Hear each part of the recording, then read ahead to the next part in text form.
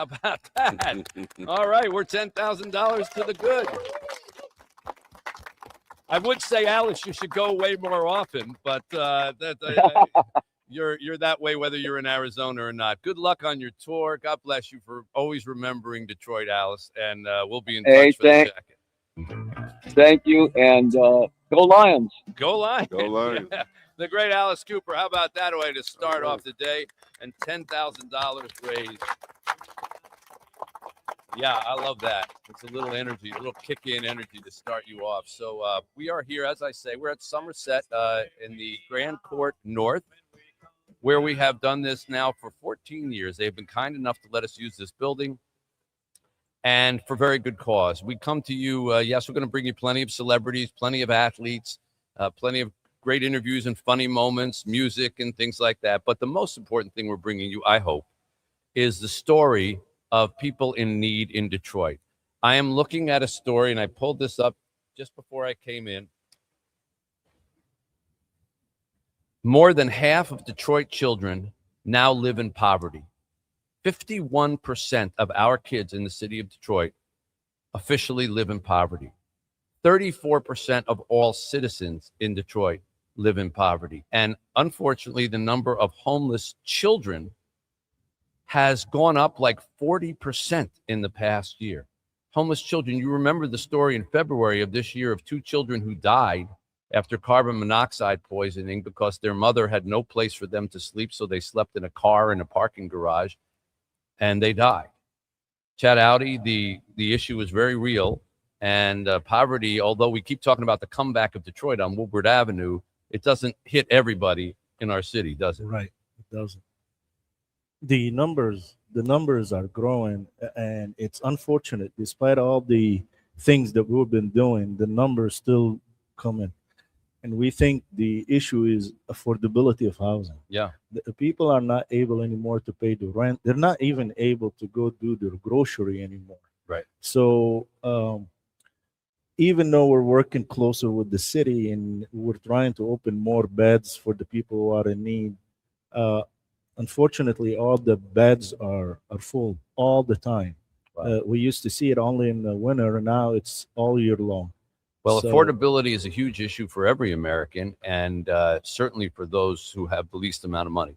So we are here because Say Detroit addresses those things. We have now 9 or more full-time charitable operations that range in everything from a daycare center for children as young as 5 days old to the nation's first medical clinic for homeless children, which now takes care of families as well and men as well.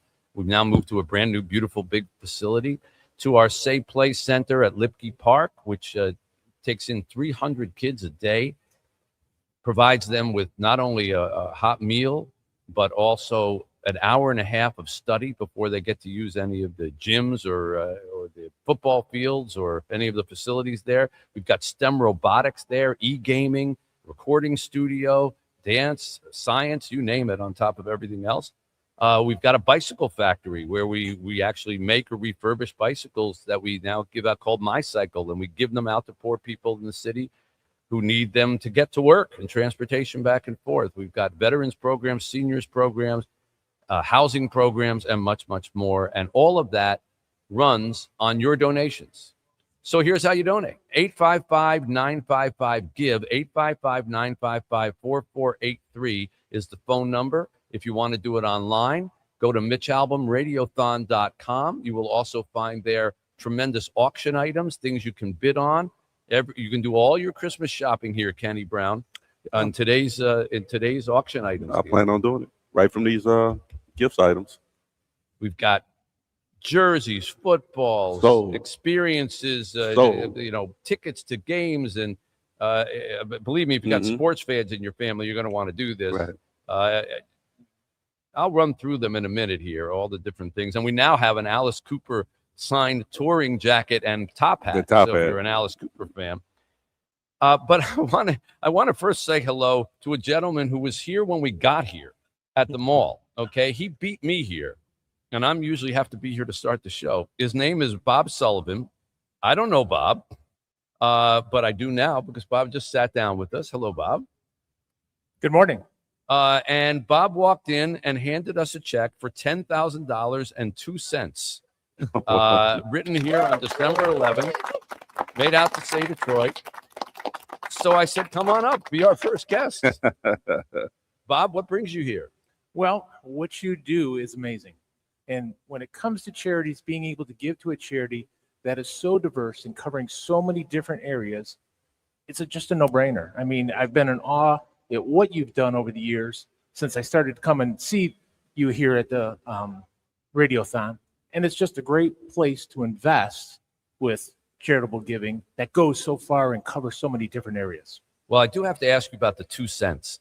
$10,002. Last year, Kenny was complaining near the end of the auction that there was no change. It was always rounded numbers. Oh, that's right. And so I made a donation that had 44 cents in it. So if you replay the end of last year, the most excitement was him saying 44 It is, cents. because we get excited over the dumbest thing. Exactly. Well, this year I thought I'd kick it off with my 2 cents added again with a few more dollars. You put your 2 cents in. Exactly. I like it. All right. So now for the rest of the day, if you hear us say it's good, whatever Wow. the figure is, and 2 cents, it's because Bob Sullivan did it. Nah, it's pressure on me for the night. What I'm gonna say, huh? Yeah, right. That's right. You can't use the same lines No, anymore. not anymore. Well, Bob, I want to thank you. You are typical, yet a wonderful example of the kind of spirit that we have here in the Michigan area. And the one thing that I can say, we may be, and we are now, sadly, once again, considered the poorest city in the United States of over 500,000 people, the poorest major Wow. city in the United States. But we are also the most giving city, and we are the most giving state. And we take care of our own, and we reach out when our own need help. So thank you, Bob, for kicking it off. Thank you very much. Really appreciate it. Bob Sullivan. Wow. Man. All right. Over the course of today, some of the people that you are going to hear with us on the program will include, well, of course, the great John Pizzarelli will be joining us. This thing is popping in and out. I don't know if you hear that. Yeah. You hear that? But the microphone is popping in and out. Yeah. We need to address the sound system. Uh-huh. Yeah. Doing it again. Yep, there you go. Okay. Can we get on a different mic? Coming up on the program, as I say, okay, John Pizzarelli will join us, Adam Schefter from ESPN, Tom Izzo, Jim Leland, Craig Gass, Hank Azaria, JB Bickerstaff, Dave Barry, Nate Burleson, Dan Dickerson, Mike Tirico, Dr. Phil will be joining us today. Jay Towers will be here. Joe Buck, J.K. Simmons, the Academy Award winner, Brian Williams from NBC News, Bernie Smilovich, Carmen Harlan will all be here. Darren McCarty, Hugh Jackman. We've got a movie opening up this week. Does he? Ty Okay. Steele, Kimberly Gill, Mayor Mike Duggan will be here. Dan Campbell, coach of the Lions, Herman Moore, Lomas Brown, James Pauly, John Sally, Paul Stanley from KISS, Zach McKistry from the Detroit Tigers, Tony Kornheiser, Brian Kilmeade, George Blaha will be here, Alex Anzalone, Anderson Cooper, Greg Campy, Gus Johnson. Gus Johnson. Will be joining us, Nicole Curtis, and many, many more, all to try to bring you some great entertainment, but also to encourage you to give at 855-955-GIVE, 855-955-4483 is the phone number. Amongst the things that you will be able to bid on, my goodness, Red Wings Superfan experiences, Grand Hotel bed and breakfast packages, lunch with Carmen Harlan and Bernie Smilovich, lunch with the Mitch Albom Showcast. I'm not sure how much that one's worth. Oakland Hills Country Club golfing, one-on-one Zoom call with me. I've done this year after year. I spend a half hour just talking to people, sometimes about writing or whatever it is.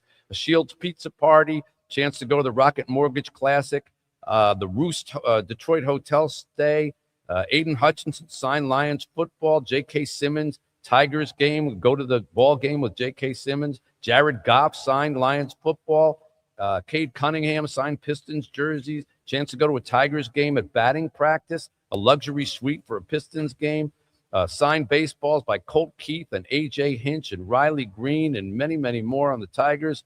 Lucas Raymond signed Red Wings jersey, Morris Sider signed Red Wings jersey, Dave Barry goes to lunch with you, and trips to New York, trips to Texas, many opportunities here coming up. I want to say hello to our executive director, Rick Kelly, who runs the day-to-day operations of Say Detroit.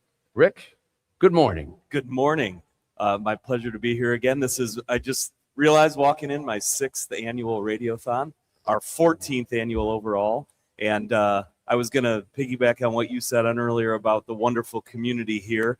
And boy, did that happen right out of the gate today with Bob showing up with that wonderful check. So we're here all day. Come down and see us. And this is the time of year where we're able to really double what we've been doing over the years since I've been here because of the charity of our community. This is sometimes it just takes an event to galvanize people. I always say, Chad, that it takes cold weather, because something that I've been saying for 14 years is, if you're listening to us in your car, just roll down your window and don't roll it back up. And imagine that you had to live in that. Right. Yeah, and Especially today. unfortunately, Especially this these is how last many weeks, people live. Especially Yeah. today. If you go down Woodward or you go down to Cass, you'll see a lot of guys. This is the exact way they live. And if it wasn't for the charity and the donations and the work that we have been doing with Say Detroit, people would not have a place to go. Exactly. So we hear people coming in and saying, "Hey, please let me in. I want to be with my kids here. Please do not let me out." You know, your heart get broken when you see a woman trying to warm the hands of her child by just rubbing them. Wow. This is the way it is. That's the reality of things. I want to try to cross over to our friends Blaine Fowler and Lauren Crocker on WDVD. Can they hear us over there? I know right now that Mitch Album is trying to get us on the air on WJR. So I'm going to bring him up over here. Hello. It's 96.3 WDVD, Blaine and Lauren.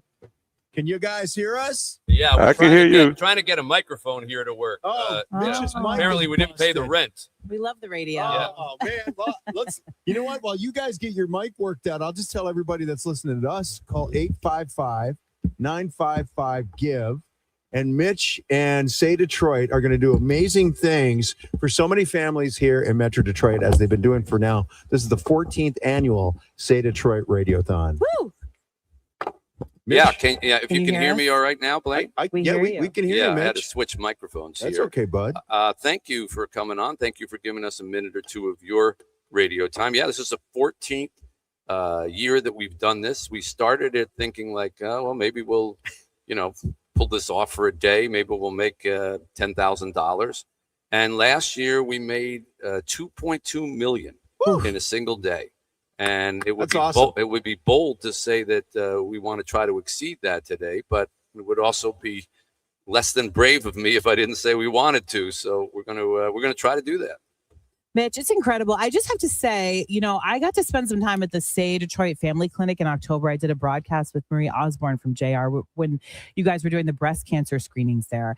And I was so impressed with that clinic. Not only is it just an amazing place to be, but the entire staff who works there, they were so wonderful. And they love working there so much. And they love what they do there so much. And they love what they do for the community and all the patients.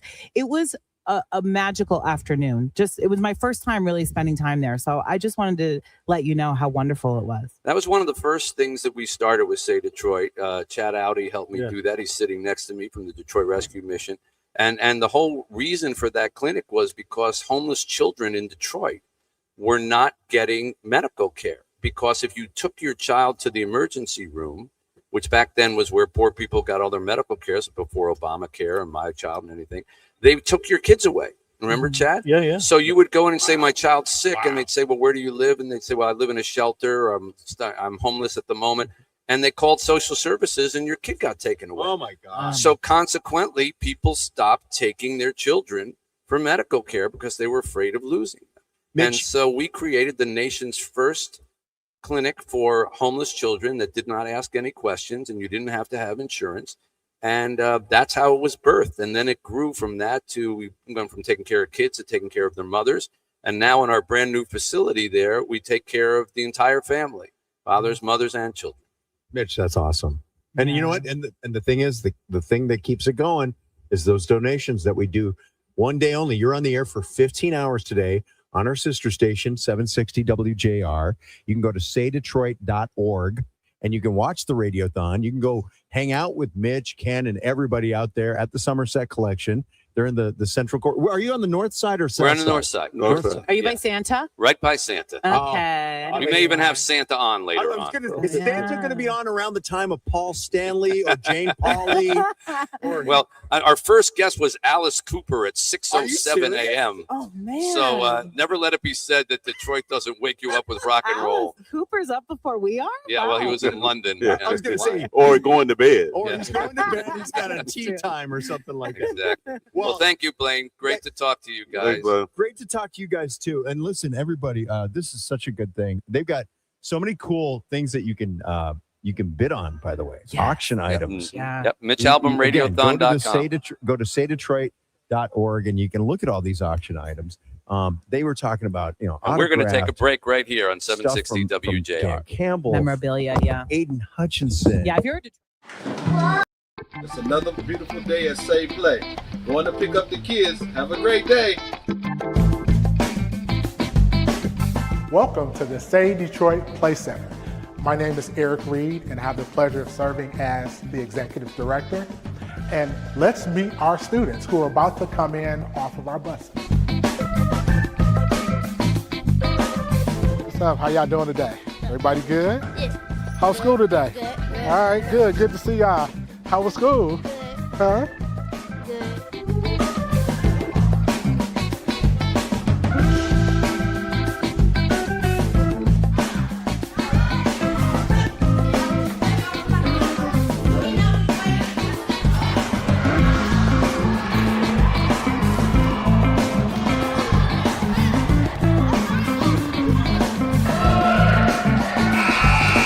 All right, it's time for the D. Our students have eaten, they played, and now it's time to learn. We are entering the Deep. The Deep is our education center. It's named the Deep because it used to be a swimming pool. The Deep is where our young people come mandatory Monday through Thursday to spend at least an hour and 15 minutes on a variety of academic enrichment activities. Our young people are engaged in tutoring or literacy with the help of our staff. The students can get the individual attention that they need. This is our reading table. One of our certified teachers who's actually providing some reading enhancement activities to a group of our students who are struggling just a little bit with where they are in terms of reading and comprehension. Cubicles are set up for our students to have some individual space to either work on their own or to work one-on-one with our staff. One of the things that we're blessed with is to have a number of volunteers that come in and support the work that we do here. And I have with me now Mr. Malcolm McCants. Malcolm is the Director of Education, and he oversees all the activities in the Deep. We offer breakout sessions in STEAM, creative writing, and reading. We've got some students that are getting some homework assistance from Miss Diane, who is a retired certified teacher. And so whatever our students need, we want to make that available. Now let's go and look at some of the activities and the electives that are available to our students here 5 days a week.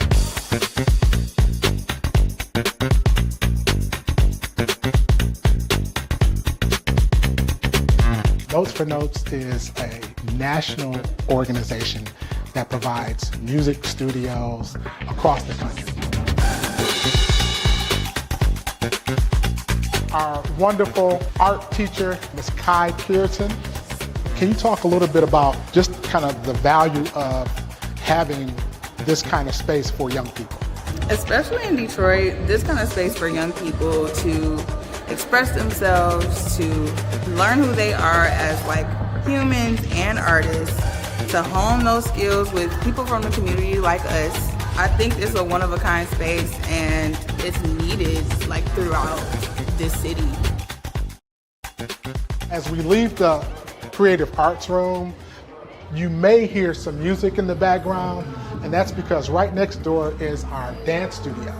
And And we have a variety of different dance genres, hip hop dance, tap dance, modern dance, and then we also have an African dance and drum program. And so today, our students on Mondays are engaged in their hip hop dance activities. We're now in our gym area. We are extremely committed to making sure that our students increase their health.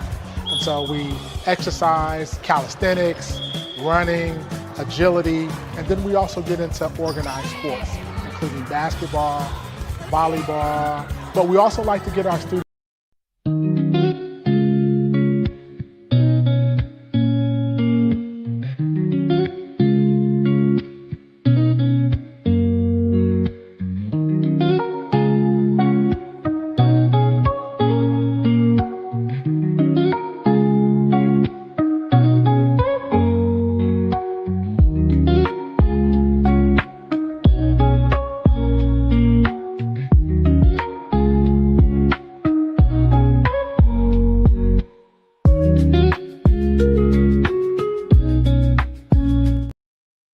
Holidays mean more travel, more shopping, more time online, and more personal info in more places that could expose you more to identity theft. But LifeLock monitors millions of data points per second. If your identity is stolen, our US-based restoration specialists will fix it, guaranteed, or your money back. Don't face drained accounts, fraudulent loans, or financial losses alone. Get more holiday fun and less holiday worry with LifeLock. Save up to 40% your first year with promo code NEWS. Visit lifelock.com. Terms apply. This hour of the 14th annual Mitch Albom Say Detroit Radiothon is generously brought to you by Illich Holdings. Call 855-955-GIVE to help. Say Detroit and say something amazing. Now, here's Mitch. All right, we welcome you back here. We are off and running at the 14th annual Say Detroit Radiothon. Lots of guests, lots of auction items, lots of poignant stories, we hope. We're going to bring you a lot of people who benefit from the services of Say Detroit. Mitch Albom, Kenny Brown, Chad Audi from the Detroit Rescue Mission.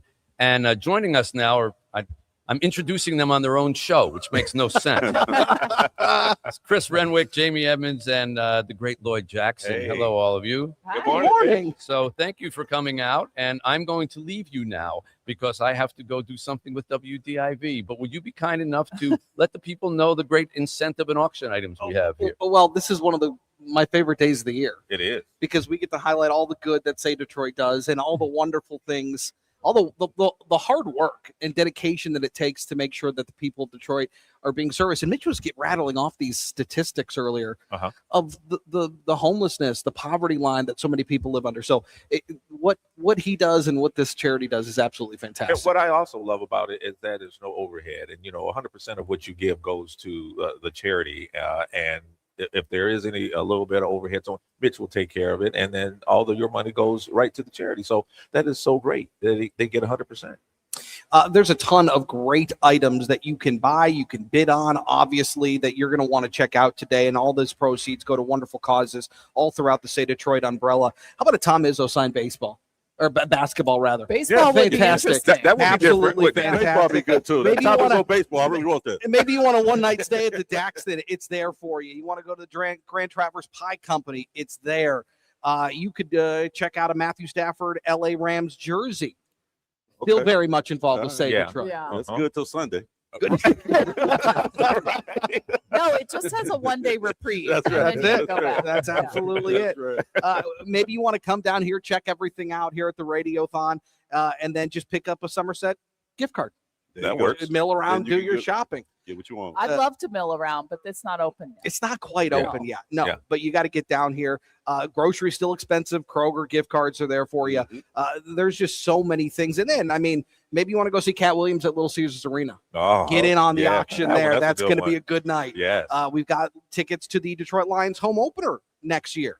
Got to talk about baseball's Riley Green. There is the same signed baseball today. Okay. Riley you Green's go. got Okay. it covered. All So right, we're good. good. There we go. No Riley Green basketball. Hold on. Let me Better check that. not on this list. Not on Good this one. list.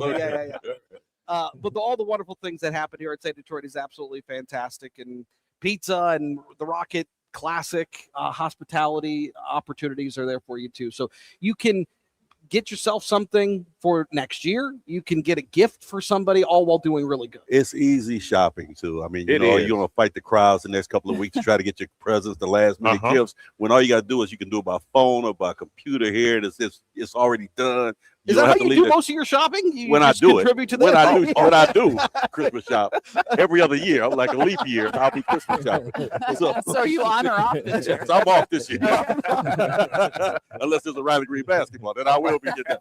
So it's easy. Every year I watch this, and people get these presents for Christmas, and they get them, and you get them from this Radiothon, and that's the greatest thing. People come back and tell you how easy it is, and their items. Some of these are like one, even though it might be 4 of them, they're one of a kind items. You know, you can't get these anywhere. So take a look at the list, Chris. You just gave a few examples of a great list. Lunch of with items. the Mitch Album Show. Are you involved in that? Of course. Oh, okay. Of All right. course. And the people that have did this in the past have come back again the next year. So yeah, it's a great deal. It's a win-win, man. I mean, you know, for your holiday shopping, and I'm sure it's something with your show too in there, right? Somewhere down that line, there's a media. We're going to lunch. Show. No. Yeah. the food. So look for it. We're here somewhere. You're in there somewhere. I We're here know. I remember I saw it. Yeah. Like a co-hosting opportunity to come in with us. Oh. Well, look, the realities are, you can. There's something for everybody on this list. Yeah.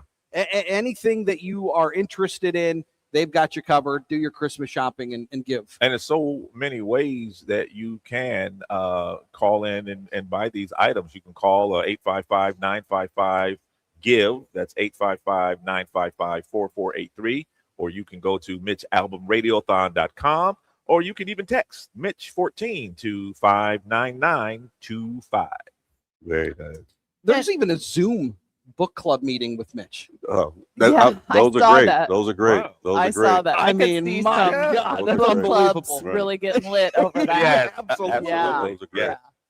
What I like about this is that he had an idea way back when to help people, and look at how big it's become and how many people are being helped and serviced in our town. Like, a little idea can really grow It with can. a community like this supporting it. Yeah, I think the community aspect is exactly right. Mhm. Because look, God love him, Mitch can't do it all, and you got to find the people, the good people that want to put in that hard work, that want to make sure that they are serving the mission of Save Detroit. And people want to see results, and they get results when they give to Save Detroit. So 855-955-GIVE 4483, MitchAlbumRadiothon.com. Text Mitch14 to 59925. Always to give. Have you guys been over to the Say Detroit Center? Yes. I've seen it. I haven't been over there to it. I remember doing stories over there, and like the kids all care about the sports. You Uh-huh. know, they Well, want to sure. go over the basketball, but Yeah. they can't do the sports until they do The academics. the academics. Okay. And I found that to be really sweet and great And too. that's the way to do it. Yeah. And That's the key to it. If we're going to dig out of this hole that we're in on these subject with these children, that education part has got to be the first part, Mhm. because that leads to everything else that happens in life basically after that. So if you get them when they're young and get Right. them on the right road to where they're going, everything opens up for them. You know what I'm Especially saying? reading, Uh, Ken. Like, if reading. you can't read, you can't do the other things. Exactly. And even a lot of people hate math or whatever. Kids hate math or whatever, but the reading part helps the math. I remember when I was a kid, the sports section, I used to do box scores. That's how I learned math. Oh, I was figuring out averages. How are you going to learn it again is my question. Well, I forgot it, but that's what I'm saying.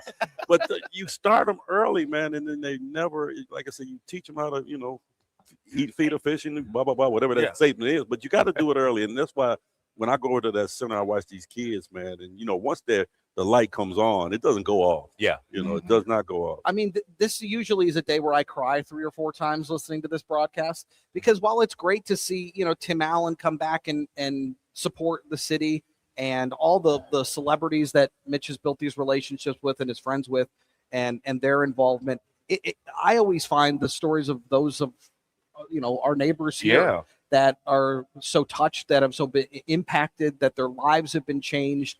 And they can provide, a better life for their children. I always find those to be so incredibly inspiring.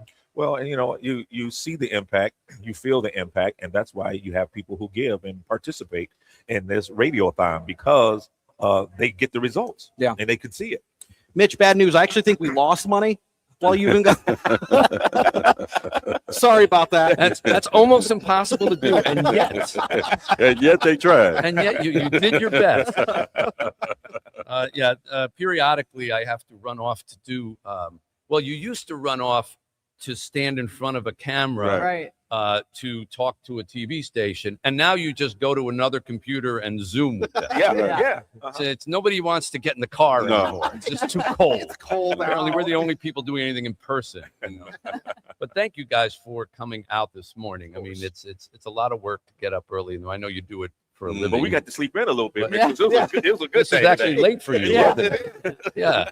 It's nice when you can say you're late at 6:10 a.m.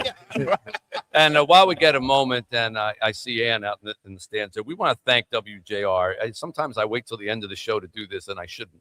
I should basically start because there are very, very few, as in zero, other radio stations in this country that would give away a day of programming with nothing in return. Let there be no question about that. We don't have to pay WJR for this time or anything like that. This is just out of the goodness of their hearts and Cumulus, who owns the station, and they've been doing it for 14 years. It's, you lose a lot of revenue and over the course of a day when you do that, and they're kind enough to do it. So thank you, WJR. Thank you, Steve Beneteri, Ann, and everybody who does that here.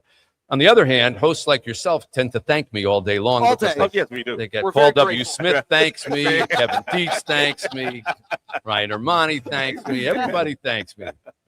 So we appreciate your being here. So what did I miss while I was gone?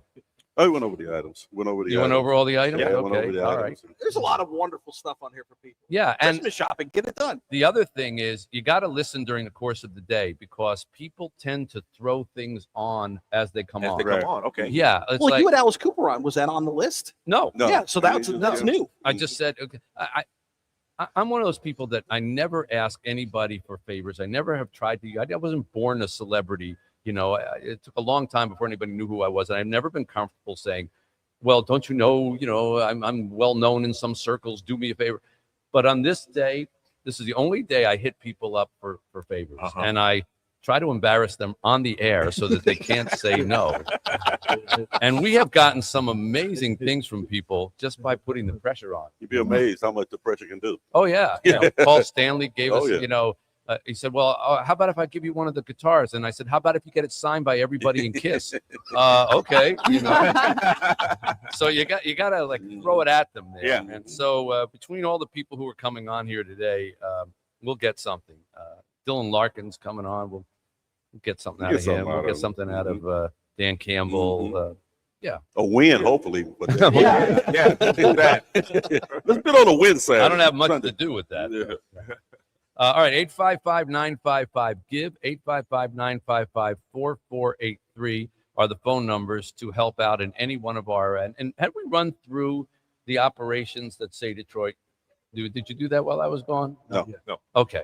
So Chris and team here, just so people understand, Say Detroit started in 2006 during the Super Bowl. You remember the Super Bowl we had? Yeah. I do. So there was an article about a Super Bowl party for the homeless. And I read that and I was like, what is the Super Bowl party for the homeless? Well, it turned out it was a euphemism for getting all the homeless people off the street and shoving them into a shelter so that they wouldn't bother the visiting guests, and then on Monday morning, kicking them back out into the snow. And that just seems so cruel to me. It's, you don't give people help because it's convenient for you. Oh, I've got an event here. I'll help you out. Now get out of my way. So I went to a homeless shelter and spent the night there thanks to Chad Audi. And that's where we met. Not in the homeless shelter. He actually had experience. He had a home at the time. Okay. I'm not sure about now. I don't know. So I met Chad, and Chad said, well, you can come stay the night in our shelter. And I wanted to write about the experience and say this isn't something you just give to people and take away. So I get the soap, I get the blanket, I get my bed assigned to me, and then I'm standing online for the meal. And there's a guy in front of me, and he turns around, he looks me up and down. He says, aren't you Mitch Albom? And I said, yeah. And then he looks me up and down again. He says, so what happened to you? And I laughed, and then I thought about my wardrobe for a moment. And then I realized, there's no reason to be laughing because I'm sure in his world, he never imagined that he would be on that line. So I wrote that story in the Free Press the next day, and I was trying to raise $60,000, which would have been enough money to keep all the homeless people in the shelter till April when it got warm. Okay. And in 1 week, I had $320,000. Wow. $320,000 from people just like the people who are listening today, who just sent in and said, here, it's a worthy cause here. And I had $320,000. And in one of the best moves of my life, I got a call from Kwame Kilpatrick, who at the time was the mayor of the city of Detroit. Okay. And he said, I hear you got $320,000. I've got a great fund here in the city for the homeless. I'm not kidding. And you should give it to us. We'll take care of it. And something in my brain said, no, I'm not going to do that. All right. And that started Say Detroit. And Wow. that's what began Say Detroit. And now we've blossomed into It has multiple grown. organizations. We have the nation's first homeless clinic for homeless children. We have the Say Play Center, Lipke Park. We have our bicycle factory. We have our Working Homes, Working Families project. We have our seniors programs, our veterans programs, our daycare programs, all from that event. Wow. All from one night at a homeless shelter. Thank you guys for sitting in with us here. course. Thanks the for minute. having We'll us. continue here on 760 WJR. The phone number is 855-955-GIVE, 855-955-4483, or MitchAlbumRadiothon.com on the web. WJR Traffic and Weather First. This report is sponsored by Lowe's. My Lowe's Pro Rewards members get 500 points for logging in to the Lowe's app for the first time. Take advantage of all your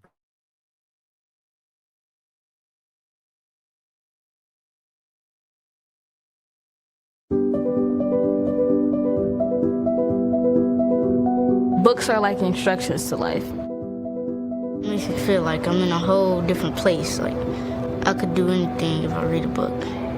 I like reading. It's adventurous. And when I'm reading, I imagine like I'm one of the main characters or something. Encouraging kids to lose themselves in stories is transformative. And the thing about kids is they're so innocent. And we have an opportunity to mold them. They're relying on us. Our annual Radiothon, telethon for Say Detroit, we hold every December. And we were coming pretty close to last year's record. Then Tom Gores called us and blew us all away. He would offer a certain amount of money for every book that one of our kids read and completed. We can have a lot of fun with this. Good luck, Tom Gores, the owner of the Pistons. Wow. So he basically just pledged $250,000, which is a little. That means the kids here are constantly facing dangers and threats on the street to their very existence. There's not a lot of options. There's not a lot of entertainment, but a book can take you anywhere. It means a lot to me because if I didn't have it, I wouldn't be able to do half the stuff that I'm doing now. It's that idea that you provide an environment to access themselves and their greatness. Every time I come here, it just feels like home. It brings me hope.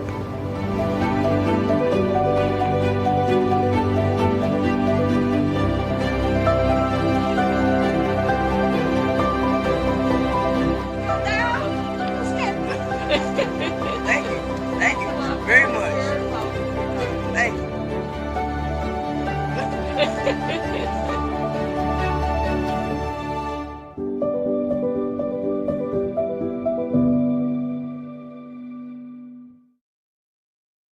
Here's joins me. So Martino, let's say I'm having a roof done or siding. Do I have to be home for the installation? No, you don't.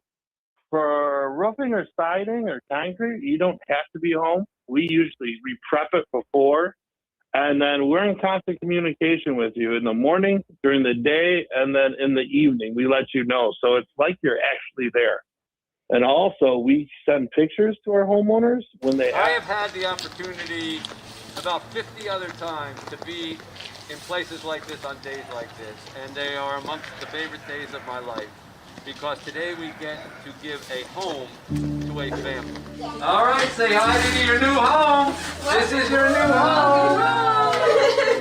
This is your living room where you first come in and you greet your your guest and your Christmas tree. Do you like that Christmas tree?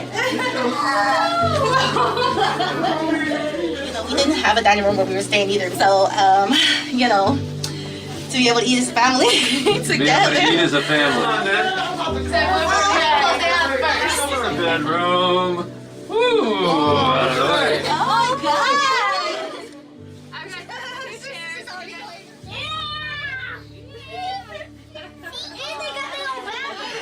I almost can't breathe right now.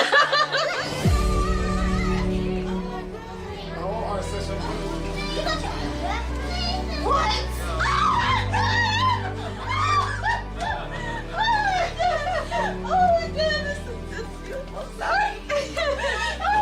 Oh my God. I love y'all. You are a godsend. Thank you. Thank you so much. Wow.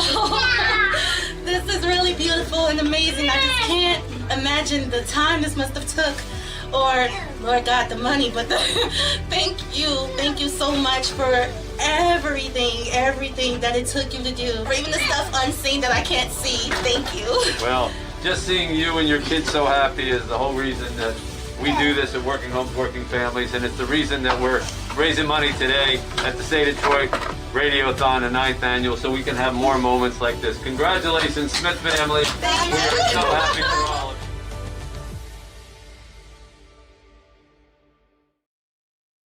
We've got you covered. Show your true colors and share the excitement of U.S. soccer this season.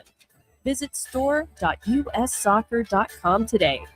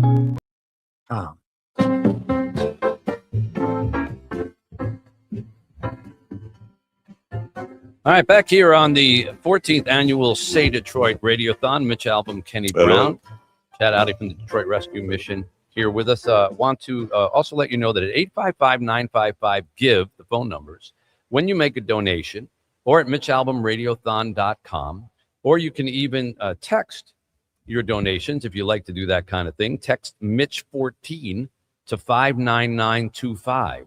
59925. We will read your donation over the air if you choose to. You want to make it in honor of somebody. For example, someone made a $100 donation in memory of Ron Wangerel. Someone made a $100 donation in honor of Steve Wachowski from St. Clair Shores. Scott Ringelin from Ann Arbor gave us a $250 donation. Robert Lynn from Shelby Township made a $700 donation. Thank all of you, and we'll read these out over the course of the day, particularly if you want to make a dedication to somebody or in honor of somebody. It's a nice way to give and help your fellow Detroiters. And remember, 100% of the money we raise goes to help the actual needy people who we are helping. Amongst those, the Michigan Veterans Foundation. Their mission is to provide the skills and confidence needed for homeless veterans to break the cycle of homelessness and return to independent living. We've been helping them for a long time. Raida Dubaja is the CEO. Hi, Raida. Always nice to see you. Good morning. Are you well? And Raida is always kind enough to bring with us one of the clients today, Brian Ellsworth, who was a veteran from the Navy from 1980 to 1984. Hello, Brian. Good morning. Thank you. Pull the microphones real close to your mouth there. And there you go. We'll hear you better that way. Brian, you served the country for 4 years, and then at some point found yourself in a little more dire situation. Tell us about that. Okay, I was the primary caregiver for both of my parents towards the end of their lives, and so I wasn't working, and I got caught in the perfect storm of bad circumstances as far as personal finances and whatnot, and I wound up being homeless. And the MVF has proved to be the perfect place where I was able to restabilize and collect myself and get connected with the various social service Yeah. agencies and whatnot. How long were you homeless? Not long at all. Less than a week. But you knew to go to them. Yes. And since you've been with them, what have you been able to do, and how have they, as you say, put you back on your feet? Oh, connect with every single social service agency appropriate to my given situation. I'm 63, so any age-related issues, any health issues, VA hospital, what have you. I mean, they're a liaison, literally, to all the community and social service agencies. Now, you seem like a intelligent, responsible person, and yet you still found yourself in that situation. Can you just speak for a moment about how people always assume if you're homeless, somehow you deserved it or you screwed up royally? That's not the case. It's not. I was a victim of circumstances beyond my control, and it happens to the best of us. Yeah. Where you can wind up homeless, be it a property foreclosure, property foreclosure, that sort of thing, which was my situation. Yeah. We've also often seen people who have suffered an injury at work and then they can't get employed because they won't hire them back, and the Exactly. workman's comp doesn't really cover it or whatever. Right? And you see this all the time, and it's got to be very sad to see people who've served the country needing desperate help and out on the street. Yes, we see different ages. We've been seeing a lot of younger veterans coming back with some mental issue, some very difficult situation where we are unique with our services, and we like to give the veteran multiple chances in order to get him on his feet to become independent and get his housing and be successful in life. Well, they help 3 meals a day, 120 veterans at a time transition to permanent housing with 85% success rate, shelter program, many, many more things. This is just one of the organizations that we support with Say Detroit, and we're going to be happy to do it again when we distribute whatever money we raise here today. So if you want to help us, if you are a veteran yourself or have veterans in your family, this is a very, very good cause and one of the many things that Say Detroit does here in the city. And you can contribute 855-955-GIVE, 855-955-4483 on the web, MitchAlbumRadiothon.com. On texting Mitch14 to 59925. If you'd like to do some Christmas shopping as a way of doing it, go to MitchAlbumRadiothon.com and you can bid on any of the auction items, or you can buy any of the incentive items. And you can literally buy those. Those are gift certificates and gift cards and things that you can literally put the money down and have it the next moment. Raida Dubaja and Brian Ellsworth, thank you for coming in and making an example of telling people about what it is that we do and why there's such a need here. Thank you for God having bless us. you. Thank you both. very much for having me. All right. We'll continue on 760 WJR. The Hey, it's 14th the Inside the NBA crew, Ernie Johnson. Radiothon. Lots of big guests coming up here in the next hour. Adam Schefter. Boy, there's a lot to talk about with him, with what happened at Michigan. And Tom Izzo is going to be joining us. Dylan Larkin coming up. Jim Leland, Hank Azaria, all coming up. Dave Barry in the next minutes. So stay with us here on 760 WJR. Hey, it's the Inside the NBA crew, Ernie Johnson, Shaquille O'Neal, Kenny the Jet Smith, and Charles Barkley with a shout out to the Say Detroit Play Center. Say Play is a premier learning center. It offers academic enrichment, athletics, and arts programs for students 8 to 18.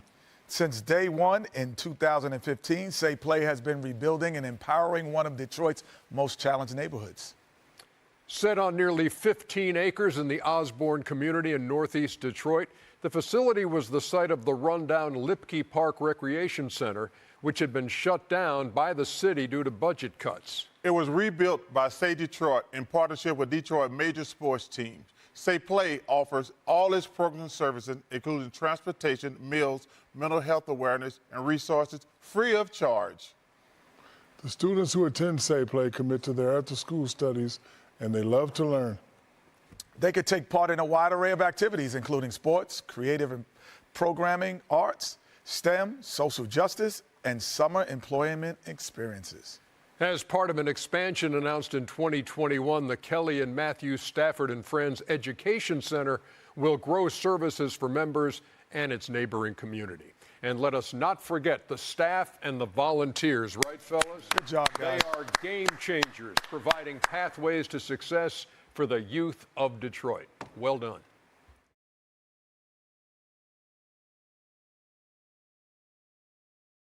To smuggle oil to Iran. The Venezuelan opposition leader who won the Nobel Peace Prize came out of hiding. Maria Corina Machado escaped with the inside. The new event is offering up a fun way to taste some of Detroit's newest restaurants while helping out a great cause. Mitch Albom is here to talk about Eat Detroit. For one night each summer, you have the chance to join Detroit's top restaurants and support the important community causes of Say Detroit. A unique fundraiser and culinary experience, Eat Detroit brings more than 1,000 people to the heart of the city to explore its growing foodie scene. Live music, VIP extras, and private shuttles all make it an event not to miss.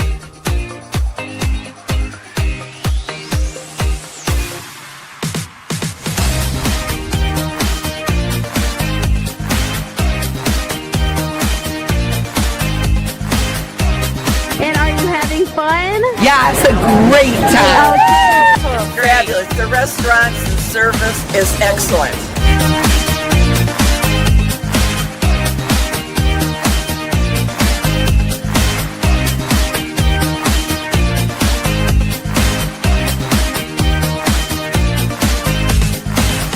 The community comes together for one great night to help provide pathways to success for Detroiters in need.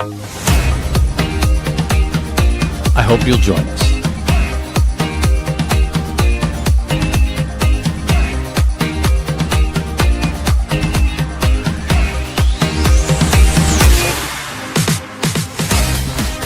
It is a one-of-a-kind, one-night only, citywide foodie experience. One of a kind. One of a kind. We're going to talk.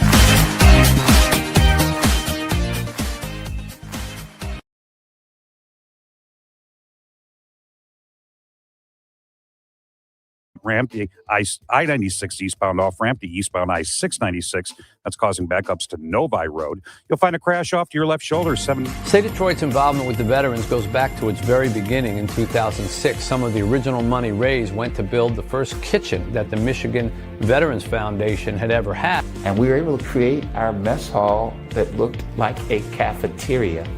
With those dollars, we did all the computers, we hired an IT guy. The computer is just a beautiful thing for these people, the guys in here, because they put you back on track, put you back online. And without that computer, man, you can be lost. So Hi. Hi, welcome to your home. Oh, this is Addison, by the way. Yeah. Oh, wow. It's so nice. Oh, my God. Look. Look. God. Look at this. Oh, my God. Oh, my God. Oh, wow. Yeah. The hangout room. Yeah. Hello. The Treetops and Otsego Resort in Gaylord. Fresh powder, breathtaking views, and trails for every skill level. Grab your gear and make this your best snow season ever. Visit treetops.com or otsegoresort.com. Help solve food insecurity in Michigan.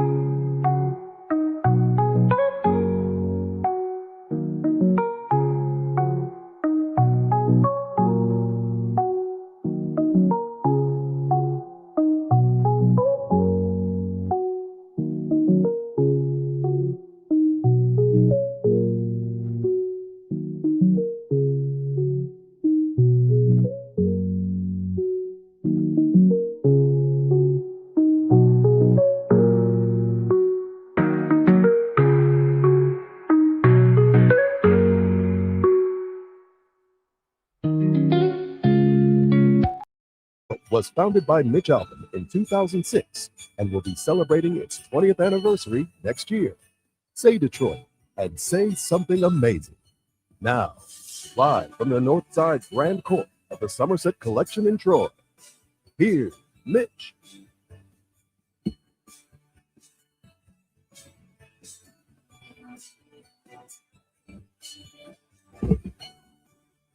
All right, back here on 760 WDR as we begin hour number 2 of the 14th annual Radiothon.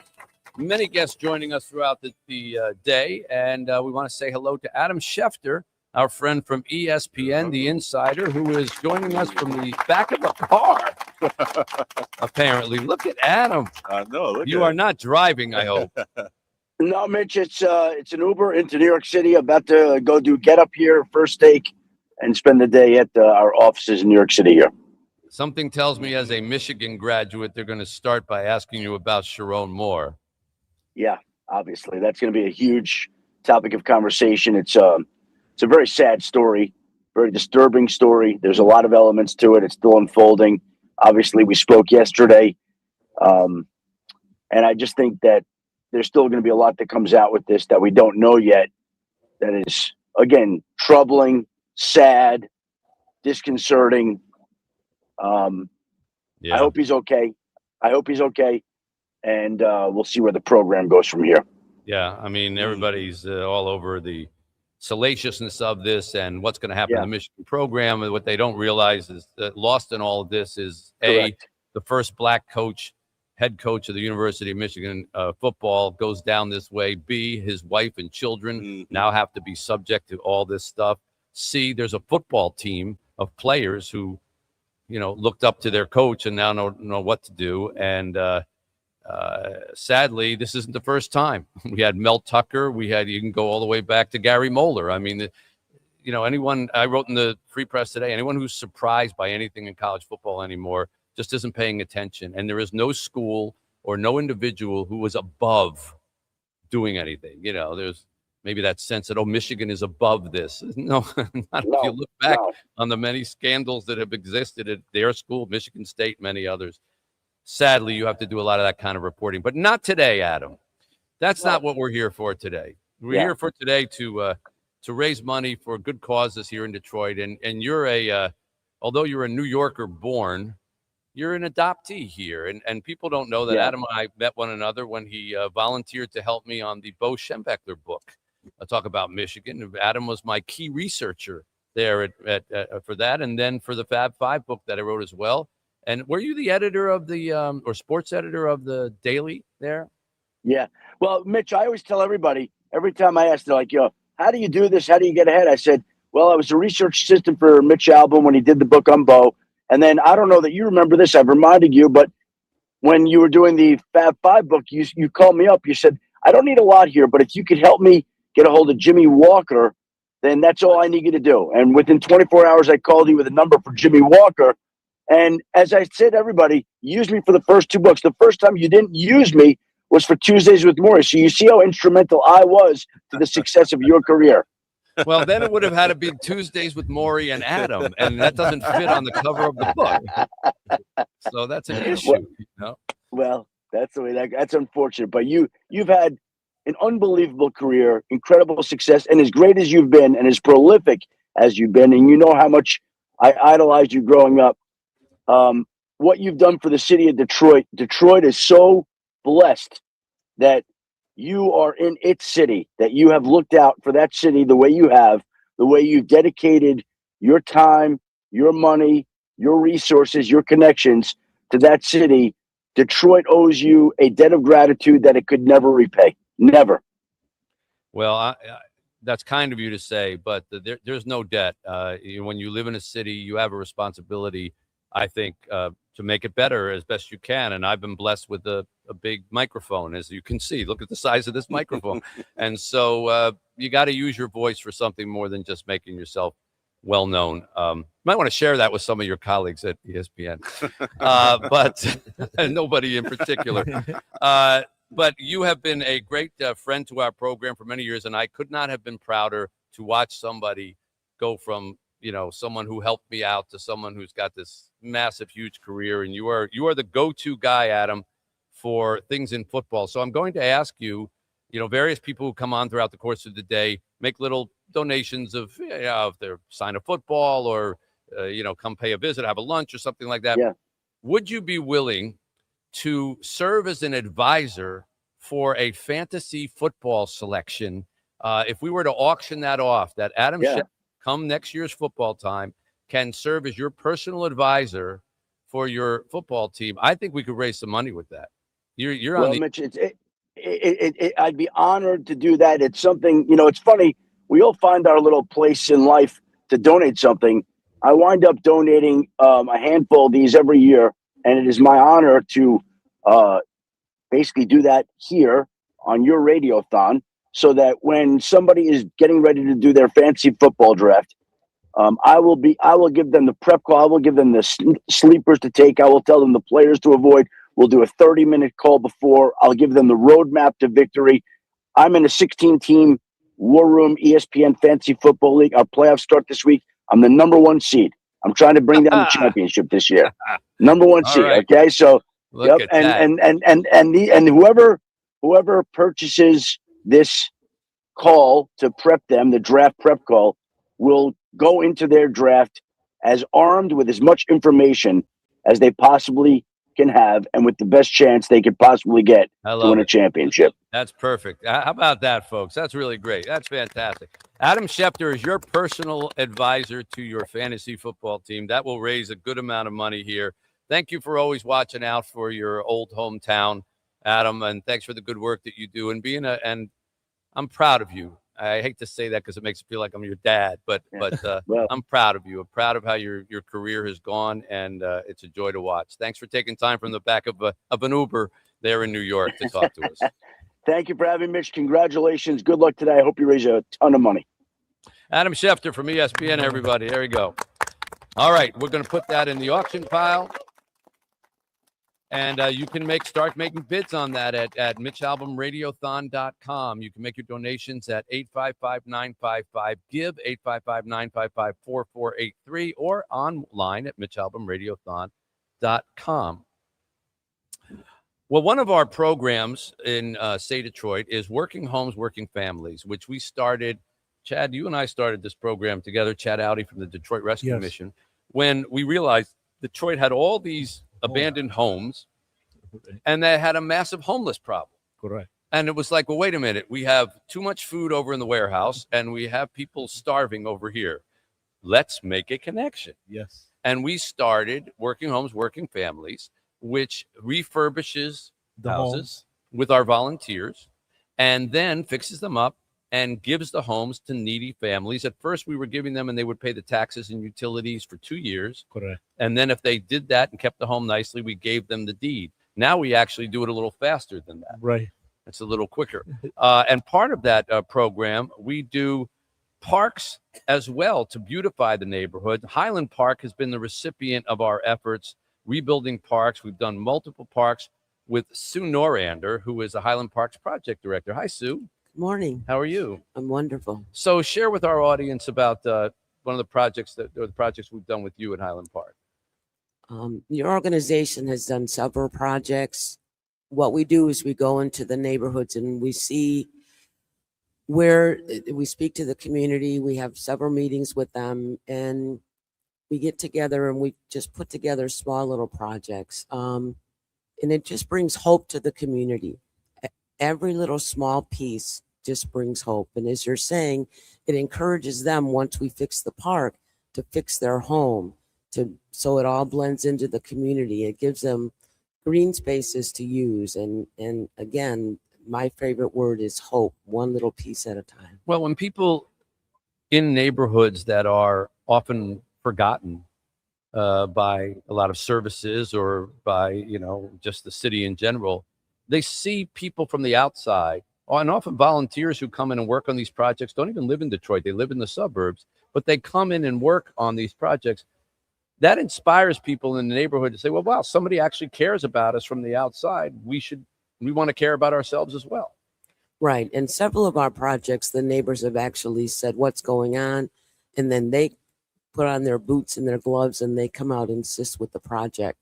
And then from there, we do an Adopt a Park program. So that energy that they saw from your volunteers, they take that themselves and they continue to keep the parks up. Yeah, that's wonderful. And the most recent one that we worked on is where? It's Mulford Park, and it's a small little park where most of the neighbors are elderly. They didn't want anything big, so we put in some benches, we put in a bench swing, we put in a book nook, which they filled with your books. It's good to know my books are making it to the Yes. to the neighborhood. Yes, and so it's just a nice little quaint little location for the seniors to come out, sit on a bench, read a book, and just enjoy the outdoors. Fantastic. Thank you so much for coming in, Sue, and sharing that with us. And thanks for the great work that you help us do. Oh, thank you for everything that you've done. It's so a pleasure. Everybody give, call and give. There you go. 855-955-GIVE, 855-955-4483, or MitchAlbumRadiothon.com. It's 760 WJR. With us now, the captain of the Detroit Red Wings on the 14th annual Say Detroit Radiothon, Dylan Larkin. Hello, Dylan Larkin. Mitch, how's it going? Oh, we're doing well, Dylan. I always try to see if we can get you to come on the Radiothon because you're the pride of Waterford Township. You grew up watching the Red Wings in Detroit. You went to Michigan. You played in Detroit. I mean, there aren't too many hockey players whose route from a kid to the pro team doesn't cover, 6 states and 2 countries and things like that. You've been geographically very benefited, right? Yeah. I'm very lucky, to be honest with you, and take pride in that. And I didn't really, as a kid growing up in Waterford, I didn't really think that it was gonna play out like that, or I was gonna be even playing at this level. But I just followed the dream, and my path, hopefully kids can look up to it and be inspired. Yeah. Well, even minor league, you played with Grand Rapids. When you talk to other guys on your team and they tell you their route, like, well, I was born in Saskatchewan, then I got sent to Texas, and then I was playing in Toronto, and then I was in this tiny town in California. The miles that they cover before they get to the NHL and having to live with other families and things like that is pretty common. Yeah, it is. And, I think, it is difficult. You move away from home at 16 a lot of times, and, you just kind of move from city to city, and some guys have some crazy journeys, but they do it because they love the game, and they want to play at the highest level. Yeah. So that hockey movie with Rob Lowe, Youngblood, was realistic then? Is that what we're getting out of this? I don't know. I haven't seen that movie in a long time. And Kenny, let's pull up a movie that came out 20 years before he was born. But that's a classic hockey movie. Yeah. Do hockey players, because there aren't that many, have hockey players pretty much seen every hockey movie? Like, has every hockey player seen Slapshot, Goon, the Alaska, Mystery Alaska, and Miracle? Yeah, I would say so. I guess they actually just did something at Little Caesars Arena during one of the TV timeouts, and I think some of the young Swedish guys we have had never seen Mystery Alaska, so they were asking for famous characters, and they didn't know the characters, the cast from Mystery Alaska, so maybe I have to get them to watch that. That's right. You got to educate them. There's only so many hockey movies out there. Well, we're raising money, obviously, for Detroiters in need here. And as someone who's from this area, plays in Detroit, can you just speak for a second about how the city comes together to help one another in Detroit, maybe even stronger than some other cities? Yeah, I think, people in Detroit take pride from being from Detroit. And, I think we're some of the nicest people you'll ever meet. And people are willing to help each other, and the city usually rallies around itself and their neighbors. So I've always been inspired by that, and always have appreciated what you guys do, and especially at this time of the year. Thank you so much for that. Well, we try to auction off various things that specialties for some of our guests that people bid on. We raise a lot of money. Is there any chance we could maybe put together a little meet and greet with you after a practice? Would that be something that we might be able to throw on the auction pile? Might raise a ton of money. Yeah, well, why don't we do a game? We'll find a game, Saturday's game, and I'll donate my 4 tickets for you, and we'll do a meet and greet after the game. Oh, fantastic! Oh, that's fantastic. A Saturday game or this Saturday's game? Oh, this Saturday's game won't work. This Saturday's game. All right, 4 tickets. We're 4 tickets in to this Chicago. Saturday's game and a meet and greet with Dylan Larkin. Oh my gosh, Dylan, we might be able to add a wing onto our play center with that. That's so kind of you. Yeah. Thank you so much. That's great. Really appreciate it. Thank you. Good luck. Continued success. The Red Wings are having a really nice season, and we want to continue to do it. I'm sure we're going to. This is the playoff season now. We're going back to the postseason this year. Yeah, I appreciate that. Always good to talk to you, Dylan. Thanks for taking time. Okay, thank you guys. Dylan Larkin, ladies and gentlemen. 855-955-GIVE, 855-955-4483. That's fantastic. At 4 tickets to a future Saturday game and a chance to meet Dylan Larkin after the game. That is really, really kind.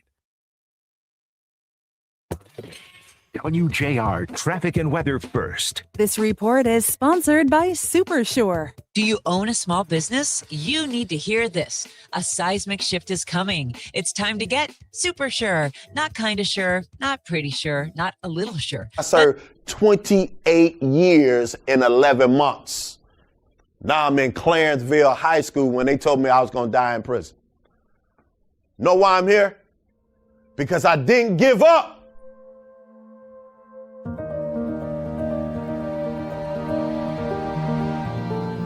My name is Daryl. I dropped out of school in the 8th grade.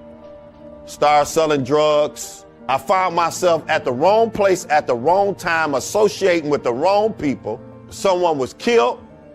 I didn't do it. They convicted me for being an aiding and abettor in this homicide.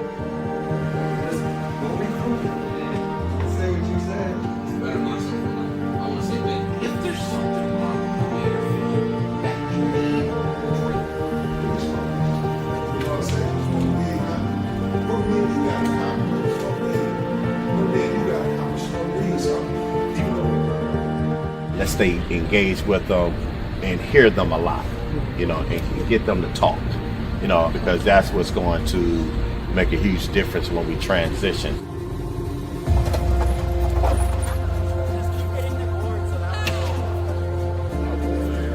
Oh, this is amazing. This is the biggest one that we ever done with 400 students. They're laughing, they're working together. Don't know who they're working with right now, but they just having fun, natural fun. Young people desire a lot. They want to be heard. So it's not just a monologue in here, it's a dialogue that's going on. We're here to lift each other up. First of all, we want to thank you for welcoming us into your school today. It's been an honor and a privilege for us to be here with you guys. We have some other good friends here that I want them to share just a little bit more about themselves and what they do, and then we want to have a conversation about that. And so I'm gonna ask my good friend here if he would say just a little bit more about himself. I'm Tavan Hall. I'm a police officer for the city of Inkster. Are you a cop? And I'm a cop too. And I Oh, turn you a myself cop too? Yes, sir. And I turn myself around. You a cop? You don't look like no cop. He don't look like no cop? Yeah, neither though, for real. Neither one of them. We want to help them to believe in themselves. We want to empower them with the tools that they need so that they can win in life. I don't like bad people. because it's not all cops, just like it's not all kids. To be a cop, you go out there and you risk your own life for everyone else's every day. And just because there's bad people in like the police system, there's bad people everywhere, but you can't like say all cops are bad. But we're saying here that we ain't got no beef with the police. You know, we got a beef with foolishness. She gets it, and you all got to get it, because a many of these cops that's in this room right now could be your ticket to winning. Better together means us coming together as a community and saying that everyone have a voice, everyone have a seat at the table, everyone lives matter. And that's what we need to be about as a nation, working together so that we all can be better together.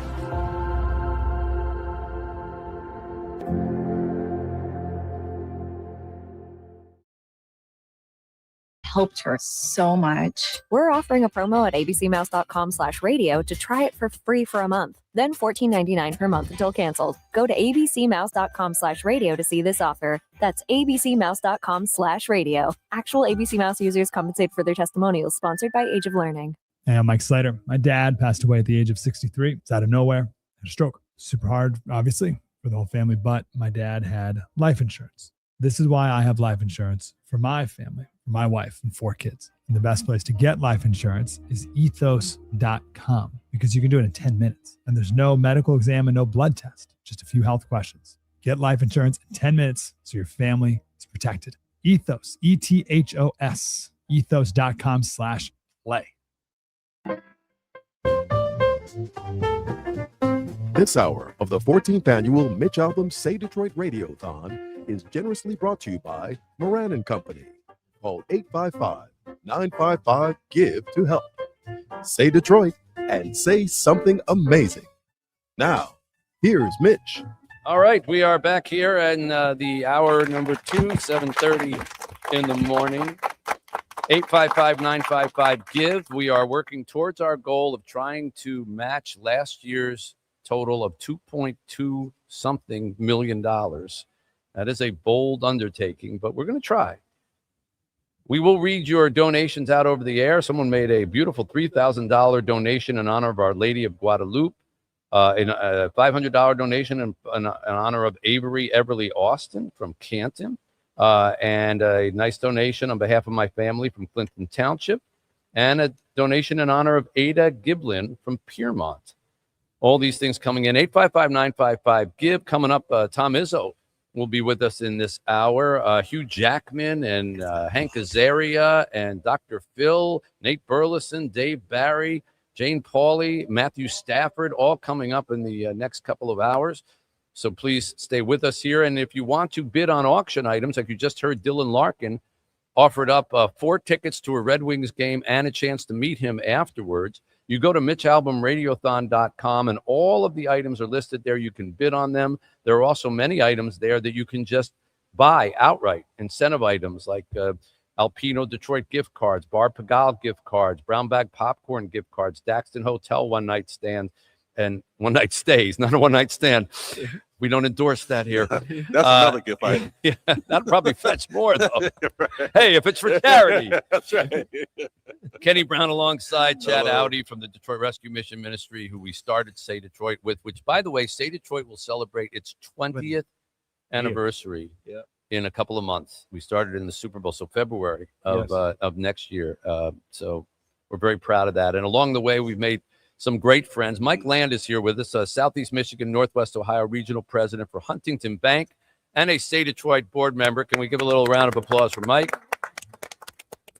Mike, thank you for being here. You see things from the inside and the outside because you're in the Huntington Bank end of things, but you're also on our board. Tell us why you feel it was important to do that and for Huntington to be involved in things like this. Yeah, I think, Mitch, the biggest thing is at Huntington, we talk about our goal is to make people's lives better in strengthening communities. And we know if we have a strong community, we have a strong bank. So for us, getting involved in an organization like Say Detroit, Super All Year, Super All Year, that's right. Just fits so well with our mission to do that. The things that you're doing with kids at the Play Center, Education is so important right now in the state of Michigan and really in our country. But if you think about what's happening in the state, we're 40th in education right now, 4th grade reading and math.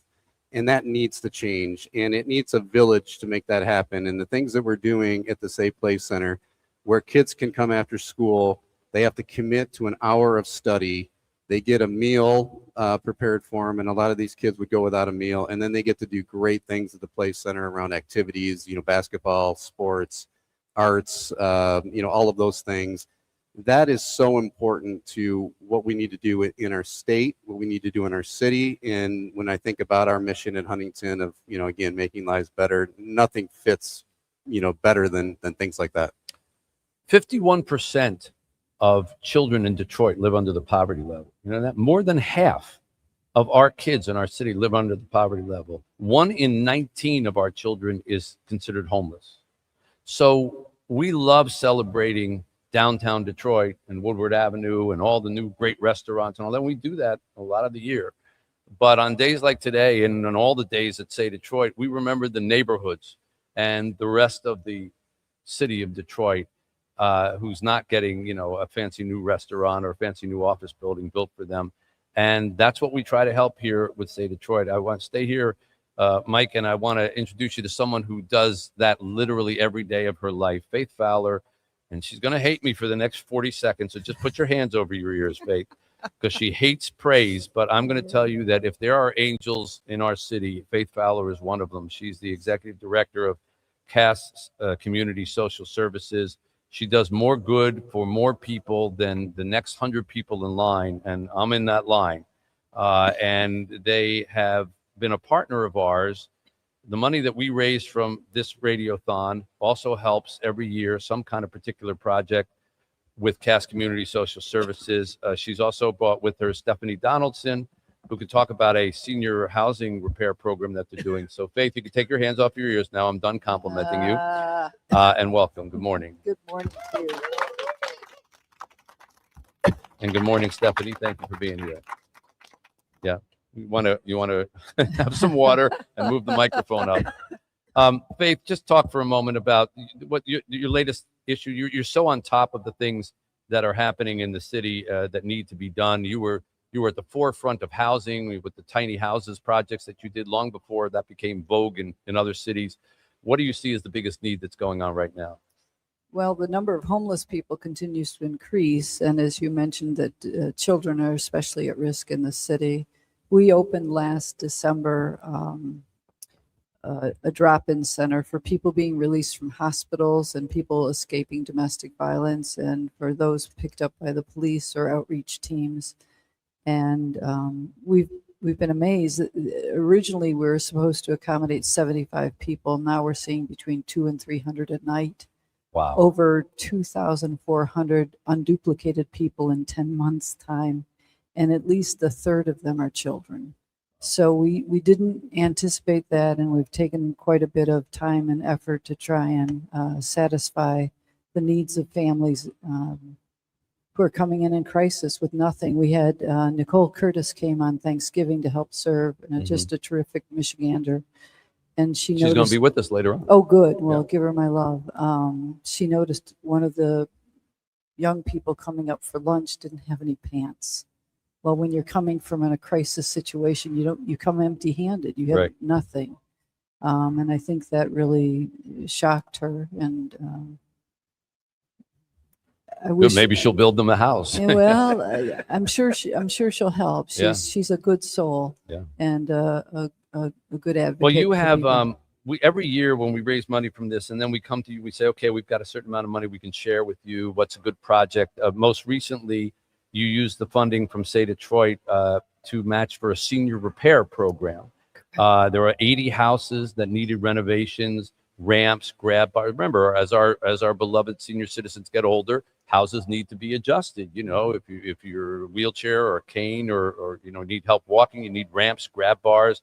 Toilets need to be changed. One homeowner was a 101-year-old veteran who was living in the same house since returning from World War II. Right. So yeah, chances are it needed a little repair there. Stephanie, if you had a little water, I hope, can you speak to that project? I certainly can. Good morning, Good and morning. thank you for having us here. Pleasure. We've had the opportunity to, I'm a Detroiter. I live in a house that I was born in. So I'm da da da da da da years old. Many of us were born in da-da-da-da. Fine year. So the house, certainly, I understand going into the homes of these people. I understand what they're going through. So I have a lady. We talked about the man who's 101. He is just fabulous, just wonderful. He has become one of my good friends. So now I also have a lady who's 88. And I talked with her last night, and she said, you just don't know how much you've done for me. She's raising her son, who's 60, who's developmentally disabled. And we were able to put in a new face bowl in her bathroom, a new toilet. We were able to put in, it's amazing what people don't know. And they fall in the bathroom, and they don't know that there's a rug that you can put down that will keep you from falling. There's Little things like that. Yes. Also, there's something, a grab bar. Right. You know, she hadn't had a bath, she said, and she didn't know when because she was afraid to get into the tub. So we installed grab bars in her tub. Wow. We also installed a seat so that when the nurse comes out, she could put her in the Right. seat and she could bathe her. And these are things that for those people who have means and have elderly parents, they go out and do, you know, quickly and get the best people to come in and get it done. And it's, of course, we're going to do that. Well, you know, your elderly parent is no more or less important than someone else's elderly parent, but they don't have the means to just go change the shower or rebuild the bathroom, all the rest. And so consequently, like you say, falling, slipping, accidents happen.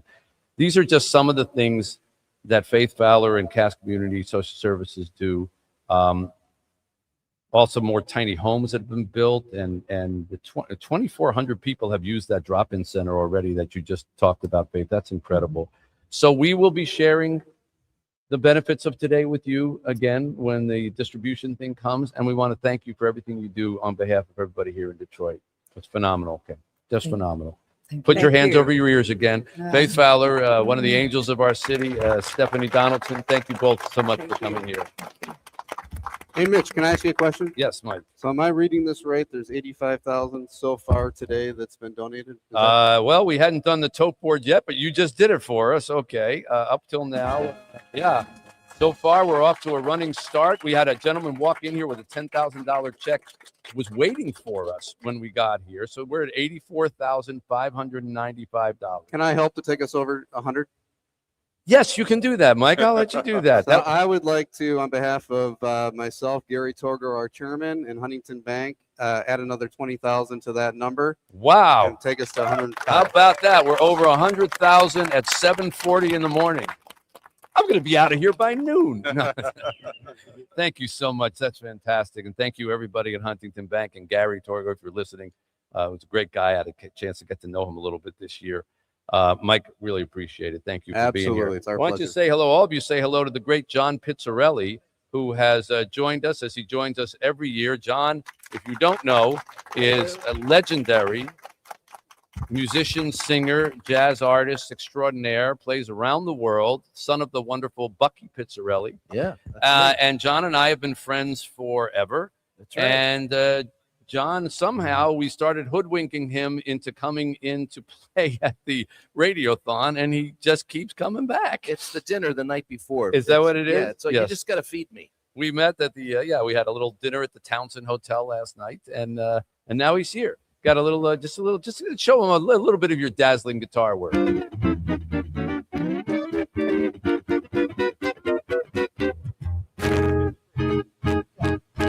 Yeah, John will be singing and writing little ditties for our various guests, which either embarrass them or encourage them into giving money. It's one or the other. I haven't figured that part out yet. So But it Tommy worked. But it Izzo worked. is coming up in just a minute. I'm not sure what rhymes with Izzo. Oh, I got it. But you've got a second to get that done, and we will hear from him as well. So stick around, as I say, 855-955-GIVE, our phone numbers, MitchAlbumRadiothon.com on the web. Tom Izzo, Hank Azaria, JB Bickerstaff, all coming up in the next half hour. Stay with us. WJR traffic and weather first. This report is sponsored by Supersure. Do you own a small business? You need to hear this. A seismic shift is coming. It's time to get super sure. Not kind of sure, not pretty sure, not a little sure, but super sure. The seismic shift is coming. Super sure, coming soon. We have some good news on the area roadways right now. 75 southbound after Dixie Highway. That accident has cleared, as well as 75. What's up? How y'all doing today? Everybody good? Yes.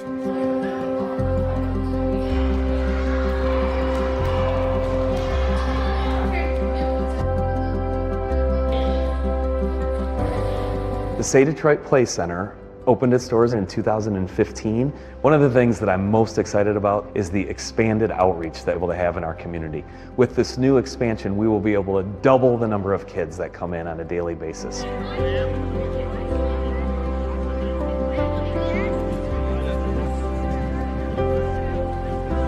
The heart of this place is its education. And with that in mind, we grew and reached the point where we couldn't continue to educate as many kids as we wanted to without more space. We're really proud to be part of this here. We're really proud that people like Kelly and Matthew Stafford go someplace else but never lose the Detroit that's within them. We jumped at the opportunity to be a part of that first, center that is this beautiful place right now, and I'm just so proud to see where that has gone, how many kids it has affected in such a positive way. I'm so excited to be a part of this next venture as well. I mean, it's just such a special place, such a special team to be involved with. We're so proud of what it's become, what it's going to be in the future, all the people that it's going to affect. We're just excited to get over here and put some shovels in the ground and get this thing going. Eric, can you believe it? Construction is happening on the Kelly and Matthew Stafford and Friends Educational Center. Folks are driving by and they saw the fences go up and they stop in and ask, well, when what's are we going on? See, when we're going to see some physical action. And here we are. Today's the day.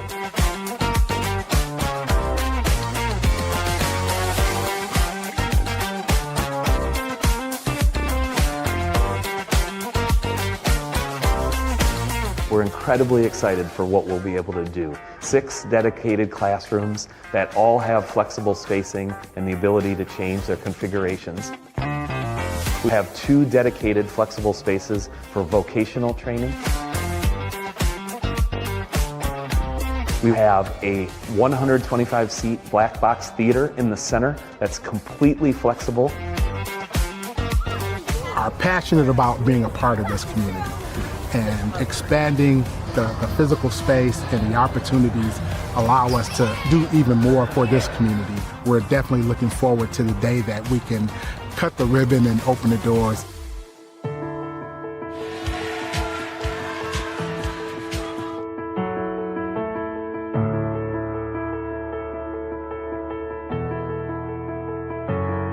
What we can do for the people around here, what we can do for the kids around here is an amazing thing and something that I'm really proud to be a part of.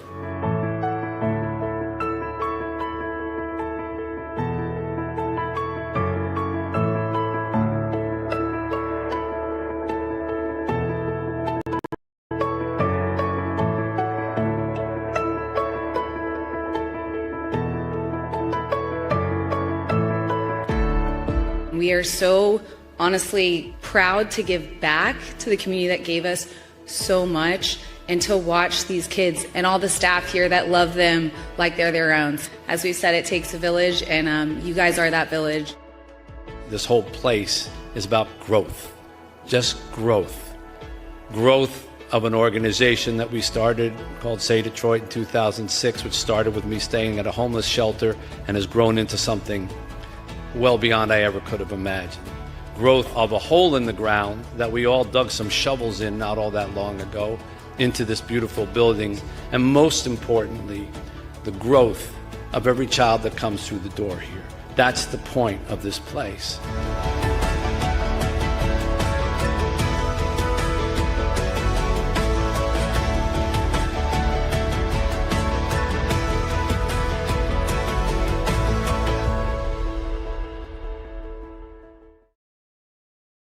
Why? Call us or text us. The number's the same. 1-800-859-0957. 1-800-859-WJR. Powered by Michigan Auto Law, Auto Accident Attorneys. Visit autolaw.com. That's autolaw.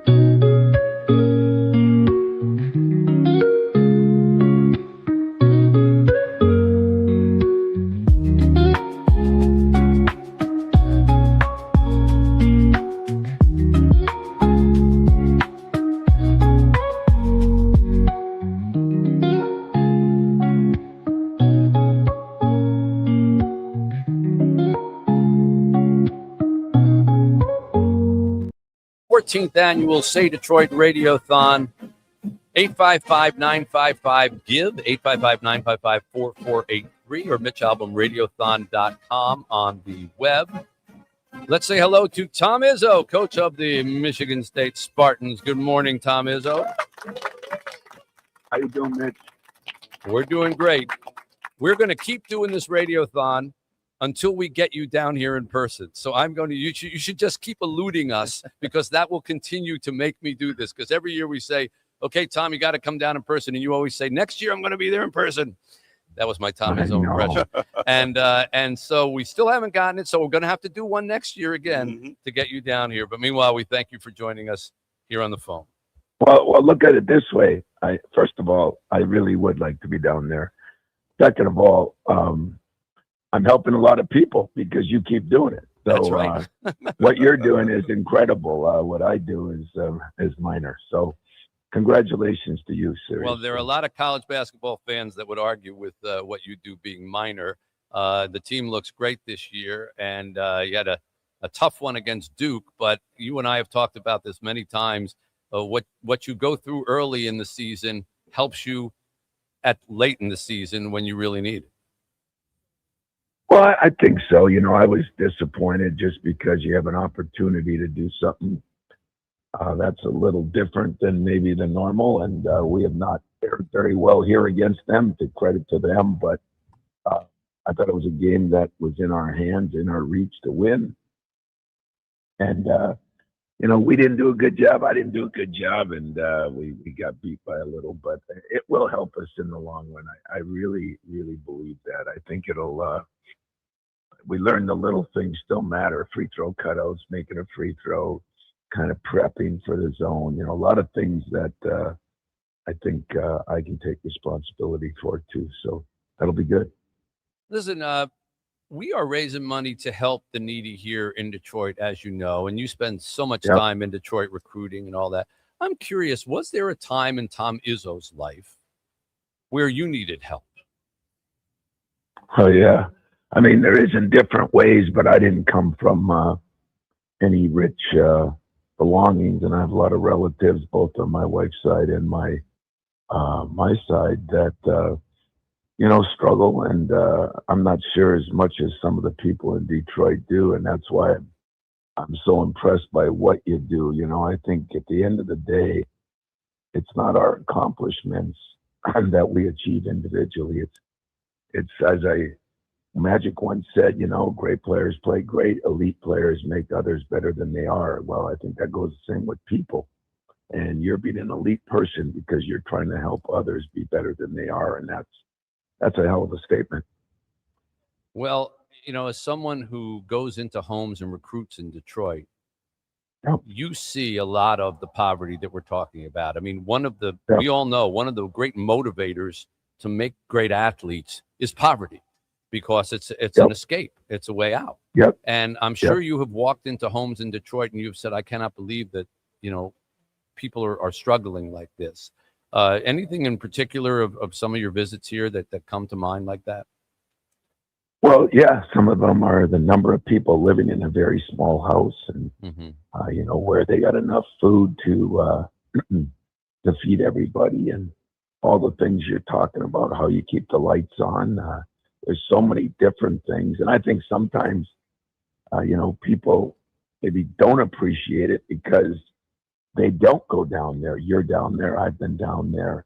I think a lot of people that make rules, whether it's our government or whether it's the NCA, people are making rules without going to the basement, as I call it, going down to where reality sets in. And I think if people saw reality, they'd have a better feeling to give. It's even like cancer. It seems like we don't do enough until it happens to us. So right. I wish people would listen to people like you who have done this year in, year out, make a big deal about it, put yourself out there. I think that's the key. Can we figure that out without having to see it ourselves? Well, 51% of children in Detroit live under the poverty line. That's more than half. Wow. 51%. So anyone who thinks that, well, hey, Detroit's all set. There's all a bunch of new buildings on Woodward Avenue. So we're all good. Yeah, that's great for Woodward Avenue. We're happy for that. But there's a lot more to Detroit than just Woodward Avenue. And you have called attention to it, and you help us with your presence. So thank you for that. And as you know, Tom Izzo, a tradition here, we have the great John Pizzarelli, our jazz guitar player from New York and singer. And while it's a little early for songs, you're getting the first one for the day. So here's John's little thank you ditty. Go ahead, John Pizzarelli. There's a coach who's really great, tears it up at Michigan State, and we love him. Yes, we love him. Oh, Izzo is our hero. Do-do-do-do, do-do-do-do. He's a Spartan team man through and through. Yes, Izzo is our hero. Do-do-do-do, do-do-do-do. Scratchy voice and all, he is our glue. About that. You don't get that everywhere, Tom. You don't get that with ESPN's interviews. No, you don't get that anywhere else, Mitch, and I appreciate it. But I appreciate even more what you're doing down there, and you keep up the great work. Next year in Detroit, as we say, we're going to keep doing this until we get you in person. That's fair. All right, Mitch. Thanks a lot, guys. We got good luck to you guys. Tom Izzo here. Do we have balls from Izzo? No. 760 WJR as we continue here. 855-955-GIVE. 855-955-4483 is the phone numbers. And we want to encourage you to go to MitchAlbumRadiothon.com. Not only can you watch the whole broadcast on that, that's one nice reason, but we've got auction items and incentive items there that literally you can do all your Christmas shopping right here. And it sounds like hyperbole. It's not. Amongst the things, tickets to Lions games, tickets to next year's Lions home opener, a chance to have Adam Schefter from ESPN pick your fantasy football team. You're going to make more. You're going to make the money back. So, autographed baseballs from people like Colt Keith and AJ Hinch and Riley Green and other stars of the Tigers. Cade Cunningham signed jersey. A chance to have a book club Zoom meeting with me. If you've got a book club, I will attend your book club for a half an hour. Dylan Larkin threw in a meet and greet plus 4 tickets to a Red Wings game where you can meet him afterwards. Jared Goff signed football for us. Cat Williams tickets at Little Caesars Arena. Lucas Raymond signed Red Wings jersey. Lunch with Carmen Harlan and Bernie Smilovitz. Lunch with our crew on the Mitch Album Show. Oakland Hills Country Club golfing opportunities. Chance to go to the Pistons in a luxury suite.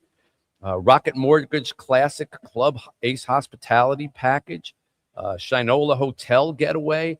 Go to a Tigers game with broadcast visits. Go to a Tigers game with J.K. Simmons. These are all things that you can bid on and much, much more. guitars and rock and roll memorabilia. And then if you just would like to purchase things, we call these incentive items, you just buy them. You can get a signed football by Alex Angeloni for $250, an Alpino Detroit gift card for $200. Get you a $200 gift card. So, I mean, you're getting the meal. Bar Pagal gift cards are there as well. It's one of the great restaurants here. Coach Tom Izzo signed a bunch of basketballs. You can get them for $350. Daxton Hotel one-night stay for a $500 donation. Hungry Howie's Pizza Party at the Save Play Center for your kids. You can have that if you want to have a birthday party. You can co-host the Mitch Albom Show for $1,000. Just pay that and boom, you're in. You can get copies of my new book twice, autographed by me, $35 donation. It's yours. You don't have to bid anybody on it or anything like that. There are all kinds of things like this at MitchAlbumRadiothon.com. So check it out. Coming back with more, 855-955-GIVE, 855-955-4483. Hank Azaria will join us in the next hour. Jim Leland going to join us to warm something up there, John, for Jim Leland. J.B. Bickerstaff will be with us. Nate Burleson, Matthew Stafford, Dan Dickerson, Mike Tirico. I notice a sports theme here. Dr. Phil McGraw, Tim Allen, Pat Fitzgerald, the new Michigan State coach, Jay Towers, Joe Buck, J.K. Simmons, Hugh Jackman, Darren McCarty, Brian Williams, Bernie Smilovitz, Carmen Harlan, and many, many more people join us here. Come on out and see us at Somerset. We're going to be here all day. We've got nice chairs and speakers all set up for everybody here. You could visit Santa Claus as well and get a chance to meet us and shake hands. 855-955-GIVE, 855-955-4483, or MitchAlbumRadiothon.com on the web. We continue. What is this going to do for you and your family? What it's going to do? Oh Yes. my God, y'all just saved our life. Aww. Man, I just can't tell y'all how happy I am.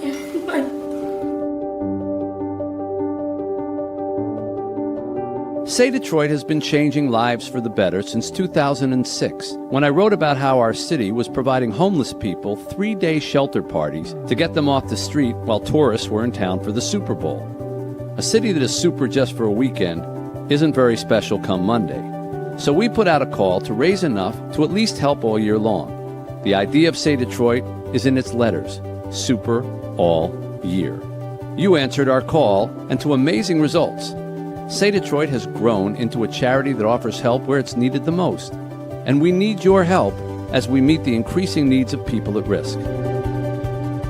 We thought it was all said and done with. There was nothing else we could do. We had almost given up. And then Say Detroit came in our life. We're providing pathways to success for Detroiters in need.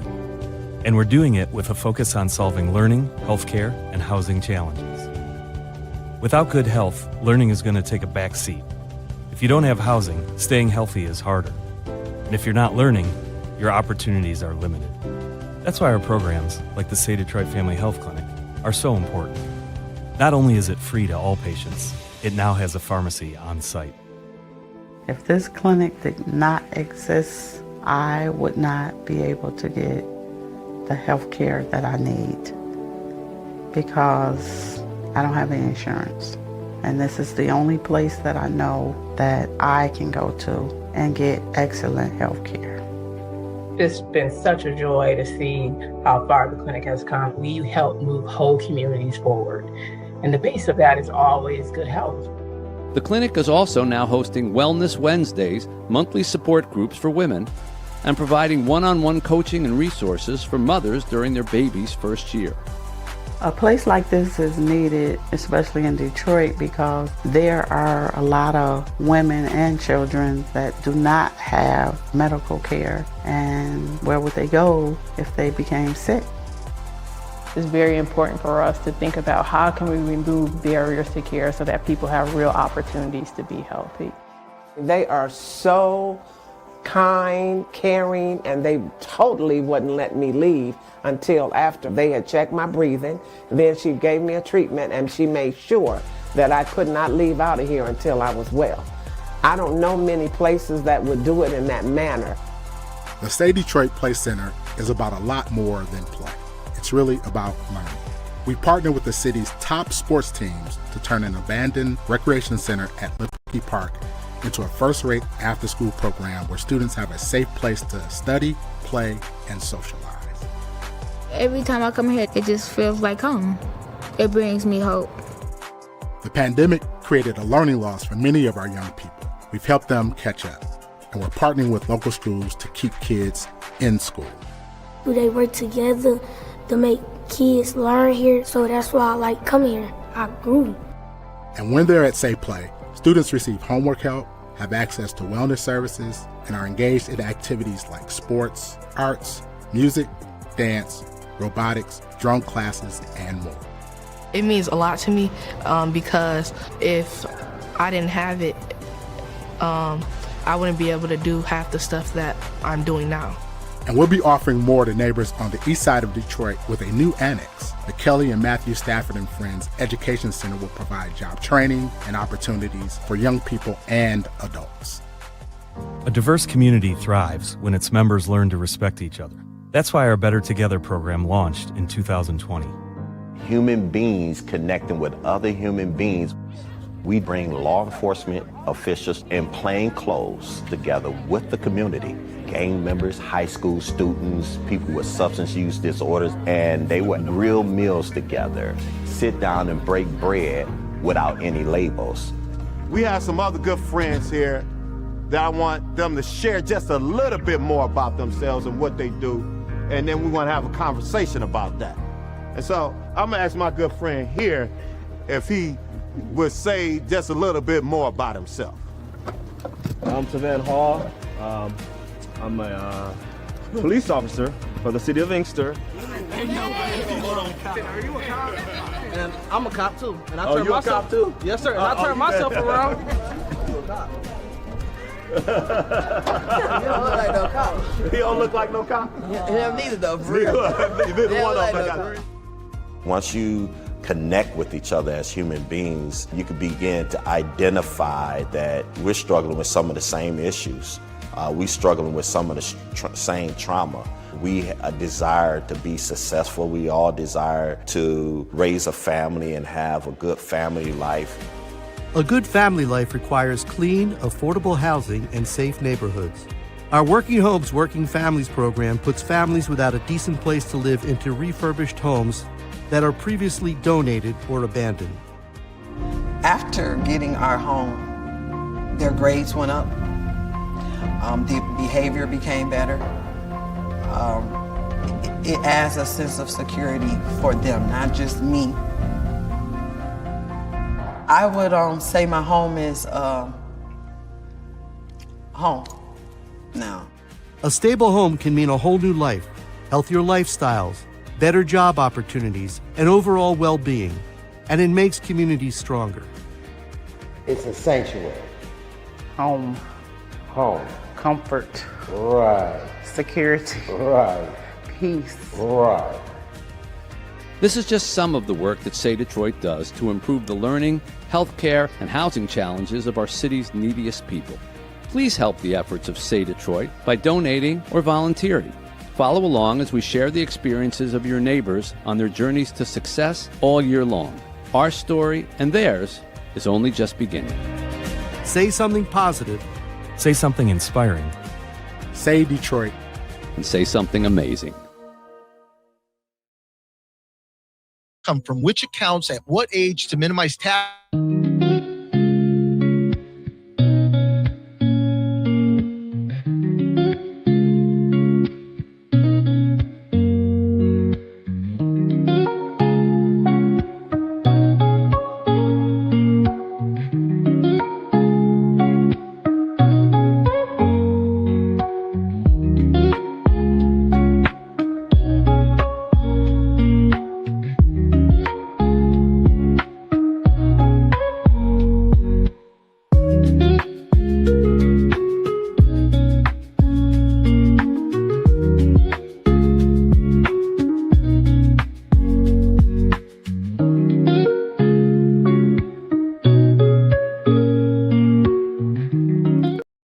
Or donate online to sametrodetroit.org. Welcome to the 14th annual Mitch Albom Say Detroit Radiothon on News Talk 760 WJR. This hour is generously brought to you by Priority Health. Call 855-955-GIVE to help.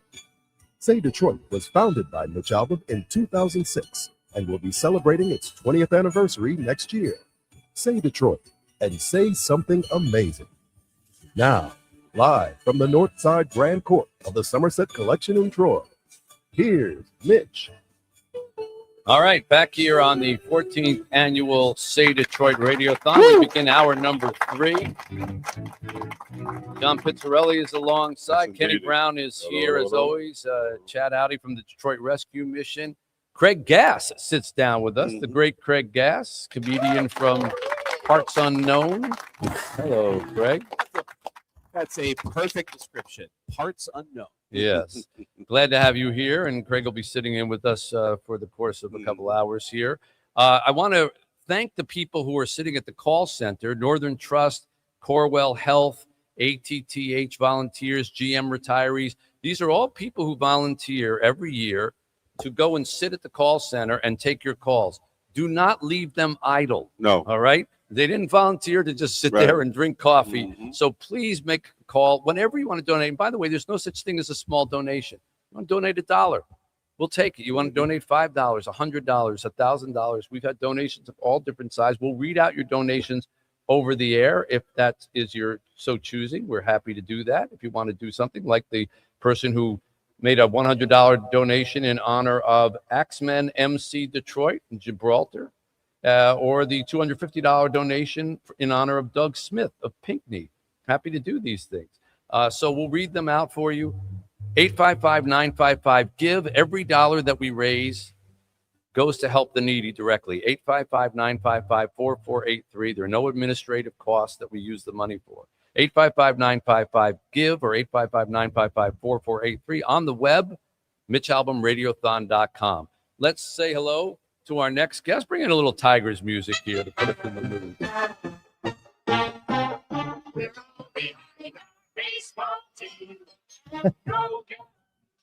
Hey, it still works. It's 1,000 years old, but it still works.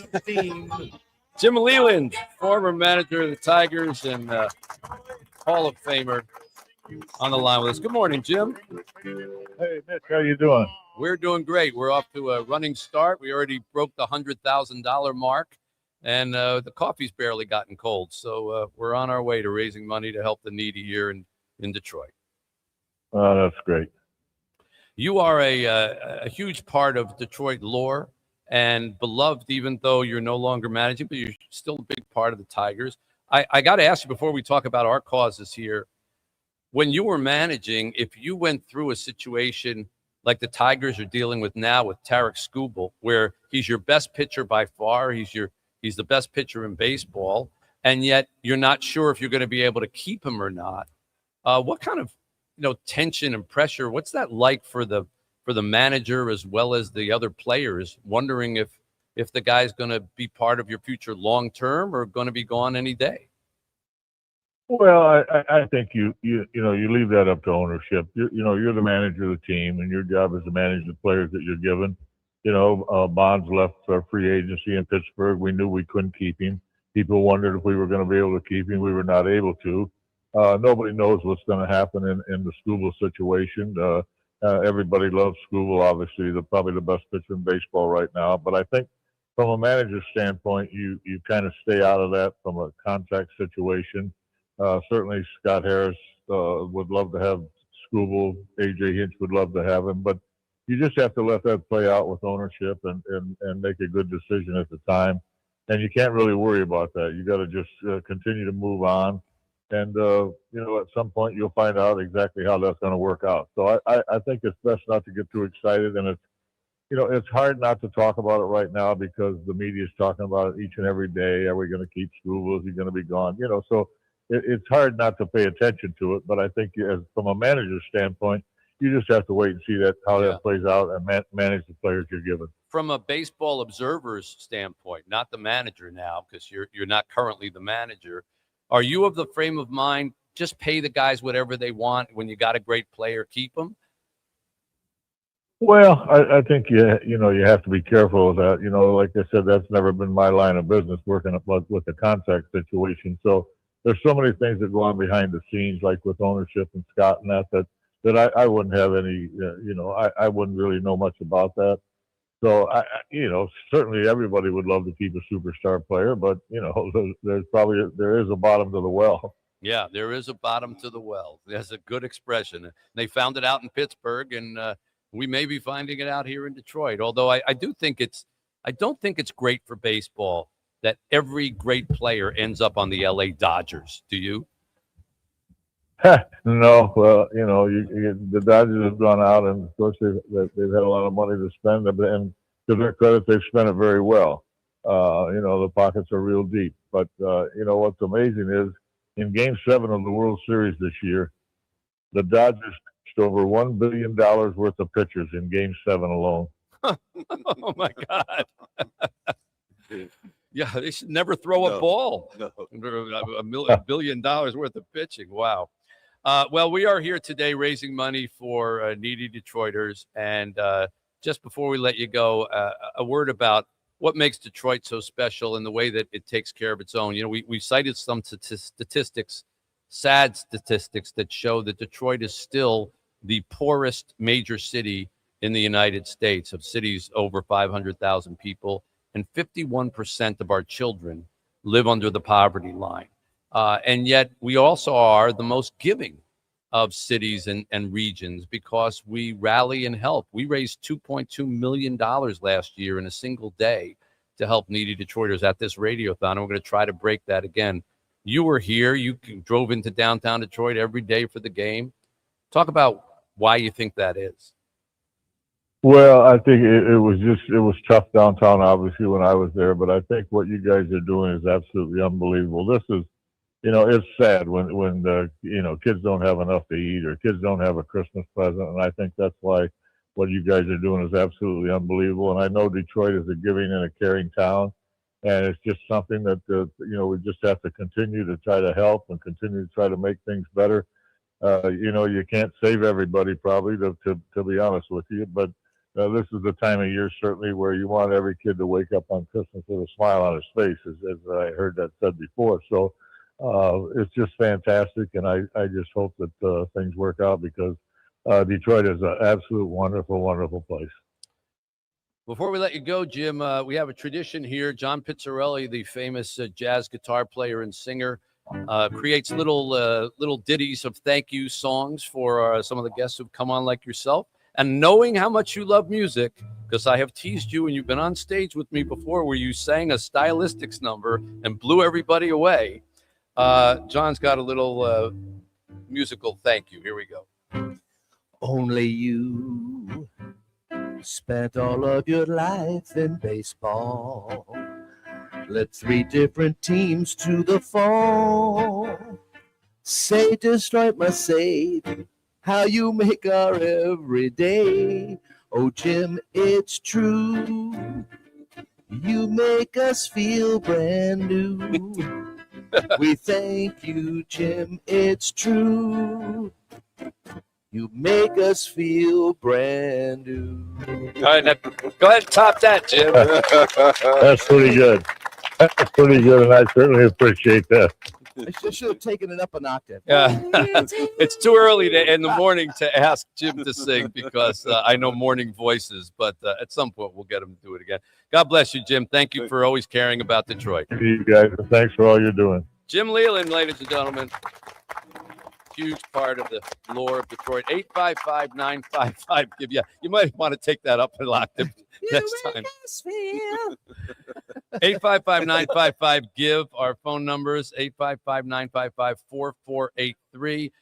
Callers our call center people are standing by to take your call. Please make your donation. If you'd like us to read it out over the air, just say so, and we'll get to that. Just be patient with us. Okay, alongside us now, we have with us Krista Klein, who is the Vice President of Client Experience, Priority Health, and Rosalind Slade, Senior Community Relations Specialist with Priority Health. I understand that you are a new partner with us this year. So, Krista, thank you for joining the team. Absolutely. It's an honor to be here. Good Yes. morning. What made you decide to join up with us? Hey, well, Priority Health is very dedicated from a health plan perspective. We're focused and we are in Michigan. So all of our team members, it's really personal for them to give back to the community. This is where we live, we work, and we play. You've got a Doing Good in the Community program. We do. We do. We do a lot in the community. So I'll just share a couple examples. One, we do about 192 sponsored events throughout the state of Michigan, many in Detroit. We recently did the Detroit Free Press Marathon for Kids, which is encouraging kiddos to be active and make that a lifelong journey. Also gets them out of the house. It does, right? They got to Here, get that. kid, go run 26 miles. Dad needs to mow the lawn. That's right. They need to get that energy out, right? And it also makes them healthier in the same vein. 100%. We're also really focused on mental health. So I think one of my favorite programs that Priority Health is doing is called Priority Pups. And so we put emotional support dogs in Michigan schools. Yeah. Wonderful. Yeah. And Rosalind, you're in community relations. Tell us about your dedication to this. Yeah, so I lead strategy and sponsorship executions in Southeast Michigan. And as Krista said, we led 192 events across the state of Michigan and 177 of them in the Detroit area. 192 events? Yes, not alone. That's literally like one every other day. We have a team. Well, that's fantastic. Well, I understand you're going to do a little good right here for us because Rosie's holding a check, a Yes, very we large are. check. So go ahead and bring that out. What do we got here? Okay. Here we go. Here, you can narrate, Krista. All right. You have a check there. We do. So we are extremely proud from a Priority Health perspective to present this to the SAY organization, which has, from our perspective, a lot of connectivity to what we do every day, removing the social determinants of health, barriers, right? So we are presenting today you with $15,000. Wow, how about that? Wow. Yeah. Thank you so much. Absolutely. Thank you, John. Yes. Well, that's very kind. Please thank everybody at Priority Health. Krista Klein, Rosalind Slade, thank you for being here. God bless you both at a $15,000 donation. You too can make a donation. It doesn't need to be $15,000, folks. It can be $15. Whatever you want to contribute, 855-955-GIVE. Every cent that we raise goes directly to help the needy here in Detroit. 855-955-4483, 855-955-GIVE. Back with more here on 760 WJR. Mitch Albom, Radiothon.com on the web. WJR traffic and weather first. This is always a awesome day for us and a beautiful day for a new family here. I am happy to provide you with the keys.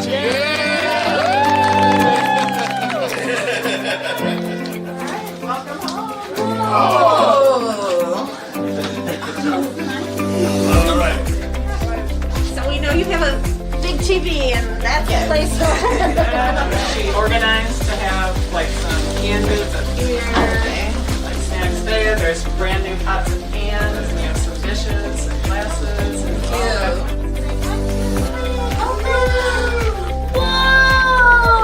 Oh, I love it. Look, that sure look big.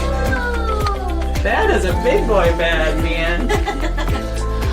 Oh, yes, these are my favorite colors. I love it.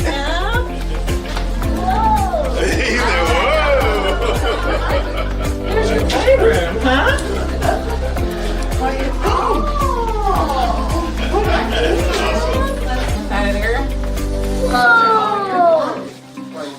I feel like it could help us moving forward because it can relieve a lot of stress that I've been going through for the last year with trying to find a place. And I feel like the company, all the companies that have been helping have really helped out a lot. Thank you, Say Detroit. Guarantee We've served Southeast Michigan since 2006. This is our time. If you work in this space around in underserved communities, you know that is a time for us to really put our feet down and do something about what we see.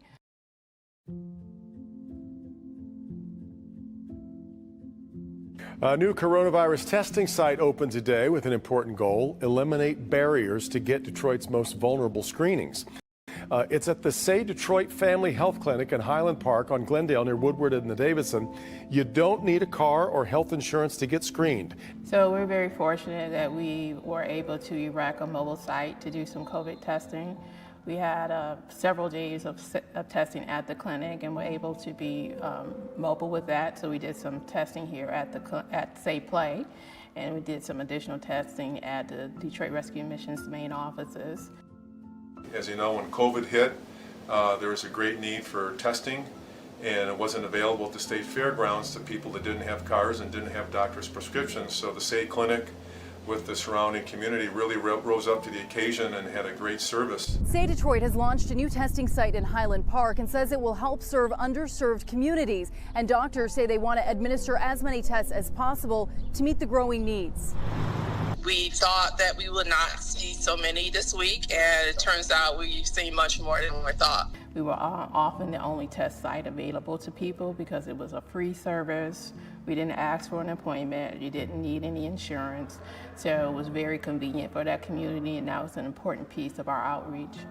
There's only so much any individual can do, and being part of a collaborative effort where everyone cares, everyone's passionate is incredible. And again, this is how you get stuff done in Detroit. This is what makes Detroit great. Mitch Albom founded Say Detroit in 2006. Now, every week he's been posting new chapters to his series called Human Touch. All the proceeds will go to running this free testing facility. What made you decide to do this, Mitch? I wanted to help out my city, Anthony. I mean, Detroit is the hardest hit city after New York. We've got first responders that are dying. We've got hospitals that are overrun. And, I thought, well, this is what I do for a living. I sell books. So let me write a work of fiction. It's not a big full book, but it'll be a work of fiction. And let me offer it for free and see if I can get people around the world. I'm blessed to have readers from all over to help donate and help our city out. So moving forward, we're going to look at opportunities to continue our testing efforts as we see the numbers rise. And we're going to look at opportunities to do something with the vaccine once we have something approved. For a lot of our communities, this is going to be their only opportunity. And so we want to make sure that we're ready to serve the community in the best way possible around COVID-19. It's very important for us to think about how can we remove barriers to care so that people have real opportunities to be healthy. And so that's our mission moving forward.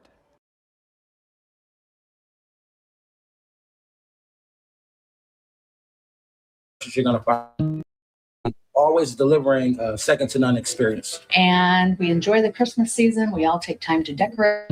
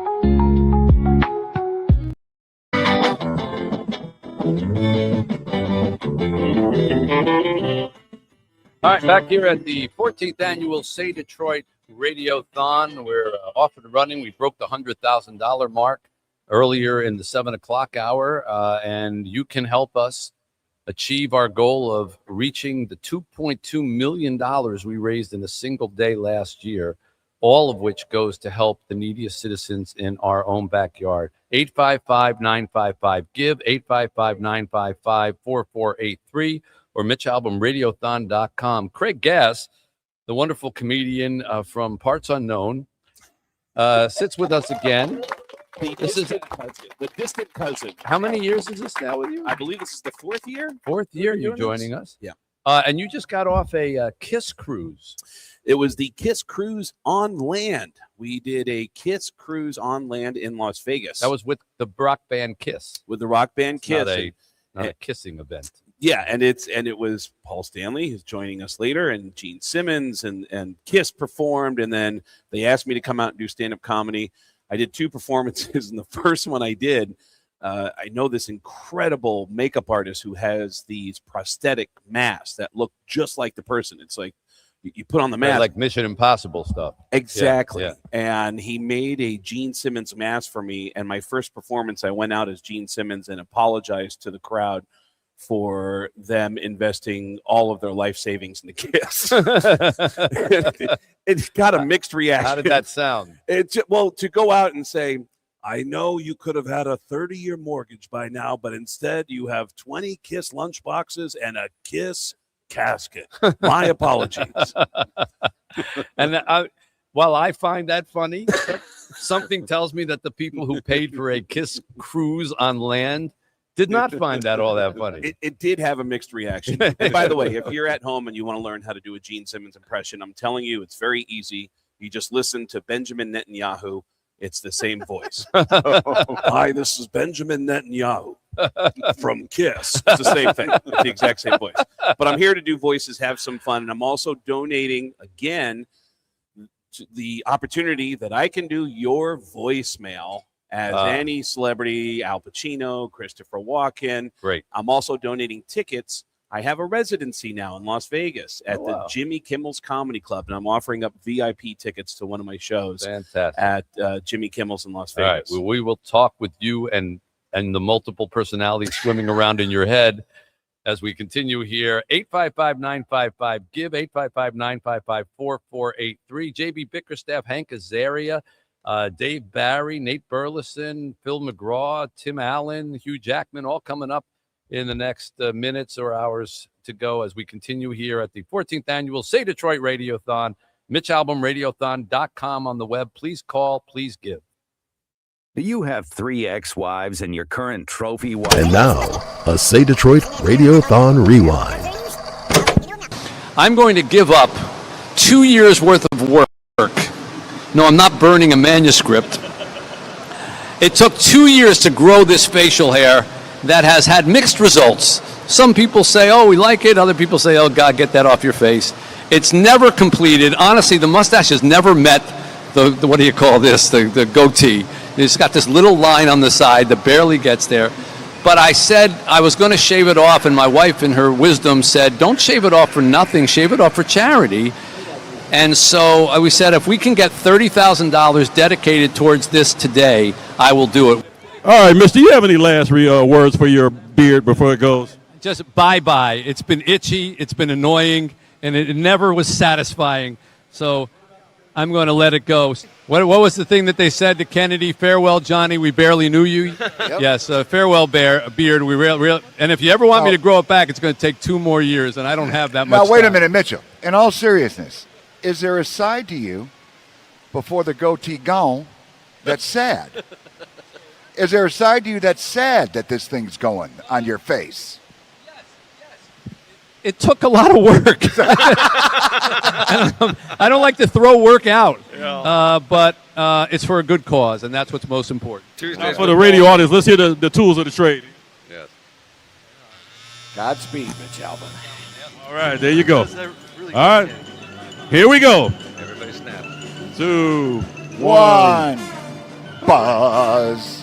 That's already gone. What does it look like, Cody? One stroke? It's all One gone. stroke and it's all gone. Here, kitty cat. All right, it's going. Play spinning plate. Here it is. Janine, is this the man you knew? How's it looking? Janine gives the thumbs up. Nadi's crying. Nadi's in shock. A little more familiar, Janine. Yes, there's the Mitchell. How's it feel so far, Mitch? Naked. He's doing it pretty good. It's like a 14-year-old. Is there a draft in here? Or Yeah, there is. No more food. All right. You. What's it look like, Courtney? You can see from there. It's looking very. Rocco knows what he's doing here. Yes, It's, he it's does. a thing of beauty right That's there. Rocco Maggio. You know, when you work on tips, you gotta do that. Theoretically, we could have just put some milk on it and had a cat lick it off. my wife Doesn't it just feel get the better chin. already, Mitch? Honey, keep him away from my neck. Yes. He's going to take a couple inches off the top there, Mitch. Don't worry about it. Careful. Is that red liquid supposed to be there? That is blood. You got to get Boy, new that's headshots nice. now. That's nice. There's a weird rumor that you actually started growing this as a freshman at Columbia. All right, Miss, how's it feeling so far? You know, it would be good to have a mirror because I don't know what's going on here. Please tell me he's You not are leaving like a barefaced, Mitch. You are just barefaced. That's it. Courtney, from the viewers' post here, what are we seeing? It's done. Is it gone? It's done. Well, it's gone? Yeah, but It's- now, Oh my God, who is that person? Well, we're not finished okay, yet. this is all right. We're It's not gone. finished yet. $30,000 to charity, and it's gone. And my wife is happy. You're good, honey. Okay, Rocco, thank you for. Oh, there's more. Oh my God, Oh, yeah. Mitch. Okay. This is a closer shave. Okay. Ooh. This is Go the now. straight edge. That was the first Hold the first chair. rung. Here comes the lady shit. There you go. Oh my gosh, what's this thing? Is there a hot It's like the towel sander. involved? Somebody give the man a hot towel. Nothing. Okay. Rocco's got everything. Coming Rocco off. came I full- feel it on the mustache. It's a professional barber here. Self-contained. That's Rocco Maggio. Chesterfield. Rocco, what would this have cost me if I had to come? 30,000. You? Yeah. $30,000. What do you think? Oh, now we're coming with the stuff here. Oh, yeah. There you go. Interesting. Interesting dynamic here. Did you sign that release before we started this? Rocco goes in dry. Rocco, and this is now a three-part it's exercise. It takes a lot of Applying work. lather. There's not much there, but it's thick. The closer you shave. Take it off. Now you're applying the lather. Is this the final? Yes, it's about to go down. Excuse me? Are you using a butter knife or an actual razor on this coming? Wait. Here comes. A box cutter, actually. Rocco, hey Rocco, we might as well book you for 3 years from now to do it again. Here comes Santa Claus on the Norelco. There's not much there, he said. Story of my life. Now this is where you right here where you dictate real barbers from barber with the straight razor. Why is Jenny? Okay, I'm gonna move away because I don't want him to make a mistake. Jeez, I'm nervous. Do not wiggle. I'll hold it down for you. Oh, this is Look like, at it. Yeah. this has all the potential of turning out to be a bad Western. Yes. Don't laugh, Mitch. Don't move. Either the last hour will be by somebody else or Mitch will be feeling real good. Rocco knows what he's doing though. Right now he's using the straight razor. I don't want to say anything while he's on the straight razor on you, but I'm watching this go. Steve, you take over the play-by-play because I don't want to. That is a good old-fashioned straight razor. Yeah. These are the real barbers though. Oh yeah. And Yeah. you got to know what you're doing because You go in and Brought to you by Priority Health. Call 855-955-GIVE to help. Say Detroit and say something amazing. Now, here's Mitch. All right, we are back here at Somerset Collection in the North Port, 14th annual Say Detroit Radiothon, as we continue to raise money for the neediest citizens here in Detroit through all the charities of Say Detroit. 100% of what you give goes to help the needy. The administrative costs are taken care of privately. Kenny Brown, my partner in crime for the last, do you know that we're going on 30 years? No, we're not talking about that. Yes, Okay. I know. Did you think we'd be doing this 14th? I didn't think we'd be doing it 30 days. Yeah, after. the first I one. remember the first show. There was 30 minutes was in question at one point. Are we canceled yet? But we've been doing radiothons for almost half the time Yes, we've been we on have. the air now. Yes, we have. Thank you to WJR for granting us that. And many guests joining us throughout the day. Hank Azaria going to join us in a couple minutes. Right now, let's say hi to the coach of the Detroit Pistons. First place. Division leading First first place place. Detroit Pistons, Yes, JB indeed. Bickerstaff. Hey, JB. Hey, Mitch, how you guys doing? Hey, Kenny, you guys doing? Hello. Yeah, we're doing great. We're doing great. You're doing great. I mean, I know that you always say, well, we have high hopes at the beginning of every season. Did you really expect to be like 19-5 or anything like that? I forget what the record is, but it's close to that. Yeah, first, before we get into that, I just want to say thank you for you guys doing this, right, and putting it on and raising money for our community. I think it's an amazing thing that you guys are doing. So I just wanted to tip my hat to you guys. Thank you. First and foremost, because, you know, it's so important what you guys do and use your platform to help others. So thank you guys for that. And again, much respect for that. Appreciate that, JB. Thank you. That's kind of you. Yes, sir. No problem. And then, yeah, I mean, you know, you go into the season and, you know, you're always trying to figure out what you have and then how it translates, right? Because you know you took a step last year, you know you made progress, and then you go into training camp and you watch your guys compete, but they're competing against each other. So now it's like your best units aren't always together. You're still trying to figure out, you know, your combinations. And when we were in training camp, you know, as a coaching staff, we just realized how deep our team was and how many guys could compete, you know, against one another. And we knew because of, you know, where we finished last year that we could compete at a high level. You know, I don't think you ever go into a season with a number on your mind or a position on your mind. But we had confidence that if our guys, you know, played to our standard and played well enough, that we'd be competitive. And then, you know, I think we found out some things about ourselves in fourth quarters in particular, and especially when it's winning time. Well, you're 19-5, but you say, how do you motivate a team that's 19-5? And then you could say, well, yeah, but Oklahoma City's 24-1, so we're not doing well enough. I'm like, I don't know how you win 24 out of 25 games in the NBA, but I thought winning 19 out of 24 is impressive. But I guess there's always somebody who's trying to outdo you. Yeah, but for sure. But like what Oklahoma City does, they play for 48 minutes. You know what I mean? Like what their standards are, their expectations of themselves are for 48 minutes. And that's where we have room to improve. And that's why I'm even more excited about where we are, is because, you know, we don't feel like we've played our best basketball yet. Well, you have room to improve. Yeah. Well, you're constantly, I mean, you know, everyone talks about Cade Cunningham, and he obviously is a superstar and is only getting better.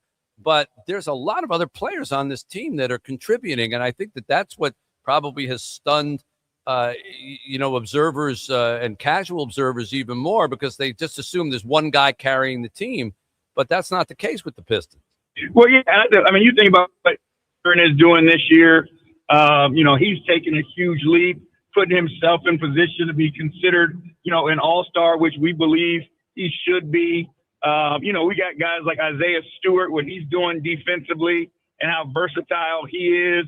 You know, you talk about the stories of guys like Dennis Jenkins, you know, coming in, Asar Thompson. Like, there's so many different things from our young guys to our veteran players, Tobias, Duncan, Karras, Javonte Green. Like, I could go on and on about all the guys who have done something to help contribute to winning. And that's why, you know, we're still playing a 12-man rotation, is because we believe we have so many guys that can help us win. Well, congratulations to you. It's great to see the Pistons hot. It's going to be fun to see big crowds down there at Little Caesars. And they're a community team, Mitch. And JB, I was just looking over JB. You've been everywhere: Charlotte, Minnesota, Houston, Memphis, Cleveland, and now Detroit. Is our community like unique in the way we stick together and the way they back you guys and everything that we do here? Yeah, no, it's been phenomenal. And that's the thing that I'm most impressed about, is like, you travel here as a visitor and as an opponent, and you get that feeling of, you know, how serious sports are taken here. But once you live here and you're surrounded by it every day, and then you go other places, even as, you know, a Michigan, you know, guy or a Detroit person, like, it's funny, like, I travel with my kids for soccer, and, you know, when we go other places, like, people look at us differently. Like, it is, you know, there's an aura that goes with Detroit and Detroit sports and the toughness and physicality and grit. Like, every time you know you play a team from Detroit, you better bring your hard hat. Yeah. Well, when we travel places, they look at us differently too, but it has nothing to do with that.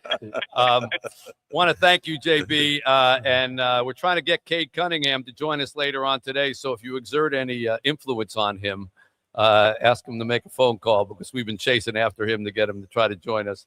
And appreciate everything that you've done for the city and for the team, and looking forward to continued conversations with you. No problem. Thank you, guys, and I'll nudge Cade for you. Good. Nudge him hard. The great coach of JB Bickerstaff. How about it, folks? Coach of the Pistons. 855-955-GIVE. Our phone number is 855-955-4483, or go to MitchAlbumRadiothon.com. Hank Azaria when we come back, as we are live at Somerset North. WJR Traffic and Weather First. This report is sponsored by SuperSure. Do you own a small business? You need to hear this. A seismic shift is coming. It's time to get super sure. Not kind of sure, not pretty sure, not a little sure, but super sure. The seismic shift is coming. Super sure. It's another beautiful day at Say Play. Going to pick up the kids. Have a great day. Welcome to the Say Detroit Play Center. My name is Eric Reed, and I have the pleasure of serving as the Executive Director. And let's meet our students who are about to come in off of our bus. What's up? How y'all doing today? Everybody good? Yes. How's school today? Good. All right, good. Good to see y'all. Good afternoon. Good afternoon. How was school? It was so good. Yeah, I like to hear that. What's up, big fella? Y'all doing good? Yeah. Good afternoon. I got the highest grade in the class. Oh, sweet. Hey, how was school? Awesome. Good. Y'all doing all right? How was school? Good. Huh?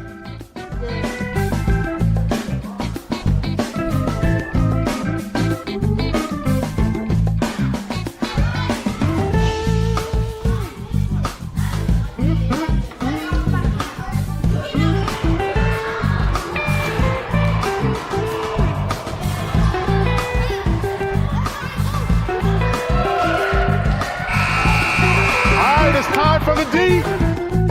Our students have eaten, they played, and now it's time to learn. We are entering the Deep. The Deep is our education center. It's named the Deep because it used to be a swimming pool. The Deep is where our young people come mandatory Monday through Thursday to spend at least an hour and 15 minutes on a variety of academic enrichment activities. Our students are separated by grade. Our 3rd through 5th graders are on one side, and our 6th through 12th graders are on the other side. Our young people are engaged in tutoring or literacy with the help of our staff.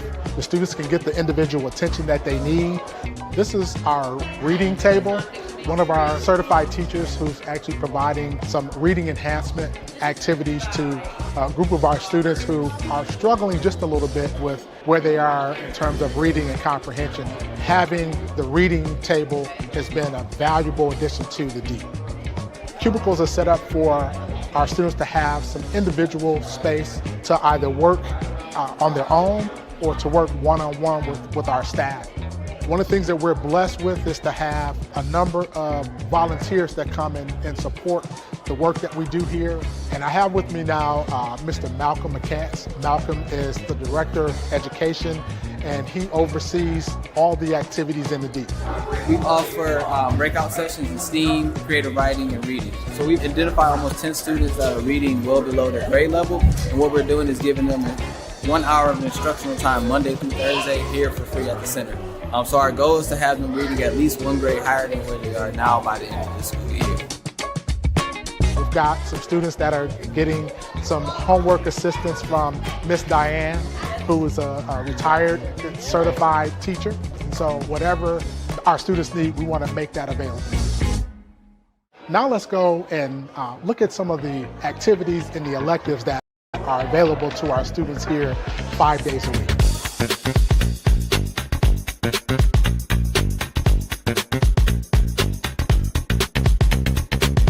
Notes for Notes is a national organization that provides music studios across the country. We also offer students an opportunity to learn how to podcast and expands the overall development of our young people. We have our wonderful coordinator here, Ms. Lolly. Notes for Notes is a nonprofit that started in Nashville, and it has expanded. So there's over 20, I believe 26 actually, locations throughout the nation, and youth are able to really grow in the program, become tomorrow's musicians. So we really help them to record and get used to what it is to mean to be in the music industry.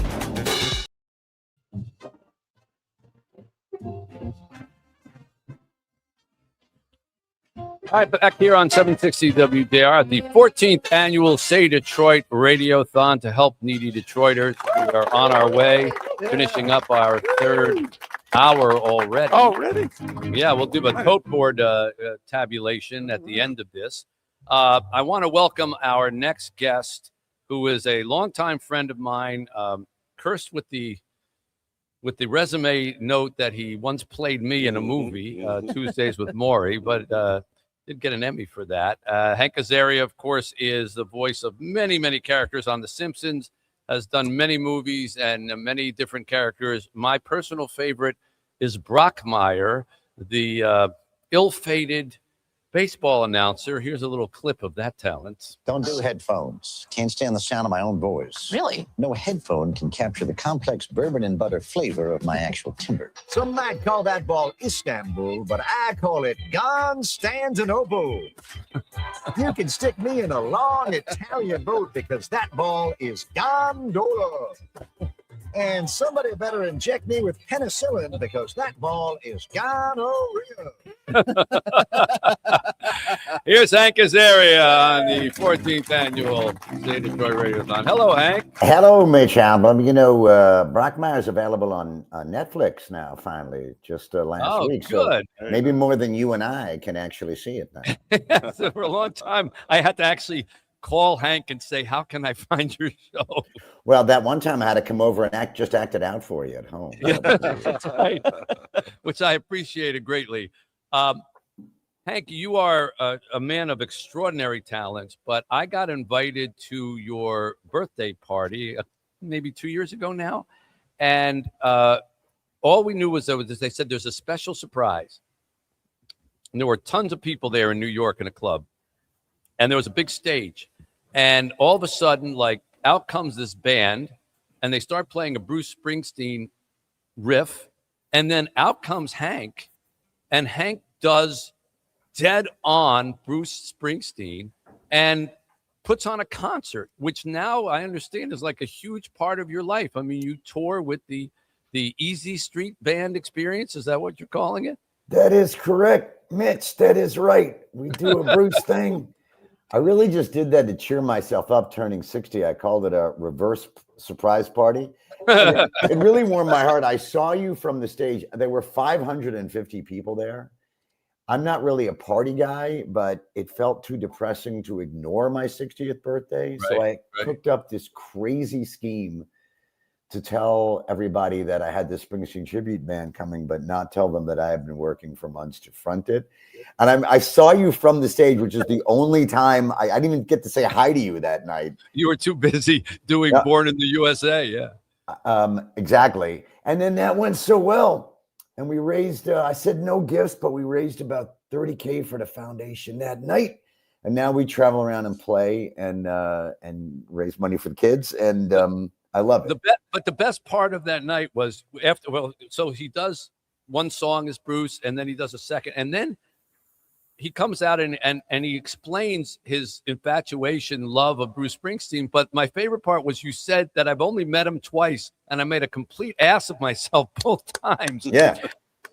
You don't need to share both of them with us, but just quickly tell the most embarrassing one.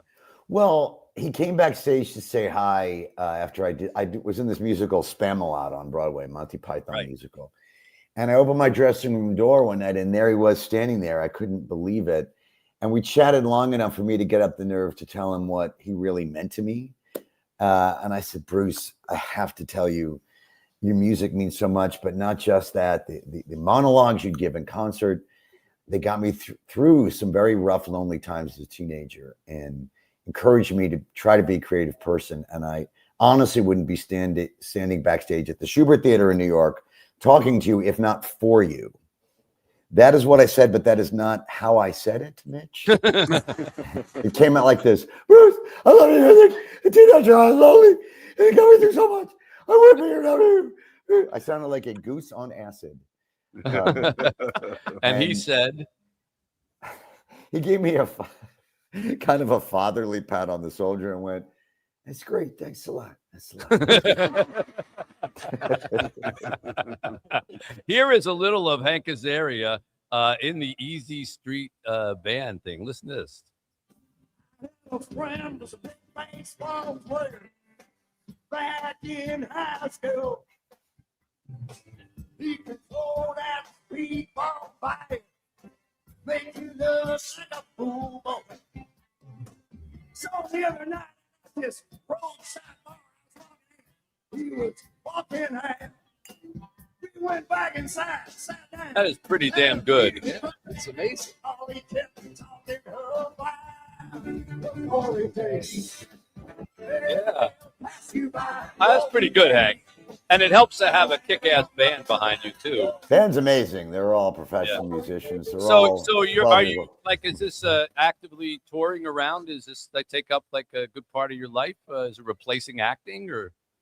We play about twice a month. I definitely prefer it to acting these days because it's a lot more fun. And I was just going through our list as I was waiting to come on the air with you here. We got about 12 gigs coming up over the next 6 months. We play like twice a month. We'll be in Aspen and Crested Butte over the holidays. I'll be at Sony Theater in New York on January 11th. If you're in Ever town. coming near Detroit? We'll be in Elgin, Illinois on March 28th. I'll be in Milwaukee at the Summerfest. Milwaukee, 10 hours from here. It's close to being in Alaska. That's right around the corner. I'll let you know if we get near Detroit. You be in Calgary anytime soon? I mean, I guess we could drive from here. I'll be in Jakarta in September. Chicago's not bad. Before we let you go, John Pizzarelli is here. Craig Gass is here. All want to say hi. Love these guys. By the way, and, my Bruce has gotten better since then. I'm obsessed with perfecting this impression. Well, it was pretty good what we heard. Yeah, it's I'm better now. Trust me. But anyway, go ahead. Here is John Pizzarelli's little thank you ditty for you. What do you got, John? I picked a Springsteen song for him. He does a million voices. He's brilliant on prime time. Chef Wiggum, Book Guy Mo, all of them really fine. Quiz Show Heat and the Birdcage 2, Smurf 1 and yes, Smurf 2. What's that word? Practicing awards. Tuesdays with Maury, it's true. Brockmeyer now on Netflix. Explodes into the area. We're glad you're here to be with us. Hank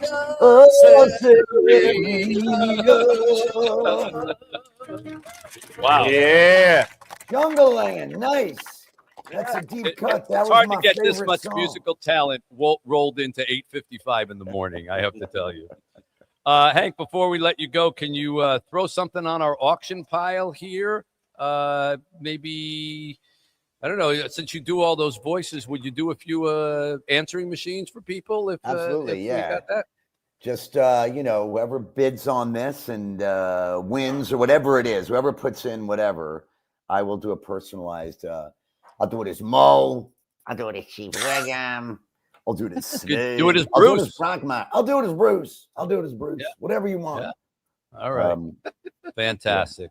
That Bruce is so good. Yeah. Thank you, Hank, for being a friend all these years. Thanks for Thank you, supporting Mitch. us. Really good to see you. Let me know when you're in New York next, please. I will let you know. All right. And I want to see Hank, though, not Bruce. You'll get me, I promise. Okay. You get both. You get both. Okay. Hank Azaria, everybody. Let's give him a hand. Thank you for joining us, supporting Stay Detroit. It's 760 WJR, 855-955-GIVE, 855-955-4483, or MitchAlbumRadiothon.com. Has inflation made you think twice about replacing your windows, roof, or siding? You're not alone. 43% of home...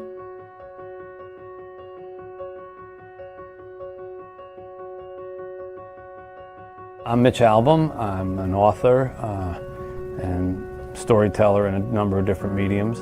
I see there was a lot of talented young people who weren't getting opportunities. Maybe I could help them. And the first thing I did was create this sort of dream fund, which was basically just a small scholarship fund to help kids take some summer programs who wouldn't otherwise have the opportunity. And it ultimately has led to sort of a steroided version of that, where we now have something called the Dream Scholars, where instead of it being for a summer class or a semester here or there, we actually present full 4-year scholarships to matriculated students to study the arts, kids who wouldn't otherwise have a chance. And it's in its infancy, but we already have a half a dozen beneficiaries of it, and we hope to grow it even more. What didn't the scholarship do for me? Now I do not have to take out so much money in loans. I'm really, really thankful, and for other kids coming after me receiving this award. I'm happy for them. It's such a nice thing that he decided to, hey, I'm just give these kids some scholarships. Nobody really has to do that. The fact that he did that is really sweet. Sabrina Nelson called and she said, "You got the scholarship," and I was like, "Whoa!" And so I told my mom, and she was jumping up and down in the aisle, and she was like hugging and kissing me and stuff, and we were like, "Whoa!" And it was really funny, and it was amazing. I can remember when she first went to elementary school, and it just makes me bubble up to see her now entering art school, especially CCS, one of the greatest art schools in the world. Words cannot express how happy I am. Hopefully I'll make people proud. I've been given a great gift to be able to have a voice in the community through a newspaper, through a radio show, or things like this, to try to reach out to people. But you can come join us every September and come down and see the new students that we're admitting, see the artwork that they've done, put your arm around the student that you helped and say, hey, how you doing? You're on your way? What did you make? What are your plans? And anyone who's ever had a child and watched that child grow up and blossom knows the feeling of being a part of that blossoming process. And you, if you would contribute, or who's ever watching this, to become a Dream Scholar sponsor, you'll have that feeling too, and it's quite remarkable. In your favor, call it. Good morning, everyone. At Say Detroit, and particularly at the Say Detroit Play Center, we consider anyone who participates in our programming services as a part of our family. And real families help out those when they're in dire situations. The Jacksons have been a part of the Say Detroit Play Center since 2015. In February this year, the second story of their home burned out. I immediately called Rick and Rosie, and we decided that we needed to put a plan together to help a member of our family. All right, Miss Jackson, kids, may you always have a home that's filled with love, safety, warmth, and family. These keys are yours. God bless you.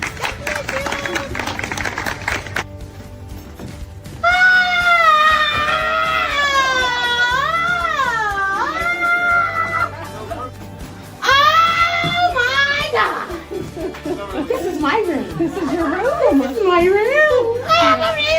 Thank you. Oh, you did a beautiful job. Come on in. Here's your room. What do you think? Top or bottom? Bottom. Okay. Who is it? Iron Man. What do you think? This is nice. Comes with a ball and a hoop. Oh. Come on into your kitchen. What do you think? Oh, beautiful!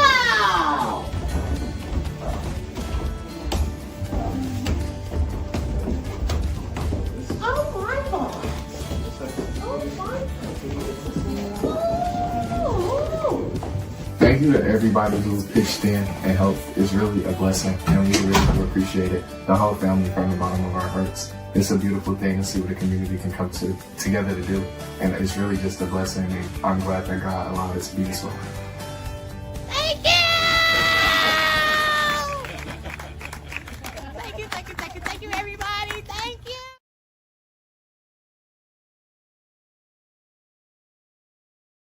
The head of the federal reserve is a stiff. America's listening to Fox News. WJR Traffic and Weather First. This report is sponsored by SuperSure. Do you own a small business? You need to hear this. A seismic shift is coming. It's time to get super sure. Not kind of sure, not pretty sure, not a little sure, but super sure. The seismic shift.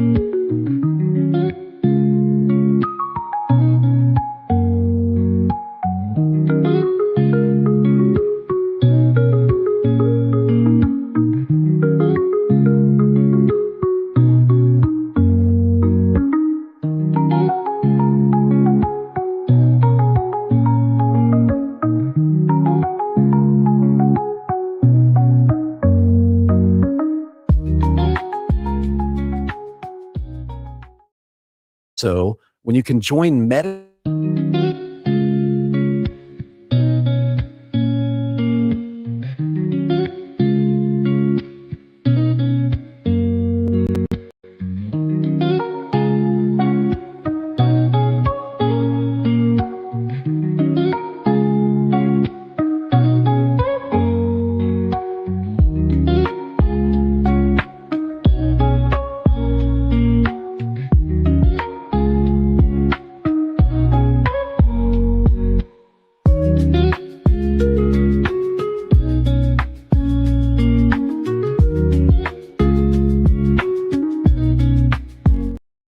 Bible. That's 855-51-BIBLE, 855-51-BIBLE. Welcome to the 14th annual Mitch Albom Say Detroit Radiothon on News Talk 760 WJR. This hour is generously brought to you by the A.A. Van Elslander Foundation. Call 855-955-GIVE to help. Say Detroit was founded by Mitch Albom in 2006 and will be celebrating its 20th anniversary next year. Say Detroit and say something amazing. Now, live from the North Side Grand Court of the Somerset Collection in Troy, here's Mitch. All right, we are moving into hour number 4 of the 15-hour marathon here to raise money for the needy here in Detroit through all of our programs at Say Detroit. That includes our daycare center programs, our Bright Beginnings programs, our medical clinic for homeless children, our medical family clinic, our Say Play Center at Lipke Park, which takes care of 300 kids a day, after school programming and education programming, college prep programming, our veterans programs, our seniors programs, our bicycle factory, the My Cycle program to help needy Detroiters who need transportation. All of the money goes to that. 855-955-GIVE is how you make a donation, or MitchAlbumRadiothon.com. Dave Barry's going to join us in a second here. Nate Burleson later on in this hour. Matthew Stafford coming up. Mike Tirico, Dan Dickerson, Dr. Phil, Tim Allen, and Hugh Jackman. Some of the names to come in the next minutes or half hours. This is normally the time you hear Kevin Dietz. And so you're going to hear Kevin Dietz again. Hello, Kevin Dietz. Hey. The show sounds fabulous. Having a cup of coffee, looking at the snow, and enjoying the Radiothon. Fabulous job so far. Another 3 hours to go in the All Talk slot. I got to tell you, the All Talk crowd is really loyal, Mitch. We get a lot of callers, we get a lot of emails, and they listen every day. And today I'm hoping they're listening to you and picking up the phone like they usually do, but calling you to help you in your efforts to help the people of Detroit this morning. Thank you. Well, thank you for donating your time. We're happy to give you the day off, minus this phone call. And thank you for nudging your audience in our direction. We appreciate that. Oh, absolutely. It's a fabulous cause. You and I got to chat yesterday about it, and I got so many calls from people that said, thanks for chatting with Mitch to give them some time to talk about this, because it's just really important, and it's a fabulous story. It's a Detroit story, and you guys just keep making it bigger and better every single year. Well, we appreciate that, Kevin. And as you know, the city is blossoming in certain parts, and you can't squeeze anything more into Woodward Avenue. But once you get away from that a few blocks or a few miles, there's still a whole lot of neighborhoods in Detroit that need a whole lot of help. There are a lot of kids who still don't have enough to eat. There are a lot of kids who have no place to go after school. There are a lot of people without homes. There are a lot of veterans who are still suffering, seniors who are suffering. And we are here to help them and make sure that they're not forgotten in our rush to rebuild our city. So you're helping us do that with your time. We thank you for that, and we'll guard the chair well, and you can come back to work. You can come back to work tomorrow. Enjoy the day off. You got it. Hang in there for the next. What is it? How many more hours you got? Like 12 or something. I don't know, something like that. You got this. We'll make it. We'll make it. All right. Thanks, Kevin. Kevin Dietz there. It's his show, but today he's lending it to us, and we thank him and WJR for doing it. Let's welcome in our dear friend Dave Barry, the Pulitzer Prize-winning humorist, writer for the Miami Herald for many, many years, author of many, many books. Dave Barry turns 30. Dave Barry turns 40. Dave Barry turns 50. Dave Barry turns 60. Dave Barry turns 100. Hello, Dave Barry. Hey, Mitch. How you doing? What's Dave Barry up to now? What's Dave Barry turned? Well, I'm very old. Dave Barry's very. Well, we're freezing down here. To be honest, down here in Miami, it was 59 degrees, Mitch, when I woke up. This morning. Yeah, 59. So whatever money you were raising there, we could use it down here. Warm up the Miami city. Yeah, we need to burn something. We don't know how it works. How you heat things up? There must be a system. Just set that thing on fire behind you. It'll work. Yeah. Say hi, by the way. Kenny Brown's over here on our Dave, how are you? And Craig Gass, the fine comedian, here with us, and John Pizzarelli over on the far end there. John, I taught him everything he knows about the guitar. That's right. You know, John, that Dave Barry is an excellent guitar player, and right, Dave? No, not at all. No. You know, I got to tell you, Mitch. Last year I donated a guitar, a Gibson guitar, signed by Mitch and Stephen King and Scott Turow and John Grisham and Amy Tan. A guitar signed by many well-known authors. And in your auction today, I just checked it. There's an unsigned guitar, Gibson guitar, and this guitar I gave you, signed by many famous authors. Which one do you think is actually going for more money? The unsigned guitar, because I signed the other one, and it makes it like it can never play very well. But anyway, I did teach John everything he knows about. Like, John, remember there's chords? Do you remember the chords, John? I got him. Okay. See, without me, that man would be nothing. He'd have no career. There you go. Here is a little bit of Dave Barry singing with the Rock Bottom Remainders, in case you doubt what I was saying. Listen. She fixes up playing. She fixes up novels. She fixes up books full of poetry. She fixes everything. My baby sings are very sharp. That's an original song that Dave wrote called Yeah. Proofreading Woman. Yeah. I'm in love with a proofreading woman. You can bring it down now, Dan. We've heard it. Yeah, please bring it way down and then throw it away. But anyway, the Rock Bottom Remainders last played. That's Stephen King, Dave, myself, Amy Tan, Ridley Pearson, Scott Turow. Other people join us different times, James McBride and other people like that. We played last year. It was the November of 2023. So yeah, okay. That was it. Yeah. So are we officially retired, or we're still waiting? People keep trying to get us to officially retire, and we keep right. We're like that alien in the movie Alien. You can't kill. You cannot kill us. Yeah, well, this is a band that said, "Did we play last year?" Amazing. Well, there's not like a real. It's only because we're old and we don't remember what we did last week. Right. Yeah. There's like not a real strong demand for us to play. That's probably, I think that's the biggest problem. People will pay us money not to play. That's how we raise money. Yeah. It's like when we're like the Christmas carolers and the guy comes to the door and says, "How much I got to pay you to go next door?" Right. Yeah. Or every mariachi band that's ever existed. Exactly. Dave, did I see that you are writing again for Substack?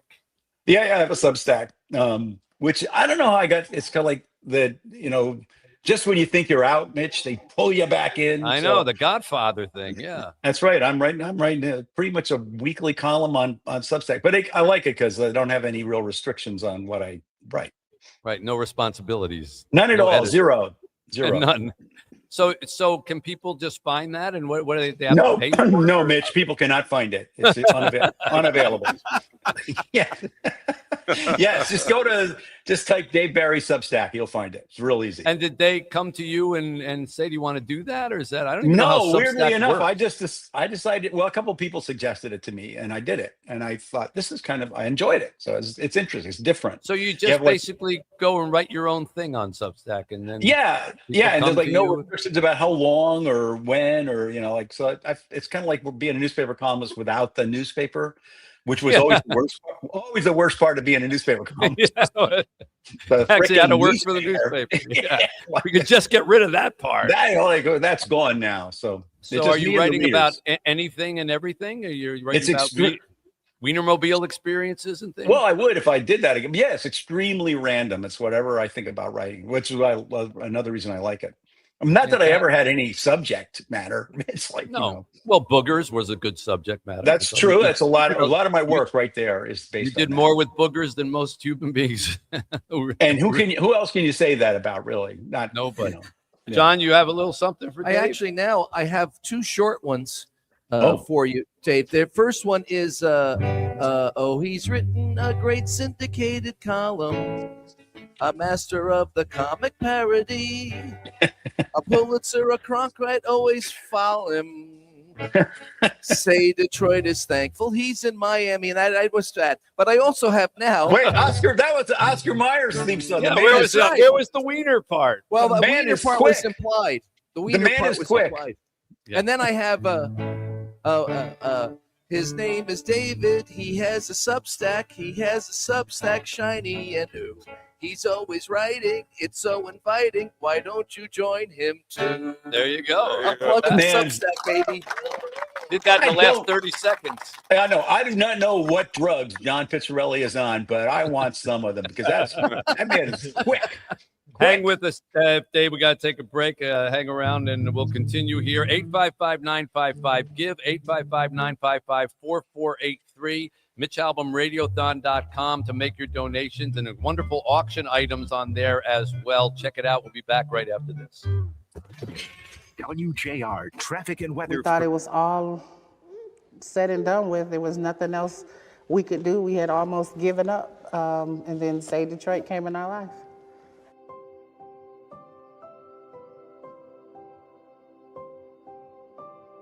Started, thought we were doing fine. My husband had a TIA, which meant he had to stop working for a moment. But in the middle of that, the bad news just kept coming. Tried to go back to work. Work let him go, continued to let him go each job he found after that because he would have a seizure at least once a week, something that was new to him. They sold the home from up under us. So that meant the leasing went up and we still couldn't afford it. Before we knew it, we were living out of our car and a motel sometimes 2 times a week with 3 children. Drastic difference from a 2-bedroom home to a vehicle. My chest felt heavy every night we were finding somewhere to park. My chest felt heavy every time my crying baby was laying on my chest and we're in this vehicle parked. You can't imagine the claustrophobia, the shame I felt. You have these children in there, it's just this car. No space to play, breathe, be human, you know. It was a lot. It just seemed like one thing was happening after another. We still were working, but not full time. And every dime we made, it just seems like it wasn't enough. We just thought, what more could happen? Like, we're just gonna continue to go down. Then They Say Detroit came into our lives and things drastically changed. It's almost like it was a dream, a fairy tale that someone could never imagine.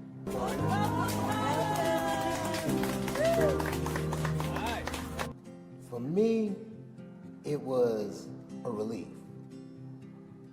It was a point to where I'm no longer having to worry where we're gonna have a roof on our head that night, where we're gonna be displaced to tonight, where are we gonna park the car, or where we're gonna rest our heads. It's a sanctuary. Home. Home. Comfort. Right. Security. Right. Peace. Right. All the kids have their own room, personally to them. Their names are even on the wall. They know this belongs to them. It's a sense of comfort, even with my girls, because they're older. They know this room belongs to me, and this is just my personal area. I can be free to be me and just be comfortable. These are not lazy people. Me and my husband both work. How happy are you about that? I can take a shower in peace. That's all we needed was a chance. All we needed was a chance. Almost immediately, getting into the home, we slept peacefully. And then the calls came in from the jobs. It's like everything fell in line, one after another, after another, after another. I could come home, make food, and just sit there peacefully at a dinner table with my children and just listen to them laugh and play and run around. Best feeling in the world.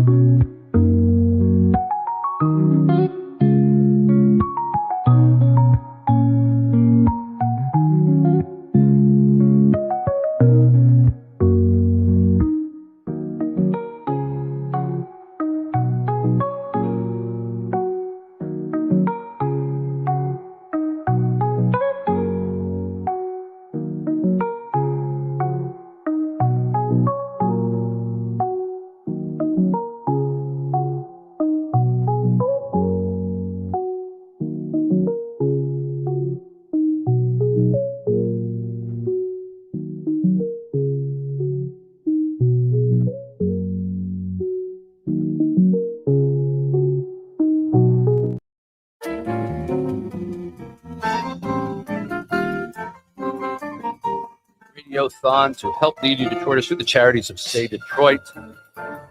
Craig Gass is here alongside us. John Pizzarelli. Yes, sir. Yes, sir. Nate Burleson coming up from, well, we say Detroit Lions. He says CBS Sports and Show. Kenny Brown, of course, my partner in crime, always alongside Chad Audi from the Detroit Rescue Mission Ministry, sitting here as well. 855-955-GIVE, 855-955-4483. More with Dave Barry in a moment. I want to acknowledge on the line with us right now Gary Van Elslander and David Van Elslander, both from the Van Elslander Foundation. Of course, Art Van Elslander was a huge supporter of Say Detroit over the years, and the Van Elslander family continues to do that. I want to say hi to Gary and David. Hi, Gary and David. Good morning.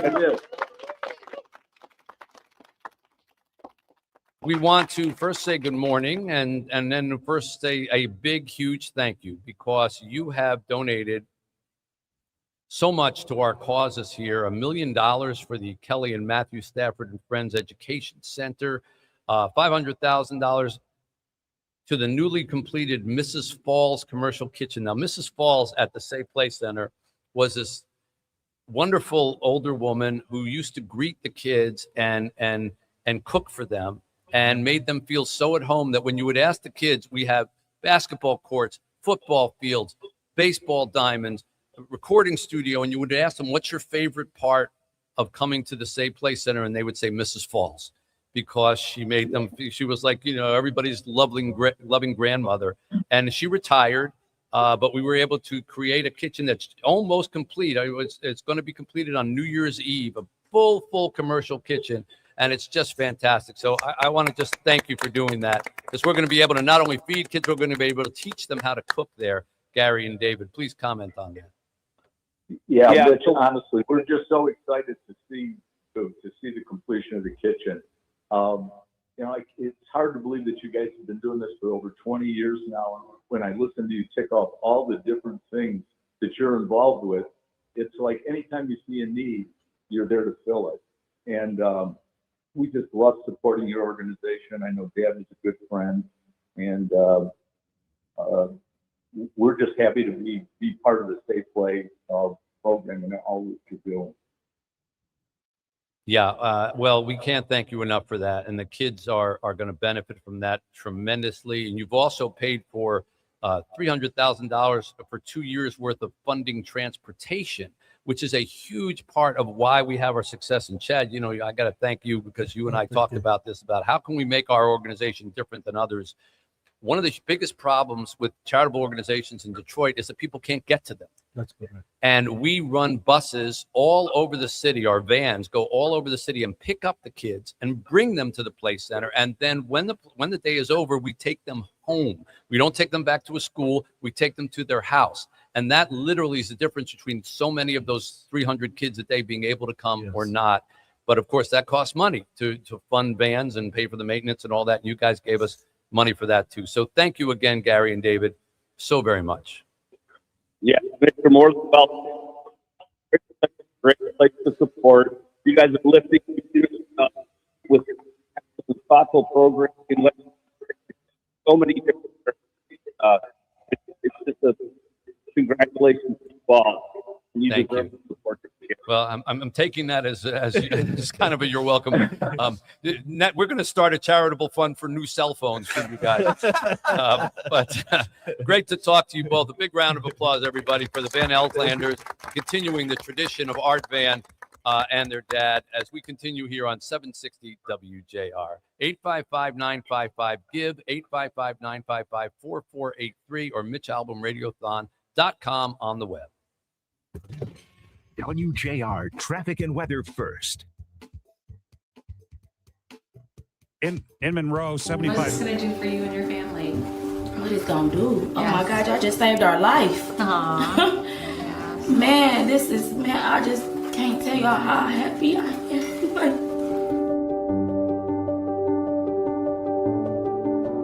Say Detroit has been changing lives for the better since 2006, when I wrote about how our city was providing homeless people 3-day shelter parties to get them off the street while tourists were in town for the Super Bowl.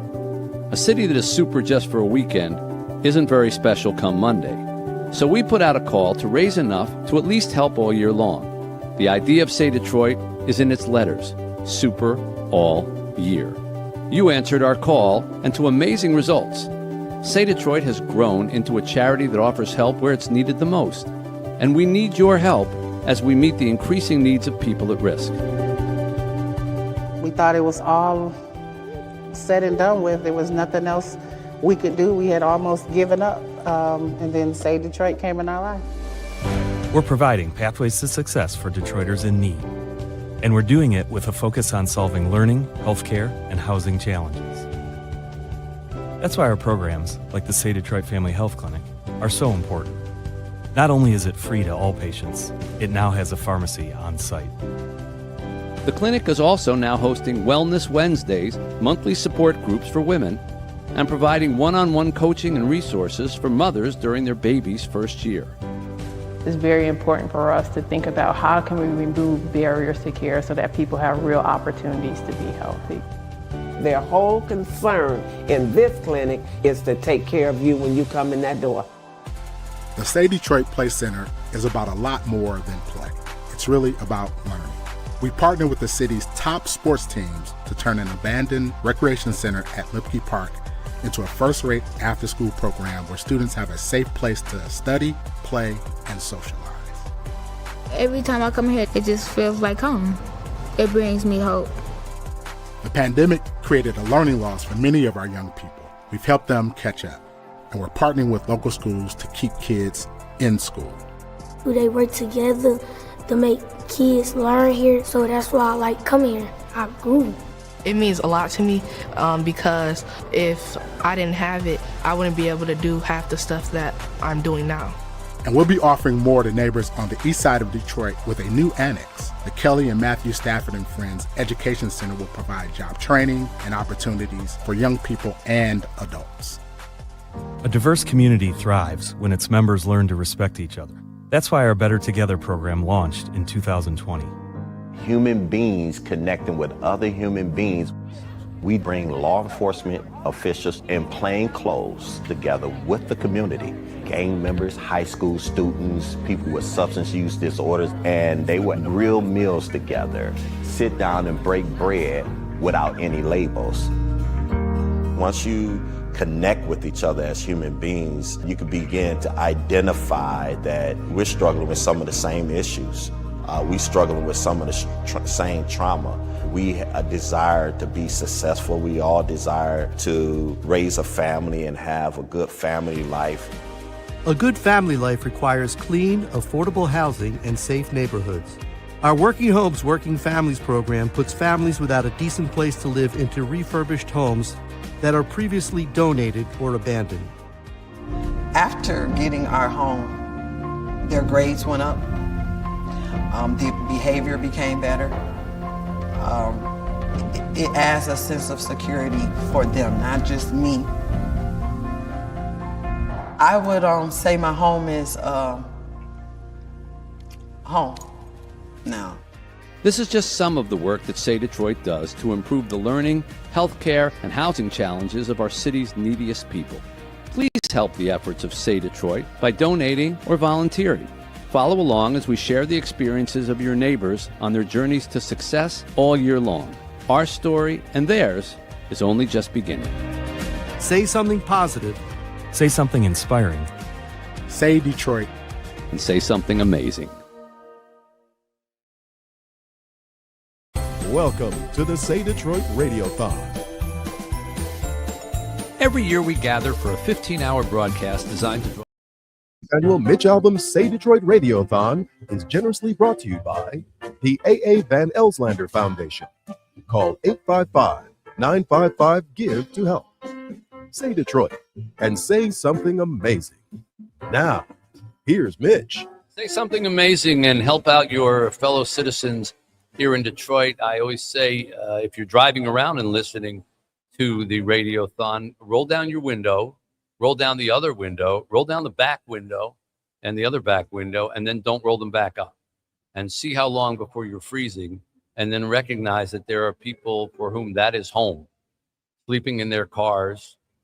We don't need to remind you of the terrible incident that happened in February here in our city where 2 young children died from carbon monoxide poisoning because their mother was looking for a place for them to be sheltered. They parked in a casino parking lot in the car, and they slept in the car, and they left the engine running to have heat.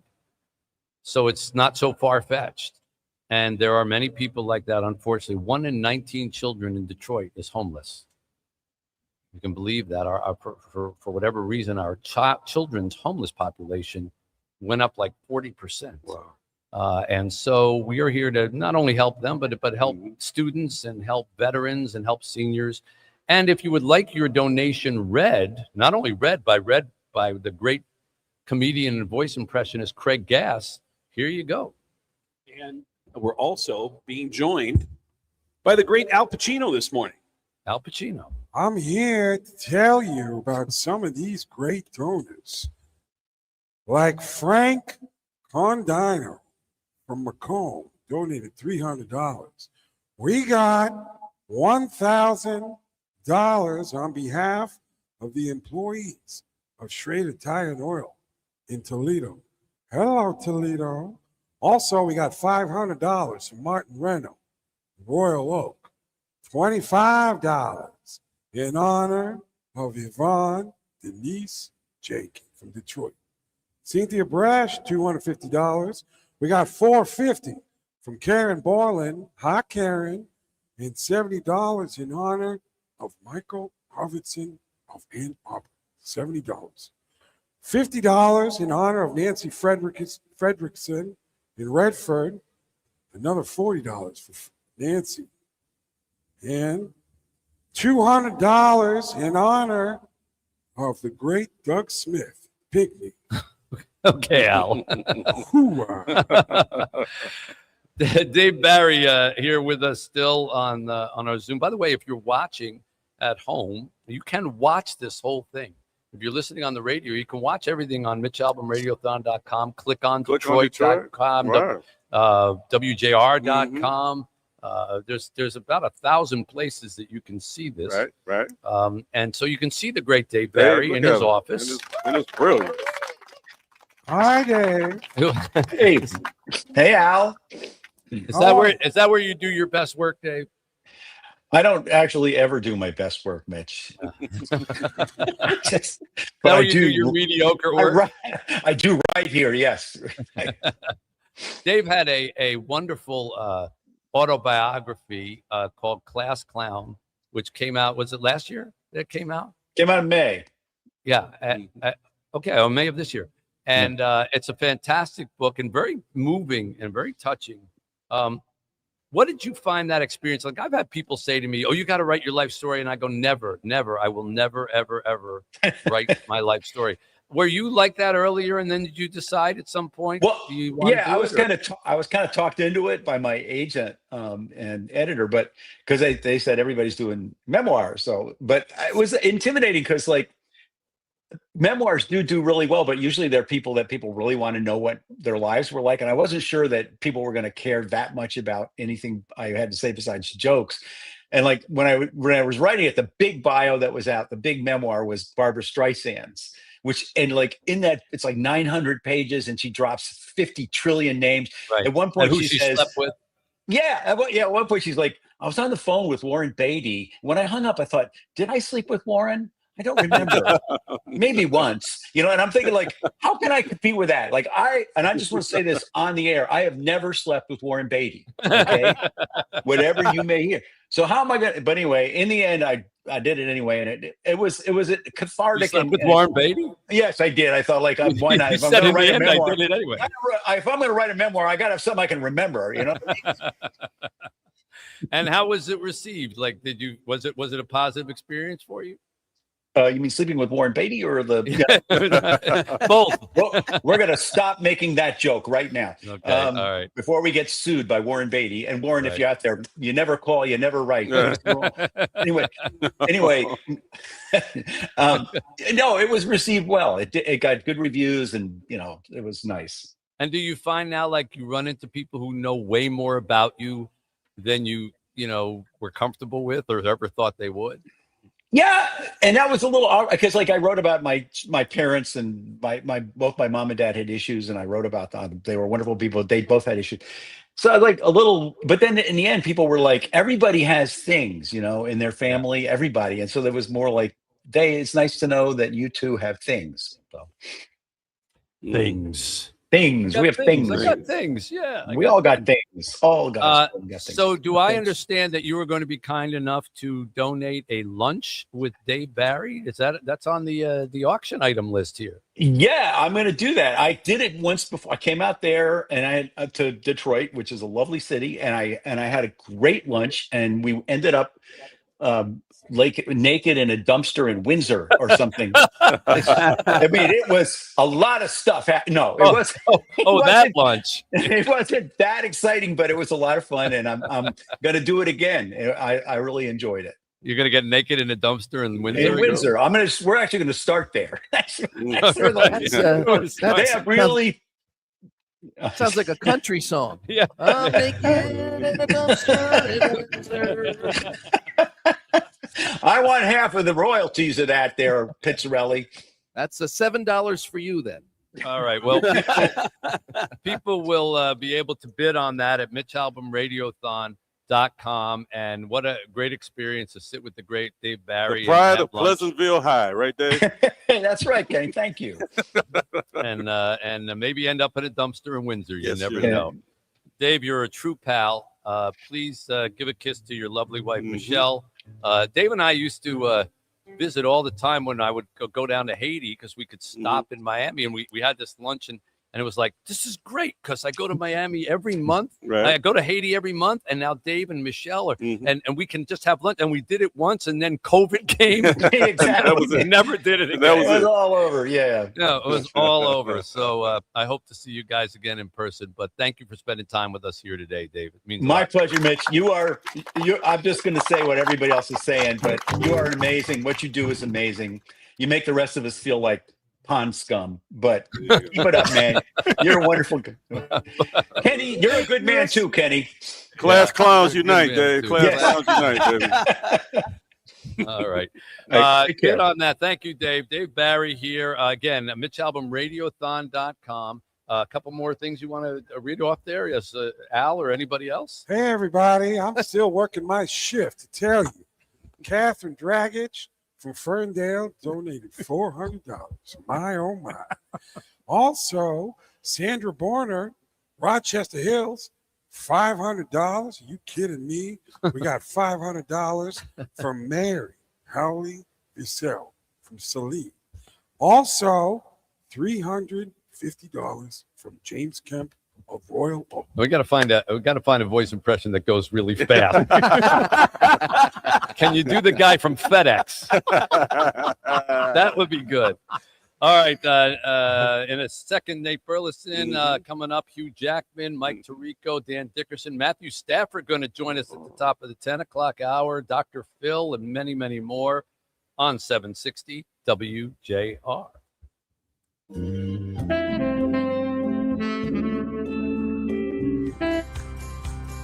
Say Detroit has been changing lives for the better since 2006, when I wrote about how our city was providing homeless people 3-day shelter parties to get them off the give.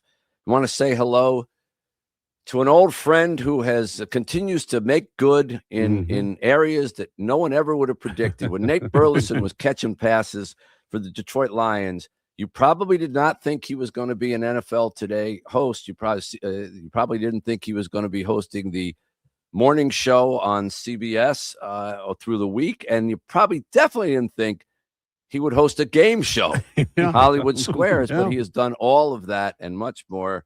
How about a hand for Nate Burleson as we welcome him? Hey, How are you, Nate? What's going on? Good talking to you. I'm good, man. Good to hear your voice. It's always good to show up for you, man. How you been? We've been good. We've been really good. Detroit's been thriving, doing extremely well. Maybe not our football team as much as we would like, but a little bit. And the city, of course, every year we try to raise money here at the Radiothon to help the neediest in our community who can't be forgotten at this time of year, even though we're celebrating everything else. But we're always glad to hear from you. And have you been back to Detroit anytime recently? Yeah. I was there a couple of times last year. I'll be there probably 3 or 4 times in 2026. You know, the main reason I'll be back is to support my brother who coaches with the Detroit Pistons. Shout out to the Pistons and shout out to Kevin Burleson, my big bro. You know, like you said, the city is buzzing and the Pistons are playing well. I just hope they can hold on to that top spot. So, you know, we can get another championship hung in that arena. And then also I have my Lion Blood Orange Vodka that is Michigan made, you know, in Michigan at the Valentine Distillery. So yeah, I'll be there, man. I'm always in Detroit. Right. Even if I don't have business there, I'm always going to pop up in Detroit. You got an athletic family, right? Because then don't you have another brother played football too? Yeah, my oldest brother played football at the University of Washington. He was a defensive player. Then Kevin, the one that coached for the Pistons, played at the University of Minnesota.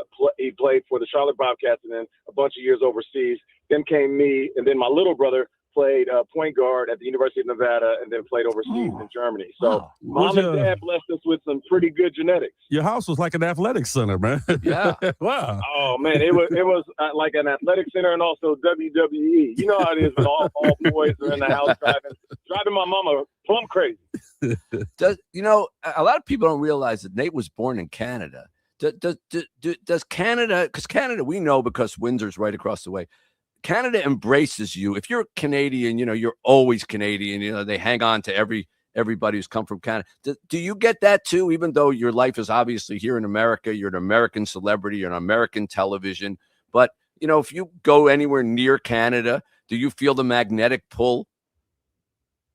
Oh, 100%. Listen, my dad was playing for the Calgary Stampeders, but living in Seattle. And my mom and dad are originally from San Francisco.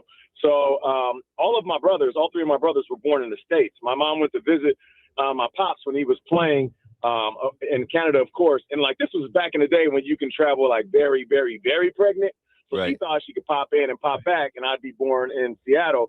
But I was born in Canada, and I was only out there during my infancy. But the reason I embrace it so much and I love Canada because it's the origin of my whole story. I started rummaging through my dad's boxes when I was younger, and I found Calgary Stampeders gear. And I was like, I want to be like my dad. I want to play football like my dad. I want to play in the CFL. And that was my dream up until I got to high school. Somebody explained to me, they're like, hey, you might want to change your goals just a little bit. A little bit more money in the NFL than the CFL. But to answer your question, yeah, when I go to Canada and I go to Toronto a few times a year, I've been to Vancouver a bunch. They show me major love because I don't shy away from that part of my story. But yeah, right. I love going to Canada. Yeah, I mean, you could be born in the back seat of a car that's headed for the American border in Canada, and they will claim you as Canadian. You ain't lying. You ain't lying. Listen, I go over there, and they're like, Nate, you want to just stay? Things get a little crazy across the border. Go ahead and hang out with us. So, I really love the people in Canada, man. They reciprocate the energy. Do you have a Canadian passport as a result of being born in Canada? No, I got a U.S. passport, just a Canadian birth certificate. And for a long time, I traveled with that U.S. birth certificate. And I remember, after 9/11 happened, I wasn't really paying attention to how that was affecting travel. But I remember my rookie year, I was traveling back from a family trip. I think we went to the Caribbean for the first time. My wife and I and our firstborn, he's now 21 years old, but we were coming in from Miami. And they were like, hey, give me your passport or U.S. ID. And I showed them my birth certificate from Canada. And he was like, yeah, I need a passport. I was like, oh, I've just been traveling with this my whole life. He's like, yeah, this ain't going to do it, man. Follow me. And he took me back to customs. And he interrogated me for 4 hours. And he was like, wow. You need to get proper paperwork. You need a U.S. passport or else we're going to deport you. And I'm like, deport me? He's like, yeah, we're going to deport you back to Canada. I'm like, I don't live in Canada. I'm from Seattle, Washington. He's like, yeah, we'll just deport you. I'm like, you're just going to drop me off at the border? He's like, well, if you don't get the proper paperwork, we will. So that's when I realized, I need to get some type of identification. And then I applied for my U.S. passport. Yeah. Well, given the state of the country right now, it's probably a good thing you have your papers. Yes, at all times. No doubt. Yeah. No doubt. Well, can you give a shout out to Detroit folks who are, or people in Michigan, or people who are listening around the world, because this is broadcast on the internet and we're being seen. We get contributions from all over the world on this very special day, as to why people should care about Detroiters and help the neediest of us out at this time of year. Well, one, I just want to say, Detroit, I love you. In and around the surrounding areas, you have meant so much to me. I was drafted by the Vikings. I loved it there. Played for the Seahawks. I'm from there. But there's something special about Detroit, which is why I find myself either showing up there, showing up for other people, or just pouring into the communities in Michigan. And if you haven't been, please don't fall for some BS narratives that Detroit isn't one of the coolest places in the world, because it really is. And it's not just about location. It's more about the people that inhabit Detroit and the surrounding areas. There's no place like it. And of course, there are some places that need help, need healing, need financial assistance. So really try to do whatever you can to give back to what I like to call the heartbeat of America. And for so many years, if you look at pinpoints throughout history, Detroit was the heartbeat, literally the pulse of this country for different reasons, whether it was the Ford factories when they were booming, whether it was Motown, or just different sports. And just, some influential figures that were born and bred in Detroit and then went on to not just impact the U.S., but impact the world.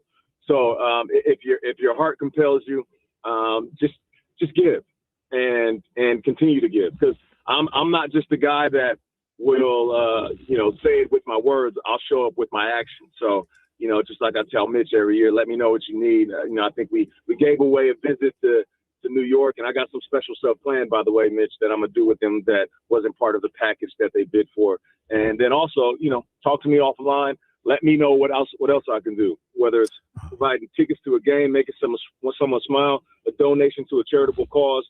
I got your back, man. And if it helps Detroit, I'm there for you 100%. Well, that's really kind of you. And I'll tell you what, is that what we did last year? We had someone come into New York and visit the set.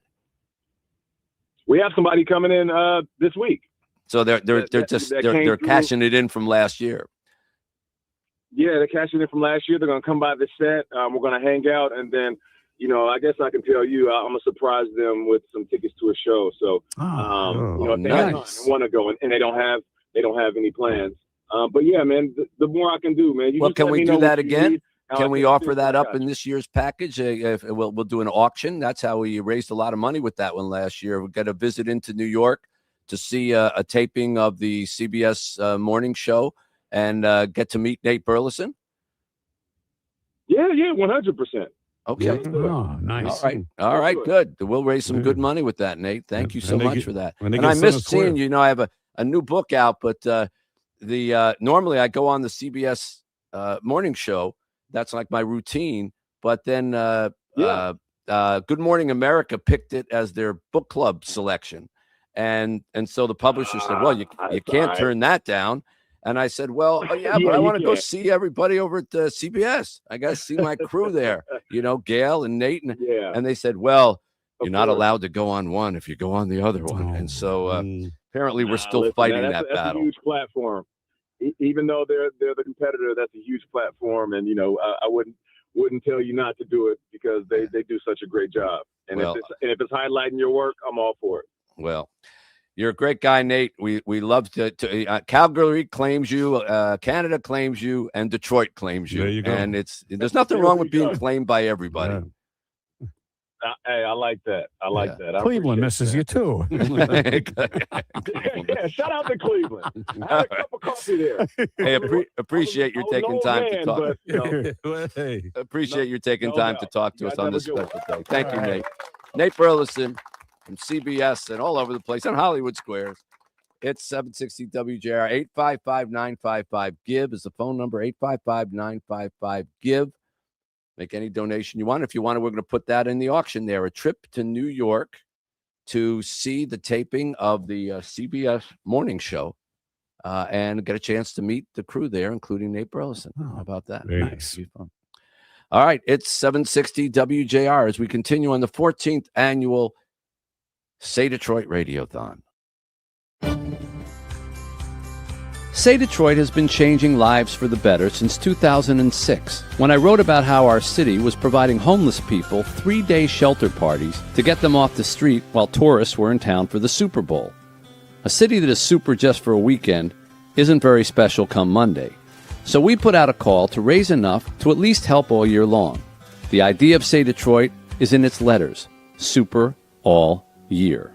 Hello, my name is Rick Kelly, and I'm the Executive Director of Say Detroit. Our families are facing a lot of the challenges that many in the city are facing in terms of food insecurity, housing issues, medical issues, and schooling, really, and making sure kids are going to school. The pandemic set us back greatly in this city in terms of learning and healthcare. And so we're able to address a lot of those issues with the families that we serve. I get to see the results of our efforts on a daily basis. And it's not always that way, especially in the nonprofit world.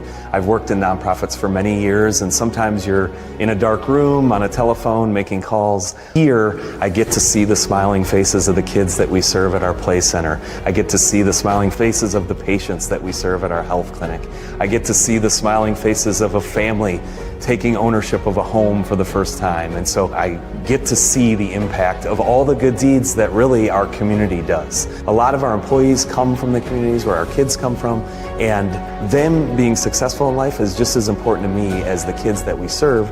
And so having an environment that's safe for them as well, and a career path, and a pathway to success. It goes right into our mission statement. Not just the constituents that we serve, but also our staff and our volunteers are a very large part of that. We're very excited for the next few years because through our strategic planning process and our focus on these new 3 pillars, we have a lot of exciting things coming up in the future.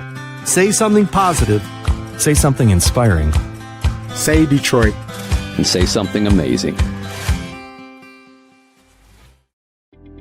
Imagine a community where everyone has access to essential health care, regardless of their ability to pay. We're moving Detroit forward, one healthy family at a time. At the Say Detroit Family Health Clinic, we believe that being healthy goes beyond just getting medical care. We focus on mental wellness, nutrition and social services, empowering families to lead healthier lives. Your support can make a real difference in the lives of those in need. When the clinic first opened in 2008, it made history. Originally located in Highland Park, it was the nation's first free medical clinic devoted to homeless women and their children. It made history, again becoming the first facility in Detroit to host walk-up mobile screenings where 1,500 patients received free COVID tests during the height of the pandemic. Now in a new and upgraded facility in Detroit and managed by Trinity Health Michigan, our whole health approach to care features programs like supplemental fresh produce from an urban garden and a monthly support group that brings women together to discuss vital health topics, while the first-year program supports new moms and their babies with counseling and resources. I develop a relationship with my patients by being transparent, by listening to them, and by trying to teach and show them that we are here to help and to help manage them, and they are just as important as the next person. Whether it's preventive care, cancer screenings, behavioral health, or nutrition coaching, our dedicated team, many of whom volunteer their time, works tirelessly to earn the trust of our patients and fulfill Say Detroit's mission to provide pathways to success for thousands of patients each year. Our doctor loved me from the beginning. She saved my life. Thank you, God, for answering that phone. Together, we're empowering individuals to lead healthier lives and in turn, uplifting our entire community. Say Detroit and say something amazing.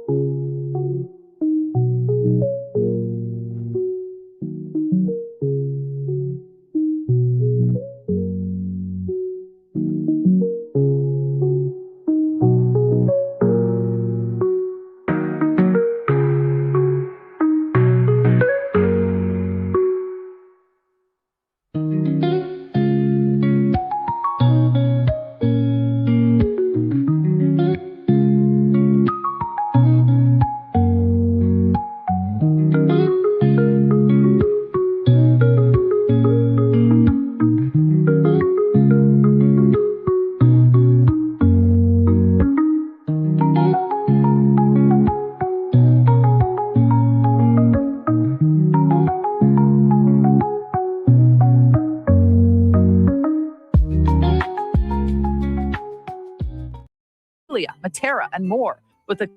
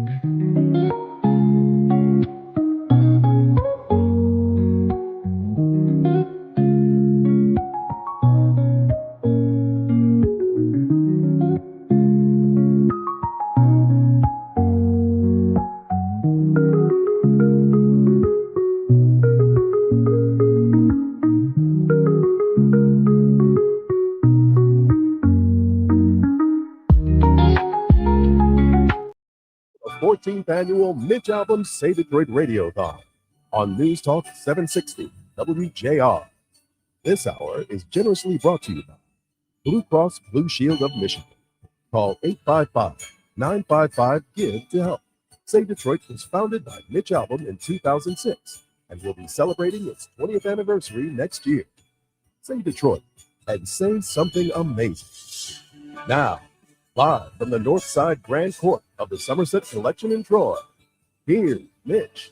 All right, as we enter the fifth hour of a 15-hour marathon here. And we'll give you a tote board update and see how we're doing. Last year, we raised $2.2 million in a day, and I was stunned by that, but I'm not going to be stunned anymore. We're going to try to break that as best we can, and we have a wonderful lineup of people who have agreed to help us do that, one of whom is standing by right now and to show you how dedicated he is still to the city of Detroit. It's 7 o'clock in the morning in California, but Matthew Stafford has gotten up to say hello to everybody here. Hello, Matthew Stafford. Mitch, how you doing, man? Good to see you. Great to see you, He's too. probably been up for 3 or 4 hours, Mitch, doing. You've already worked. That's right. Out. That's right. You already had your protein shake and all the things that you do. Thank you for getting up so early, Matthew, and thank you for joining us, especially this week. You're playing the Lions. I thought, I hope it's not going to be one of those things like I can't talk to the opposition during the week that I. No, I'm happy to get on and talk with you guys as always, especially doing something like this.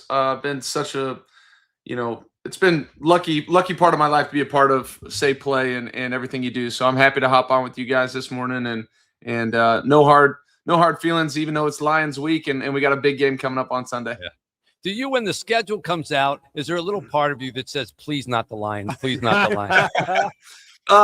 No, I mean, I welcome all the teams who get to play. I do have a ton of respect. I mean, they're playing at a great clip this year. They've been doing it the last couple of years, obviously, beating us the last 2 times we played them. So it's been a real challenge every time we play these guys. I think everybody in the league would say the same thing. It's they make it tough on you, and I'm sure this will be another good game.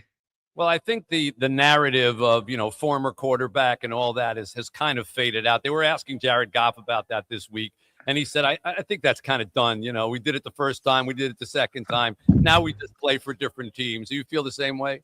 Yeah, I agree with him. I obviously still have friends in the city of Detroit and people that I care about. I'm sure he does here in the city of Los Angeles, but you kind of get ingrained in where you are and you learn to love where you are. And I certainly love being here. I know he loves being there. And you represent your team. You go play as best you can for the guys in your locker room. And at the end of the day, whoever you're playing doesn't matter. You're just trying to get a win. Well, I have great admiration for Matthew because he came to the Play Center. Years ago when you were a quarterback with the Lions and you were just looking to get involved with something with charity. And first of all, there's not that many athletes that seek to get involved with something charity. Usually they're sought after and they begrudgingly give. And you were looking for something and you said, what can I do? How can I help out? We came over to your house, Rosie and I, and presented this whole thing and ended up having this great involvement where you and your wife, Kelly, ended up donating a football field, building a football field at the Say Play Center, which became the cornerstone of that whole place. It really got the whole thing started. Then added on $1 million annex, a multi-million-dollar annex, but you gave $1 million of it, which now houses all these great classrooms and theater and job training site and everything like that. And that Play Center has galvanized that neighborhood. Property values have shot up in that neighborhood. And that neighborhood was once the most dangerous neighborhood in the United States of America, according to zip code crime statistics. And now everybody wants to live there, all because of something that you got involved in. So I have tremendous admiration for you for doing that, but even greater admiration for the fact that you have proven that you do not need to practice to play in the NFL because you literally started your season like you didn't do anything all off season, right? You showed up the week before. You said, okay, I'm going to give it a go. And you're having the best season of your career. Yeah, it was touch and go. I went through spring football and all those kind of things. And then getting ready for training camp, I tweaked my back and not just a little tweak. It was kind of one of those where I was like, man, I'm not sure I'm going to be able to make it and get going, and missed basically all the training camp and then had 6 practices kind of before week 1. Kind of get my feet wet again, and didn't know if I was going to be able to do it when I went out. Day 1, it started and it felt okay, and kept getting better and better and better. So, listen, I'm surrounded by a bunch of really good teammates and a bunch of good coaches. So I lean on those guys, and they've brought me along, and I'm just trying to do my best to kind of steer the ship in the right direction and make some plays when I get my chances. In a league where the average career is 3.3 years, I'm looking at this sheet. Year 17, Matthew, 17. I mean, I know you couldn't even imagine that when you were in Georgia. No, when I was a kid, I loved watching the NFL. I was such a big fan of it. I always wanted to be doing what I'm doing right now, but to be able to play it for 17 years and be lucky enough to, continue to do what I love to do, I feel blessed and obviously very lucky. So it's an honor, a privilege to play in this league, and I'm gonna, cherish every moment of it that I get. If you win a Super Bowl this year, again, you've already won one. Would you say, are you the kind of guy who says, if I get an opportunity to go out at the top, I'm going to grab it? Because you see so many guys who I'll just do it one more year. And then that's the season their team goes 7-10 and they don't make the playoffs and they kind of disappear. I thought this was going to be a fun, easy interview. You're hitting me with the hard questions early in the morning, Mitch. Come on. I mean, well, it's not early here. I've had tons of coffee. No, I'm messing with you. Kelly actually asked me that the other day, and I didn't have a great answer for her. So, listen, I'm enjoying where I am every step of the way. That's that goal is the goal for every team. That's a long way off. We still got a lot of time and a lot of football to be played between now and anything like that. I'll figure out that when I get there, but I'm enjoying playing. I feel like as long as I'm healthy, I'm playing at a pretty good clip. So I don't see why we wouldn't keep playing, but things change and you never know. You got 4 girls. You got to keep playing. That's man. right. 4 girls. Hey, gotta go to college. No doubt. I hear you. Listen, every Christmas comes around, I'm like, whoo. All right. So, in fact, we're actually going to dedicate the next hour to raising money for you. That's right. But I'll tell you what, too. It's fun at this moment. When I was in Detroit, all 4 of my girls were born there, and they understood a little bit of what was going on, and now we're getting to the point where my oldest twins, the twins are 8. I got a 7-year-old and a 5-year-old, and man, they love coming to the games. They love cheering on Dad. They love Puka Nacua and Devontae Adams and all the guys, and they just love being a fan. And so I wouldn't keep doing this if they were like, Dad, we want you home. We don't like going to the games or whatever. So having their support and Kelly's support after, all these years and knowing that if I wanted to, I could stop playing, but they want me to, and they want me to keep playing, which is awesome. And having their support means everything to me. Well, I want to thank you. I saw an interview with you. It wasn't a Detroit interview or anything like that, but somebody asked you about Detroit, and you still spoke so glowingly about it. And you said, I love that city. I love the people there. And it wasn't on a thing with me in Detroit. It was something that you could have said, well, that's in the past. But you didn't. You took time to really go on and on about how Detroit meant something to you and how good the people were. And that shows that, there's an old expression, he's a friend behind your back. And that's how I feel that you are with Detroit. You even when nobody's looking, you're still talking positively about it, and you're making a huge difference here in Detroit. So thank you for what you do for Say Detroit. Thank you for your continued support of it. And I want to please ask that just because our defensive backfield has never played in a game before doesn't mean you can throw on them. Hey, I don't know. You guys might be getting some guys back healthy. It looks like some guys are bouncing back, so we'll see. I hated to see what happened to Branch the other day. I mean, he's such a great player and such an unbelievable talent back there. Anytime stuff like that happens, man, it tears me up. You play this game long enough, you just want everybody to play healthy and be able to compete. And what a competitor he is. It's tough to see him go down. Well, just try not to look at where he used to play and throw the ball there, okay? I hear you. Can we get you to kick in a little, we could get a couple of jerseys signed maybe that we could auction off or something like that? Yeah, I could do a helmet and some balls or a jersey. Let me think. You guys tell me if you need something live right now. I can try to come up with something off the top of my head, but just know that I can shoot some stuff to you. What's the easiest way to get that done? You just want to... what's the easiest way to get that done? I know in the past, Rosie sent me, a bunch of footballs and I've signed. So whatever we've done in the past, that's cool. I can throw in probably a helmet too, if that works. A helmet. All right. Yeah. All right. A signed Rams helmet. Beautiful. Okay. That'll do. We got a little song for you by John Pizzarelli before we let you go. Our jazz guitar player. Oh, here he is. Okay. Can't wait. Wow. Okay. Puts his hands over his ears. Go. All-American, all SEC. Made the Pro Bowl twice, did he? Won the Super Bowl by 3, and now he's on the line. Stafford, Matthew Stafford. Matthew Stafford's doing fine. Though he's on the West Coast, he keeps Detroit on his mind. Thanks from Say Detroit, you're certainly one of a kind.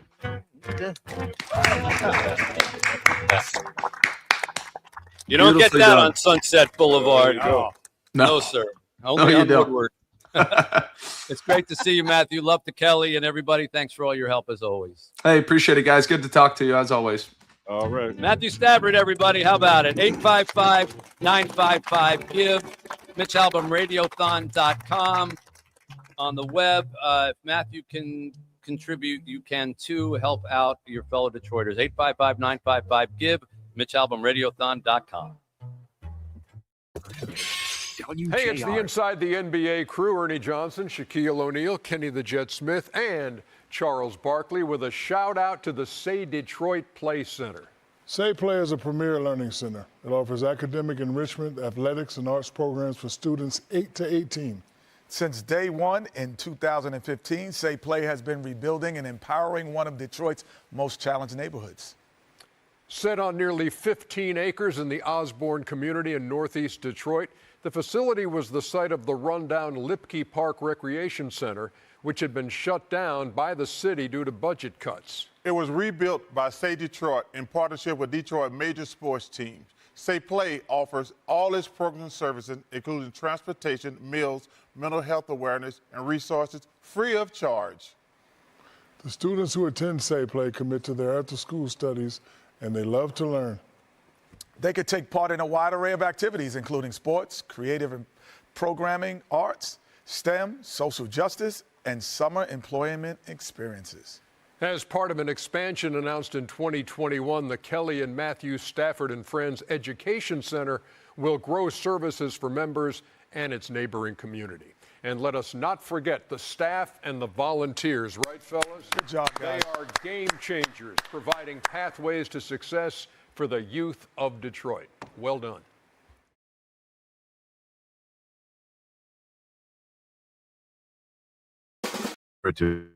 Can celebrate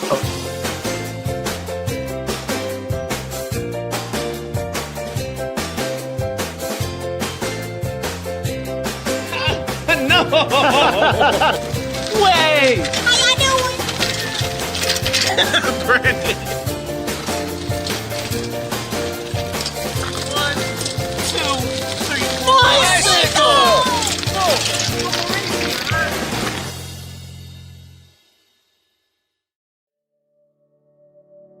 Good morning, everyone. At Say Detroit, and particularly at the Say Detroit Play Center, we consider anyone who participates in our programming services as a part of our family. And real families help out those when they're in dire situations. The Jacksons have been a part of the Say Detroit Play Center since 2015. In February of this year, the second story of their home burned out. I immediately called Rick and Rosie, and we decided that we needed to put a plan together to help a member of our family. All right, Miss Jackson, kids, may you always have a home that's filled with love, safety, warmth, and family. These keys are yours. God bless you.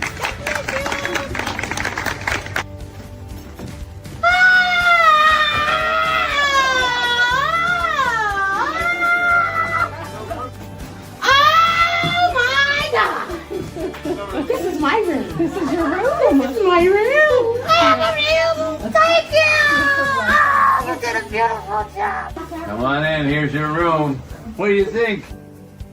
Top or bottom? Bottom. Bottom. Yes. Who is it? Iron Man. What do you think? This is nice. Comes with a ball and a hoop. Oh. Come on into your kitchen. What do you think? Oh, beautiful.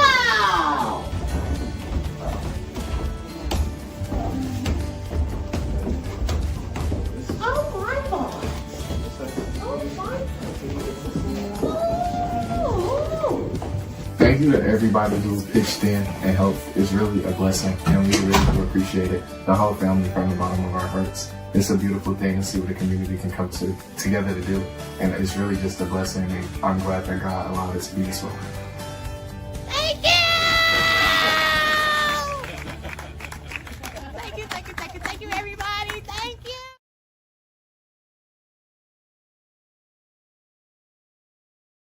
some money.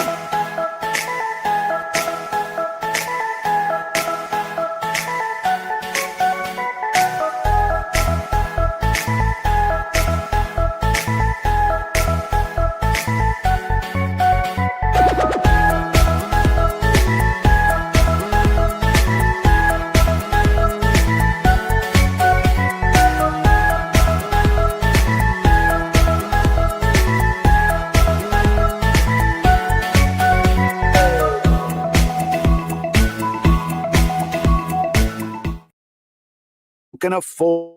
Remember, Big Lou.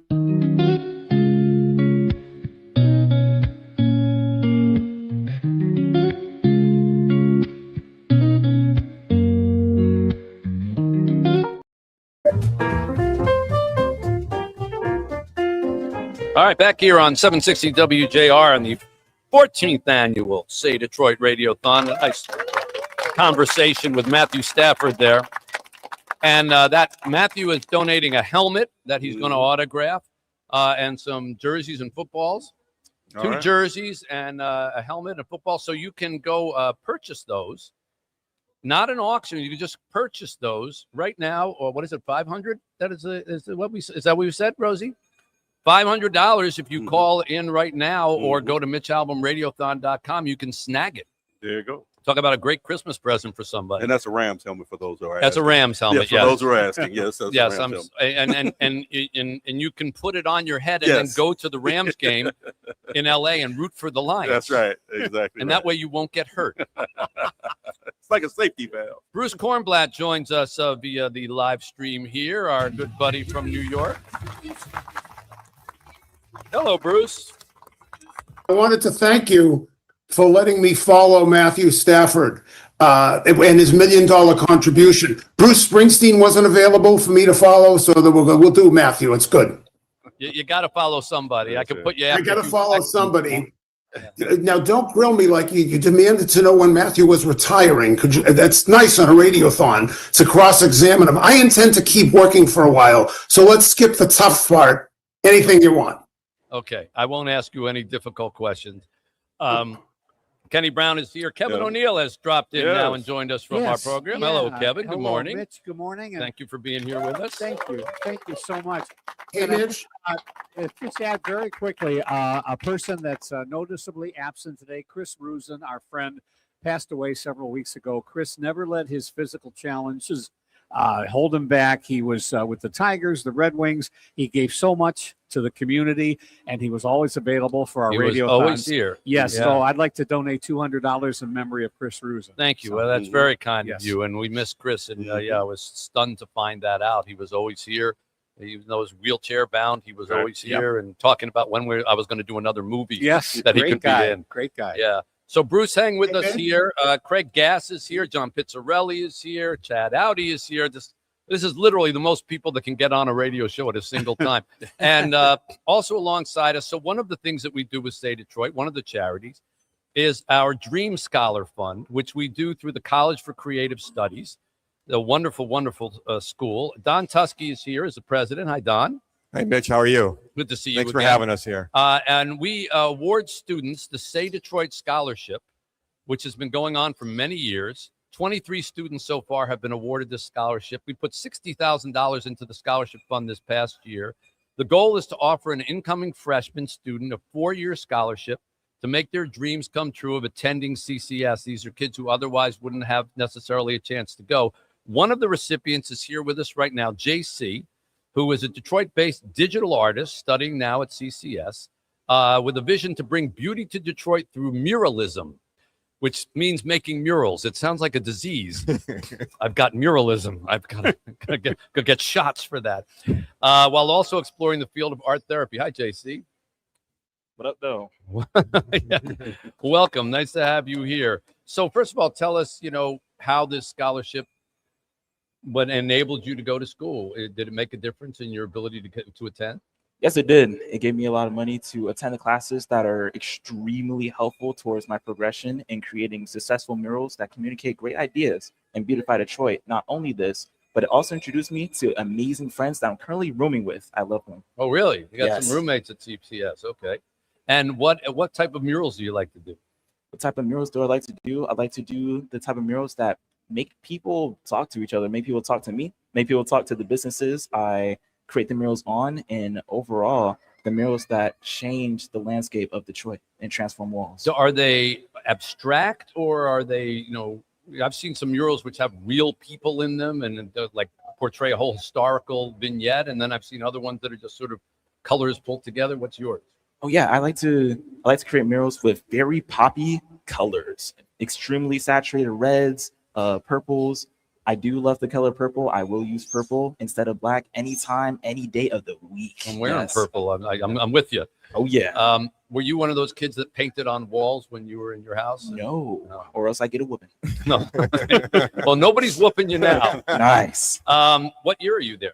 I'm a sophomore. Okay, so only your second year. So pretty young, I would imagine. Yes, I'm How 19. old? 19 years old? Oh, yeah. You present much older. I don't mean looks. I mean in the way that you're telling us what you're doing. Don, JC is indicative of the kind of students that we have been supporting for years there. Absolutely, and we're so thankful for you, Mitch, and all the donors out there and give year round to Say Detroit. It's so wonderful to have great support from Detroit and all of Michigan, and it really does allow a wide range of students from Detroit and beyond to attend CCS, and so it's been really fantastic to have that kind of support. Well, I know Rick Kelly, our executive director, said we got a lot of blank walls at Say Detroit. So if you would like to ply your craft, JC, and deliver some messages, we've got plenty of walls around the area here that could use your art. Would you like to do it? Absolutely. Okay. Oh, yeah. Don't use hand signals on radio. They can never figure it out. Well, this is just some of where the money goes to help kids who otherwise would not have an opportunity and then who contribute. And it's always been part of our mantra there that the kids have to contribute some form of art back to the community. Absolutely. Right? So this is what we do with our Dream Scholar scholarships. Again, it's always a hand up, not a hand out. And that's our philosophy at Say Detroit. If you'd like to help us, 855-955-GIVE, 855-955-4483 or MitchAlbumRadiothon.com. JC, congratulations to you. Continued success. Thank you for coming out and talking to us. Thank you much. Thank you, Don. The College for Creative Studies and the Dream Scholars Program will continue. MitchAlbumRadiothon.com after this. WJR traffic.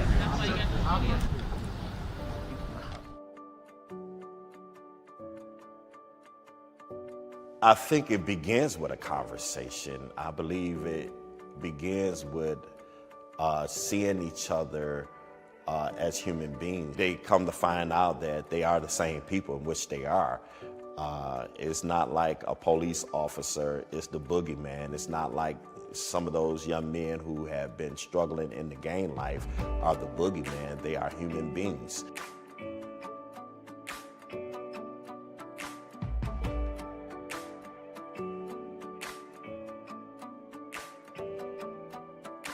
Hey, how y'all doing? I'm Officer Devon Maples. I've been on the job going on 24 years. Because I was incarcerated, formerly incarcerated 12 years, and I made a comeback. We don't go there with titles. I'm a gang member, I'm a police officer. We just there as men and women and connecting together, and just to see that transformational process take place is nothing but amazing. Trying my best to be a mentor and doing everything I can to show people, like, the uniform is just that. It's a uniform. I'm a black man. When I drive in my car with tinted windows and everything else, I get pulled over and treated like a black man until I prove otherwise. And so once you connect with each other as human beings, you can begin to identify that we're struggling with some of the same issues. I ain't gonna lie, Right. I ain't had the best run-ins with police. Every time I run into Those are the police that you've had encounters with. You haven't had an encounter with every police. But they ain't too comfortable to walk into that police station because they like, what is going on because- up there? You know what I mean? We can march, and that's nice. But what are you really gonna do? To me, I said, let me join DPD. With me joining DPD, I feel like I can stop another officer from doing some stupid stuff because I know they're not gonna do it in front of me. Just to let y'all know, if y'all are having problems like that, it's okay to go up to the precinct and see if you can get that one-on-one conversation too. I'm not against lawlessness. You know, we need people, if they do something, if somebody breaks into your mom's house, what does she do? She got to call the police.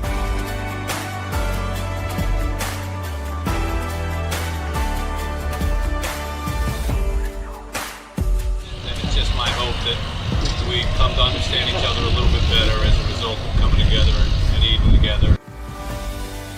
I do it another way. Stay out the streets, bro. When I'm policing the city, I personally feel like I'm policing my family.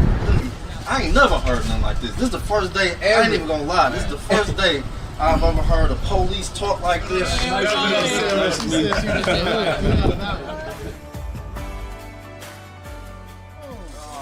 man just had to butcher. Now, you done ripped off all the skin. Hey, come on.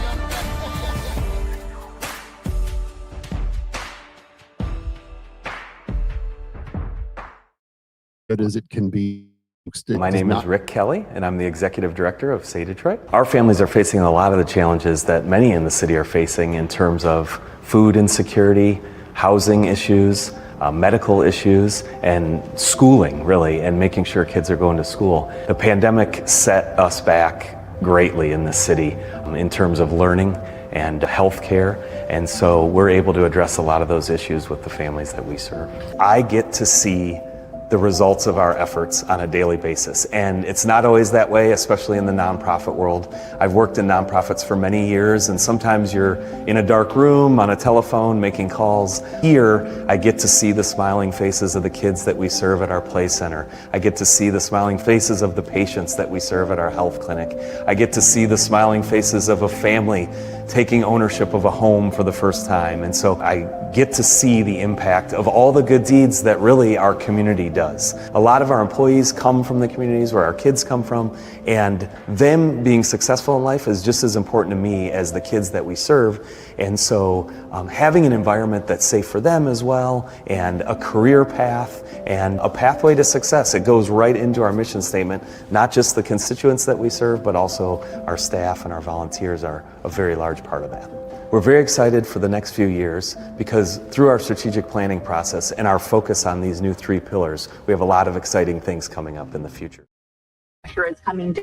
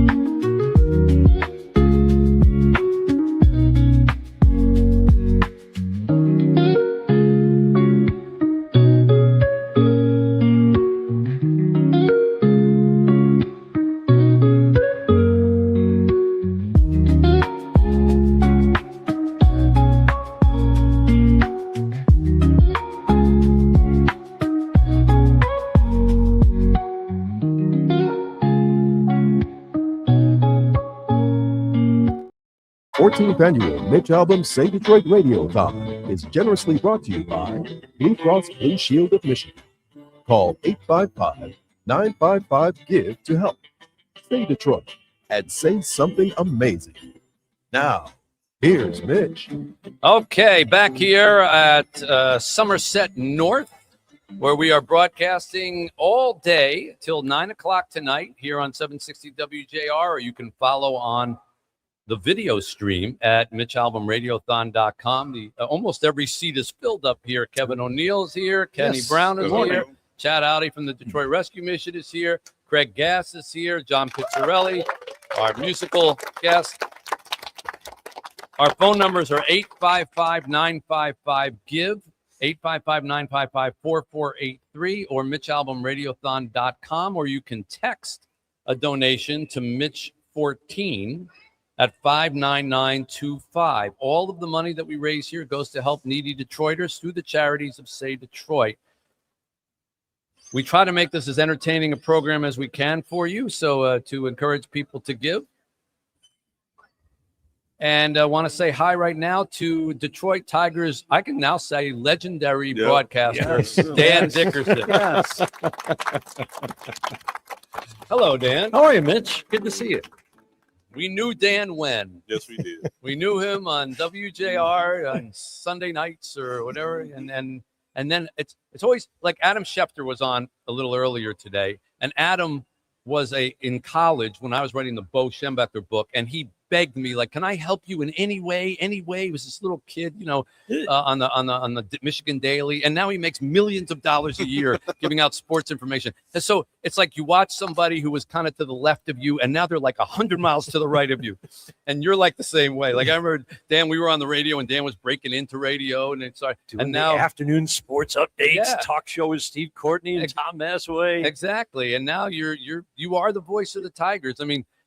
And that's not a small thing, because in a town of Ernie Harwell, where you would think sometimes people, they only want to have one voice associated with it. You have broken through that. You are now, you're the voice, and everybody loves to hear you. And I love listening to you broadcast. You have exactly what a baseball and radio announcer should have, is that comfortable. You feel like you're just kind of listening to somebody tell you a story, and you do that really I appreciate that, because that you have to wear well over 162 games, right? So that means a lot. And the job, I mean, I'm going into my 27th year, which is crazy. years. Wow. And the job is just as much fun now as it was the first day.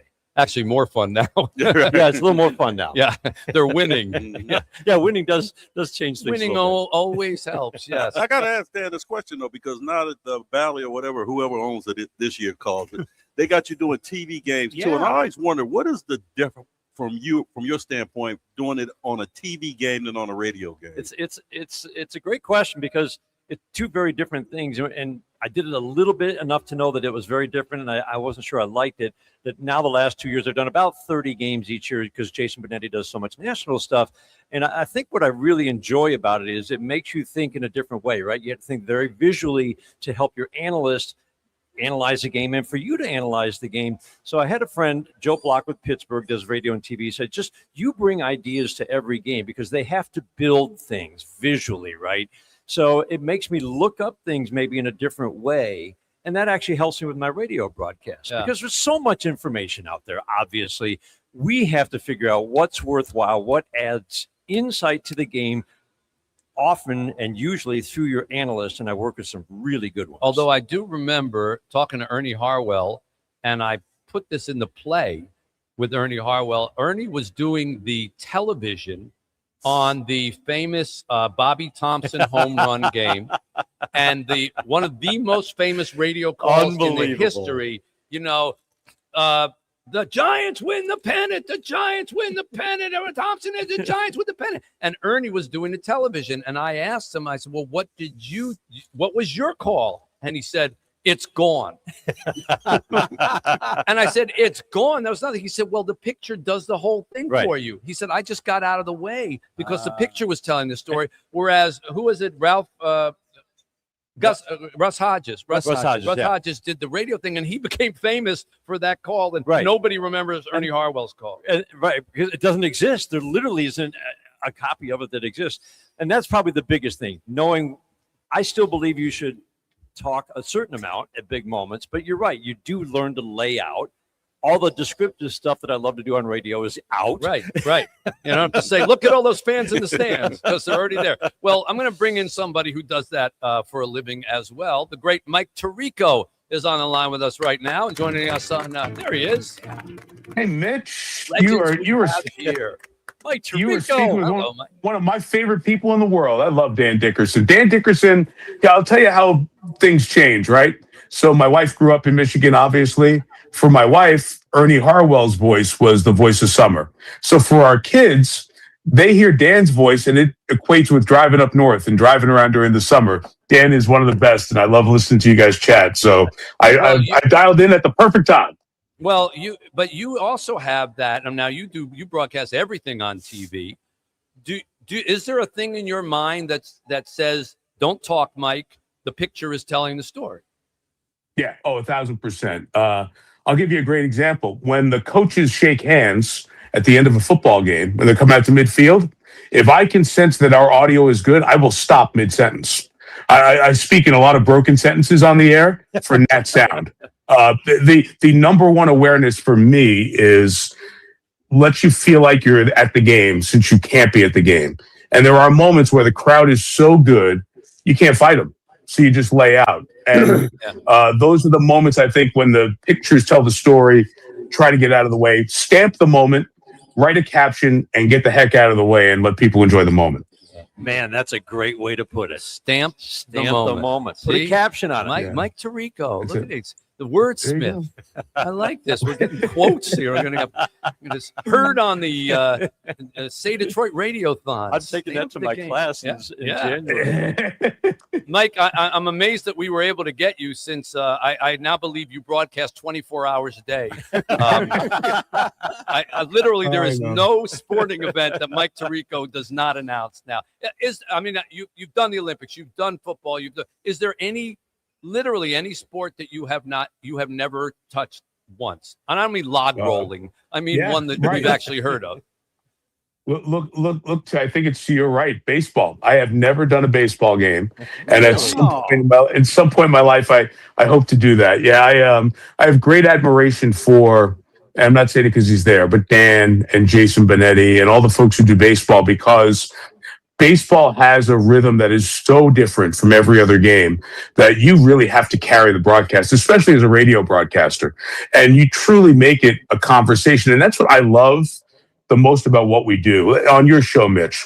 When it's a good conversation, listeners are eavesdropping to what you're saying, right? And you think about being in an airport and you hear two people having a louder than average conversation. Human nature is to go, what are they saying? Baseball broadcast does exactly that. It lets you into, in some cases, a one person, but in many cases, a multiple person conversation. I'd love to have the chance to just have that kind of a canvas and broadcast a baseball game. At some point in my life, I hope I get a chance to do it. Not soon. I got plenty going on. I find when I am hearing two people have a conversation, my inclination is to get up and move to another seat because it's never usually anything I really want to hear. But now I have an opportunity for you, Mike Tirico. Okay. Because the great Dan Dickerson has donated a package that you can bid on to come into the broadcast booth during a game with Dan Dickerson. So we could make Mike Tirico's dream come true at some point if you, Mike Tirico, are the highest bidder. So here's what I will do. I will match whatever becomes the bid for Dan for this package. And I don't want to take that opportunity away from somebody who doesn't have the access to things like that. So whatever that winning bid is, make sure the team lets me know, and I will match that in the name of the Mitch Albom Radiothon, all the great work you've done for our city and our community for years. Right. And I'll just sit there and throw popcorn at Dan while he's broadcasting. Okay. And Mike, I think we could make that happen. That whole, you may want to broadcast a few innings of a base. I think we could make that happen. I think really so. do. All right. Well, he'll pay for it now, so he's got to. There you go. We're going to make that happen. There you go. Okay, I like that's that. awesome. Mike, That's can we before we let you got a little something? Yeah. All right. We're gonna cajole a little donation of some kind of, maybe you and Chris Collingsworth can come up with something. Think about what you might be able to put on our auction pile while John Pizzarelli serenades you with a small little musical ditty. Here we go. It wouldn't be a radiothon without a Flintstones number. That's right. Tirico, Mike Tirico. There is nothing that he hasn't done. Football, pro, and college. In the broadcast world, he's number one. He's hosted Notre Dame on NBC, race cars, golf, and World Cup soon to be. Oh, when we have Tirico, we have someone who is so fun. Ann Arbor's favorite son, Tirico's number one. John, amazing. You are amazing, John. Every year you outdo yourself, man. Bravo. Wait, he said something and I got to ask you about. Are you doing the World Cup? No, but it's fine. Oh. It worked for the song. So it's good. Well, you got to Wikipedia page. I have hosted 2 World Cups. Not the coming one in the US, but I have hosted 2 World Cups in the past, 2010, 2014. If you broadcast a soccer game and you have to learn like the Cameroon team names, good luck to you on that. But okay, you don't have to do it. Yeah. All right, so you've had a little time to think. What do you want to throw out? So listen, we're at the end of the football season right now, right? And that is fantasy football panic time for people, because some people have bizarre things like, if you finish last, you have to go sit in a Waffle House for 24 hours if you come up last in your league. So here's what I'll throw in for you. I will be when you do your draft, I will give you a Zoom call, a private Zoom call with you to consult on your draft, to help you build your draft board. Beautiful. Okay. Either that or info. Either that or I will host the first round of your draft. I'm not going to stay for all 8 rounds of your draft because those are pathetically not going to happen. right. Because I've lived through our fantasy football draft and it's a disaster. But I will either do a consultation for you or I'll host your league. I'll join the Zoom and host your league's first round of your draft for next year's football season. How about that? So you'll say like Frank is on the clock or something like that. Yeah, he's got 30 seconds to make his pick. Right. I'll say, okay, the Album Nation Raiders are on the clock. You have 60 seconds, and I'll ridicule your past picks. Whatever information, whatever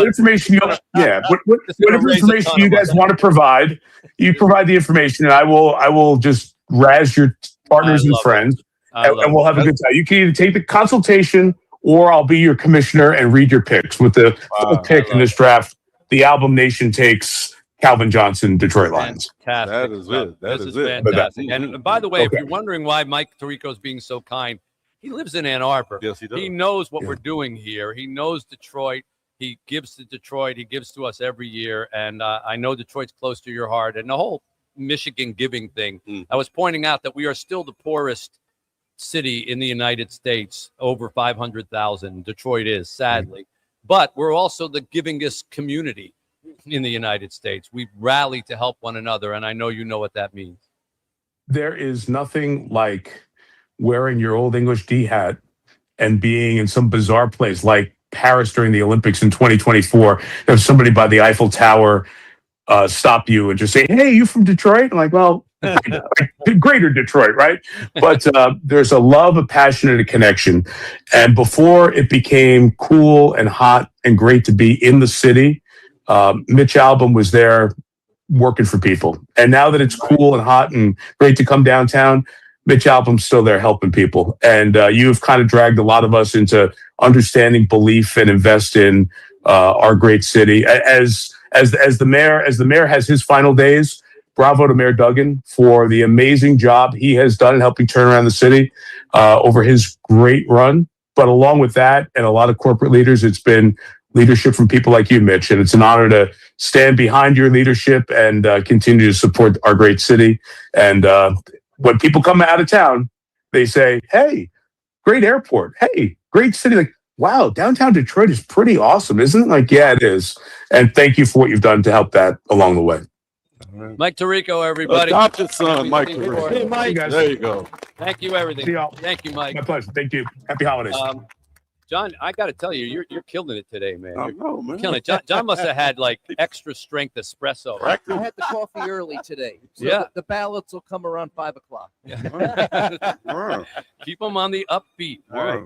Well, and Dan Dickerson, I want to thank you for being here, man. That was really informative. I think anybody who's ever wanted to be a broadcaster learned a lot from watching the two of you go. And I never knew Mike never did. It's funny. I didn't either. I thought surely somewhere along the way you had. Now, Bruce Kornblatt, who's been patiently sitting there on the. I'm sorry, Bruce. We can only get so many people on the Zoom. Bruce is, amongst other things, baseball. MLB, or what's your position? Yeah, what do you do, Bruce? What the hell? What do you do, Bruce? Well, he's I been used to be at Bob MLB Network. I'm a baseball producer, but thank you for mentioning that. Yes. And Bob Costas is #1 guy for all those years. So Bob himself, you probably were whispering in Bob's ear over the years saying, "Shut up, let the pictures do it." Yeah, that's exactly what he loves hearing "shut up" in the middle of a play. That's why we're so close. That's why we're so close. He can't do without it. So even when I'm not on his ear, I call him and tell him to shut up. Can I just say one thing before? Hang on 1 second. Let me say one thing. Last night I had dinner with my two sons. Mitch knows them, Nick and Willie. And they love that I do this thing every year because I love Detroit, and I'm on Fridays. I drive home with a lot of Detroit people on Friday afternoons, I'd like to think, with you guys. And they asked me, and I said I was doing it again. And they said, "Does it ever make you sad to hear about people?" And I said, it's the exact opposite. It's the one day I'm hopeful. And I want everybody to understand that in a world where everybody's rooting against something and everybody's rooting against somebody, this is the one time where everybody's rooting the same way. And so there's something almost noble about all of this. And I'm thrilled to be a little part of it. And I want to say one other thing, because I know you got 100 other people. 3 years ago, I came on here and donated because I found out I was going to be a grandfather for the first time. I remember. Yesterday, I found out I'm going to be a grandfather for the second time. We actually arranged that. Yeah. Yeah, it wasn't easy because, getting a hotel room and everything, it was we had to pay for a nice dinner. I knew you did that. So as a payment for services rendered by you, okay, I would like to donate $5,000 in my future grandchild's name. And I want him to know that his grandparents supported a great cause and a good man. So I want to do that. That's fantastic, Very Bruce. nice. First of all, congratulations, my friend. There's nothing better than that. A two-time. The only thing better than being a one-time grandfather is being a two-time grandfather. You betcha. And You the only betcha. thing better than that So, is this is my favorite day, one of my favorite days. I feel good about doing anything for you anyway. But you were talking earlier about a friend behind the back. I was always taught that the definition of character is to do the right thing when no one's watching. Right. And everybody is watching today. But understand, for everybody who's watching, Mitch is doing the right thing the other 364 days without you watching. So good on you, and I'm proud to be your friend. Thank you, Bruce. That means a lot to me, man. And thank you so much for that donation. Congratulations again. So happy for you and your family. Bruce. And I'll tell you what, if you name the child Mitch, I'll pay $5,000. If they name the child Mitch, you can pay the attorney's fees for my divorce. So either way, it's worth. How about it for Bruce Kornblatt, ladies and gentlemen? Thank you, Bruce. God bless. Thank you. Always a pleasure. It's Friday. That's his It's day. Friday. Okay, We'll talk to him tomorrow. We'll keep it on. Okay. Oh, is he staying on? Okay, even better. Dan Dickerson, thank you for being here. Danny. It's been a pleasure. I love coming down and I here. love the fact that we got it now. Now, listen, folks, you got to bid up that item, because the higher you bid it, the more we're going to get from Mike Tirico. That's right. Yeah. Right. So you can go into the booth, hang out there, be introduced on the air with Dan Dickerson. Lori takes the group down to the field so they can watch batting practice if it's a day where they're having batting practice. wow. And it's a complete experience. I call it the Lori Ann Dickerson experience. There you go. How's Lori? She's awesome. Still teaching kids and doing You know the good that I work knew at before Lori became Right. Dan's wife. Lori and I worked at the Free Press when Right. we were both single. Right. There was a Aw. moment. There was a move. No, there wasn't. We got to go to Dan's class. You know, Dan's teaching class at State too now. We got to get in Dan's class. Oh, really? Yeah, Dan. Come up and do your class? Sure. That'd be happy to. fantastic. Do a Can beer you? with that. We'll come We'll up do there. like what All to right. be, what Yeah, not to be. right. Before and after. Let you decide which one is which. How about it for Dan Dickerson, ladies and gentlemen? Our phone numbers are 855-955-GIVE, 855-955-4483. Every dollar that you donate goes to help the needy here in the city of Detroit through our charities of Say Detroit. 855-955-GIVE, 855-955-4483. MitchAlbumRadiothon.com. That's where you can make donations. You can also see all the auction items, including the Dan Dickerson package there to go in and broadcast at the Tigers game. Back with much, much more right after this. Hello, I'm Dr. John Bernia, Superintendent of Warren Consolidated Schools.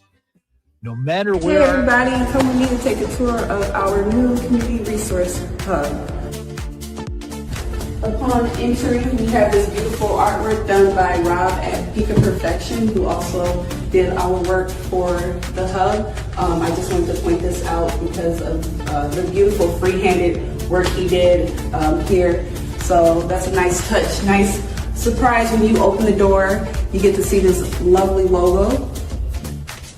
Here we have our check-in desk for anybody that comes in that may need some items out of here. We also have our school supplies, as well as down here we have some school supplies, books. We'll keep more like pens, pencils, notebooks in there. On this side we keep our items that cannot be hung or folded in one of the cabinets. So this has all of our socks and just underclothes in these cubicles. At the bottom, we keep clothing that can be folded. We try to separate them from boys and girls' clothing.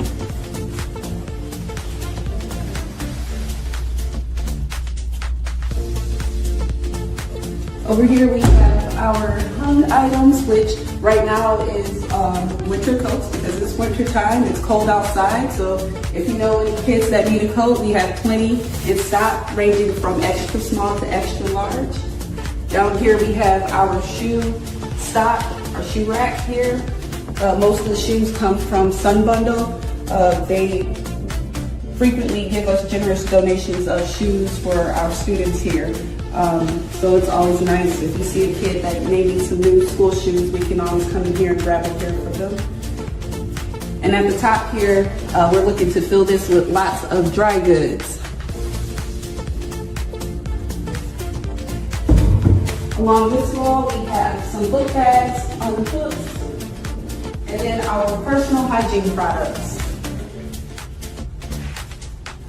And all of these items are currently available for our students that may need them now, or any families that are looking for just extra resources for the holidays.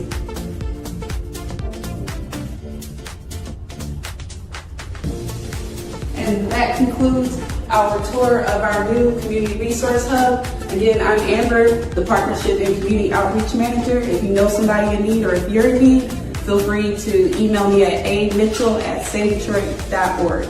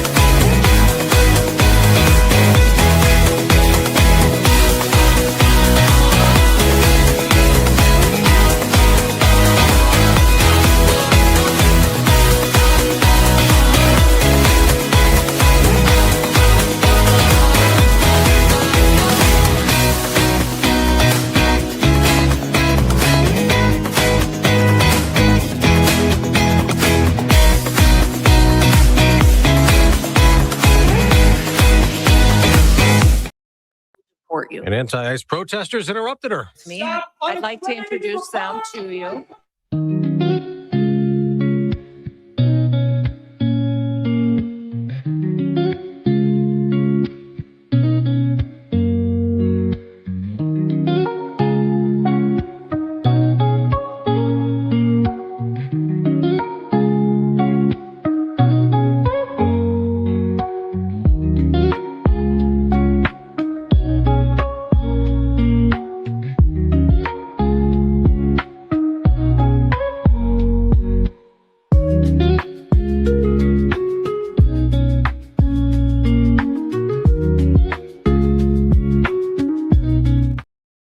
That'll expire at year's end. The Republican plan would let people put that money into health savings accounts. GOP Senate Leader John Thune tells Fox, if it's really about affordability, let's focus on affordability and driving down insurance premiums. What the Democrats are doing is continuing to drive them up and giving the money to the insurance companies.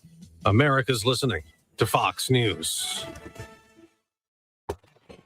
WJR Traffic and Weather First. This report is sponsored by Blindster.com. What if I can guarantee the price of Bitcoin will be $1 million in 2030? Well, I can't, but I can guarantee you'll save a lot of money on blinds at my company, Blindster.com. Free samples, free shipping, and guaranteed to fit. Shop at Blindster.com today. WJR Traffic First is also sponsored by PM Technologies. Is your generator ready for winter?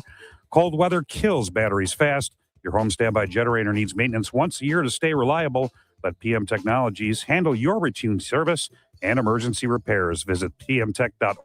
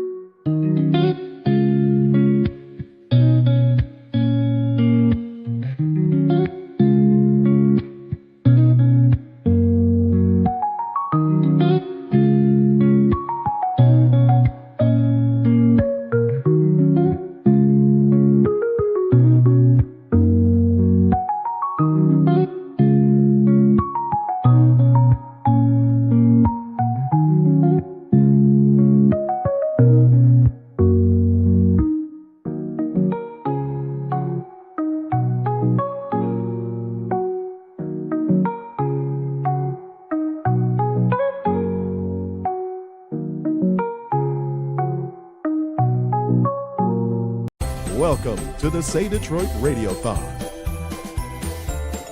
Every year we gather for a 15-hour broadcast designed to draw to the 14th annual Mitch Albom Say Detroit Radiothon on News Talk 760 WJR. This hour is generously brought to you by General Motors. Call 855-955-GIVE to help.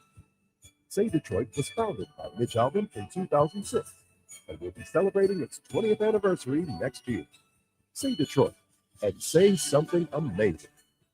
Now, live from the Northside Grand Court of the Somerset Collection in Troy, here's Mitch. All right, we welcome you to the 6th hour of this 15-hour 6 hours already. Well, we're starting our 6-hour, 15-hour marathon. Wow. We'll be here till 9 o'clock tonight. Have you set up the times where the tie comes off in the Port Coco? I am going to take my tie off if we can exceed $500,000. Okay. I will take my jacket off if we exceed $1 million. Okay. I will take my pants off Here we go. at $2 million. Really? Yeah. You know we did $2 million last year. Right. At least $3 million. So, yeah, you better get a little higher because those pants will be off. So, of course, we started Say Detroit almost 20 years ago. We have 9 separate charitable operations, everything from daycare for kids 5 days old, all the way up to senior citizens programs. We have our Say Play clinic, our Say Detroit clinic for family medicine, which was the nation's first medical clinic for homeless children in the country. No one had ever thought of it before. And now it services full families. We have our Say Play Center at Lipke Park, which takes care of 300 kids a day, not only providing them food and education after school, but everything from football to STEM robotics and everything in between. We have a bicycle factory where you see this beautiful bicycle on stage where we make my cycles. We've given away 1,000 of these already this year to needy people for transportation here in Detroit. And we employ formerly incarcerated people who have a hard time finding jobs. We give them jobs in our factory and they have jobs. This is all a part of what we do here at Say Detroit to help the neediest in our city of Detroit. And one of the things we're proudest of is that even if you don't live in Detroit anymore, there are so many people out in the world who still care about the city they came from. One of them is on the line with us right now, who proves this year after year after year with his appearances and donations. The great Tim Allen. How about it, folks? Wait a minute. That's all you got? Come on. Hello, Tim. That's all you. Yeah, how you doing? We're doing great. You look great for early in the morning out there. You just wake up looking camera ready? What's the deal? It's really none of your business, is it? No, we have an early rehearsal today for Shifting Gears, which I'm heading over to the Disney lot, which is about 6 miles that way. And I'm just getting in my garage in front of my Mustang GTD, which is sitting right behind me, and looking forward to talking to you, except everything was okay until I heard about you're going to get enough money, you're going to take your pants off, and then everything went really dark. It all went south after that, didn't it? Everything went really south. Everything was really good for a moment. I was going, this is such a great thing that he does. And then he wants to remove his pants. I don't know. It didn't sit well. The yogurt is sitting right here. I can't quite get it to follow. I'm so sorry to do that to you this early in the morning too. That's my bad. My apologies. I'm reading that there is a cast member in Shifting Gears. Like I was just looking, well, what's the latest news with Tim Allen? I popped it up just to see if there's anything to talk about. And there's all these stories about Shifting Gears, long lost son after continued absence, finally cast. Can you explain what that is? We had a son in the original script, and it never was tied into the story. And this is a good Michigan connection. They said, and I'm a factual as much as I can, especially with the cars and Shifting Gears. And I said, well, how did we not know about this kid for 3 years? I mean, we mentioned him. And one of my best friends who, the wife, Betty, just passed away, sadly, near my house in near Seaham High School. I still have a home there, and that's where we had Thanksgiving. Anyway, their kid ended up working for the CIA, and every time we talked about their kids, we'd go home for Thanksgiving, and they'd get really quiet. And then I did a banquet and got an award, believe it or not, with Larry Ellison by the CIA out here in Los Angeles for grateful and humbled to be any work I do for the veterans. And the CIA gave me an award for that, and I got to go to the award banquet. And I got the CIA, if you're in the CIA, what I got, you can't tell your kids what you do, and sometimes you're gone for extended period of time. And sadly, in this CIA banquet, if they lose one of those people, they just show up at your house. And there were 6 kids at this banquet, big affair, that you never get to know where your parents were. You never know what happened to them, and you'll never see them again. It was the saddest thing to me ever. So I use that as that's where my son has been in the intelligence. And of course, me, I make a joke about it because I'm constantly, the joke is, right. Comes home, Sam, that's what his name is. And he said, he comes home, and I said, so that North Korea must have been tough. He goes, Dad, I'm not at liberty to say. So the entire tape was every 4 minutes I go, well, Cyprus has got to be tough for you, Dad, again. You just keep going until you hit a country that he stumbles on. And then I kind of got not censored. It was the word. I like to make jokes, but I said, I do got to say, son, and it's really a wonderful scene to see him, and he's coming back. I'm going to give the story away. And he says, I said, I do sleep at night knowing that you're out there protecting us from communists in unknown areas or even the mayor of New York. I got a huge laugh from the live crowd, and then I got some of And then it got censored. Yeah. well, some of the sensitive people, and they go, "Oh my God, you cannot say that." Whoa. And I'm like, they didn't even mention the dude's name, and it doesn't matter. He sat with the president. They didn't have a fist fight. Yeah. Well, Yeah. Kevin O'Neill is here, wants to say hello. Tim, how are you? Nice Kevin. to see you again. I'm here with my buddy Ken Brown, two of the comedy greats. Well, three, counting you. All right. I'm trying to organize that April, Kenny Brown, Kevin O'Neill, Tim Allen tour on Michigan Avenue at the Dearborn Holiday Inn. We did that several years ago. Well, more than several. Decades ago. How are you? Detroit was just a small city then. It was very weird. Yeah, right. Cowboys and Indians driving around. Yeah. Cowboys, Indians, and the Briggs Stadium was just getting built. I remember back then. Yeah. Right, that's right. You know, I'm thinking Matthew Stafford was on with us about an hour ago also from LA, live from his house. He looked like he'd been working out for 6 hours already. And I'm thinking this has got to be a tough week for Tim Allen because the line coming to play. I can't even talk about it because I really am a big fan of Matt Stafford's, and we still connect out here. It's, you know, I've been living in Los Angeles a long time. I have friends at the Chargers, and I have friends at the Rams. I've just never been a fan of that. I've always been a Lions fan. And a little bit when I was a kid, a Giants fan. I had a letter from Y.A. Tittle sent to me when I was a little boy. I wrote Giants, and I have the Giants have always been. Forgive me, the Eagles and the Giants when I was a kid. I kind of liked those teams and the Lions, and can't even say the Chicago team out loud. And when I was a kid, very difficult this Sunday. It's been a very weird year for me. The losses have been so dramatic that I said I don't like. I was for so many years in the Lions. It was just every game was. I've said this before. You know you're a Lions fan when you cheer. Wow, that was a good punt. Over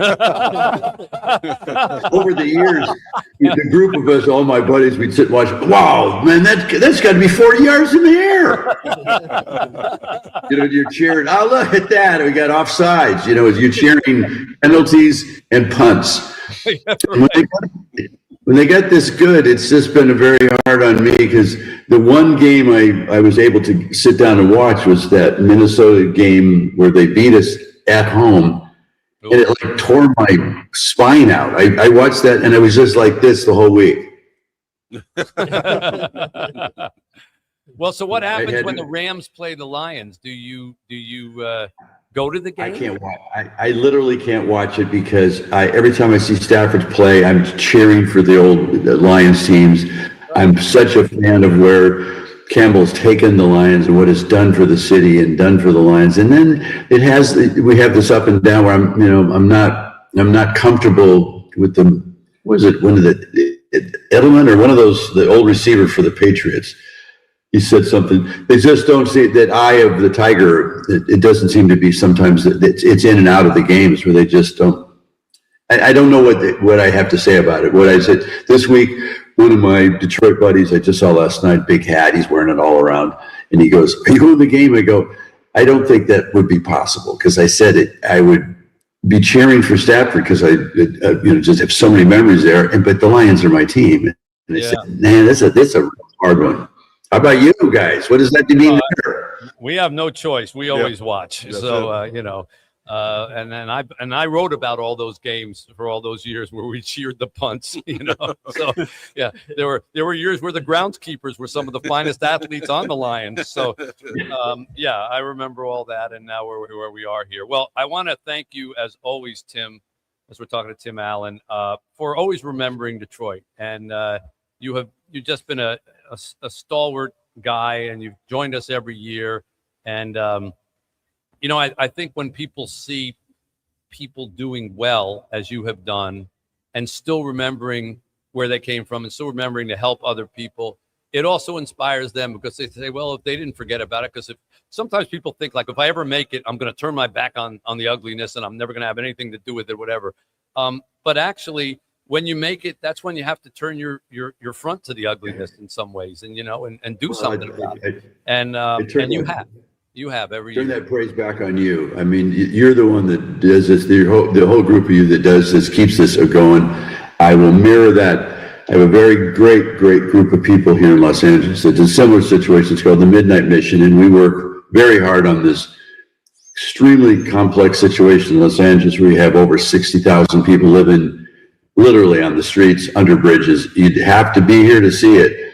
And it's, as the Midnight Mission says here in LA, we do one person at a time. You can't take the whole group on. You have to do one person at a time. And how you guys do this, and you focus on results. And I said, so I appreciate doing it. And I said, that said, I just found a big bag of gold here. I don't know whose gold is this? And if you guys will match it, I think I've got, well, it literally looks like 19, well, if I count some of these old Roman coins, it would be, I can really commit. I'd like you to match, if you match 20, I'll give you 20. $20 or $20,000? Pesos. All right. No, it'd be 20K, $20,000. I will, if I can get somebody to match me, then you got 20 grand coming from me. We can do that, right? We can do that. We can find 20,000. We'll get a match. Yeah. Thank you, Tim Allen, for all of that. God bless you for all that. And before you go, the great John Pizzarelli. I would here hate again. to disappoint him. Every year he does this, and every year you make that smirking face. And so here we go again. Here's John's little musical thank you to you, Tim Allen. Was Tim the Tool Man, Buzz Lightyear 2? Tore up at stand-up, now shifting gears season 2. Hates every song I've ever sung, we know it's true. That's why Tim Allen is a champ. Yeah. Please don't take back the 20,000. Yeah, let me rethink this bag. What's in this little bag here?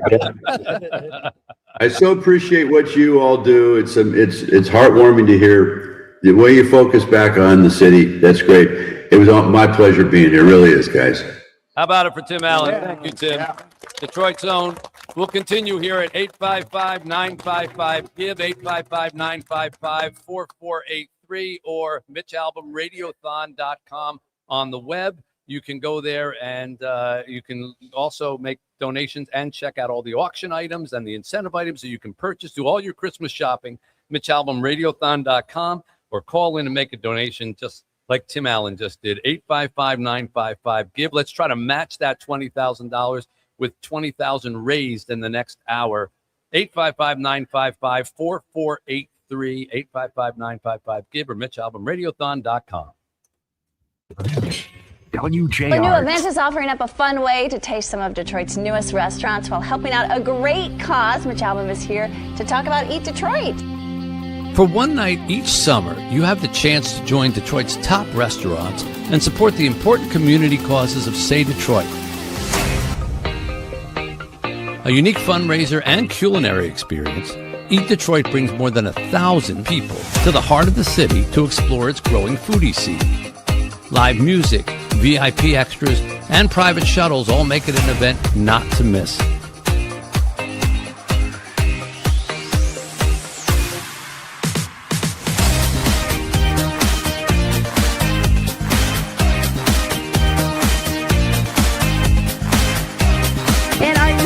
Fun? Yeah, it's a great time. Fabulous. The restaurants and service is excellent.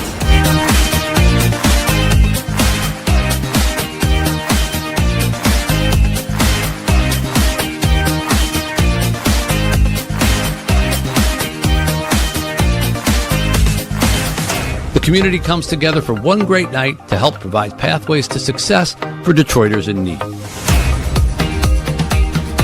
I hope you'll join us.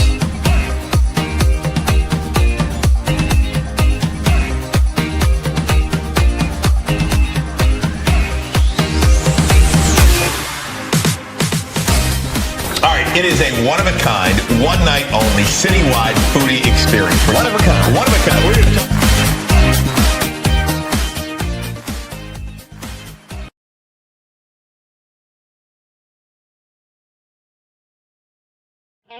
Water ice, popcorn, rice pudding, Philly pretzels, soft serve ice cream, everything goes to charity.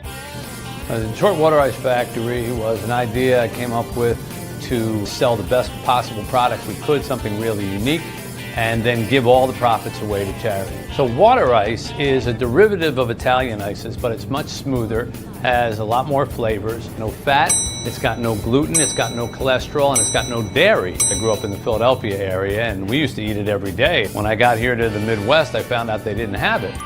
And we now are able to make it here ourselves. When you run 9 different charities, people see you coming and they start running the other way because they think, oh, he's going to ask us for money again.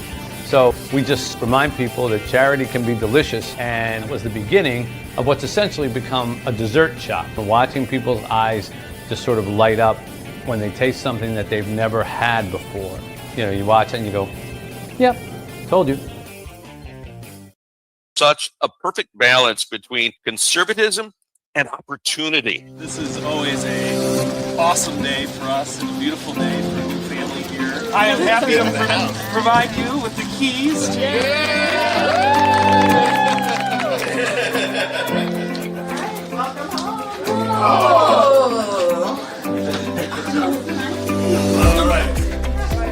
So we know you have a big TV, and that's the place. She organized to have like some canned goods up here, like snacks there. There's brand new pots and pans, and we have some dishes and glasses. And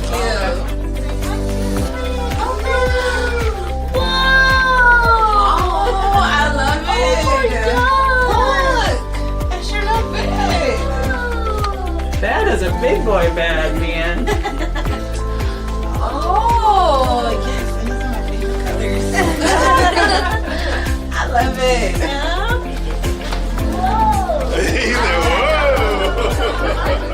Here's your playroom, huh?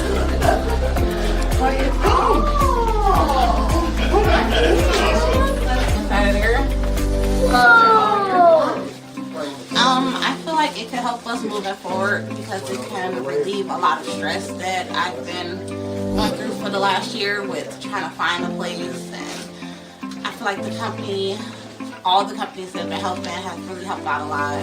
Thank you, Say Detroit.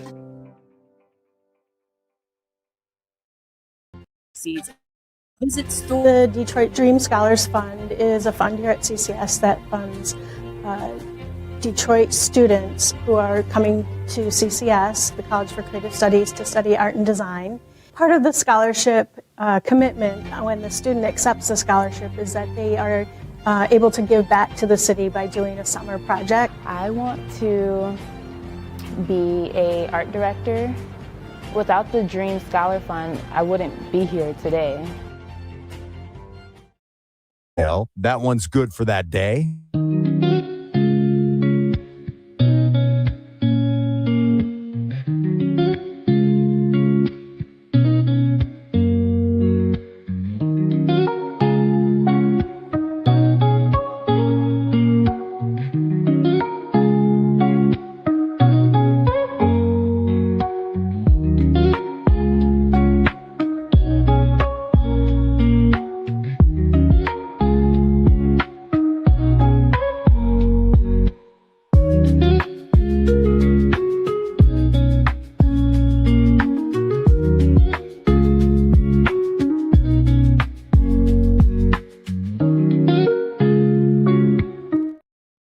Okay, we are back here on the 14th annual Say Detroit Radiothon. It is time to do a little tote board checkup and see where we are here at 11:26. We're in the 6th hour out of 15. So, we ready here? We got a little drum roll, and we are at $467,723. Indeed. Right. Yes, indeed. And 2 cents. There you go, and 2 cents. That 2 cents is going to go a long way. We know where that 2 cents came from. I know where it came from. That was Guy our bought first us one. a check the very first Our minute we first were here. one. That's right. So when we get to 500,000, I get to take this tie off. So if we match Tim Allen's 20,000 challenge, we'll have 20,000 more. That'll almost get us. That'll almost get you get us to tile. 500,000, and I can That'll almost get you to tile. unstrangle myself after Yeah. 6 hours. So that would be nice. We are here at Somerset Collection North. The wonderful people at Somerset, Nate Forbes, and all the crew here have treated us royally. If you come to the north side of the mall in the Grand Court, we're right here across from Santa Claus. I'm Santa's literally looking at Santa Santa's right been now. working today. We have a great setup here. You can come sit here and watch the whole show. Yep. You can bid on auction items. My new book, Twice, is right there on the counter. I will personalize it for you for Christmas. As you can do all your Christmas presents right here. You can sign all the books for you if you'd like. And of course, MitchAlbumRadiothon.com is where we have all the auction items that are up there. When we come back, we'll give you some of those auction items, let you know what they are. Craig Gass will give us one of his many voices. Coming up, Yes, Pat sir. Fitzgerald, the new Michigan State football coach. What? Yeah, Jay all Towers will be here. Joe Buck from Monday Night Football. Wow. J.K. Simmons, Bernie Smilovitz, Brian Williams, Darren McCarty, Hugh Jackman, all coming up within the next hour or two. And a very special announcement, a big news-breaking announcement in the 2 o'clock hour here. Wow. All that on 760 WGR. Phone numbers, if you want to help your fellow Detroiters through the Charities of Say Detroit, 855-955-GIVE, 855-955-4483, or MitchAlbumRadiothon.com on the web. Mary went to the Inside Out. What's up? How y'all doing today? Everybody good? Yes.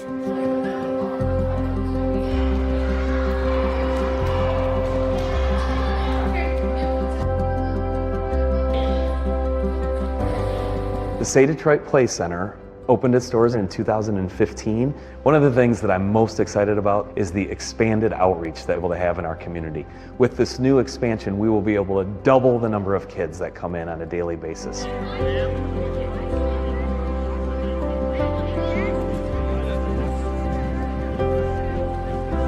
The heart of this place is its education. And with that in mind, we grew and reached the point where we couldn't continue to educate as many kids as we wanted to without more space. We're really proud to be part of this here. We're really proud that people like Kelly and Matthew Stafford go someplace else but never lose the Detroit that's within them. We jumped at the opportunity to be a part of that first, center that is this beautiful place right now, and I'm just so proud to see, where that has gone, how many kids it has affected in such a positive way. I'm so excited to be a part of this next venture as well. I mean, it's just such a special place, such a special team to be involved with. We're so proud of what it's become, what it's going to be in the future, all the people that it's going to affect. We're just excited to get over here and put some shovels in the ground and get this thing going. Eric, can you believe it? Construction is happening on the Kelly and Matthew Stafford and Friends Educational Center. Folks are driving by and they saw the fences go up and they stop in and ask, well, when What's are we going on? See? Yeah. When are we going to see some physical action? And so And here we are. Today's the day.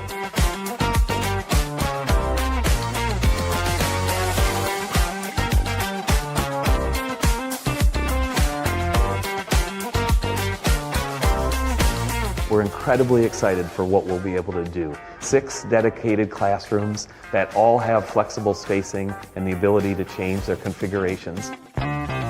We have 2 dedicated flexible spaces for vocational training. We have a 125-seat black box theater in the center that's completely flexible. Are passionate about being a part of this community and expanding the physical space and the opportunities allow us to do even more for this community. We're definitely looking forward to the day that we can cut the ribbon and open the doors.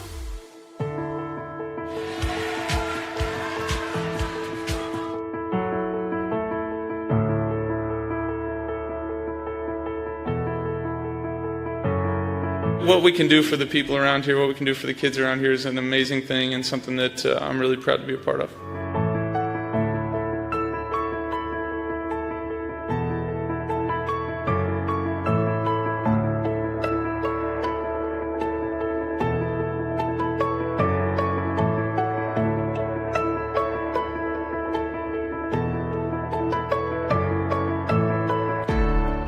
we are so honestly proud to give back to the community that gave us so much, and to watch these kids and all the staff here that love them like they're their own. As we said, it takes a village, and you guys are that village.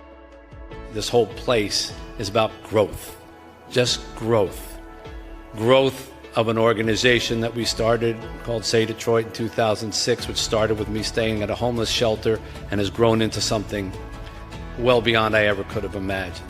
Growth of a hole in the ground that we all dug some shovels in not all that long ago into this beautiful building, and most importantly, the growth of every child that comes through the door here. That's the point of this place.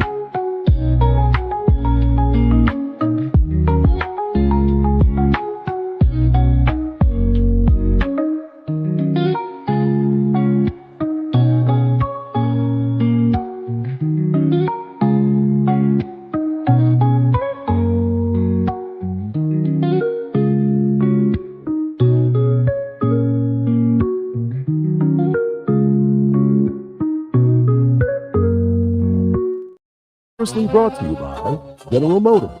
Call 855-955-GIVE to help. Say Detroit and say something amazing.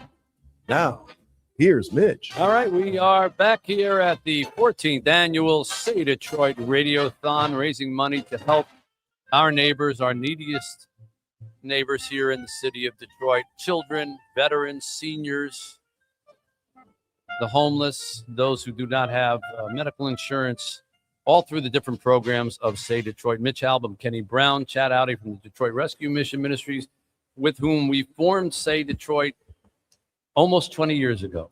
Hard to believe. Wow. Yeah, turn on your, almost 20 years ago.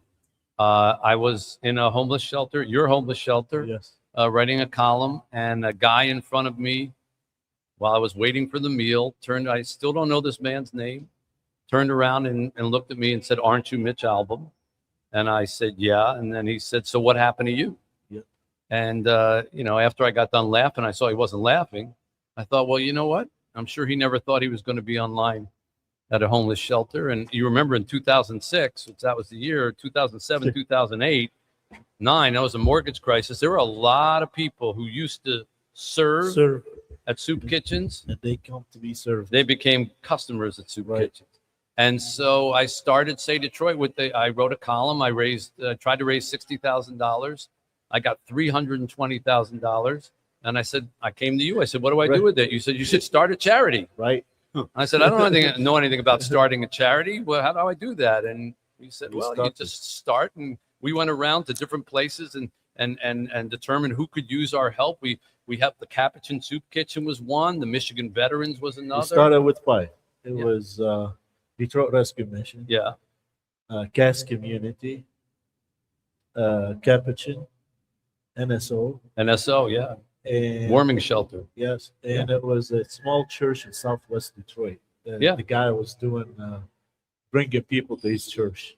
And So that's there were the where 5. Say Detroit began. And now it is its own entity, and it's a multi-million-dollar entity that operates all over the city and so many things. And it just came from an idea, and just one guy, and then you, and 2 guys, and that's how it works. One person touches another, and that's what we're trying to do here, without the actual physical touch part, because it gets a little creepy, especially you, Craig. Stop. Because I'm looking over here at Chad, and I'm feeling a hand on my back. She said something about touching. So Craig Gass is here with us, going to read off. You can make your donations. By the way, we will read off your donation here over the air if you want to dedicate it to someone. And it's a great way to honor your parents, your grandparents, your kids, or make a marriage proposal at the holidays. Might be nice, for a donation of $500. Jenny, will you marry me? And then she calls in and says that was too cheap, and then it's $1,000 donation. My name's not Jenny. Yeah, my name's not Jenny. Yeah. Who do you got here, Craig? We're actually bringing in Tom Arnold. Hey, everybody. This is Tom Arnold. I used to be famous in the 90s, and I've had a strong relationship with methamphetamines. This is going to go much faster. We got $400 from Catherine Dragich in Ferndale. We have $350 from James Kemp in Royal Oak. We have $300 in honor of Jim Kremering from Walled Lake. We also have a $250 donation in honor of Doug Smith from Pinckney. We have $500 from Mary Holly Vissel in Saline. $500 also from Sandra Border in Rochester Hills. We love that. $100 donated in honor of Ashley Land from Rochester Hills. $250 donated in honor of David Lopez from Dearborn. We also have $500 donated by Richard McVie from Carlton. Thank you for that. $200 in honor of Marilyn Agnes of Whale. Is that Whale Chili? I have no idea. I've never heard of whale chili. All right, but we also have $130 donated in honor of all the unsheltered people. Donation from Southgate. Thank you for that. $500 has been donated from Oliver Mark Botkin in Rochester. Thank you for that. $100 in honor of Rich and Mark Sabota in South Linden. Lyman. Okay. $350. I was He's from out of town. It's okay. I went to a recovery meeting there. $350 from Brian Atherton in Shelby Township. Thank you for that. And we also have $400 that was donated from David Kaminsky in Troy. Thank you, David. $500 donated from Lisa Weasel in Saline. And $500 donated from Tim Pompo in South Lyon. We have a $180 donation in honor of Beth Ellen Wolf from Birmingham. Thank you for that donation. We have $400 donated in honor of Bob from Southgate, and a $40 donation in honor of Gene Yee from Clarkston. And get this, $1,000 from John Prosser II in Clarkston. John Prosser II, thank you for that donation. Yeah. And also $500 from Dina Bomarito from Macomb, and $500 in honor of Detroit's kids in Beulah. $100 donated in honor of Scott Frush in Northville, and $100 donated in honor of Mark Thomas from Milford. Thank you for that donation. We have $50 donated in honor of Dennis McComb of Oxford, $35 in honor of Brian D. Muirhead in Redford, $100 donated in honor of Watson Statley in Clawson, $310 donated for Nikki Nakamura in South Lyon, and $1,000 from John Bauer in Commerce Township. Thank you for that donation. Thank you for all of that, everybody. Yeah. Wow, that's a lot. 855-955-GIVE, 855-955-4483 to make a donation here to help out. And by the way, there are many, many auction items that you can bid on. Let me bring you up to date on a few of these things here right now while Craig rests his voice. Adam Schefter will be your fantasy football advisor for your league. Now, he is ESPN's insider on football. He will spend a half an hour with you choosing your draft team in your fantasy football league. Women out there, if you're listening, this is the perfect gift for your husband. Absolutely. Trust me. Absolutely. Yeah, we've got an Aiden Hutchinson signed Lions football that's currently at $360. An AJ Hinch signed Tigers baseball at $300. These are auction items. Alice Cooper signed performance jacket and top hat that he has worn in concert. That's at $500. A book club Zoom meeting with me is at $705 right now. I'm happy to sit with your book club for a half an hour and talk about whatever book, maybe one of mine, who knows. Cade Cunningham signed Pistons jersey is up there. You can be a character in my next novel. This has worked out pretty well. In Twice, there are several characters that actually paid like some nice money. We got nice donations, and I created the characters. And then I hear from them. They go, I didn't want to be a psychiatrist. It's like, okay, it said character. It didn't say what, get to pick the job, Let's see what else we have here. Colt Keith signed Tigers baseball. You've got Dave Barry, a lunch with Dave Barry. He'll come up here to Detroit and have lunch with you. Come on. We've got a Gibson guitar signed by all of the Rock Bottom remainders. That includes Stephen King, Dave Barry, Amy Tan, Ridley Pearson, John Grisham, myself, and all the rest of that. There's also a Gibson Hummingbird guitar, which is a real collector's item. That's up there. That's already at $2,000 plus. A golf enthusiast experience at Meadowbrook, the Grand Hotel breakfast package, a visit to a Tigers game with J.K. Simmons. Wow. You go to sit with an Oscar winner and watch him go, hey, shut up, I'm watching the game. Leave me alone. So, J.K., when you were in the shut up, I'm watching the game. Now, J.K. is going to be with us in a few minutes. We'll ask him about that. Jared Goff signed a football for us. You can bid on that. Cat Williams tickets at Little Caesars Arena. Red Wings jersey from Lucas Raymond. Lunch with Bernie Smilovitz and Carmen Harlan, who are also going to be here in about an hour or so. Lunch with the Mitch Albom Show crew. Mike Tirico will host your fantasy draft. Wow. That's unbelievable. Yeah. He will actually host it. He will come on the first round of your fantasy draft, and he'll say, on the board now are the Screaming Eagles. Yes, exactly. Nate Burleson's got a what was his prize package? It's already up to $1,100. I don't remember what it was. We're going to see the show. Oh, right? go in and see. Oh, okay. Go in and see morning the CBS morning show and meet Nate Burleson. That's okay. The NFL Jacksonville Jaguars owner's suite experience. Wow. We've got hosting the Paul W. Smith show. Really? You can host that. Right. Pistons luxury suite experience at Little Caesars. There you go. Red Wings superfan experience with a morning skate as well, and meet a lot of those guys. Dylan Larkin offered four of his tickets, right? Yeah. his tickets, and then you meet Dylan Larkin after the game. Right. There's many, many more things. A Shinola Hotel getaway, a Tigers experience. So go check them out at MitchAlbumRadiothon.com. All right, continuing with a long, long list of guests. We've got Hugh Jackman coming up here. Jay Towers is going to be here with us. J.K. Simmons, Darren McCarty, Bernie Smilovitz, and more. Right now on the Zoom line with us, this is our first chance actually getting to meet, is Pat Fitzgerald, the new coach of the Michigan State Spartans football team. Hello, Pat. How are you, buddy? Good morning. Yeah, nice to meet you. This is I get to shake somebody's hand. I'm not usually talking to them on a big international radiothon, but we're glad to have you here. Welcome to town. Honored to be here. I was going to tell you, I might need to get you some green. I got rid of all my purple. You know, I'm seeing that right there. I'm dressed like a Northwesterner, aren't I? I didn't think about that. Yeah, that's okay. You got a lot going on, and what an amazing event. I'm honored to be on with you, and let's raise some money.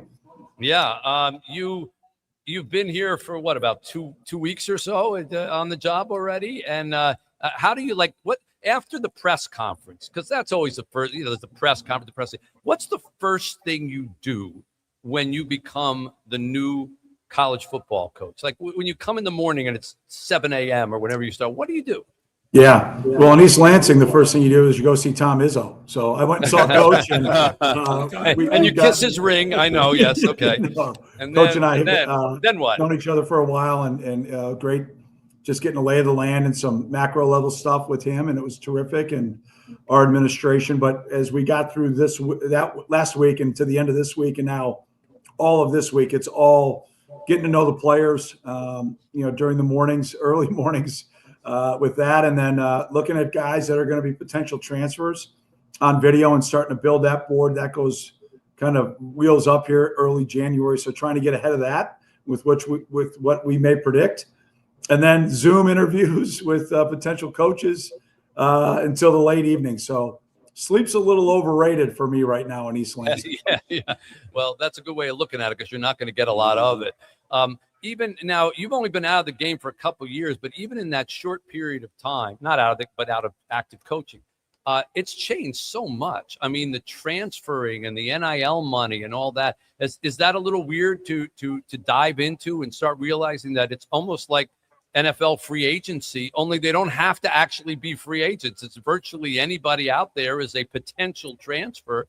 But then on the other side, you may have to offer NIL money to get them. Yeah, it's definitely changed, but I may have been off the college field, but I was on the high school field and then a part of the 33rd team with Mike Tannenbaum and a lot of professional development going around to different schools and programs the last couple of years because I wasn't a sitting head coach, so they let me in. So stayed up to speed on everything, was constantly doing research and you then get immersed into it. And it was exactly in the research and what I thought. And now trying to build those relationships with our guys on our roster to help them understand why we want them to be here, what kind of their role is to the best of our ability. But yeah, you got to adapt. There's one thing that's going to continue to happen in college athletics and college football in particular is there's going to be change. And so you got to be adaptable. And I think being out of it, the bags under my eyes, I don't know if you can tell, aren't as bad as some of these coaches that have been grinding for 3 years. So fresh, ready to go, and felt really, really prepared as I hit the ground running here last week. Yeah. What do you think is the biggest challenge for Michigan State football? You know, you look at like what's going on with it over the last couple of years. Obviously, some incidents that they would have preferred not to have to go through. The whole Mel Tucker thing, and then the recent losses of wins and having them vacated and all that. But for you, when you come in, but besides winning games, what's the biggest challenge within the whole stratosphere of Michigan State? Yeah, as I've gotten to know the young men, great credit to Coach Smith. There's just really good young men in this program. And it's going to start and end there. We've got to build the locker room full of character guys that fit the way we'll define the Spartan way and how we're going to do things moving forward. So just a ton of work to do from that standpoint. It's kind of like building a house here in the Midwest. We've got basements. So you got to dig the hole first things first before you can pour the foundation. And that'll be kind of ongoing between now and whenever that hole is done being dug. You got to get through step one, then to put the concrete and build the foundation, before you kind of start to build the rest of the house. And so that's kind of going to be this process between now and August by putting the right people here coaching wise, the right support staff, and then, retaining the right guys that are going to be about the right things to help us just kind of build this thing on solid foundation and then add the right transfers. So it's a lot, but it's a lot of fun. And we have so much to offer. Premier academic institution, an amazing history of success, a toughness that was born here that has kind of permeated throughout the Big Ten. You go back when Coach D'Antonio was here with just how physical and tough this team played that I competed against for a number of years. Getting back to that is really what our goals are, and just a lot of work to get to that point between now and you came back before the Big Ten got any bigger, because when you left, there weren't all these teams. There's like 30 teams. And now you come back, you got to go to the West Coast. You got to do everything out there now, Coach. Sounds good. I could use some sun. Let's go. Right. So, well, I remember when you were hired, we had somebody on our radio show who said that by winning the Big Ten at Northwestern, that's like dog years. Like you should get like 10 times credit for that because of it's like winning the NFC East. Because it's so difficult to recruit there. With the standards that Northwestern has in it. Is it really that much different, Northwestern versus Michigan State? I'm not versed enough to say, all the individual differences. Each school is different. The personalities are different. The people are different. The location's different. The histories are different, but it's what you do when you're there. And I don't know about that perception. I believed in what we were doing and how we were doing it. I love the guys that I had the privilege to coach. We went to as many bowl games, won more games, competed for 2 Big Ten championships and winning the West. against Ohio State. Didn't quite get there. Won more bowl games than any other time. And so I had great players. We had a great staff. We had great support. And I think we built something that was on pretty solid foundation, and decisions were made. And I couldn't be more ecstatic to be here. What I see here is, just a great group of guys, terrific administrators, a singleness of focus and purpose to get this program back to where it was. And I just can't wait to keep taking these necessary steps one at a time to get it back there. Well, you are. It's a diamond in the rough, and you're coming at a tough time, but also an opportune time to really build something big. So we wish you the absolute best. I'm sure we'll be talking to you in official capacities many times over. This Radiothon has been going on now. This is its 14th year. I started Say Detroit nearly 20 years ago with a column that I wrote, and it's now blossomed into a big multi-million-dollar operation that deals with many elements of Detroit, from kids 5 days old all the way up to senior citizens, veterans, and certainly kids and high school kids who have no place to go because of the school system here after school. We have an after-school rec center that has a football field that Matthew Stafford donated, a basketball court that the Pistons donated, a baseball field that the Tigers donated, and we have 300 kids a day come through there, and they can't touch a ball until they do an hour and a half of studies in our digital learning center. And then they can play on some of the fields or study STEM robotics or things like that. So that's what some of the money that we're raising here for, all of it, goes to. And we kind of get from the different people who come on, they throw different things onto the auction pile. And I'm thinking, if it's all right with you, would we be able to auction off, because I know a lot of people would like to meet you, maybe coming to a practice and getting a chance to meet you afterwards or meet some of the players? Would that be something we might be able to auction off for the true Michigan State fans here? I can absolutely auction myself off. I don't want to speak for our players, so I'll just do me. But yeah, we can work with our staff here and organize where we can raise some money for you guys to have somebody come on out to practice to be my guest. I might throw them in a drill. We have to have them sign an insurance thing or something like that. I'm not sure if that'll get more or less. It depends on who bids on it, but we'll make that optional on the thing. But we'll put that in there, a chance to visit with you at practice. That's wonderful. I'm sure it'll raise some good money. Meeting at practice and Oklahoma drill. Yeah. Okay, we got it. I'll find my neck roll from the 90s and I'll put it on and see if they can go from there. Pat, very nice to meet you. Best of luck with everything, and thank you for coming on and helping out our fellow Detroiters here in town. Well, it's amazing. This is such an incredible cause. Look forward to continue to help as we move down the road. And so nice to meet you guys. Happy holidays. Merry Christmas to everybody. And let's get out there and raise a bunch of money and save a lot of families and help young people go to where they need to go and reach their goals. Thanks, guys. Go Green. Thank you. Go Green. Pat Fitzgerald, the new coach of Michigan State football. Good opportunity for everybody to meet him. Everybody got a chance to see him as well. We'll take a break here and come back. The Lingo Call Center at Startup Nation. We want to just give a shout out to them. We're gonna. Can we talk to them? Can we go to them real quick? What? No. Oh, just take a look at it on the screen here, okay? Rosie says, there they are. There they are. Our good people at the Lingo Call Center at Startup Nation. Thank you very much for everything you're doing. Hello, everybody out there. Wave back. And let's keep them busy. 855-955-GIVE. 855-955-4483 is the phone number to give. We're going to try to get over $500,000 when we come back after noon. We'll check that out. MitchAlbumRadiothon.com on the web is how you make a donation or bid on any of these great auction items, including that Michigan State visit, which we'll put up there in a minute. Oklahoma drill. Back with more. J.K. Simmons will be with us. Jay Towers, Joe Buck, Hugh Jackman, Brian Williams, Bernie Smilovitz, Carmen Holland, all going to be here in the next hour or two. Stay with us. Jones, it's the holidays.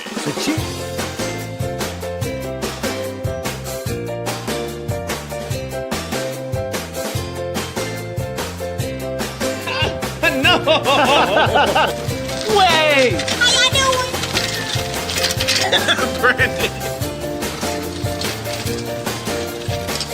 1, 2, 3, 4.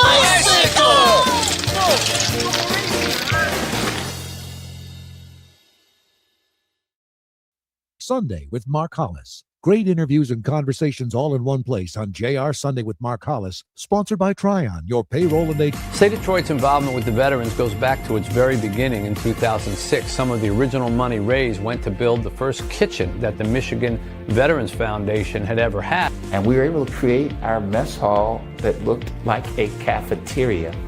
With those dollars we did all the computers, we hired an IT guy. The computer is just a beautiful thing for these people, the guys in here. Because they put you back on track, put you back online. And without that computer, man, you could be lost.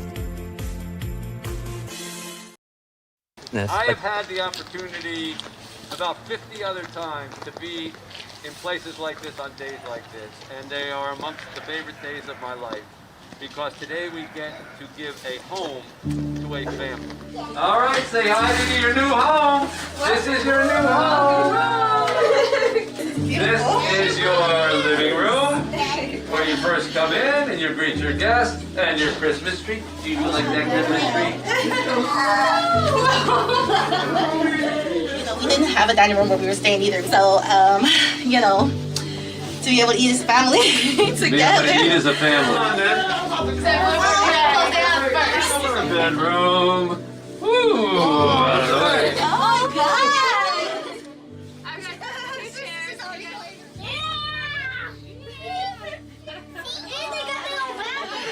I almost can't breathe right now.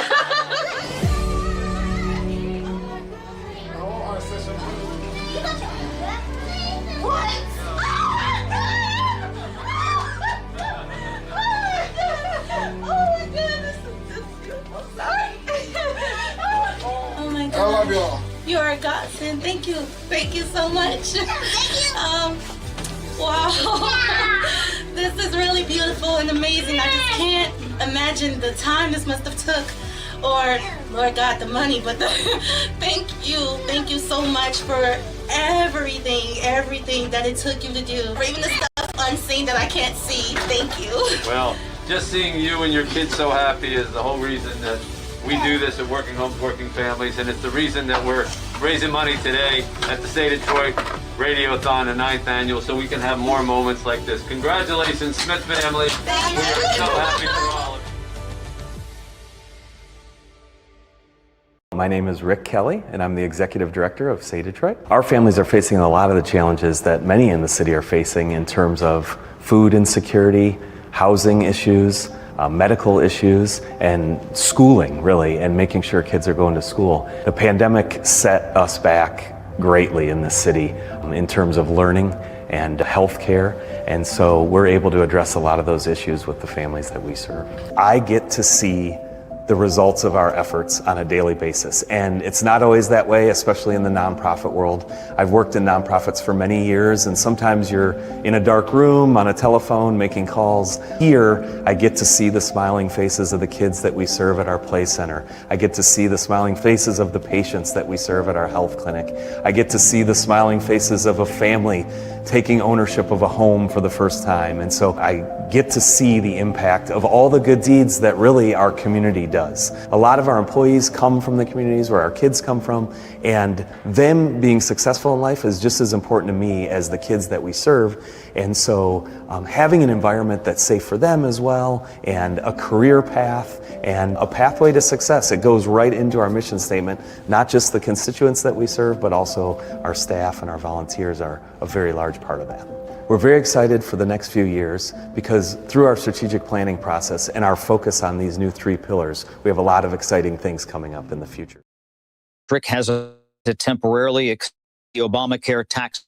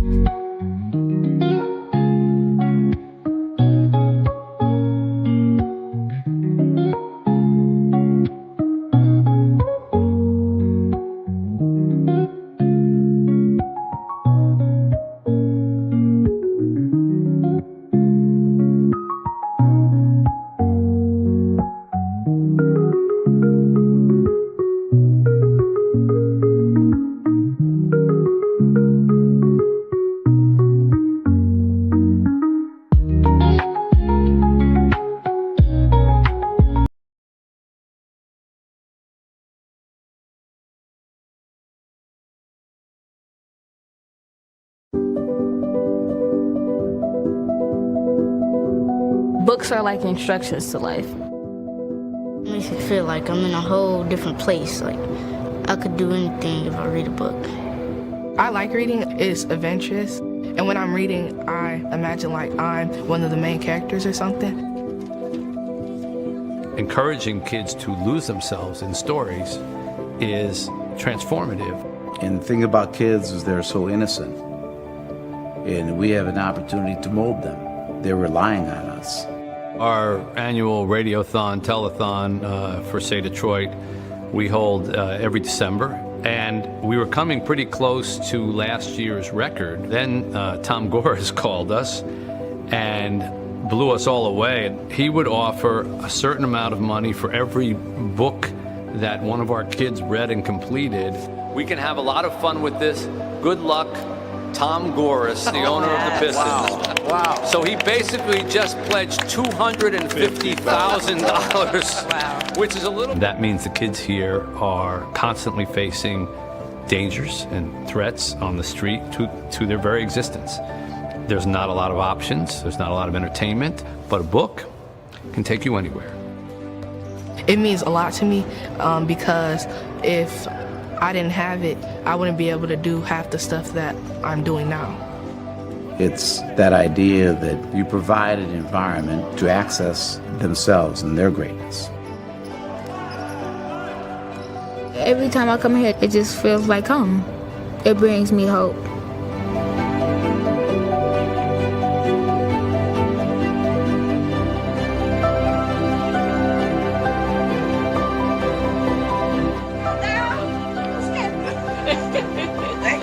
Thank you very much.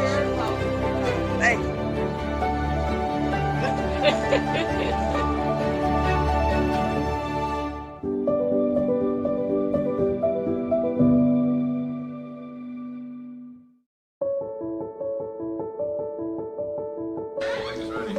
Welcome to your new home. Oh, this is beautiful. Oh my God. By the couch, see how it feels. This will be your dining room. Look at it.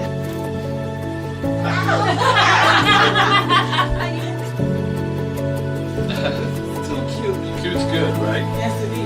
Yes,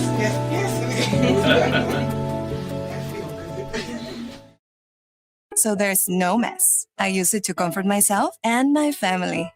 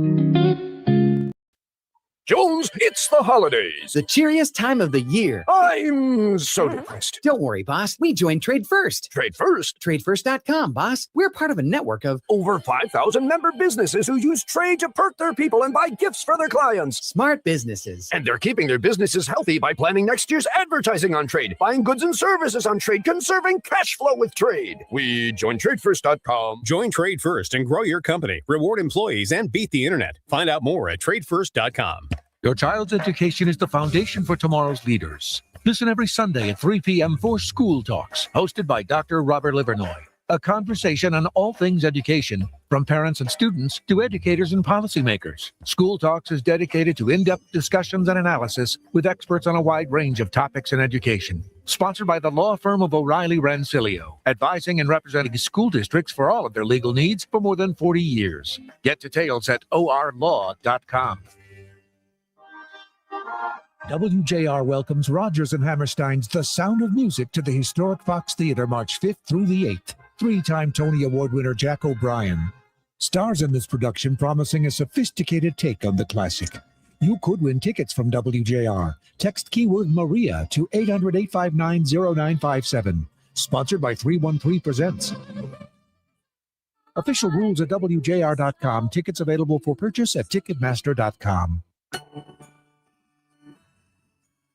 Welcome to the 14th annual Mitch Albom Say Detroit Radiothon on News Talk 760 WJR.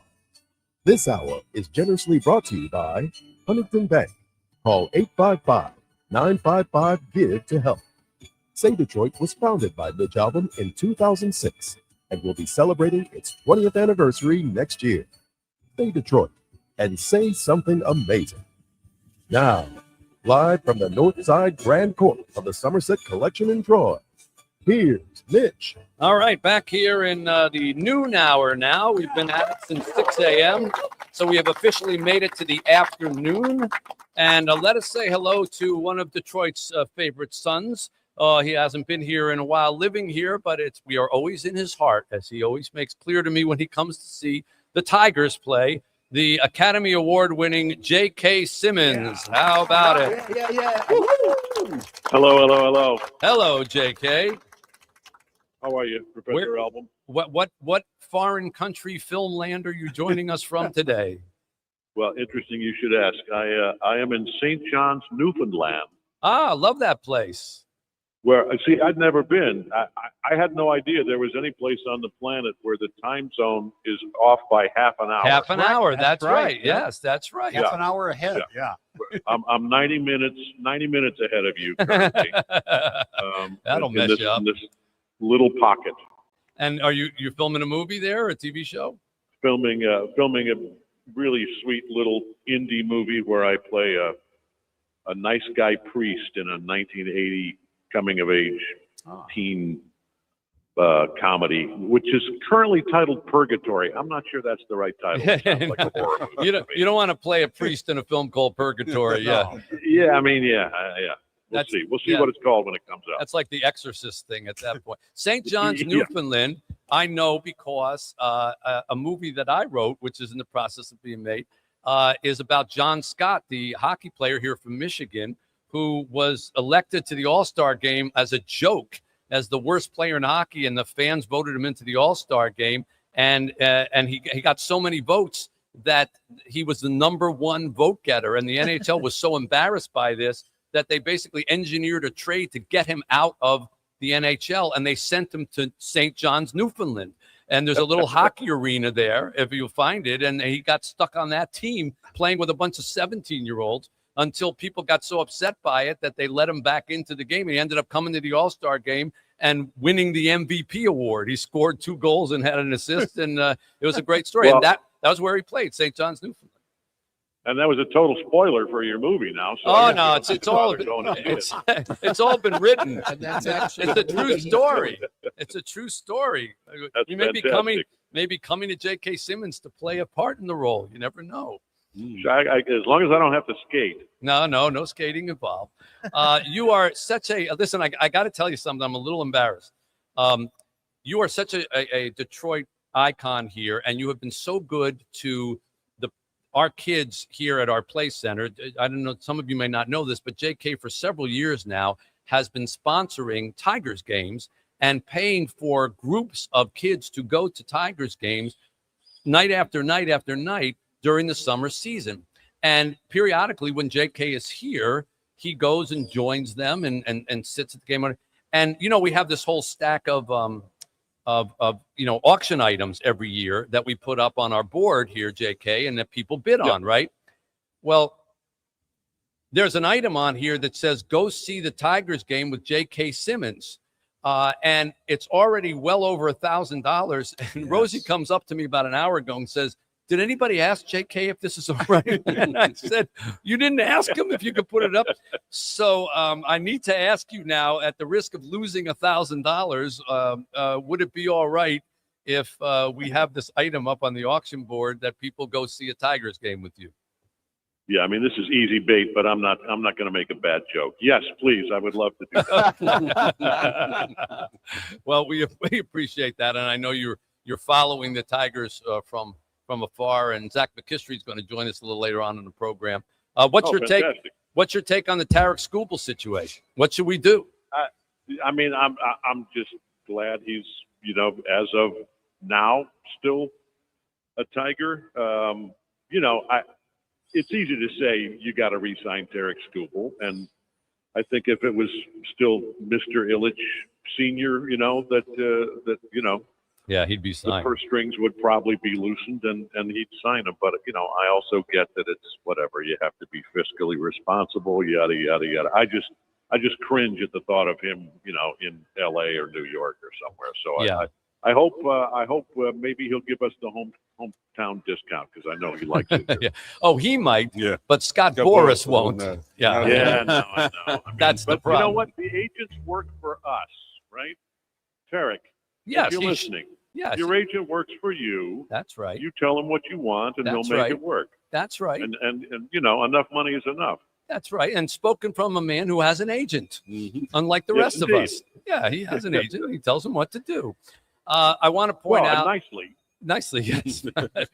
I want to point out that for all our joking around, JK, you're aware of this. Detroit still is the poorest city in America, over 500,000 residents. And we learned sadly that 51% of our kids still live under the poverty line. That's more than half of our children in the city of Detroit are under the poverty line, and 1 in 19 of them is homeless. So the charities and the things that we do here, for all the kidding around that we do on this day, that's who we help. We help those kids. We help those families. We give them a hand up, not a handout. We don't hand out money, but we have programs for the kids to study after school and to get a meal and to have a place to go. And for people who work but can't afford the crazy cost of housing now, that we fix up houses and give them to them and let them move in. And if they pay the taxes and utilities, then ultimately we give them the keys and the deeds. And that's what you're helping to raise money for here, JK, and every year that you help us out. So thank you for that. Well, and bless you, Mitch, for almost 20 years now. Next year's the 20th anniversary, right? Yeah, that's right. That's right. Making this happen for people in need in Detroit. And yeah, God bless you, man. Before we let you go, the great John Pizzarelli is here to cajole your soul, so to speak. I just made that up, and that's actually not bad. I like that. Cajole your soul. Okay, here's John with a little ditty. Here we go.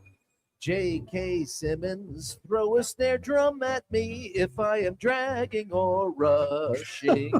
J.K. Simmons, say Detroit knows to be so happy you're here that we're blushing. Taking kids to the Tigers game. Tickets, concession, transportation. J.K. Simmons, say Detroit says to you, you're the one of our favorite voices. J.K. Simmons, we all here know it's true. Thank you. Yeah.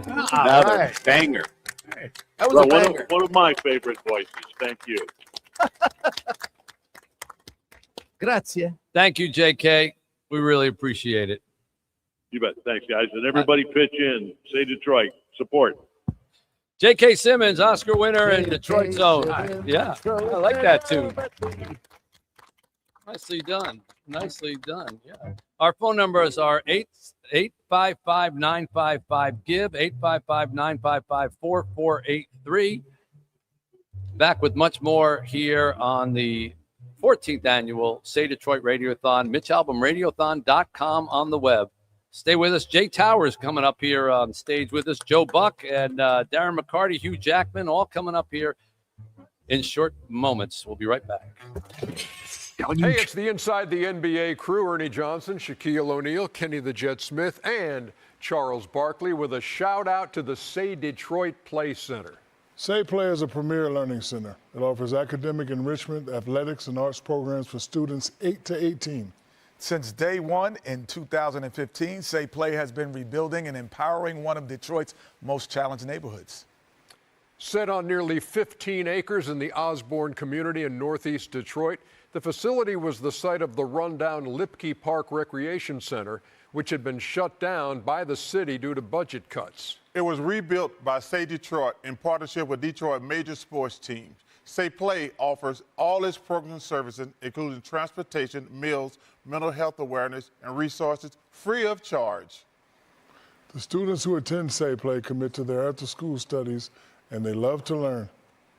They could take part in a wide array of activities, including sports, creative and programming, arts, STEM, social justice, and summer employment experiences. As part of an expansion announced in 2021, the Kelly and Matthew Stafford and Friends Education Center will grow services for members and its neighboring community. And let us not forget the staff and the volunteers, right, fellas? Good job, guys. They are game changers, providing pathways to success for the youth of Detroit. Well done.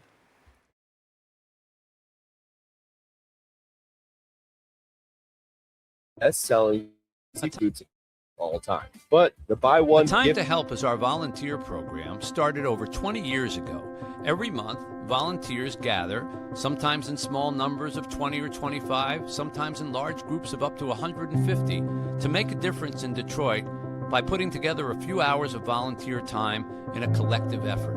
A Time to Help brings together everyone's best efforts and desires in a community of helpfulness and volunteerism that has spawned more than 200 projects since its inception. Generation of sports broadcast. What we're going to do now is present to you, Rashida, the keys to the house. And it's our wish from Say Detroit and everybody else on the team that this is a new start for you. Congratulations to you. Thank you so much. Thank you very much. Wow, this is so beautiful. Oh my goodness. Oh, this is so special. Oh my goodness. Oh my goodness. Oh my goodness. Thank you. Thank you. So we have a spaghetti for dinner tonight. Oh, radio. This is nice. This is crazy. Look at that room. All right, open them. Cool. What is that? All right, back here on the 14th annual Say Detroit Radiothon. At the bottom of the hour here, we will check the tote board and see if we have gotten over, Vince. We've broken the 500,000 mark. If we have done that, I can take this tie off. Yes. Yes. Which would be nice because ever since I stopped doing the sports reporters, I don't wear ties anymore. I used to have like 100 ties because it was always like, I wore that tie before, I wore that tie before, and now there's no use for ties. Nobody wears ties. Nobody Even on you go to funerals and nobody wears a tie. I know. That's You go to religious services, nobody wears a tie. I got all these ties. I got no use for them. You're a trendsetter, man. One other thing I've noticed, Radiothon, if you are trying to send a message to someone, check your spell check. Because I have gotten many messages today saying, good luck with your radiation. And I'm like, is there something that I don't know? Yeah, you checked your vehicle. Yes. So, yes, spell check will take Radiothon to radiation in a heartbeat. Unbelievable. Let's say hello to the great Jay Towers. Hey. Towers. Look at that. Kevin O'Neal's over there. I'm so excited to see him. I know. It's great to Towers see is Jay. here. Kevin O'Neal, Kenny Kenny's Brown, there. Chad Audi. But Jay Towers, we've been trying to get on the show for years, but Jay does his own charity thing, and it seems to always run This week, week, yeah. right? We went a week earlier, so I'm so happy to be here. I love Yeah. being here. I know Amy would have wanted to be here, but you're so nice to come on TV all the time with us. Oh gosh, no, it's my pleasure. And I'm always, I'm not embarrassed to say I'm always starstruck every time I see you. Okay. But I am. It's true. And I always tell people, I said, if I could communicate the way Mitch Albom does, I would be doing so much better in life. I think you're doing okay in life. Doing I'm fine. surprised you found 5 minutes to get out here.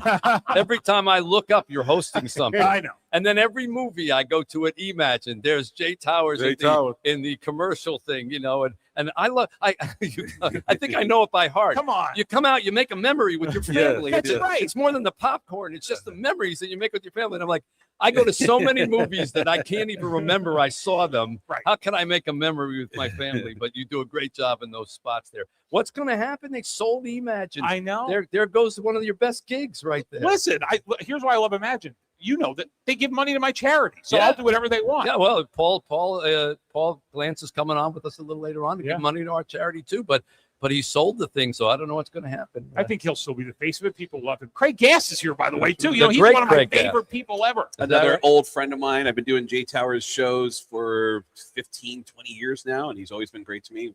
Come on the air and mess with his audience, his different celebrities. Yeah. So you drop in like a few voices in there while you're in there? Yeah, I'll jump in and pretend to be celebrities on the air with You still him. do Gene Simmons? And then Gene Simmons is one of them that we would do where if you missed any part of this segment, it's available right now for $49.95 at kissonline.com. That's right. Yeah, Jay and I have had a lot of fun over the years. I was really happy to see him show up here. So That radio launches a lot of voice people, right? Absolutely. Isn't that kind of the best place you can get started? Theater of the mind. It's a great vehicle to do voices and mess with people on the air. Yeah. So, any premise you want to have, like, hey, guess who's in the studio? I was listening to Mitch's show yesterday, and I thought the coach of the Lions was actually on the show. And it was a guy doing Stan. it. Stan That was Campbell. Stan. See, we would love to have Dan Campbell on the show, but he's committed to another radio station because they do the games, So the next best thing is Stan Campbell, Yes. Right. Dan's fifth cousin on his mother's side. Which makes no sense. But, Yeah, and we ask him, and he does great voices. But I have to say, Jay Towers, and forgive me for not knowing this, I don't know your background. I mean, it seems like you've just always been here, but you're from here. You grew up here. You break in? No. I started on the radio when I was 14 in Toms River, New Jersey. Okay. And then graduated high school and worked in Atlantic City. Got hired to be a program director at 19 in Grand Rapids. They hired me and didn't know how old I was. And they didn't realize it until I got to the airport. And the girl called the boss and said, "You just hired a 19-year-old to run the station." Came to Detroit, went back to Philly, I always wanted to work in Philly. And after 2 years in Philly, I wanted to be back here. I felt more here, and I've been here since '99. That's funny because I'm from Philly also, but I also feel way more connected here. Way more But connected. I didn't have a job there, so I didn't have the option. So you've been here ever since. That's interesting. But you're a Jersey kid. You were born and raised in Jersey. Yeah. Toms River. Yeah. Thank you. Let's clap for Toms River. Good for them. They've been wonderful to me, really. So if he was born in Jersey, does that mean Have how you many- ever heard the fantastic John Pizzarelli's famous "We Like Jersey Best"? No. Oh my goodness! Are you kidding? Okay, What a setup. I'd love to. I'm not kidding now. This is a legendary song. Wait, are you South Jersey or North Jersey? North Jersey. All right. Yeah. What Other the side of the attitude? river. Go ahead. Give us a couple verses. Go So ahead. you got traveling down the turnpike, headed for the shore. A thought just then occurred to me I never thought before. I've been a lot of places, see pictures of the rest. But of all the places I can think of, I like Jersey best. The Pinelands and the Vinelands, the Seaside Heights, Margate. You can have Miami, I love the Garden State. I've been a lot of places, seen pictures of the rest. But of all the places I can think of, I like Jersey best. Yeah. Now, what you don't get the rest of this is all the voices. Yeah. That John Pizzarelli does that song in. Just we got 60 seconds. Give me 60 seconds worth of voices. Benton Halls, shopping halls. Then there's Billie Holiday. oh yeah, Pinelands and Madeline Peru. the Pinelands and the Vinelands. And then there's the Bee Gees. Traveling down the turnpike, headed for the shore. I thought just then occurred to me, I want my mommy. Fantastic. Thank you very much. See, you mentioned Jersey. Big crowd. You don't hear Taylor ham or pork roll. Taylor ham. There you go. 855-955. You don't get entertainment like this just anywhere, folks. And there's a price to pay. It's a donation to Say Detroit.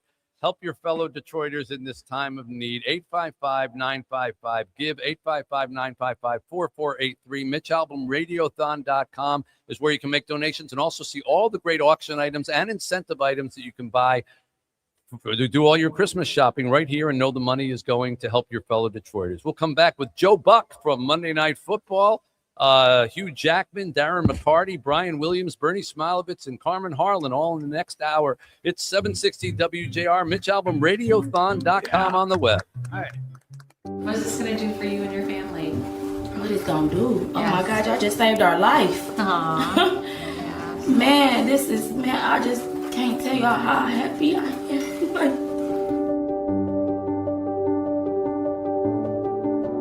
Say Detroit has been changing lives for the better since 2006, when I wrote about how our city was providing homeless people 3-day shelter parties to get them off the street while tourists were in town for the Super Bowl. A city that is super just for a weekend isn't very special come Monday. So we put out a call to raise enough to at least help all year long. The idea of Say Detroit is in its letters, super all year. You answered our call, and to amazing results.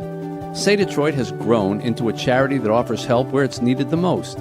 And we need your help as we meet the increasing needs of people at risk. We thought it was all said and done with. There was nothing else we could do. We had almost given up. And then Say Detroit came in our life. We're providing pathways to success for Detroiters in need. And we're doing it with a focus on solving learning, healthcare, and housing challenges. That's why our programs, like the Say Detroit Family Health Clinic, are so important. Not only is it free to all patients, it now has a pharmacy on site. The clinic is also now hosting Wellness Wednesdays, monthly support groups for women, and providing one-on-one coaching and resources for mothers during their baby's first year. It's very important for us to think about how can we remove barriers to care so that people have real opportunities to be healthy. Their whole concern in this clinic is to take care of you when you come in that door. The Say Detroit Play Center is about a lot more than play. It's really about learning. We partner with the city's top sports teams to turn an abandoned recreation center at Lipke Park into a first-rate after-school program where students have a safe place to study, play, and socialize. Every time I come here, it just feels like home. It brings me hope. The pandemic created a learning loss for many of our young people. We've helped them catch up, and we're partnering with local schools to keep kids in school. They work together to make kids learn here, so that's why I like coming here. I grew. It means a lot to me because if I didn't have it, I wouldn't be able to do half the stuff that I'm doing now.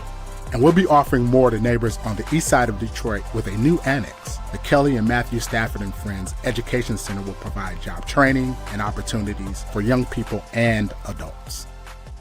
A diverse community thrives when its members learn to respect each other. That's why our Better Together program launched in 2020. Human beings connecting with other human beings.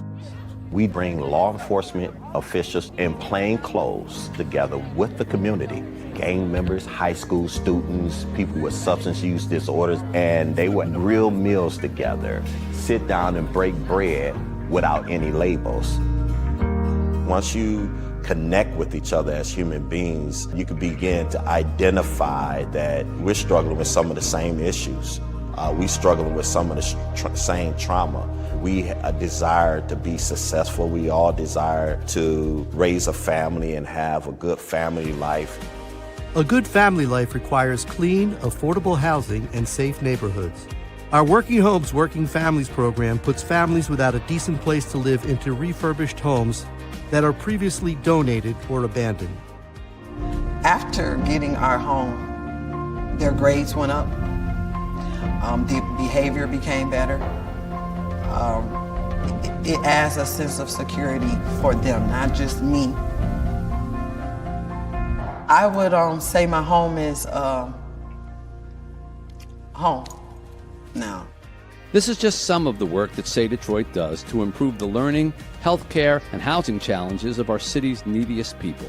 Please help the efforts of Say Detroit by donating or volunteering. Follow along as we share the experiences of your neighbors on their journeys to success all year long. Our story and theirs is only just beginning. Say something positive. Say something inspiring. Say Detroit. And say something amazing.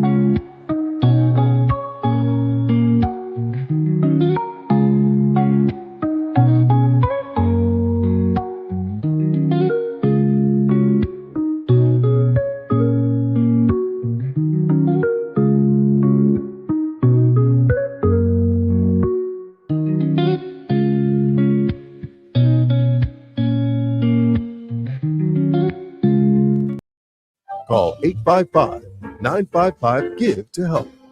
Say Detroit and say something amazing. Now, here's Mitch. All right, we are back here on the 14th annual Say Detroit Radiothon here on 760 WJR, broadcast around the world here. And let's take a look at the tote board here, if we can do that here. Vince, can we do that? And we get a little drum roll, see where we're at here now. 12:35 p.m. We're at $486,337. Still 14,000 shy of taking this tie off. At 500,000, I'm going to take this tie off, which would be nice because it's strangling me. Yes, that's good. All of the money, of course, goes to help the needy here in Detroit through the charities of Say Detroit, ranging from the Say Detroit Family Medical Clinic, the nation's first medical clinic for homeless children, all the way through the Say Play Center at Lipke Park, which has 300 kids a day that come in and get their, really in many cases, their first real hot meal of the day. And then they've got STEM robotics, they've got e-gaming, they've got basketball, football, soccer, but all that after they spend an hour and a half in the educational center. And we've sent many kids on to college from that program. We're very proud of that. Our bicycle factory, where we make the My Cycles that you see on stage right here. We make given away 1,000 of those already this year. Formerly incarcerated people put those together, so we provide jobs for them, and then we give them to people in the city of Detroit who need transportation to get around from place to place to get to their jobs, or kids even to get to school. We've got our Working Homes, Working Families project, which how many homes have we done now? Over 60, close to 70 maybe. We have about 68. 68 homes that we have refurbished and then given to working families who are without homes.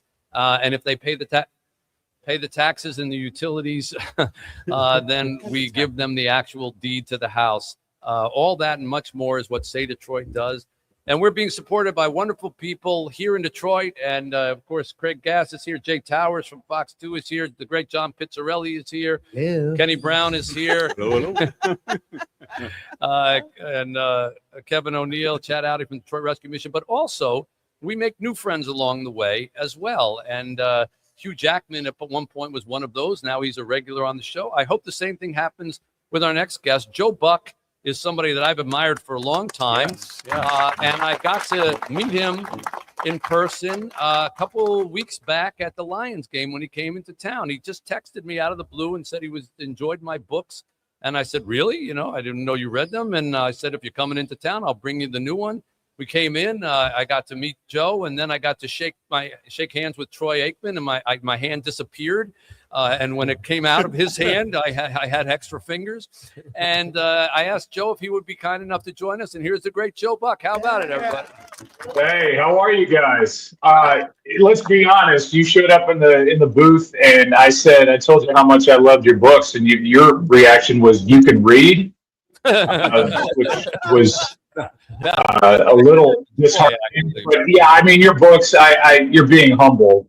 I had to get your number. I got your number from Michael Rosenberg. I said, please let me connect with Mitch. His books are like kind of life-changing for me. And I went on a crazy run of your work. Everybody read Tuesdays with Maury back in the day, but you know, what all of your new stuff, the most recent stuff, and I was just whipping through them. I had to actually give myself a timeout and a break because they're so deep. I had to read like a Dan Brown book. So now I'm getting back to your new one after this, and I'm finishing that tonight. So you're the best. I've just heard what you guys are doing.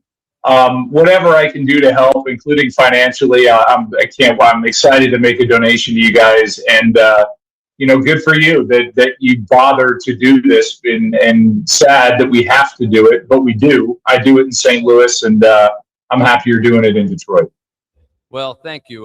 That means a lot to us. And yeah, Detroit is, you know, when you come into town and you go to Ford Field, you see, and you do those beauty shots, you know, on Monday Night Football, and you're seeing the best of Detroit, you know, that little pocket that has just blossomed and developed, and it really looks like every other great city, you know, when you got the night shot and the beauty shot and you're hanging over Ford Field.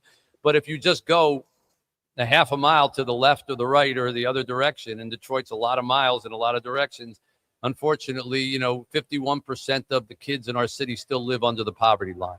51% of our, and 1 in 19 is homeless. So there's a lot of work still to be done in all those blocks that haven't been developed. And now Say Detroit, which what we're doing here is 20 years old. I started this 20 years ago and has blossomed into this whole, you know, big organization. We do this event every year, and we get great people to be on it like yourself. We broadcast for 15 straight hours, and we shake down anybody who comes on like yourself and hit them up for whatever we There's do. no shake. I'm a willing shaky, so we're good. I'm happy to be shaken.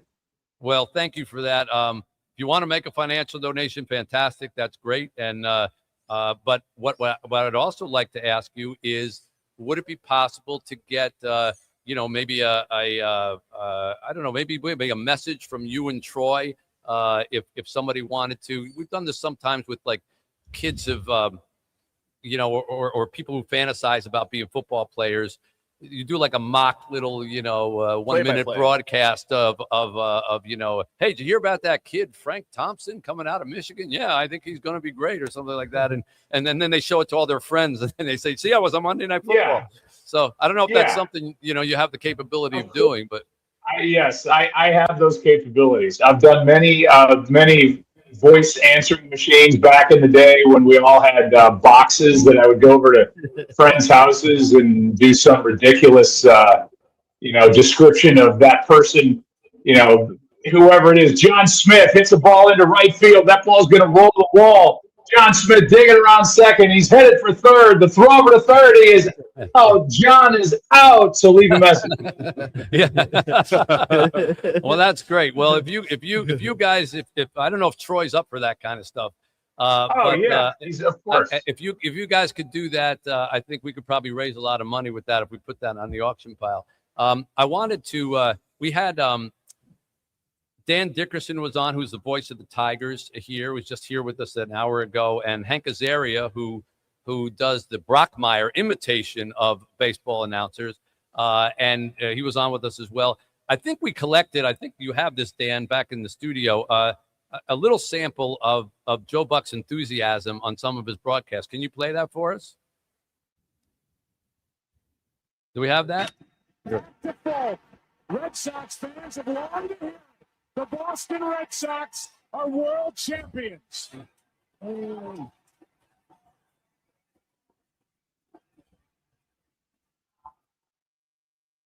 There was one, I thought they had it where you said, we'll see you tomorrow night or something like that. Was one also one of the famous ones. Yeah. I did that. I did that, Mitch. It was like a tip of the cap to my dad. My dad made that call with Kirby Puckett hitting a home run in Game 6 when he was doing the games with Tim McCarver in 1991 against the Atlanta Braves. And then 20 years, almost to the day, in 2011, David Freese hit a home run to center field in the 11th inning to force a Game 7 in the World Series against the Texas Rangers. So I did a tip of the cap to my dad. I became a Jack Buck cover band, did his call, and and it was fitting. It fit the moment. I thought you were going to play like the Giants winning the World Series and everybody in Detroit blaming me that the Tigers had lost the World Series in a 4-game sweep. But I get everywhere. You suck. You suck. You were so excited for the San Francisco Giants. Can't believe it. You get out of here. And that's my life as the national baseball guy. You just can't win that game. So you just you laugh at it and move on about your life. Did your dad, Jack Buck, did he encourage or discourage you from following in his footsteps? He didn't do either, and that was the secret. I think had he encouraged me, and maybe I say this, and maybe it's true. I don't know, but had he pushed, I might have resisted. Had he discouraged, I probably would have listened and not been doing it. So I think that the beauty of what he did was he just exposed me to it, and he let me find it on my own. He was not a guy that was hovering over me. We were broadcast partners for a number of years, and it was never, oh, well, here's how I would have called that home run. You're doing good here, but it wasn't like a master class in what I was doing night after night. And I think because of that, it allowed us to be better broadcast partners, weirdly. He was already my best friend, but it also let me find my own way and not have to rely on my daddy to kind of get me through. I mean, it got me started. I don't get hired by the Cardinals at 21 after 2 years of the minor leagues if my last name's not Buck. But I took advantage of all those opportunities and those legs up and paid attention. And, fortunately just got a living example, not somebody that was in a classroom with a chalkboard, but I just watched him. I watched him glide through press boxes and, treat everybody like they were the most important person in the world. And it was a great way to grow up. It was a great way to learn the business. And, he told me, Mitch and crew there, remember, if you get hit by a bus going into Busch Stadium before a game, they're still going to play the game. So remember that and broadcast accordingly. They may have a moment of silence. They may not. But either way, people want to hear about their team. It's not about you. And I think that's a good way for any broadcaster to kind of go into this business. What a great lesson and what a great experience to be able to work with your dad like that. Craig Gass, you said you had a Joe Buck story you wanted to share? I have so many Joe Buck stories. No, just one. Well, Joe Buck's family has been so kind to me. They used to have a live music venue in downtown St. Louis. They booked me at before. But Joe's sister, Julie, has a radio show. She's a broadcaster as well in St. Louis. And every time I come in to do her show, these guys always want me to prank call their mom.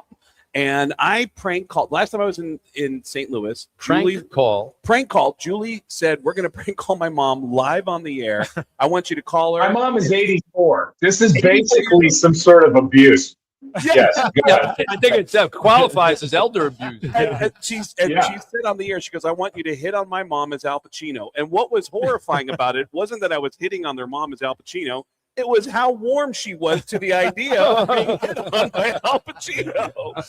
It was amazing. I've listened to that tape 50 times. And the beauty of it is my mom was on Broadway, took an acting class, claims that Pacino was in her acting class. I think the timing of it all matches up. I just read Pacino's book when I wasn't reading your books. And Craig does this, hey, Carol, this whole thing. And she was like, oh, hi, and she's like basically batting her eyes through the phone, very accepting of being hit on by Al Pacino. And Craig's so talented with everything he does, but it was really, really unnerving for me to hear my mom be that accepting of Al Pacino. As it would be to anybody. I think the idea of getting a gift package where you can have Joe Buck do anything on a play-by-play is an amazing Well, we're going to offer that up. And before we let you go, we have a tradition here, Joe. The great John Pizzarelli, jazz guitar player, singer extraordinaire, world famous, comes in every year because he's been a friend of mine, as I hope you will now consider yourself. And he comes in and after we're done talking to a nice guest, especially for the first time, we give a little musical thank you in your name. So Here is a little something. Go ahead, John.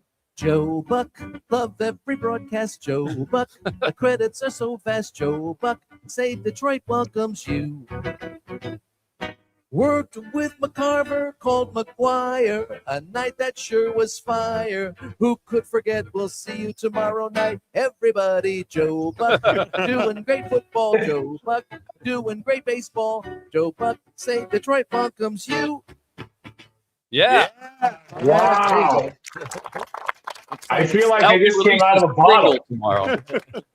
Yes, that's amazing. And that's going to be in my head the rest of the day. I'm a total narcissist, so I'm going to be singing a song about myself for the rest of this Thursday. Well, thank you for gracing us with your presence. If you're serious about wanting to make a donation, I'll just text you offline. I'm not calling the 855 number. I'm going right to the top. Okay, go to the top. MitchAlbumRadiothon.com. And we'll take whatever you like. But thank you for coming on, and thank you for making this offer on the auction pile. And thanks for being a good guy. Really enjoyed meeting you. I hope we get to know each other better. Yeah, absolutely. You're fantastic. And Craig, if you could give me a little Al Pacino hitting on my mom Carol as I leave, I'd really be honored. Joe, no offense, but tell your mom I said hello. Joe Buck, everybody. Thank you for joining us. It's 760 WJR. By the way, we are in the hour of Paul W. Smith zone. And so we want to thank Paul W. Smith for giving us the time. Hello, Paul W. Smith. Listen, Mitch, I want to thank you because this is the first time I've been able to have lunch with Kim since I started this new show from noon to 2. So okay. Now I'm having lunch with Kim. It's fabulous. You used to thank us for being able to sleep in and have breakfast with Kim, and now you're thanking us for being able to have lunch. Any time, any reason you need to take over my show, but especially when it's for your Say Detroit charities, and now so many years of raising money. It's been my pleasure. I remember when I used to get a song, but that's way back when I was on for the first time. Now I'm batting cleanup for Joe Buck. Who would have ever figured? Well, it's not where you appear in the Radiothon. It's that you appear in the Radiothon. I'm thrilled to be here and to just remind my listeners how important your work is, and a reminder that something you and I have both said, we come from sometimes an area that has questionable resources, but we have unlimited philanthropic people. We have the most philanthropic people in radio, and I can say that from being on in New York or Philly or Toledo or Monroe, where I started. And the people listening to WJR right now always come through. They're going to go to MitchAlbumRadiothon.com. They're going to call 855-955-GIVE. They can text Mitch14 to 59925. They will come up with a way to be sure to get you money and the resources you need for your various Say Detroit Charities. And I think I speak on behalf of all of your colleagues. We're very proud of everything you're doing. This is a radio station that has a history of raising money in a variety of ways. Lots of us have fundraisers and such, but yours goes way over the top. It's some greatest programming and biggest numbers raised that's ever happened in any radio station anywhere in the country. So I salute you for that, and I'm just glad to be able to be here and help you, Mitch. It's just a pleasure. Well, that's really nice of you, Paul. Thank you. That's really kind. I'm looking to make a joke, but there's no joke. It's not like I couldn't There's no find joke. one. It was Here's very nice the joke. Here, I got a joke for you. People have always said to me, Paul, you ought to write a book with all your experiences, 60 years in radio. And I always say, you know, when you work with Mitch Albom, the idea of trying to follow a book like his Tuesdays with Maury or any other one, his new book, Twice, a novel, you think about his success, you go, no, I don't think I'm going to write a book. But you know what I decided this year, Mitch? You're going to do it. I'm on a book tour, and I don't even have a book. I thought Mitch knows how to live. He goes all over the country, all over the world. I don't need a book to do that. I'm just going to say I'm on my book tour. Yeah. Hey, way to go. If you don't have to do the book part of it, it's pretty fun. By That's the way, hard before part. we let you go, Paul, first of all, I want to say two things. Paul has graciously donated the opportunity to co-host a show with him as an auction item. This usually fetches a lot of money. So if you would like to sit in the studio with Paul W. Smith and co-host his show, we'd love that. All right, so Nobody's that's on the not had auction board. And everybody's had a great time. And number two, we have a little song for you, John Pizzarelli. We don't want you to feel No. left out. Here's John Pizzarelli. John! Oh, my God. Oh, Paul Smith. He's eating lunch right now. Paul Smith. He is so great. And how? Paul Smith. What rhymes with Paul Smith? How about a big kiss for Paul Smith today? There you go, Paul. It may have cost me my W, but now I have a hit song, so that's fabulous. It's hard to I'm get looking for my W ASCAP. into a lyric. It takes up a lot of space. I'm looking for my ASCAP. My ASCAP BMI check is in the mail. I'm glad you said ASCAP and not something else. Can I bid on being on Paul's show? I think it'd be a great third place for me, Mitch. In your spare Jay time. Towers is looking for another gig. Jay- So because Jay he's is got the he's best. got You know- 7 spare minutes in the day.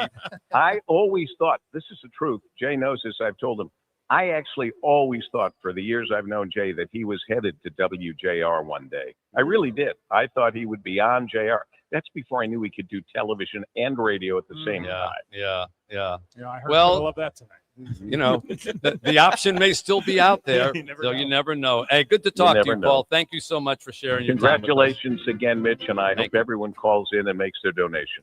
855-955-GIVE. How about it for Paul W. Smith? 855-955-GIVE. 855-955-4483. Or MitchAlbumRadiothon.com. Jay Towers, you've been a lot of fun to have. We have Thank you. You have to make sure that next year your charity event is check with us. I will. And we'll coordinate our schedule so that you can come out and hang out again. And we'll make sure Craig's sitting here. And you seem to know everybody anyhow. Mhm. So I just can't wait for you to get the tie off. It's gonna be like that Jerry Lewis moment when he's all disheveled. It'll be great. I'm disheveled already. I need to wait till the end of the day. But you've been great. It's Thank really you been so fun much. having you It's here. an So honor. thank you so much for that. I'll tell you what, we'll see if we can take the tie off right now. Let's go to the tote board. If we succeed 500,000, I can take this tie off. What do we got? Drum roll, please. Not seeing anything. Okay. There you go. $542,247. Take it off. So get this on the camera. Take it off. This is for the ladies. Put the This camera is for the ladies. Put the camera back up. Okay. Camera on This is me. really quick here. Camera on me. Put the camera. There There you we go. go. Okay, here we Get go. away from Tie that is thing. coming off. You can't handle this kind of heat. Yeah. Here we go. Yeah. It's what, Magic Mike? This is Magic Mitch. Yeah. Okay. Yeah, I'm so swift. Look at this. I'm so sexy. Look at this. Like that. Okay. All right, there All you right. go. The tie is off. We're right. going next for the sport coat at $1 million. I told you what to That'll be clip our on. goal. I told you what to clip. Yeah, I should have worn that clip on like every other day. Yeah. All right, 855-955 give 855-955-4483 or MitchAlbumRadiothon.com on the web. You can text a donation by texting Mitch14 to 59925. Coming up in the next hour, Bernie Smilovich, Carmen Harlan, Hugh Jackman, and Darren McCarty. It's going to be a pretty full hour there. We're working our way stick towards around. the pants. Yeah. More to come. Stay with us. It's another beautiful day at Save Play. Going to pick up the kids. Have a great day. Welcome to the Say Detroit Play Center. My name is Eric Reed, and I have the pleasure of serving as the executive director. And let's meet our students who are about to come in off of our buses. What's up? How y'all doing today? Everybody good? Yes. How's school today? Good. All right, good. Good to see y'all. How was school? Good. Huh? Good.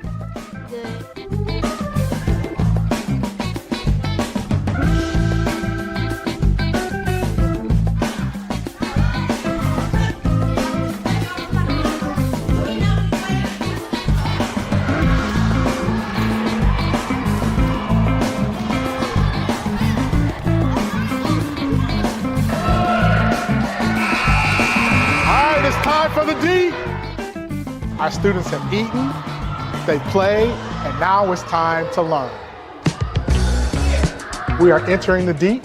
The Deep is our education center. It's named the Deep because it used to be a swimming pool. The Deep is where our young people come mandatory Monday through Thursday to spend at least an hour and 15 minutes on a variety of academic enrichment activities. Our young people are engaged in tutoring or literacy with the help of our staff.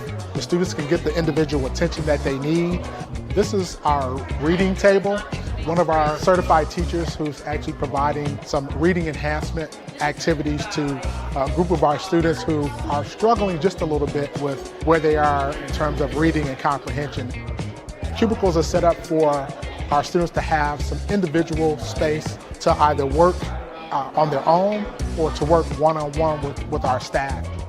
One of the things that we're blessed with is to have a number of volunteers that come in and support the work that we do here. And I have with me now Mr. Malcolm McCants. Malcolm is the Director of Education, and he oversees all the activities in the Deep. We offer breakout sessions in STEAM, creative writing, and reading. Got some students that are getting some homework assistance from Miss Diane, who is a retired certified teacher. And so whatever our students need, we want to make that available. Now let's go and look at some of the activities and the electives that are available to our students here 5 days a week.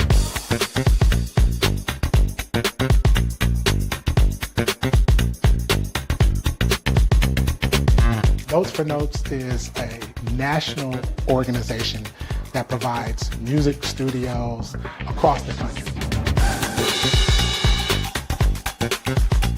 Our wonderful art teacher, Ms. Kai Puritan, can you talk a little bit about just kind of the value of having this kind of space for young people? Especially in Detroit, this kind of space for young people to express themselves, to learn who they are as like humans and artists, to hone those skills with people from the community like us. I think it's a one-of-a-kind space and it's needed like throughout this city. As we leave the creative arts room, you may hear some music in the background, and that's because right next door is our dance studio. And we have a variety of different dance genres, hip-hop dance, tap dance, modern dance, and then we also have an African dance and drum program. And so today, our students on Mondays are engaged in their hip-hop dance activities. We're now in our gym area. We are extremely committed to making sure that our students increase their health. And so we exercise, calisthenics, running, agility, and then we also get into organized sports, including basketball, volleyball, but we also like to get our students outside where we have a terrific AstroTurf football field. We have a baseball diamond, and we have a grass football field. We try to utilize our outside facilities as much as possible, both for recreational opportunities as well as for competitive sports.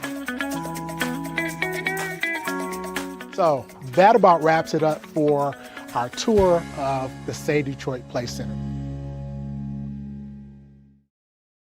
And now, a Say Detroit Radiothon Rewind. You know, we're obviously in a different setup here now because of social distancing, and my partners have to be a good 12 feet away from me. And I actually came down here to the piano for a purpose, but we don't have the big audiences and all the rest of it. But everybody is watching around the world, and everybody in Detroit. And one of the traditions that we do with Hugh Jackman and some other guests is John Pizzarelli, who is with us, not physically here, but he's in New York, and he's on the line, and I think you'll be able to see him. He's upstate New York, has written a lot of songs that we have done for you over the years to try to elicit your generosity. And so here is a montage of some of the songs that we have done, just a little small one here. Go ahead and play it, Ray. Here's some of the ones we've done in the past. See him in the river, he's a real Detroit giver. Jackman, you Jackman, won't you come back once more, once more, once more, once more? We're so happy to be talking with Hugh Jackman. How about a song for Hugh Jackman? Let's give this Australian props. Bum, bum, bum. If we were Hugh Jackman, there were folks on a show, but they never raised much money. No, they never raised much at all, till there was Hugh. That was a big stretch. So that's just a few of them. So now, since John and I are not together, John wrote one where he is. I've actually put something together here. I've never done this before on the Radiothon. I've never played a piano or anything on the Radiothon. But, John, you've got yours there. I'm going to try to see if we can go along with it. I've got the lyrics here. So, John, are you up? Yeah. I got me? Yeah, I got you here. Okay, go ahead. I'll try to join you in. 4, 5. I just changed the 6th line down, so don't worry about that. Everything else is Okay. Are you ready? Welcome to the 14th annual Mitch Albom Say Detroit Radiothon on News Talk 760 WJR. This hour is generously brought to you by Trinity Health. Call 855-955-GIVE to help. Say Detroit was founded by Mitch Albom in 2006 and will be celebrating its 20th anniversary next year. Say Detroit and say something amazing. Now, live from the Northside Grand Court of the Somerset Collection in Troy, here's Mitch. All right, welcome to the 1 o'clock hour here. We passed the $500,000 mark in our effort to try to match our take from last year, which was in excess of $2.2 million. So we're doing well, but we got a ways to go. Just when you think you're doing good, they put that other mark out there. You got to chase after it. 855-955-GIVE, 855-955-4483 is how you make a donation to help the neediest of our fellow citizens here on the 14th annual Say Detroit Radiothon. And please remember that 100% of the money that we raise goes to help the clients and the people in need. We don't use it for air conditioners. We don't use it for paper clips. We don't use it for fancy office space. We put the money towards the need, and those expenses, which are real, are taken care of privately. So know that your dollar goes to the actual cause.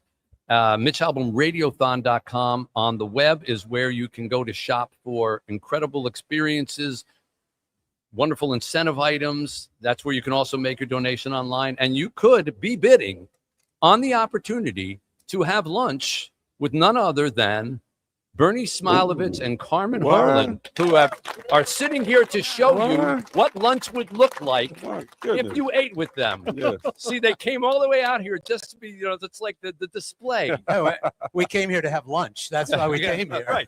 And we're going to send a camera with you to show what it's like to eat lunch with Bernie and Carmen. Wait, hold on. Okay. There you go. There's Tuesdays with Maury, Mm-hmm. and there's lunch with Thursdays with Bernie and Carmen. Yeah. There you go. And you've actually done this before now, right? Several years, right? Yeah. We've met the loveliest people. Well, our first year here was 1947 with Radiothon. I was there. That's Speak a for lot of yourself, lunch. Bernie. I'm not quite that old. That's a lot of lunch, I want to say. That's a lot of lunch. That's a lot of lunch. But how is it? Like, it's comfortable, there? You mean the you're lunch? meeting friends. Yes, the lunch. You're meeting friends. People who have followed you, Mitch, are some of the most wonderful people. They care about not just the community, not just about other people, but they must like us too, because they sit and listen to our stories over and over again. Let's be honest. They like her. Come on, let's not be stupid. Right. And they want that lunch. Right. so. Yeah. The first question is Carmen here? Yeah, exactly. And they're asking Bernie that. Did Yeah. he bring that albatross with her? Yeah. It's amazing. And what I first of all, I really appreciate you two coming out here year after year after year. You do this all the time. And you come in person. You don't say, "Can I just phone it in?" or whatever. You come out. You sit I here told with Carmen, we can't phone this in. He always asks me. Don't you just what? love him? Yeah. Couldn't you just pinch him? Yeah. Oh, trust me, we And frequently I'm not do. talking about on the cheek. No, yeah. Hey, We frequently do. Hey. But what shows is that how many years were you together on the air on DIB? 86. How old is your oldest child? My oldest is 38. About that many years. About that many. Wow. And you can tell that the chemistry that you had on the show is obviously still there and for real. It wasn't one of those things where you mumbled, that's one of those funny things that people always think about when they watch TV news, is that when the music comes up and you just see them shuffling their papers and looking at each other As and if they're mumbling, acting. that they're actually saying, "I can't stand you. I can't wait till you get fired." Well, You know. as soon as this mic goes off, we go back Oh, to is that what that is? And since we have people here, we're going to fake it. Oh, But, yeah. but honestly, they tried to get us to change that at one time. They said, you guys are just having too much fun. Right. We had a new news director called us in. And Carmen, she says, "I don't like the laughing. I don't like the crosstalk. I don't like any of that. I just want the facts and I want it done." And Carmen turns and looks at me and winks. And I go, How I long don't is say this anything. gonna last? We walk out. She comes to my office. She goes, "I give it a month." Less than a month later, they call us and bring back the laughing. That's because people are calling and wanting to know what's the problem. Yeah. Don't they like each other? That showed a lot of confidence, Carmen. Did you really know? Guaranteed contract. Oh. That helps. That also provides confidence. Yes. What was there ever a night when you guys were broadcasting where you had to cover up like something that was a total screw up, and you just had to, wing it? Something wasn't working, or you couldn't hear each Usually other. when the server dies, but like when you're in the control room on your way into the studio and the server goes bad. So there's no teleprompter. They wanted us to use the iPad. So, they didn't want us to use See, paper. here I thought when you said the server dies, I mean that you didn't get lunch. At a restaurant. That's what I thought. I was like, We had a waiter in the studio. That's a big guy died. Come on, she didn't get her I drink guess we're order. not eating. The man is dead. I don't think anything that bad. I think it was bad, but you end up just boom, boom, boom, and then you get to a tape piece and they're trying to fix it and you come back. by the We don't first worry about break. that anymore. We're both retired. If our car's not out front, we're upset. Other than that, we don't really care. I think I know the answer to this question. I'll ask it anyhow because people would probably want to. Do you miss it? Do you miss being on the air? I miss the people that I worked with. Yeah, like Bernie. Yeah, Yeah. I would say that's true. Yeah, And the camaraderie yeah, that we had was real. yeah. And so that And the free drinks, know. and the free drinks in the studio from the server. I used to have a Cokes and Corona party every so often. Right, we come to the garage on Friday, and it'd be after the 11 o'clock, and Carmen would be there. Her car was Open it. there, and her husband Andy's there, and the trunk goes up, and she's trying to get you liquored up to drive home, which is kind of interesting. Wow. I thought. Coca-Cola is not alcoholic. So anyway, yeah, You guys need to get your story Yeah. straight. that was a bitter Coke, if you ask me. But then you get on the lodge, and you can only do 55, or is it 155? I can't remember what that sign says all the time. But yeah, it was great. I mean, there was really never a bad moment working with Carmen, I must say. Yeah. Have you ever looked at a broadcast now and like it was either so strange or bad, you call each other up and say, "Are you watching what's going on TV now?" No. No, my TV doesn't get Channel 4. That was in his contract. By design, yes. Out here? Wait, I have to repeat all those lines? No, we got you. We got you up Just till out a now. little bit, yeah. It's delightful to watch you two in action, and you two at home can share this kind of ribald Don't scare them, humor, Mitch. yes, by bidding on the auction item to have lunch with Bernie and Carmen. And there are many such auction items at MitchAlbumRadiothon.com. Many chances for experiences, lunches. Dave Barry is going to come in from Miami and have lunch with anybody here, and book club visits. I'm going to be coming out to different people's book clubs and hosting radio shows. And of course, there's many footballs and jerseys and baseballs and hockey pucks and things that have been offered up, and tickets and experiences. So please go to MitchAlbumRadiothon.com, look at the list, do your Christmas shopping there, and know that all the money you're spending is going to charity and going to help your fellow Detroiters. Not that there's anything wrong with helping all the stores in Somerset, but on this particular day, go there. There you go. Very unique gifts. You know, Very these unique. are very unique. Can you repeat that? Because I want to hear it twice. Oh. Come on. I get it. Come on. I get it. Come on. Twice, as in the book. If you're a friend, you're a friend. Throw that name out. Thanks for the plug there. Yeah, exactly. For 30 seconds of seriousness, can each of you just speak about why, you worked in the city? Some of the broadcast stations actually aren't located in the city of Detroit. Channel 4 is. It's right there downtown. There's no escaping it. You had to drive right into downtown. There are many times you had to take some detours off the lodge and go through some of the neighborhoods that that we're helping here and are still remain troubled. Talk for just a moment about why it's important for people who are listening to us to give. I can remember when the city of Detroit, everybody had felt that it was going to be a dying city. And as a person who was born in the city and raised in the city, I can't tell you that it set well with me at all, even though I knew that the sentiment was real. It took time and effort and people who were committed to making sure that that didn't happen, that Detroit didn't die, that there was a rebirth. And I can't tell you or put it into words exactly how it feels to know that, hey, we didn't have to die to come back. Right. Well Right? put. We did not have to die to come back. And we can't let ourselves get that close to it again.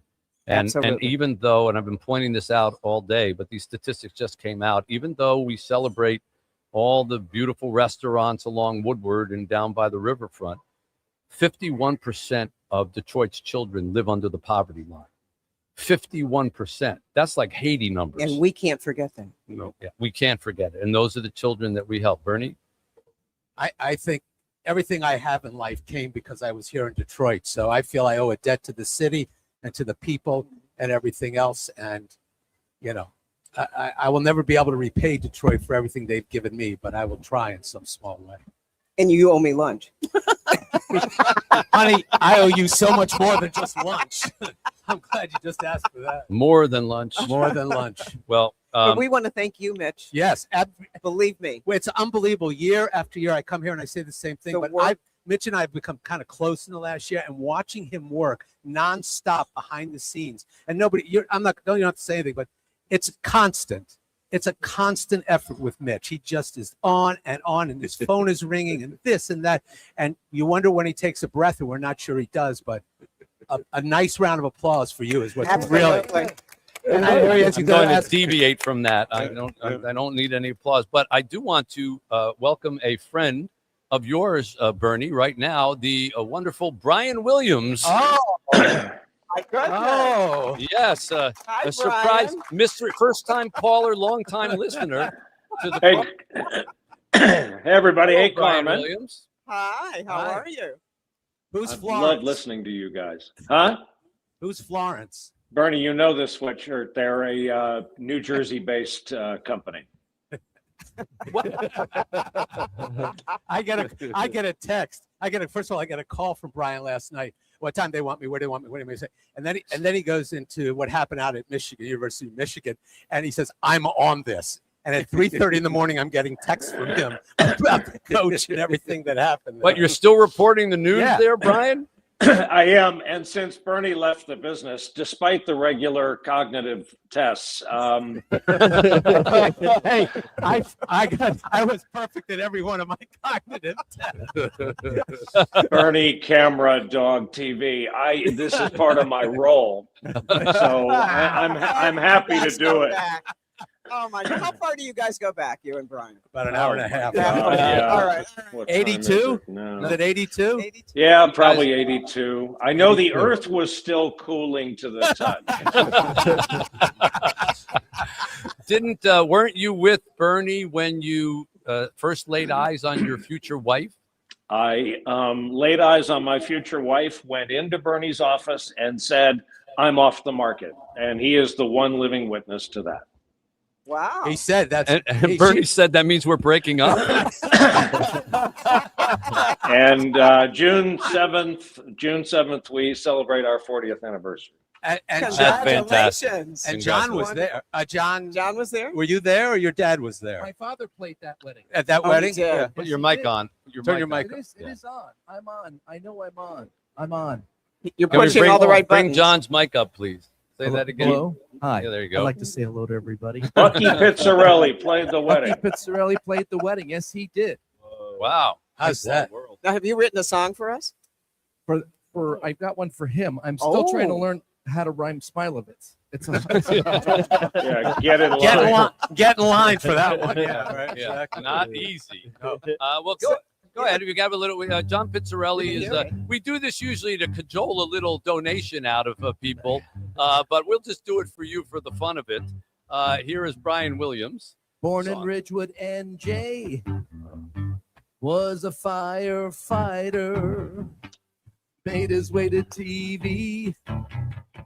A local every nighter. Is this great? He was quick, were ready right from the start. What separated him was his big New Jersey heart. Cronkite was a fan, and me people too. Say Detroit has nothing but thanks for you. You're fired. Brian Williams is fired. You see, I tied the firefighter. Yeah. Got it. It's Bruce Springsteen's fire. Bruce Springsteen, Jersey, Fire. Jersey. We got it all going on. Oh, I got it. Thank you, John. Thank you, John. He's stunned. Stunned He's silence. stunned. He's stunned into silence. Wow. He is. It's unbelievable. Many of my listeners. Well, we want to thank you, Brian, for helping us out here. We're trying to raise as much money as we can here. All of it, all kidding aside, all the money that we raise goes to the multiple efforts of Say Detroit, which helps kids from 5 days old at our Bright Beginnings program all the way up to senior citizens and veterans, homeless, kids after school, people without medical insurance, working families that don't have homes. And we provide them. We fix up houses and give to them. Our Say Play medical clinic takes care of 6,000 patients a year, many of them without any insurance. And our Say Play rec center at Lipke Park has 300 kids a day that come in who otherwise would have nothing at the end of school. And instead they have STEM robotics and e-gaming and recording studios and basketball and football and baseball and a digital learning center. So for all the joking around that we do, there is a method to our madness here. And I want to thank you for making an appearance here and encouraging people to give. I'm happy to be here. I love the town. As Bernie will tell you, I truly love the town, and I love visiting, except for staying with him. And I admire so much, Mitch, in between best-selling novels, all that you do for Detroit, for Haiti, for anyone who's in your life. I think it's fantastic. And the only question I have for the panel is, why not Chucky? Why not Chucky? Why not Chucky? University of Michigan, head coaching job. In his senior year yearbook, he said he wanted to be the coach of the University of Michigan. Who are you? Who is Chucky? Who are we referring to? Gruden. Oh, wow. Oh, John I had Gruden. not thought of John Gruden. Oh, John. Gruden. Not sure, given John Gruden's past and given what just happened to the University of Michigan coach, if that's the best fit at this particular moment. What do you think, Kenny? No way. No way. Okay. All right. It was Rosie, a two-word answer. bail me out, Rosie. There'll be many names. It's unanimous up here. between now No, well, and the look, time that the they do Alabama it, so- coach is supposed to be the front runner. But I want to tell you one thing. Brian came to visit last, I think it was December, January. Oh. The only game the Lions lost at home last year was to Buffalo, and he blamed himself the entire ride home and for weeks later. And to this day, am I correct? Well, I just want you to know, 100%. Brian, that it's probably we blame you too. Oh. And the fact that we had you on here, it just shows what kind of people we are in Detroit, because man. the audience is seething right now at the sight of you. No, we don't blame you at all. I said, come on out this year. You know what he said? Wait, for playoff game? You already want to get eliminated? Put me in the stands? We'll get eliminated? Maybe come for an exhibition game. Oh, man. Yeah, we're good on that. I just want to meet Gibbs, fastest human alive. Brian, come and visit us. We would love, one year, come on out and hang out with us here. It would be great. And thank you for supporting Detroit. Thanks for being a friend to these guys, and thanks for making an appearance here. We really appreciate it. Thanks for having me, Mitch. Thanks for Brian Williams. Merry Christmas. Yeah, am I right, Bert? Did he almost come here back way in at the beginning? Didn't he have an interview? Well, here, ask this young lady. She'll tell you. Didn't they pair him with you? Went to New York, yes, right? We did And a rented little a test. studio. Yes, Yeah. we did. And how'd it go? Did you have chemistry? I think it probably would have gone well had Nightly News not wanted him or NBC not wanted him. Yeah, I don't know how Who's going to pass that up? He So chose it- Nightly News over local It was four. Detroit or the Nightly News. Yeah, Okay. right. All right. Well, I get it. Go I- figure. Okay. Go figure. All right. If you guys want to stick around, we would love to have you. Hugh Jackman is coming up in a minute. Darren McCarty coming up as well. Oh, we're So staying. We got a lot here going on. 855-955-GIVE. 855-955-4483 is the numbers to donate, or MitchAlbumRadiothon.com. And that's also the place you can donate. It's also the place that you can shop for any of the great incentive items that we have. We will continue here from Somerset, the north side in the Grand Court, right across from Santa Claus on 760 WJR. WJR traffic and weather first.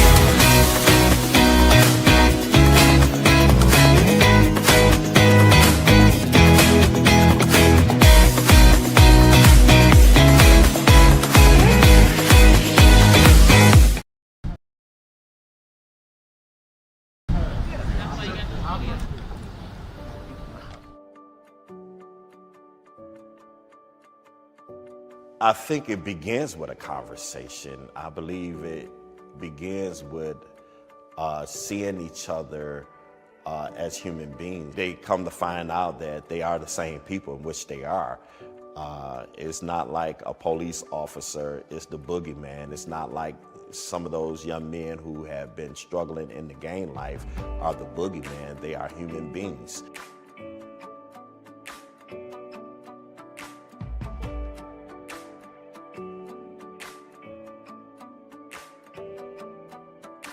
Hey, how y'all doing? I'm Officer Devon Maples. I've been on the job going on 24 years. Because I was formerly incarcerated 12 years, and I made a comeback. We don't go there with titles. I'm a gang member, I'm a police officer. We just there as men and women and connecting together, and just to see that transformational process take place is nothing but amazing. Trying my best to be a mentor and doing everything I can to show people, like, the uniform is just that. It's a uniform. I'm a black man. When I drive in my car with tinted windows and everything else, I get pulled over and treated like a black man until I prove otherwise. And so once you connect with each other as human beings, you can begin to identify that we're struggling with some of the same issues. I ain't gonna lie, Right. I ain't had the best run-ins with police. Those are the police that you've had encounters with. You haven't had an encounter with every police. But they ain't too comfortable to walk into that police station because they like, what is doing? You know what I mean? We can march, and that's nice. But what are you really gonna do? To me, I said, let me join DPD. With me joining DPD, I feel like I can stop another officer from doing some stupid stuff because I know they're not gonna do it in front of me. Just to let y'all know, if y'all are having problems like that, it's okay to go up to the precinct and see if you can get that one-on-one conversation too. I'm not against lawlessness. You know, we need people, if they do something, if somebody breaks to your mom's house, what does she do? She got to call the police.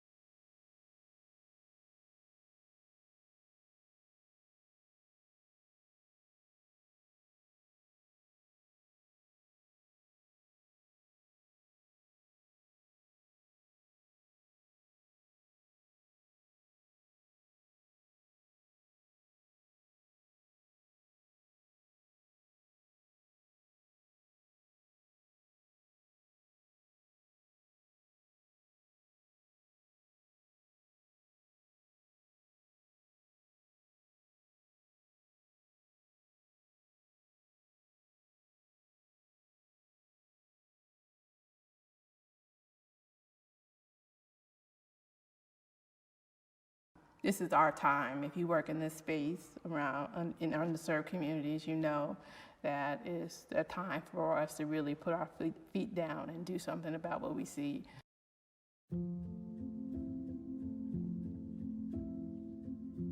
A new coronavirus testing site opened today with an important goal: eliminate barriers to get Detroit's most vulnerable screenings.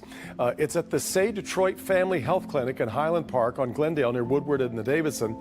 You don't need a car or health insurance to get screened. So we're very fortunate that we were able to erect a mobile site to do some COVID testing. We had several days of testing at the clinic and were able to be mobile with that. So we did some testing here at Say Play, and we did some additional testing at the Detroit Rescue Mission's main offices. As you know, when COVID hit, there was a great need for testing, and it wasn't available at the state fairgrounds to people that didn't have cars and didn't have doctor's prescriptions. So the Say Clinic with the surrounding community really rose up to the occasion and had a great service. Say Detroit has launched a new testing site in Highland Park and says it will help serve underserved communities. And doctors say they want to administer as many tests as possible to meet the growing needs. We thought that we would not see so many this week, and it turns out we've seen much more than we thought. We were often the only test site available to people because it was a free service. We didn't ask for an appointment. You didn't need any insurance. So it was very convenient for that community, and that was an important piece of our outreach. There's only so much any individual can do, and being part of a collaborative effort where everyone cares, everyone's passionate is incredible. And again, this is how you get stuff done in Detroit. This is what makes Detroit great. Mitch Albom founded Say Detroit in 2006. Now, every week he's been posting new chapters to his series called Human Touch. All the proceeds will go to running this free testing facility. What made you decide to do this, Mitch? I wanted to help out my city, Anthony. I mean, Detroit is the hardest hit city after New York. We've got first responders that are dying. We've got hospitals that are overrun. And, I thought, well, this is what I do for a living. I sell books. So let me write a work of fiction. It's not a big full book, but it'll be a work of fiction. And let me offer it for free and see if I can get people around the world. I'm blessed to have readers from all over to help donate and help our city out. So moving forward, we're going to look at opportunities to continue our testing efforts as we see the numbers rise. And we're going to look at opportunities to do something with the vaccine once we have something approved. For a lot of our communities, this is going to be their only opportunity. And so we want to make sure that we're ready to serve the community in the best way possible around COVID-19. It's very important for us to think about how can we remove barriers to care so that people have real opportunities to be healthy. And so that's our mission moving forward.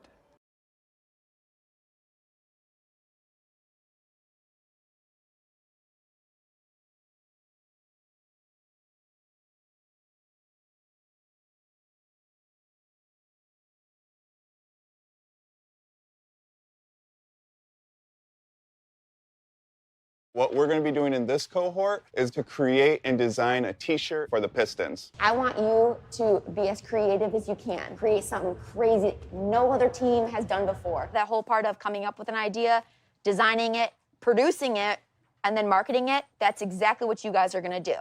Let's go ahead and grab our workbooks. If we wanted to include like most of these, then we could do what you said. We could do it like in black and white and then include the tattoo gun by that and making it look like it was tattooed in black and white. Through this project, what we were looking for you all to do is start taking some agency and having a voice. One thing that makes us unique is the support behind our organization. For instance, Tom Gores with the projects from this past 2 years.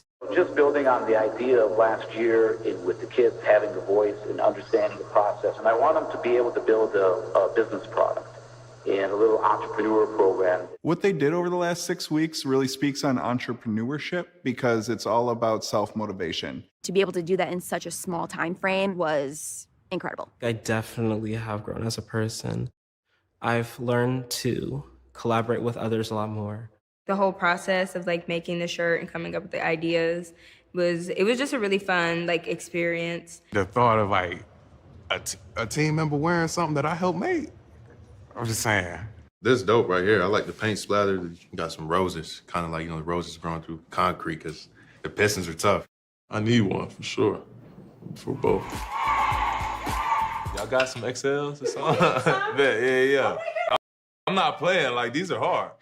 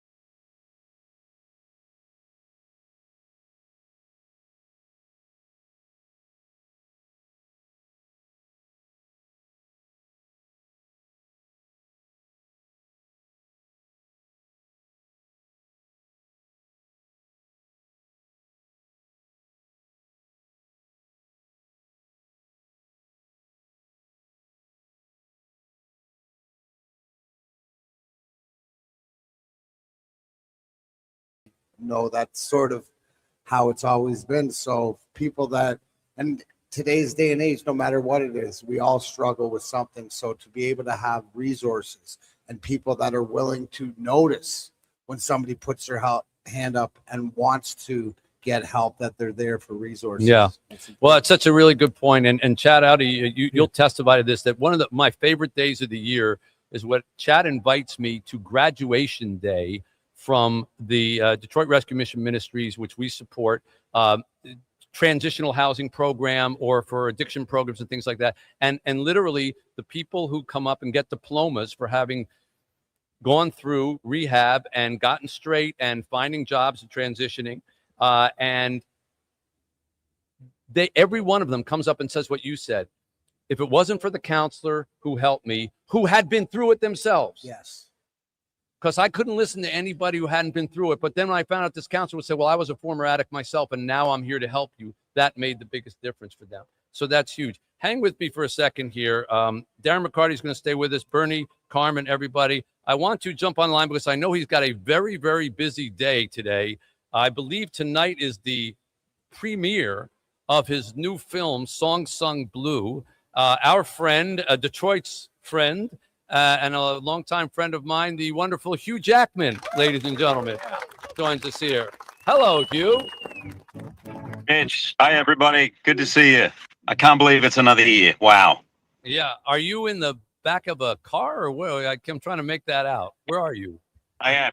But I'm in Manhattan, so it'd be quicker to walk. Let's be honest. Yeah, you're going nowhere. You're fine for the next half hour.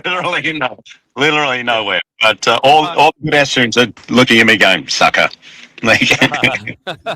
So am I right? Is tonight your movie premiere? The premiere's tonight. I'm doing another show this afternoon. You know what it's like. You do it with books. It's that time. It's exciting. The movie's getting ready to come out, and so I'm just telling everyone about it, which I'm really thrilled about. But that's not why I'm here today. Well, I know, and you're here to help us. But I'm going to tell everybody just for a moment, because Hugh told me about this film when we were having breakfast in New York. This is like a year and a half ago or something, and you told me, "Oh, I'm doing this film. It's really cute and different. I play a Neil Diamond tribute singer." And it's based on a true story about a Milwaukee couple that actually did this and kind of rose to thing and then had a tragedy happen. And you're playing alongside my friend Kate Hudson, who's another friend of mine. And so just give us a 15-second plug for it. That's it. It's a true story. It's a love story. They're both she was a Patsy Cline impersonator. He was a Neil Diamond interpreter. Their stage name was Lightning and Thunder. His manager was his dentist who put a lightning bolt on his front tooth. Everything about this story is sort of homegrown. They were like folk heroes in the town. And actually, you're right. What happens? Their life, like a lot of us, takes a lot of left turns. Some tragic things happen. And it's really a movie about, not necessarily about rags to riches or making it to Madison Square Garden, but it's really about how we show up for each other. And also, and you know this, Mitch, the thousands of brilliant musicians who don't become Bob Dylan or Billy Joel, who just love it and want to get up. It's a love story to them, and I'm really proud of it. Like I told you about them, I'm telling everyone about them because I think it's a story of hope and resilience, and it's the kind of film we need right now. Well, it's nice to be proud of the stuff that you do and be happy about it. And also probably nice not to have knives coming out of your hands in every movie that you do. They come out. They're actual real knives. There are knives in this movie as well. Okay. All right. Well, I had them put in my body. I've got to use them at every point I can. Yeah. So I have to say, Hugh has been with us now. God, it's got to be 6, 7, 8, 9 years. I don't know. And people are always asking, how do you know Hugh Jackman? And I said, well, he lived down the street from me. And they said, what do you mean? You lived in New York? I said, no. Hugh moved into my neighborhood when he was filming Real Steel. And that's when we had the Michigan film tax credits. So if you want to meet Hugh Jackman, we need to put the film tax credits back in. And Hugh was renting a house literally like a block and a half away from me.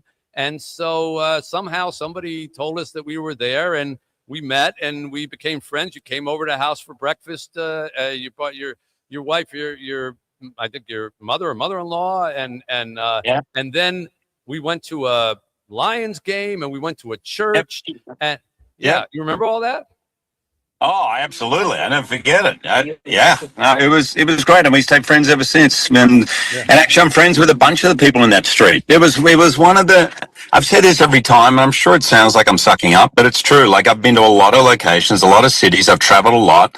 Detroit is one of the ones that stays with me. I love the people, I love the place, and we had such a great time. Yeah.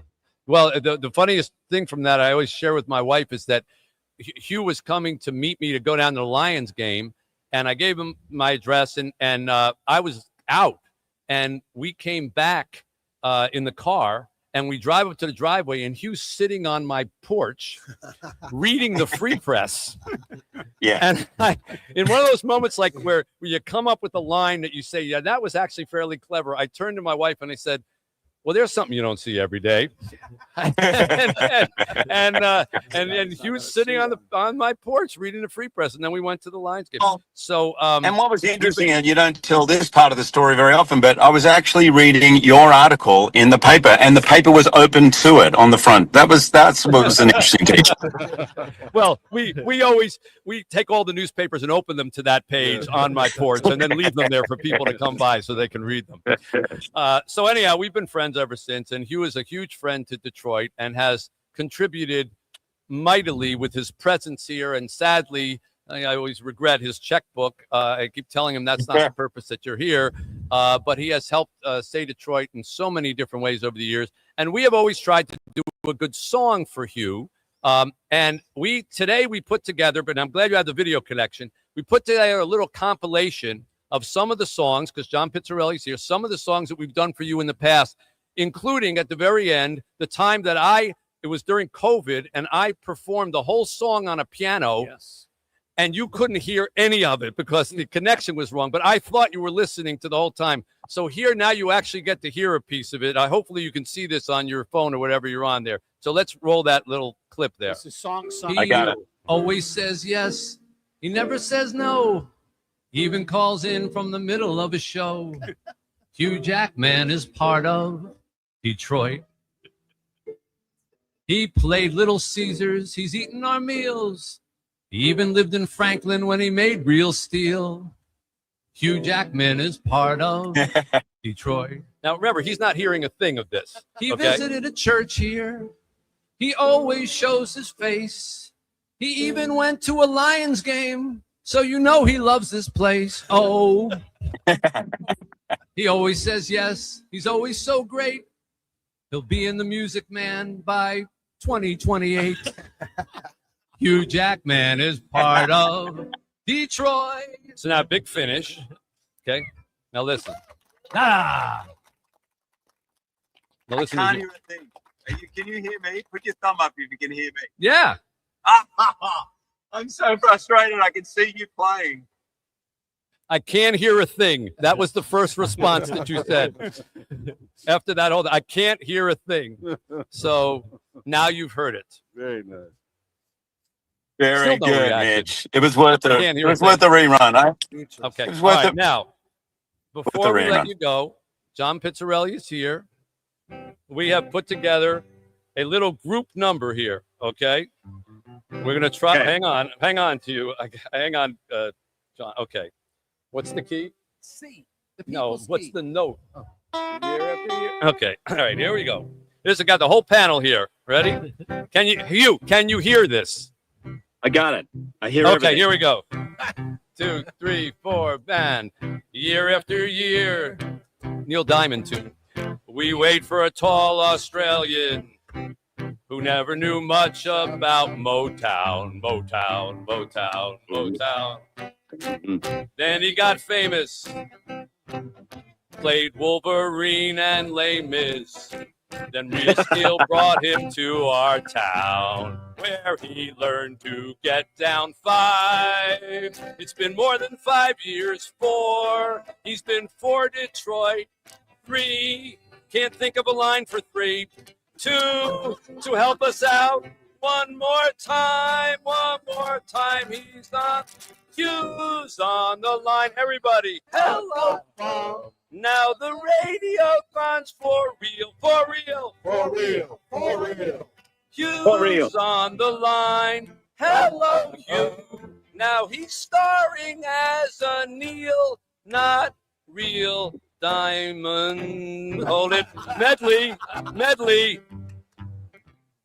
Let's talk. How's it go? Let's talk to Hugh. We knew that he was coming. Another Neil Diamond song.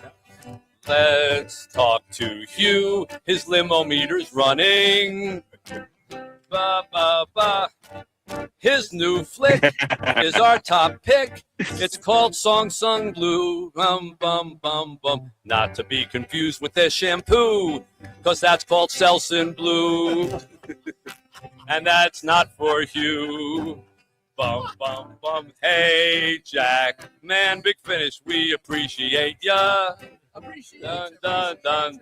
Even though Ryan Reynolds tried to decimate ya. Dum, dum, dum, dum, dum, dum. Every year you spread the cheer for folks in our city. Bum, bum, bum, bum. So welcome back and break a leg tonight. Make sure you look pretty.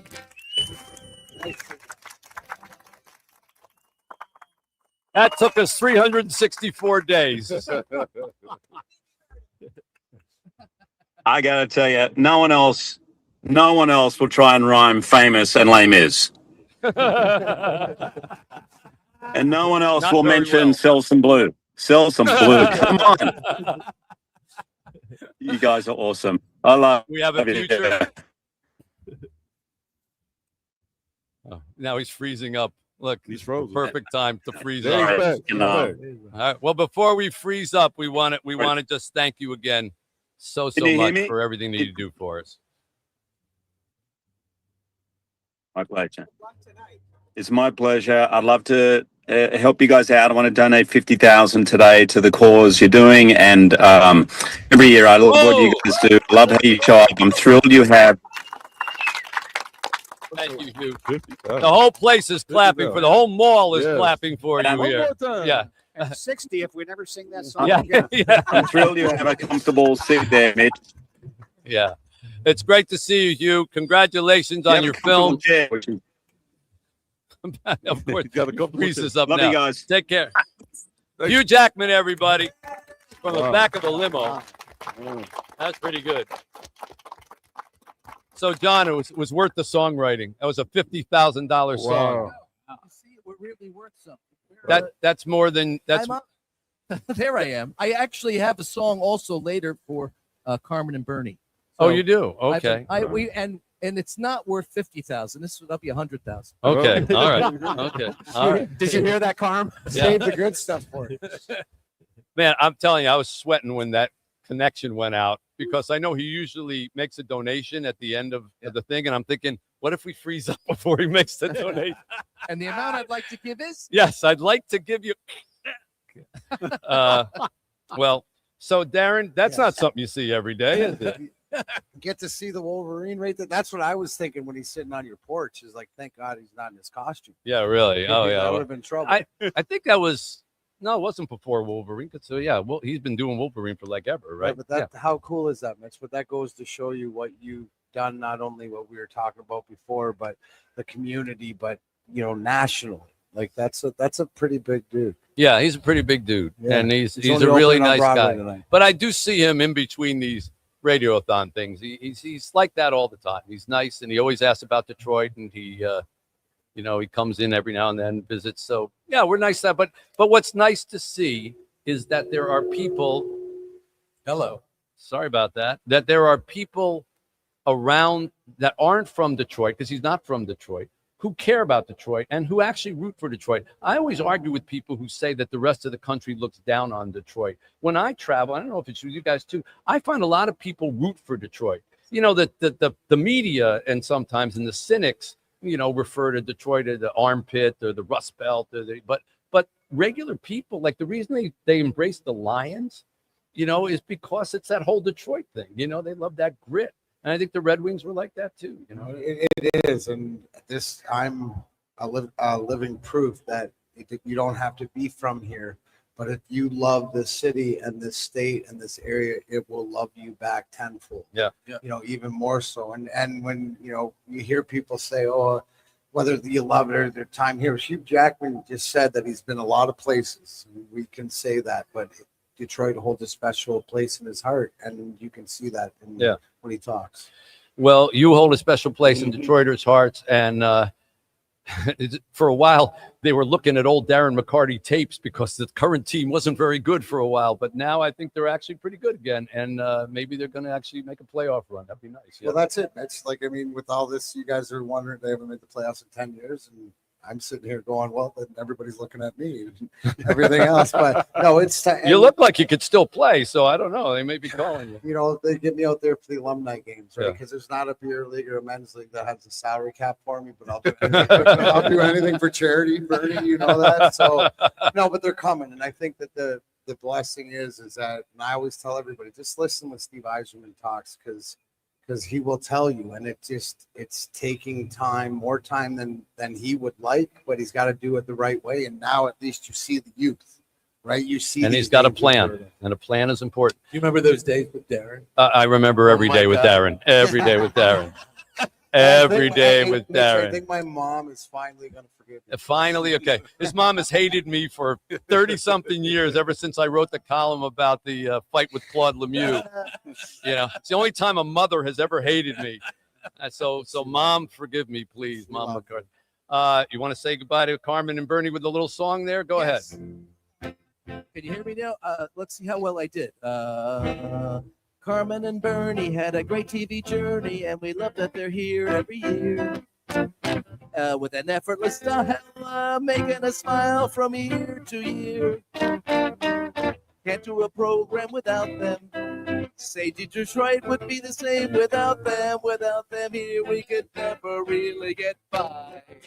Oh, and that's the story of Carmen and Bernie. She's so terrific. He's no attorney. Thanks, Carmen and Bernie, for stopping by. Yeah. All right. Okay.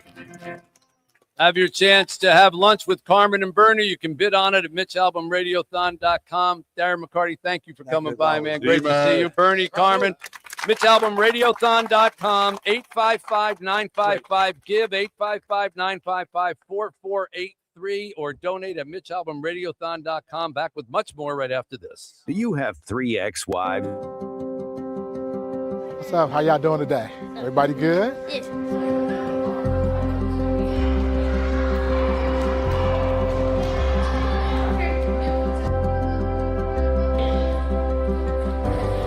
The Say Detroit Play Center opened its doors in 2015. One of the things that I'm most excited about is the expanded outreach that we'll have in our community. With this new expansion, we will be able to double the number of kids that come in on a daily basis.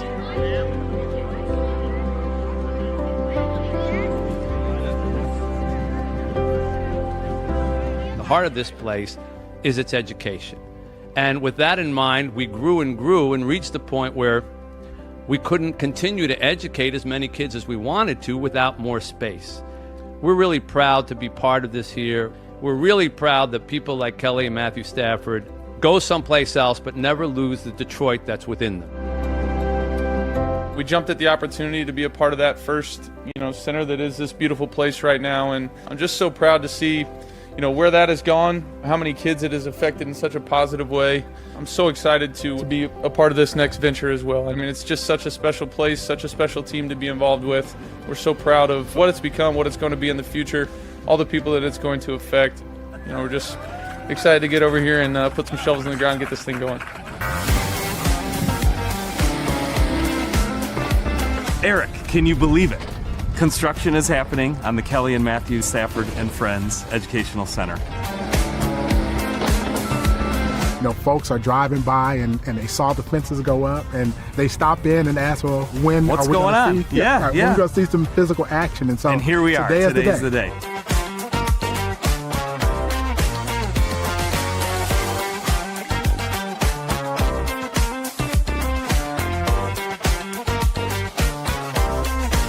We're incredibly excited for what we'll be able to do. 6 dedicated classrooms that all have flexible spacing and the ability to change their configurations. We have 2 dedicated flexible spaces for vocational training. We have a 125-seat black box theater in the center that's completely flexible. Are passionate about being a part of this community and expanding the physical space and the opportunities allow us to do even more for this community. We're definitely looking forward to the day that we can cut the ribbon and open the doors.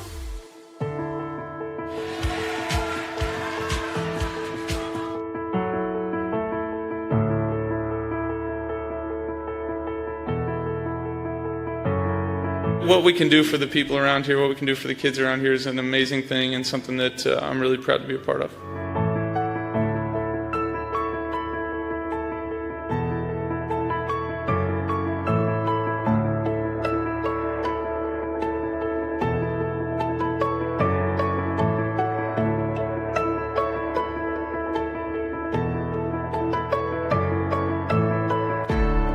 We are so honestly proud to give back to the community that gave us so much and to watch these kids and all the staff here that love them like they're their own. As we've said, it takes a village, and you guys are that village. This whole place is about growth, just growth.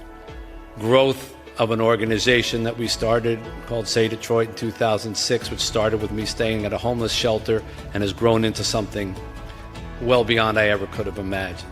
Growth of a hole in the ground that we all dug some shovels in not all that long ago into this beautiful building, and most importantly, the growth of every child that comes through the door here. That's the point of this place.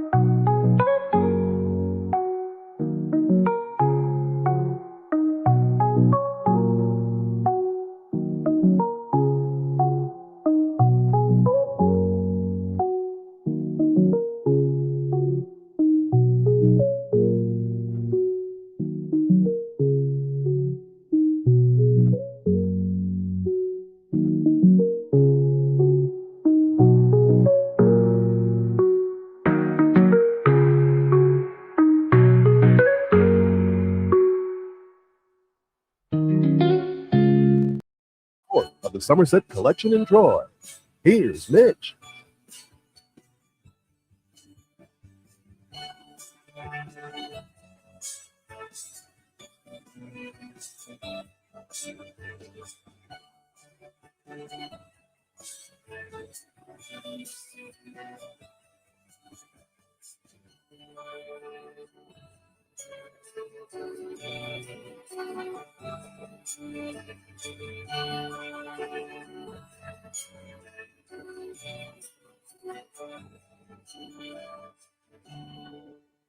All right, welcome back to the 2:00 hour. I'm trying to count.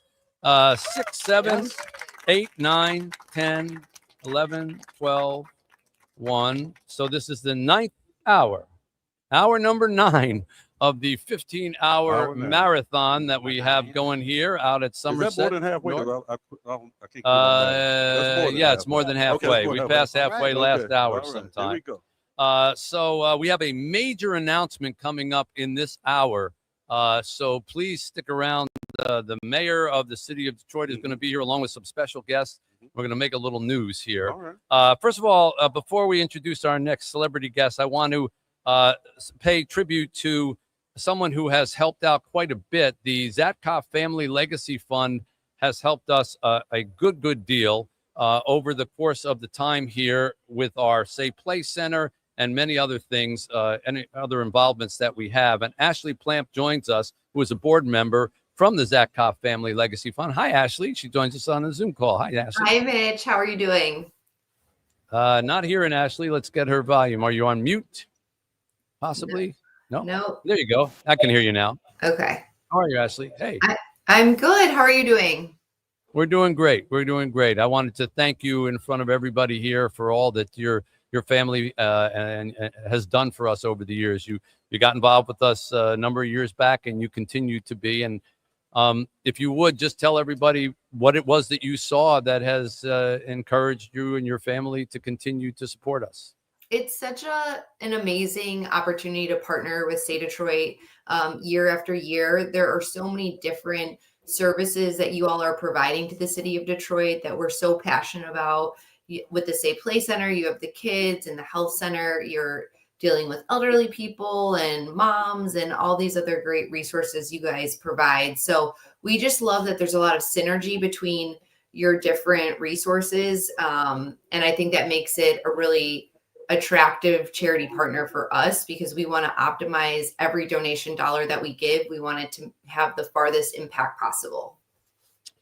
Well, you've also helped drive initiatives like our first year program for expectant mothers, which is a huge success, and new moms. People don't realize that there are a lot of people in the city of Detroit who find themselves, expecting children who weren't well schooled in it. Maybe they didn't see great examples themselves, and they're not sure of even some basic health things about how to keep the babies healthy and what to expect as they're pregnant.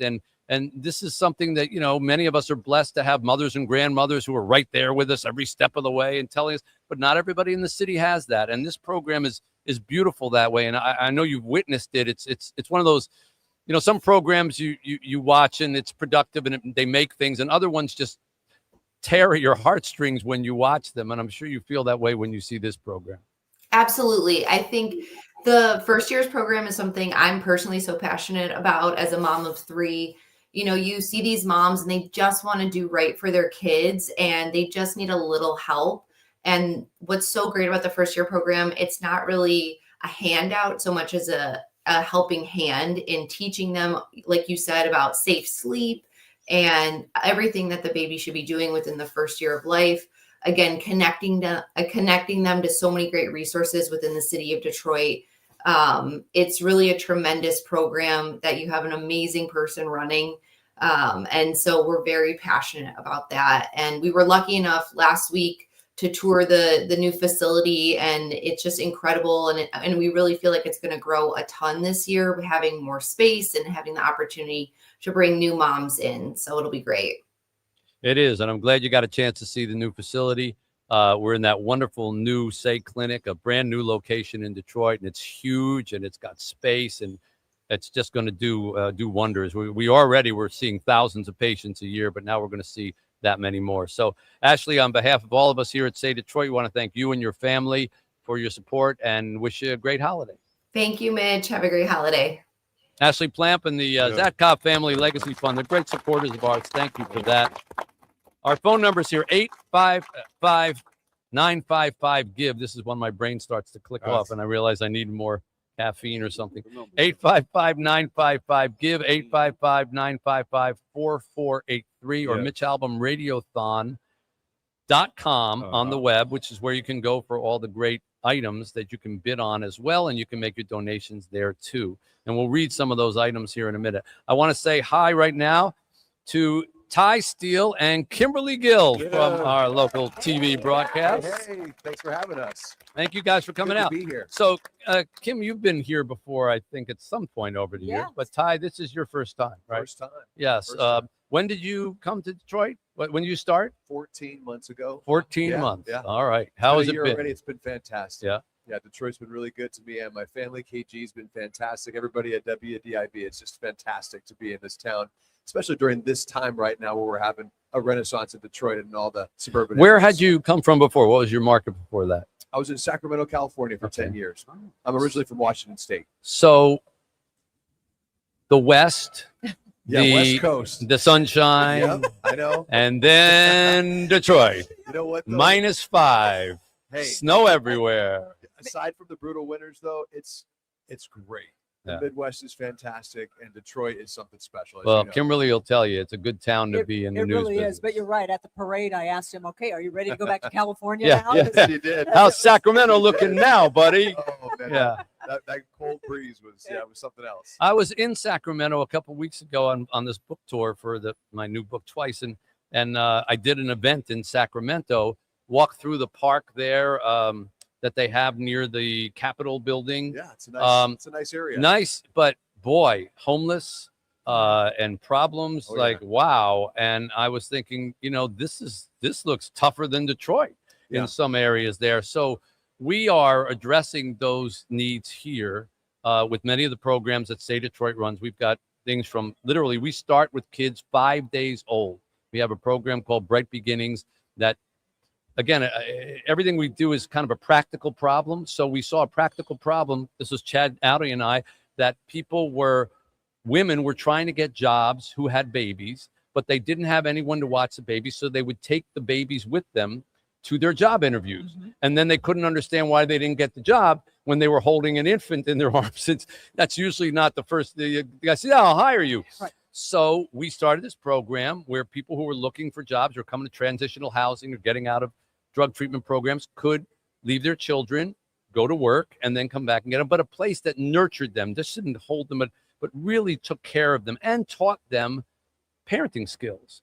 And if you ever go to Bright Begins, which has moved locations since we started it, I sometimes used to joke, I would go there and just sit there and zen because it was just little babies rocking in their who doesn't cribs. want to be in that nursery? Oh my God, I wanted to get in the crib with them, and it's just a place from 5 days old to 2.5 years.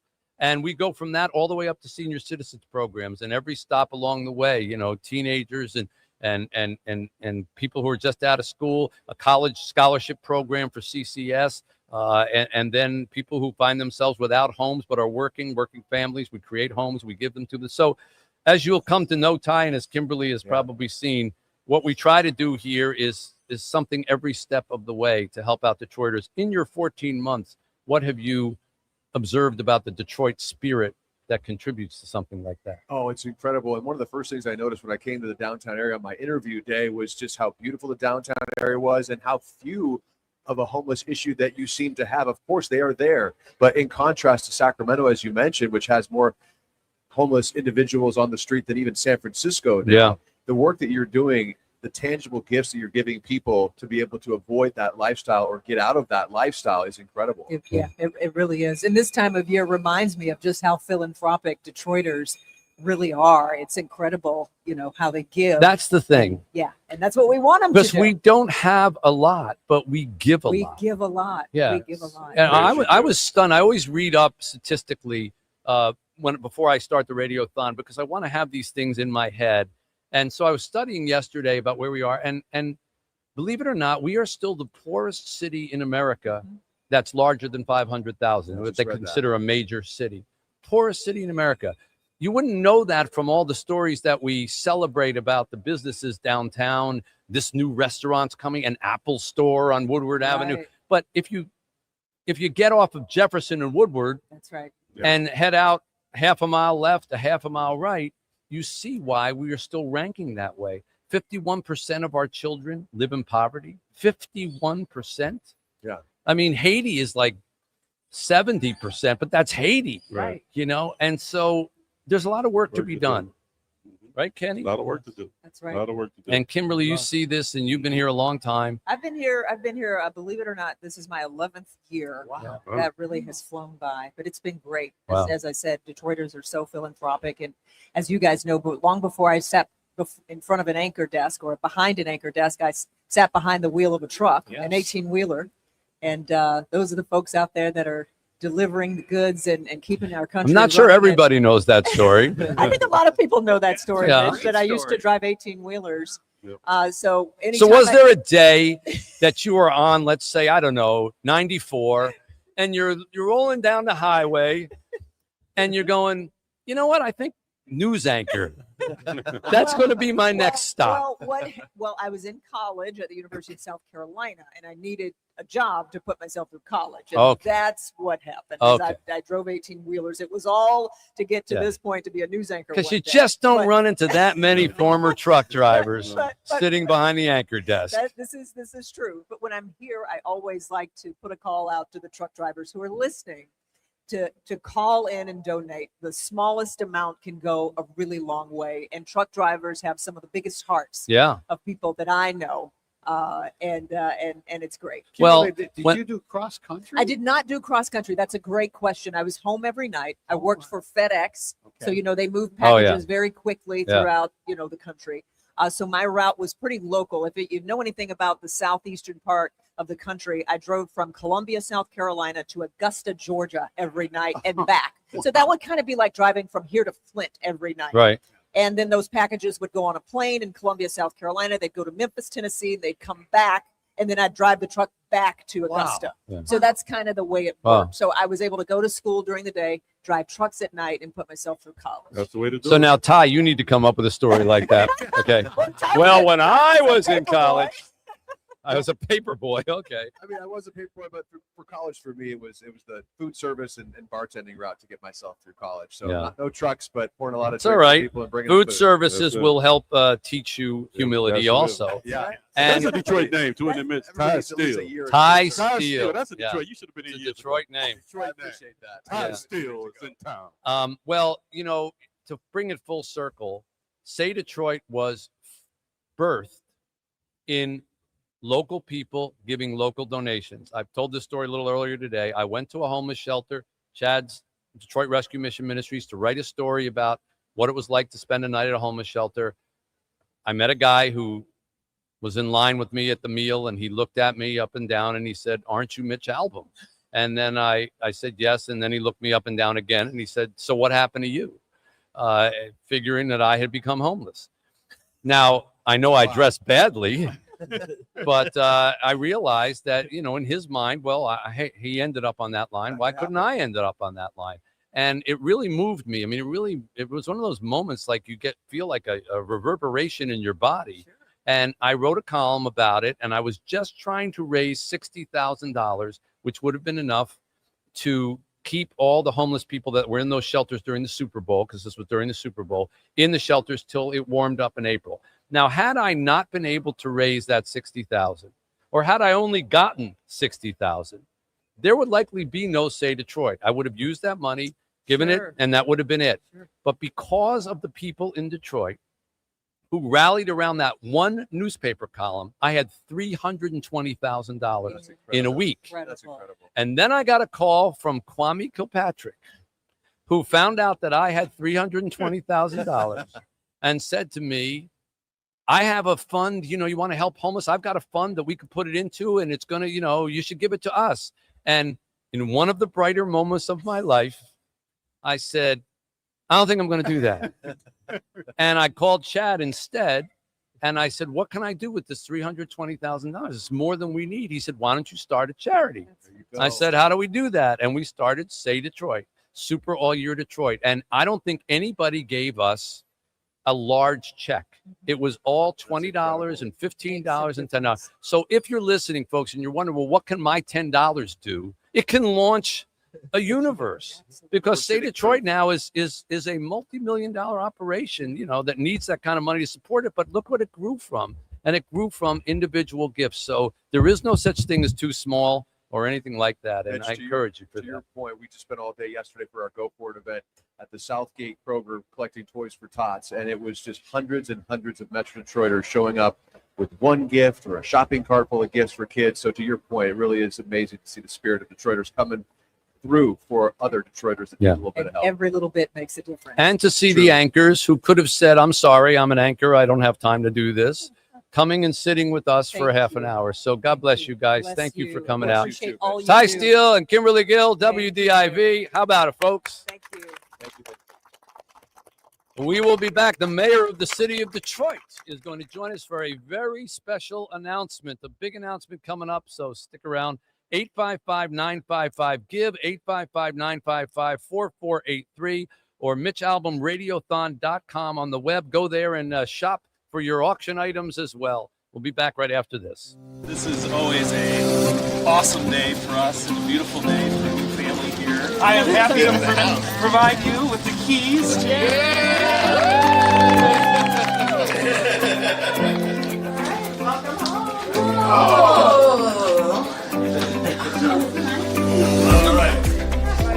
So we know you have a big TV, and that's the place. She organized to have like some canned goods up here, like snacks there. There's brand new pots and pans. We have some dishes and glasses. And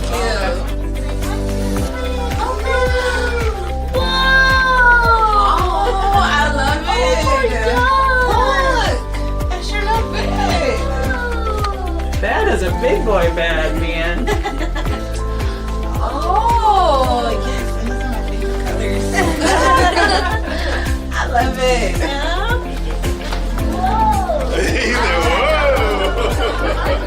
Here's your playroom, huh?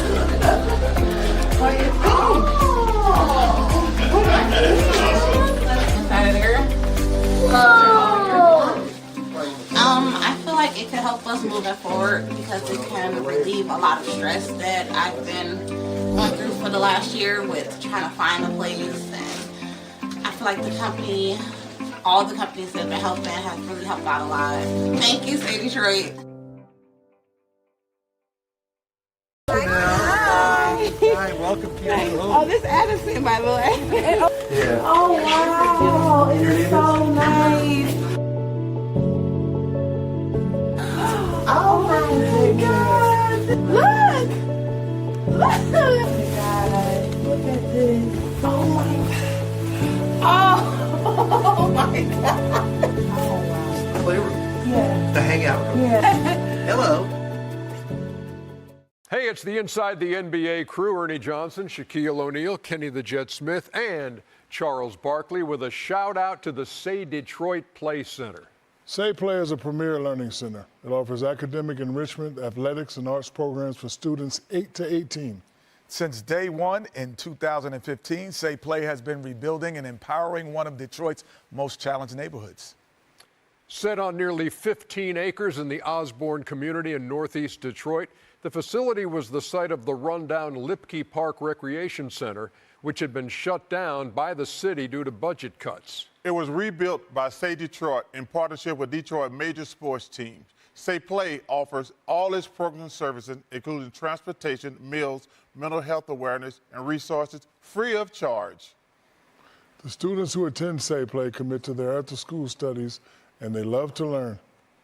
They could take part in a wide array of activities, including sports, creative and programming, arts, STEM, social justice, and summer employment experiences. As part of an expansion announced in 2021, the Kelly and Matthew Stafford and Friends Education Center will grow services for members and its neighboring community. And let us not forget the staff and the volunteers, right, fellas? Good job, guys. They are game changers, providing pathways to success for the youth of Detroit. Well done.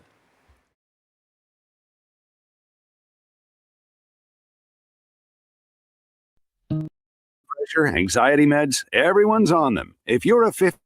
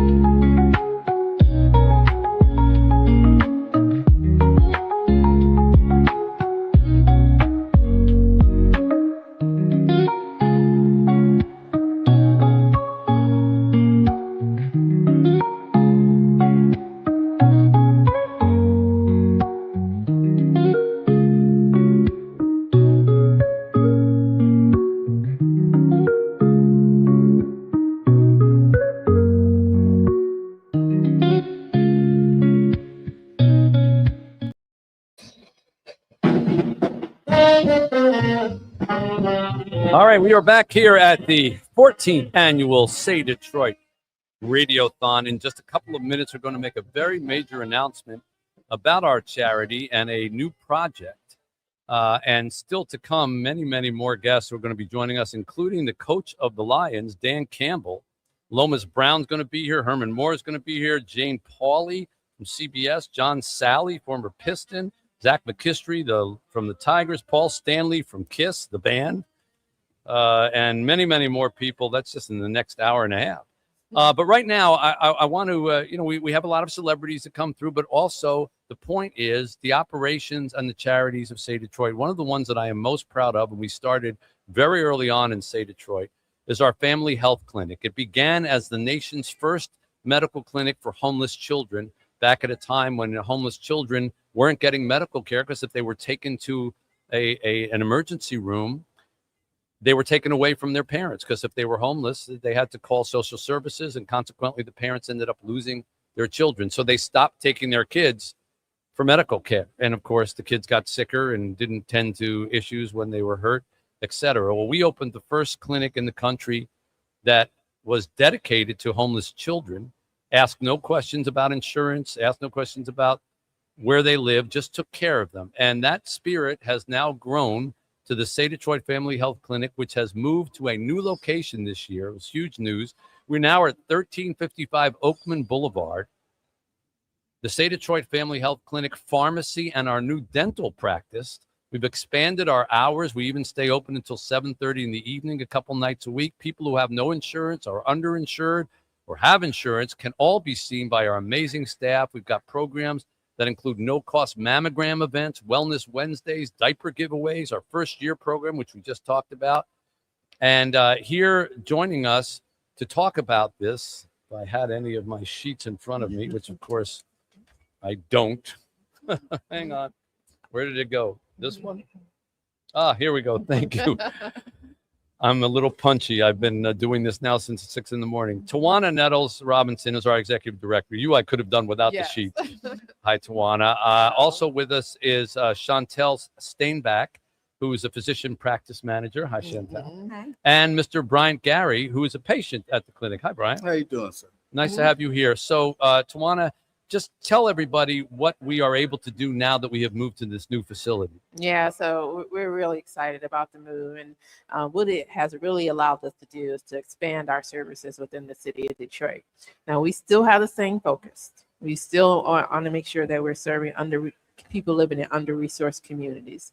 And so that's still our focus, but the move has allowed us to really expand who we see, how we see them, and how often we see them. And so we went from a clinic focused on homeless children, and we still really support homeless children and women in our clinics, but to a comprehensive medical team with medical services to serve the whole person. And so, it's a great move for us. It's a great opportunity to expand and to really get into the community and help move things forward. So what do we go from the rooms that we had before to the rooms that we have now, or the number of patients we could see before to the number that we could see now? Some examples. Yeah, so we came from a smaller clinic with about 5 exam rooms. We're currently at 10, including some dental operatories, at least 3 dental operatories. So a huge change, not only in square footage from around 5,000 to over 10,000, but also the number of exam rooms and the service offerings that we are able to offer to the community. So if we've got twice the space, we could literally see twice the people. We could see more than that. Wow. We can see more than that. And yes. we probably are. Yes. Chantel, tell us about what you do there. So I run the day-to-day services there. I coordinate with different community partners to ensure that we can meet the needs of our patients. So for example, we have a couple of volunteers from Trinity Health who oversee our gynecology services. We partner with Wayne State for physical therapy, Henry Ford for dermatology, as well as psychiatric and behavioral health services. So I oversee the day-to-day operations. And all of these in one place, and all of these offered to people if they have insurance, great, but also if they don't have insurance, if they're not covered. And I don't think there are too many places that do both. And what you just rattled off there, most people have to go to a different place for each one of those services. And of course, transportation for that kind of thing in Detroit amongst people who don't have a lot of means is very difficult. To be able to come to a single place and be referenced or be taken care of, or at least being, shown where you have to go for the next thing is very important. Indeed. And we have transportation that takes people back and forth as well, which is unheard of. We actually transport people to our clinic. Mr. Bryant Gary, you are a patient at the SAID Clinic. What brought you there? What brought me there was being deathly diabetic and not knowing it, not taking care of business with my health like I should have, especially at my age. But we all think we're Superman. Yeah. Yeah, I mean, I suffer from that too. But I now know I can be Lois Lane too, because when I walked in there, I'm more Jimmy Olsen myself. Well, I'm gonna take accountability. I really was out of it. I barely could see. Neuropathy. I was in pain, and it was serious. I really want to take 5 seconds. Carla Butcher, my doctor over there, I want to thank her. And when I say this, I mean it. She helped save my life. All of these guys did. All of these guys. You included. Okay? Because I just did not do what I was supposed to health-wise, and they nursed me back to health. They're still nursing me back to health, and I appreciate it. What brought you to our clinic in particular? How did you find out about it? God, for those who believe God, I was looking up some free clinics because the one time in my life I didn't have health insurance. One time I fell deathly ill. And it was in divine order, if you ask me. I pulled up SAID Clinic. And that's the God's truth. And we were able to take you because we take people who don't have insurance, and your life was perhaps saved as a result of it. It was not perhaps, it was. Wow. And I'm not trying to be funny, it was. No, there's nothing funny about it, and I'm so glad. I mean, I'm really glad that you're here, and I'm glad that you're getting better, and I'm glad that we have this. And this is what you're supporting, folks, with your donations today. And for all the fancy guests that we get on here, you are the heart and soul of the guests that belong on this program, because you're what we do. And I'm so glad you're here, and I hope you have a great holiday. Nothing like being alive. I second that. Tawana Nettles Robinson and Chantel Steinbach from our Detroit Family Health Clinic. God bless you both for the work that you do. Thank you all, everybody who helped support this. 855-955-GIVE, 855-955-4483. If you want to help fellow citizens like Bryant and in future situations like that. MitchAlbumRadiothon.com on the web to make donations. Back with our big announcement right after this. It's another beautiful day at Say Play. Going to pick up the kids. Have a great day. Welcome to the Say Detroit Play Center. My name is Eric Reed, and I have the pleasure of serving as the Executive Director. And let's meet our students who are about to come in off of our buses. What's up? How y'all doing today? Everybody good? Yes. How's school today? Good. All right, good. Good to see y'all. How was school? Good. Huh? Good.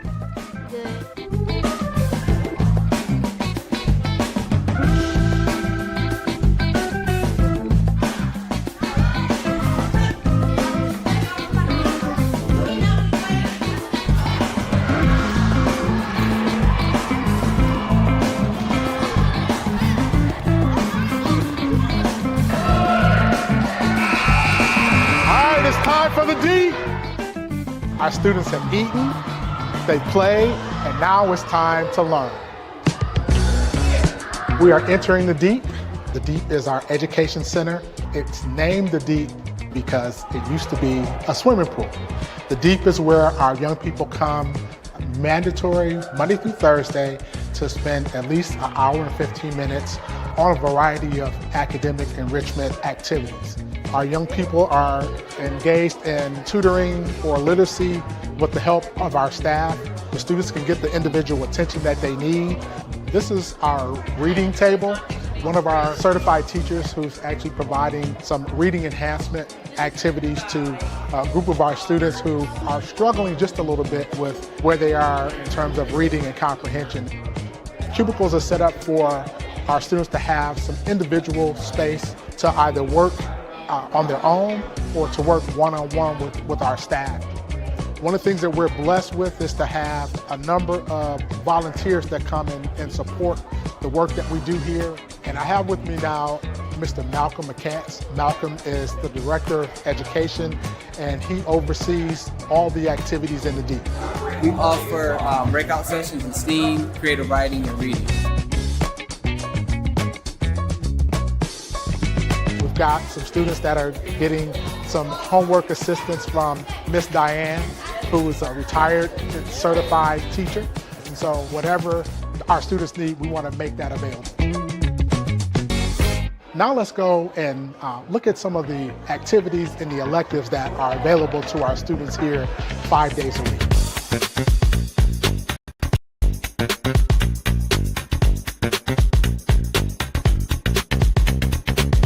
Notes for Notes is a national organization that provides music studios across the country. Our wonderful art teacher, Ms. Kai Puritan. Can you talk a little bit about just kind of the value of having this kind of space for young people? Especially in Detroit, this kind of space for young people to express themselves, to learn who they are as like humans and artists, to hone those skills with people from the community like us. I think it's a one-of-a-kind space, and it's needed like throughout this city. As we leave the creative arts room, you may hear some music in the background, and that's because right next door is our dance studio. And we have a variety of different dance genres: hip-hop dance, tap dance, modern dance, and then we also have an African dance and drum program. And so today, our students on Mondays are engaged in their hip-hop dance activities. We're now in our gym area, We are extremely committed to making sure that our students increase their health.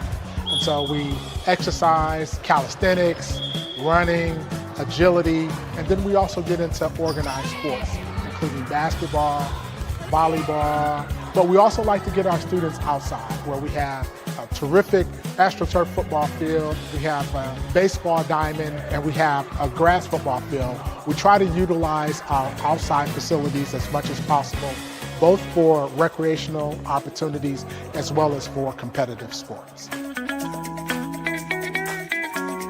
So that about wraps it up for our tour of the Say Detroit Play Center. Legacy Fund. Call 855-955-GIVE to help. Say Detroit and say something amazing. Now, here's Mitch. All right, I'm very excited for this part of the 14th annual Say Detroit Radiothon. Most of what we're doing all day long has been raising money for our existing programs, which now span, 9 separate operations throughout the city. But now we are going to announce a new one. And to help me make this announcement, we have gathered Mayor's Deluxe. So sitting to my left is the current mayor of the city of Detroit, Mike Duggan. Say hello to him, everybody. Sitting to his left is the former mayor of the city of Detroit, Dave Bing. On the phone line with us is the future mayor of Detroit, who is on her honeymoon, Mary Sheffield. Hello, Mary. Hello, good afternoon. Mayor-elect. Glad to be with you Okay. guys. And I'm going to introduce these people. Well, you may know Ike McKinnon, who used to be in charge of our police force, so you better be nice to him, sitting over there. And I'm going to introduce you to these people in a moment, but there is a reason that they are all here and why we are all gathered here. So, Mayor Duggan, who I knew as Mike before I started calling him mayor, urged me a number of years ago to try to do something with the recreation centers in the city of Detroit that have been closed down during our financial hardship years. There were like 55 of them.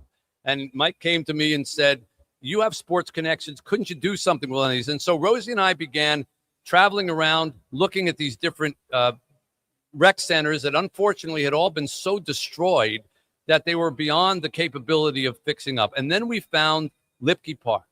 And although all the HVAC equipment had been stolen off the roof, which we still don't know how they did that, we were able to salvage that, and it has grown into a jewel of the Say Detroit family, the Say Detroit Say Play Center at Lipke Park, which now sees over 300 kids a day, has programs from STEM robotics to e-gaming to a recording studio, a digital learning center, plus the football field by Matthew Stafford, the basketball court from the Pistons, the baseball field from the Tigers, etc. It has been a huge success. Mayor Duggan is nothing if not dogged. And so a couple years ago, he came to me and started bugging me about something else. I will let you take the story from there. Well, what Mitch Album and Say Detroit have done in the 7 Mile and Van Dyke area is unbelievable. And Mitch is understating it. We had a rec center that was scheduled for demolition, but the neighborhood around it probably had 25-30% vacant homes. It was just going downhill. And what they did, not just the basketball courts, the computer lab, then Matthew Stafford expanding the building. You drive down those streets today and every single one of them is occupied. And in fact, they're having to bus children into the neighborhood to play at the center. It's unbelievable to see young kids coming in. So I was getting near the end of the term. I said, Mitch, you haven't done anything new in a rec center in about a decade. And if there is one center that means something to longtime Detroiters, it's St. Cecilia's. That gym and that school has been sitting vacant for a long time. I said, you want to do something that would mean something to the basketball tradition of the city, the neighborhood tradition of the city. Nobody's been able to figure out how to save it. I know Earl Curitin had worked on it for quite a while. And I'm really pleased here today, Mitch, to say you took up the challenge. Well, Mike is dogged, like I said. And so we are here to announce that our newest endeavor with Say Detroit is that we are going to replicate what we have done at the Say Play Center on the east side, on the west side, by taking over all 8 acres around St. Cecilia's and revitalizing that wonderful gym and center and school building. And we're going to turn it into an absolute gem. And you can see on these renderings, if you're watching at home, we're going to have a STEM and digital innovation labs there. We're going to have 25 rooms for academic success that we can focus on our learning. We're going to have a football field that's never been there before, right in the middle. The gym itself is going to, and that is a famous gym. When you say St. Cecilia's, if you touch the basketball in Detroit ever, you know what St. Cecilia's is. It goes back from working backwards from current stars to Chris Webber and Jalen Rose, and all the way back to a young man named Dave Bing, who developed a nice jump shot in St. Cecilia's, and later became our mayor after a fantastic NBA career. And we wanted Dave to be here because he has, along with so many other people, been pushing to get St. Cecilia's back to some former glory. We're going to take it to even beyond that glory. What do you have to say about that, Dave? Well, I am excited and pleased to no end because I think I was the first professional basketball player to play at St. Cecilia. I go back and I remember my second year in the NBA. I was a holdout. I didn't sign my contract and I got fined $500 a day for not coming to training camp. It wound up to be about a $5,000 fine. And Sam Washington, who ran St. Cecilia Gymnasium, came and asked me, "What are you going to do with that fine?" I said, I don't have any control over that. He says, "It's $5,000. I need a scoreboard. Can you get the Pistons to put the $5,000 into St. Cecilia so we can put up a scoreboard?" It happened. The rest is history. It's the best use of a fine I've ever heard. Well, I'm happy that we're going to help continue your legacy there. And Mayor-elect Sheffield, who's on the phone with us, we're giving you a little bit of good news before you even get sworn in. Listen, I am so excited. I want to thank Mayor Duggan for his foresight, his advocacy to bring you on board to do this. These are the partnerships that I believe are extremely important. I have to say my husband finally can say that he grew up playing in St. Cecilia. So it's very near and dear to the community. And throughout the entire campaign, I actually talked about the need for programming a lot of these sites in our neighborhood for wraparound services and after school programming. So this is near and dear to my heart. And I'm definitely looking forward to working with you all to make sure it's a success for our neighborhoods in our city. Well, we're going to look forward to working with you too, because I know we spent a lot of time with Mayor Duggan getting all the things through to get all the paperwork and all the permits and the neighborhood and all that. So we'll be looking forward to working with you, Mayor-elect Sheffield. I know you're on your honeymoon, so I don't want to hold you any longer. I just wanted to, but I love the fact that you say, I can now say my husband played there, because a week ago we would have been your fiance, and now it's your husband. Yeah. But he as a former basketball player, he just lit up when he heard about St. Cecilia and his times playing there. And anything that deals with after school programming and out of school time, I'm going to always be present because it's so critical and so important. And it's definitely a passion of mine as the next mayor of the city of Detroit. Well, so we have that thank you for all that you're tape. doing. We have that on tape. We're recording the whole thing. So I may be in your office playing that tape every now and then. And Mitch, the new mayor has a sister-in-law who's a WNBA player. You're going to have a whole team. Okay. All right. We're looking forward to that. Well, we'll let you get back to your honeymoon, but thank you for joining us. Much. All right. Mayor-elect Sheffield, let's thank her for joining us. And I told you I would introduce you to the people to my right. Judith Pickup is Earl Curitan's widow. Earl, of course, we lost not too long ago, was a jewel of our city. And Sari is Earl and Judith's daughter. And we're so happy to have you here because I know getting St. Cecilia's back to some kind of, public usage and glory, not being, kind of left behind, was a big cause for Earl, wasn't it? Yeah. Share that with us. Yeah. I mean, My dad loved Detroit, and I think that's reflected in his love for St. Cecilia. The city offered him so much just as an opportunity to grow, to learn, and to become the person he became, which was someone who loved and took care of his community. So reopening St. Cecilia and the plans that Say Detroit has for it, I think will be an amazing thing to build up the stars of the future, which has always been the goal of the gym.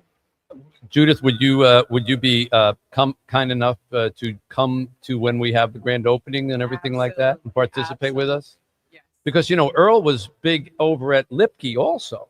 So, I don't know, Earl Cureton's following us around from rec center to rec center over here. Ike McKinnon, tell us about your connections with St. Cecilia. Well, St. Cecilia for me started in 1967 during the riot. In fact, so many police officers would go there and bivouac is the term that we use. And Sam Washington, he fed us. After that, we played, all of us wannabe players. And I can say that I played on Dave Bing's team.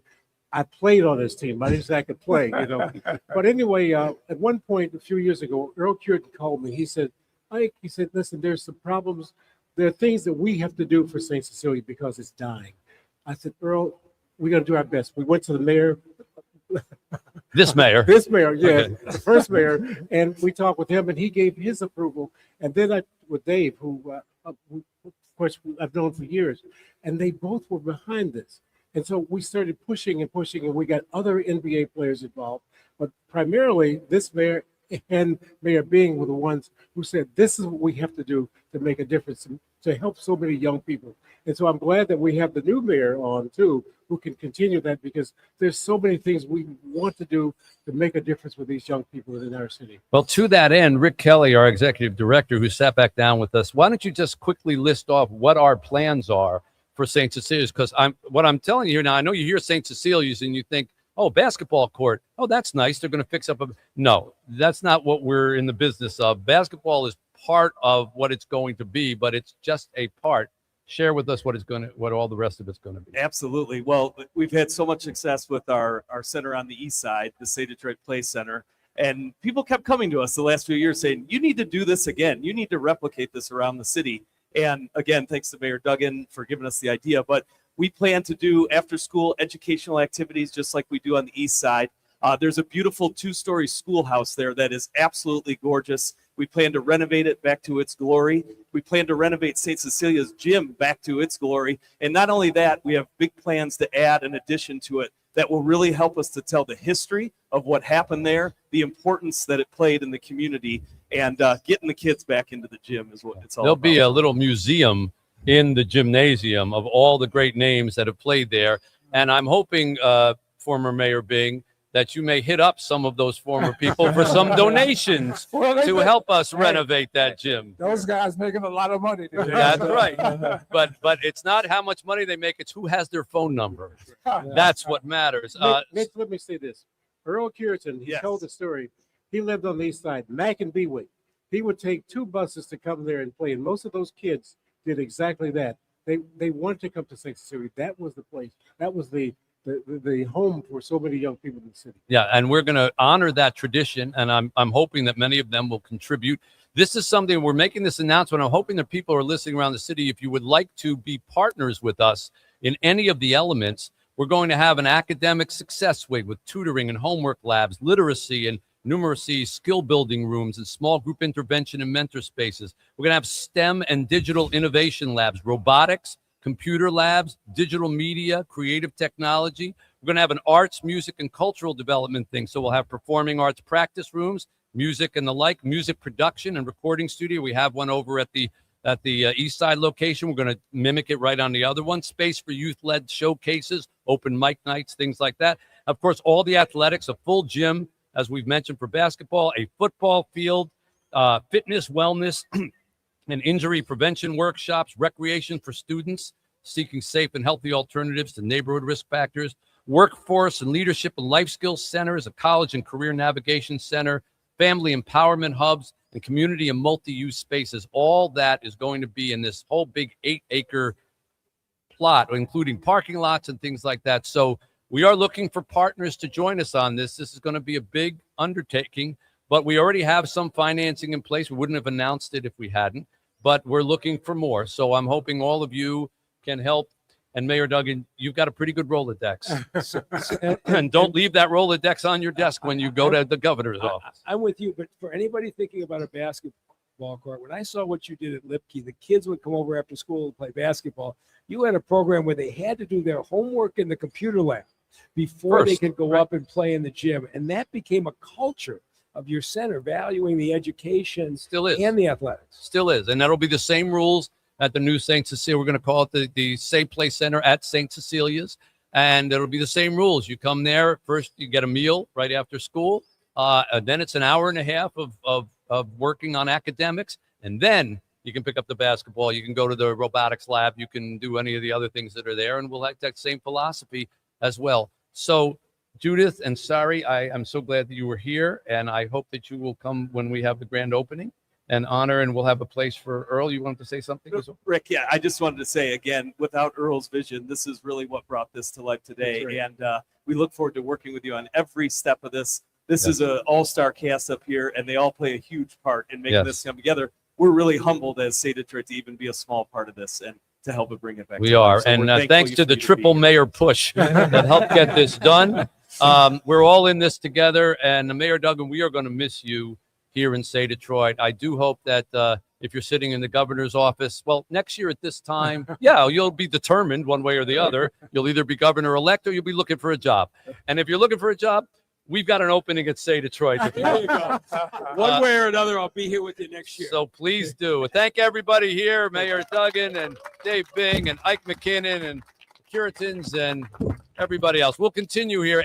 855-955-GIVE, 855-955-4483 to help us get this project started. If you want to help us bring St. Cecilia's and bring the whole philosophy of what we did on the east side to the west side, make a donation now. 855-955-GIVE, 855-955-4483 or MitchAlbum Radiothon.com on the web. Back with much more, including Jane Pauley, Dan Campbell, Lomas Brown, John Sally, coming up in the next hour.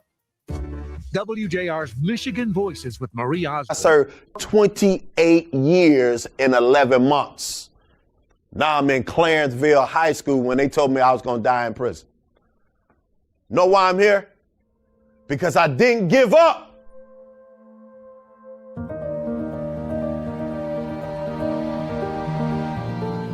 My name is Daryl. I dropped out of school in the 8th grade. Started selling drugs. I found myself at the wrong place at the wrong time, associating with the wrong people. Someone was killed. I didn't do it. They convicted me for being an aid and abettor in this homicide.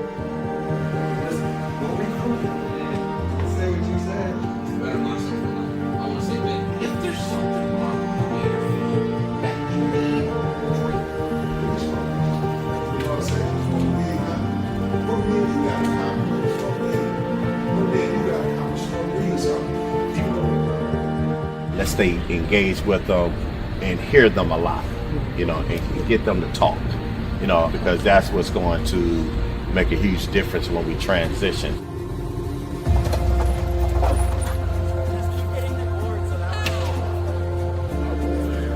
Oh, this is amazing.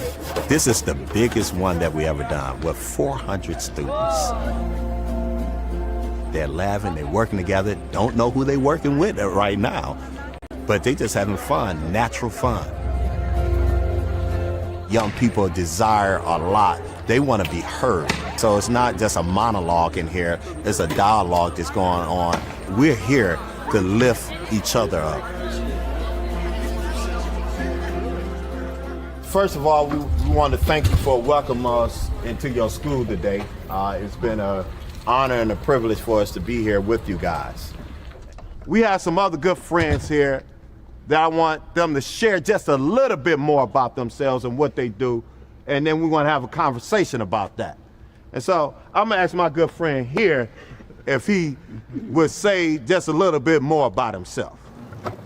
I'm Tavan Hall. I'm a police officer for the city of Inkster. Are you a cop? And I'm a cop too. And I turn myself. A cop too? Yes, sir. And I turn myself around. He don't look like no cop. He don't look like no cop. Him neither though, for real. Neither one of them like got no it. We want to help them to believe in themselves. We want to empower them with the tools that they need so that they can win in life. I don't like bad people because it's not all cops, just like it's not all kids. To be a cop, you go out there and you risk your own life for everyone else's every day. And just because there's bad people in like the police system, there's bad people everywhere, but you can't like say all cops are bad. But we're saying here that we ain't got no beef with the police. You know, we got a beef with foolishness. She gets it, and you all got to get it. Because a many of these cops that's in this room right now could be your ticket to winning. Better together means us coming together as a community and saying that everyone have a voice, everyone have a seat at the table, everyone lives matter. And that's what we need to be about as a nation, working together so that we all can be better together.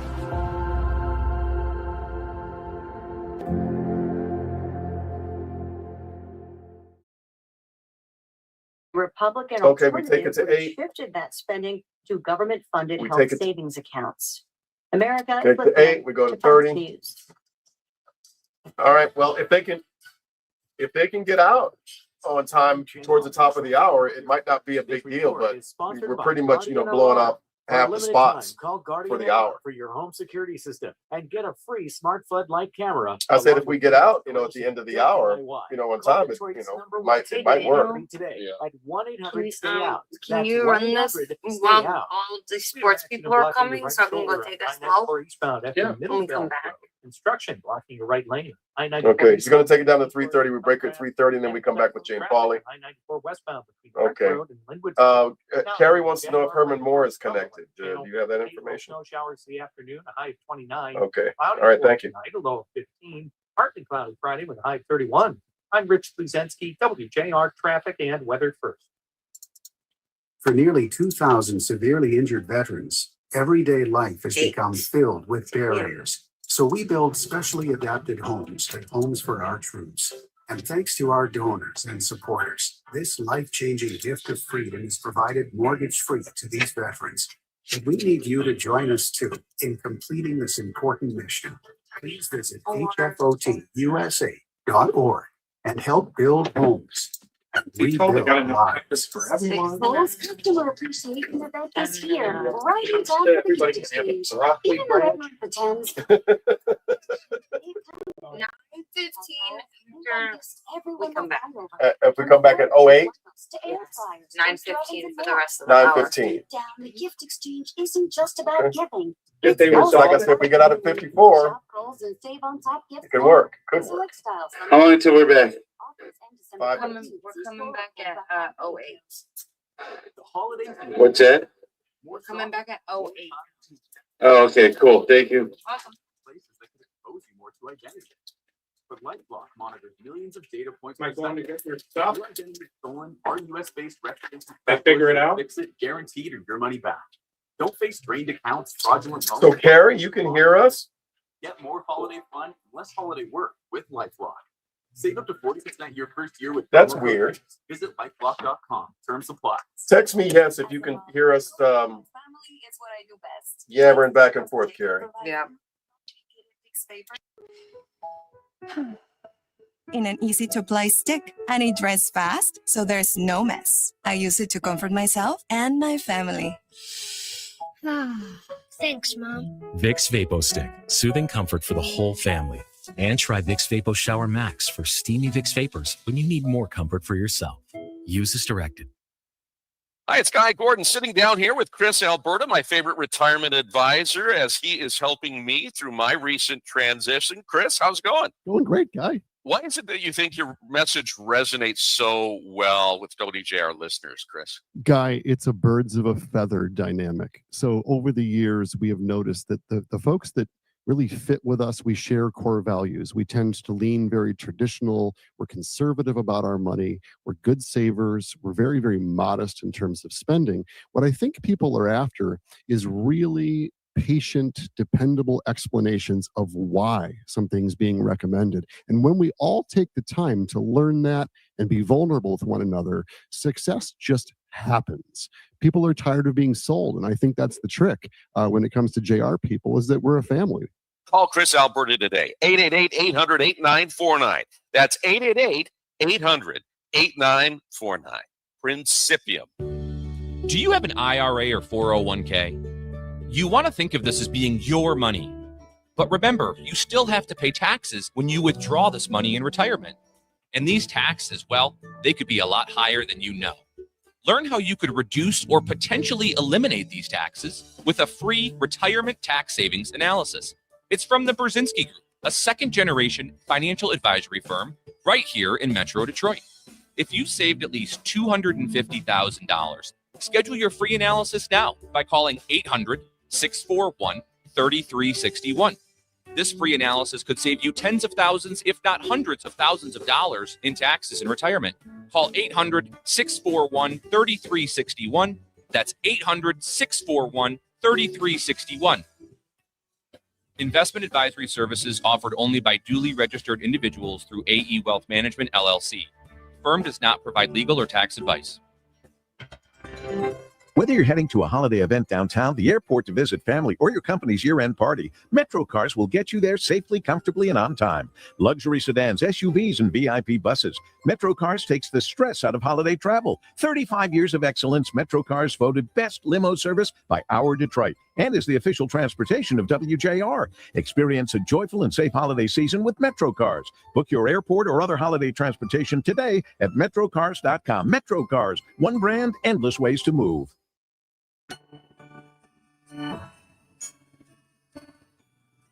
Welcome to the 14th annual Mitch Albom Save Detroit Radiothon on News Talk 760 WJR.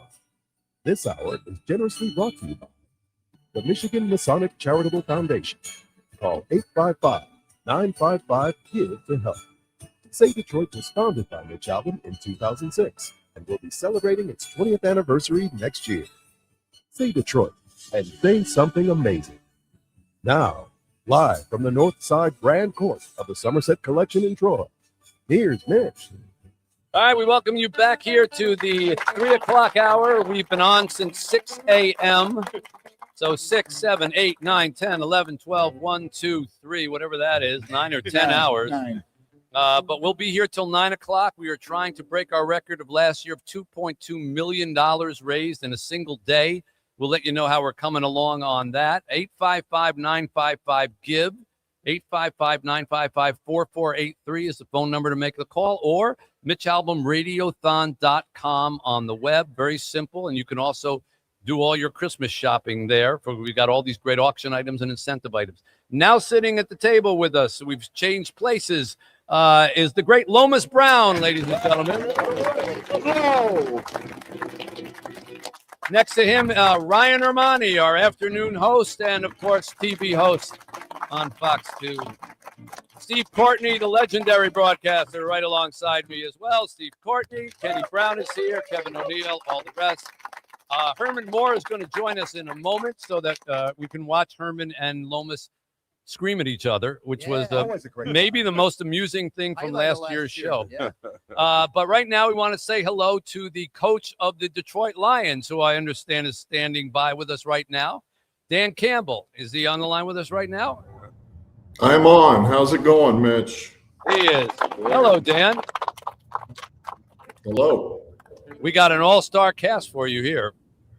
I know. I just heard it. I heard the lineup. Yeah. And wait, Lomas Brown is here, so he's listening. So be careful. He knows you. Yeah, no doubt. There's something in that laugh.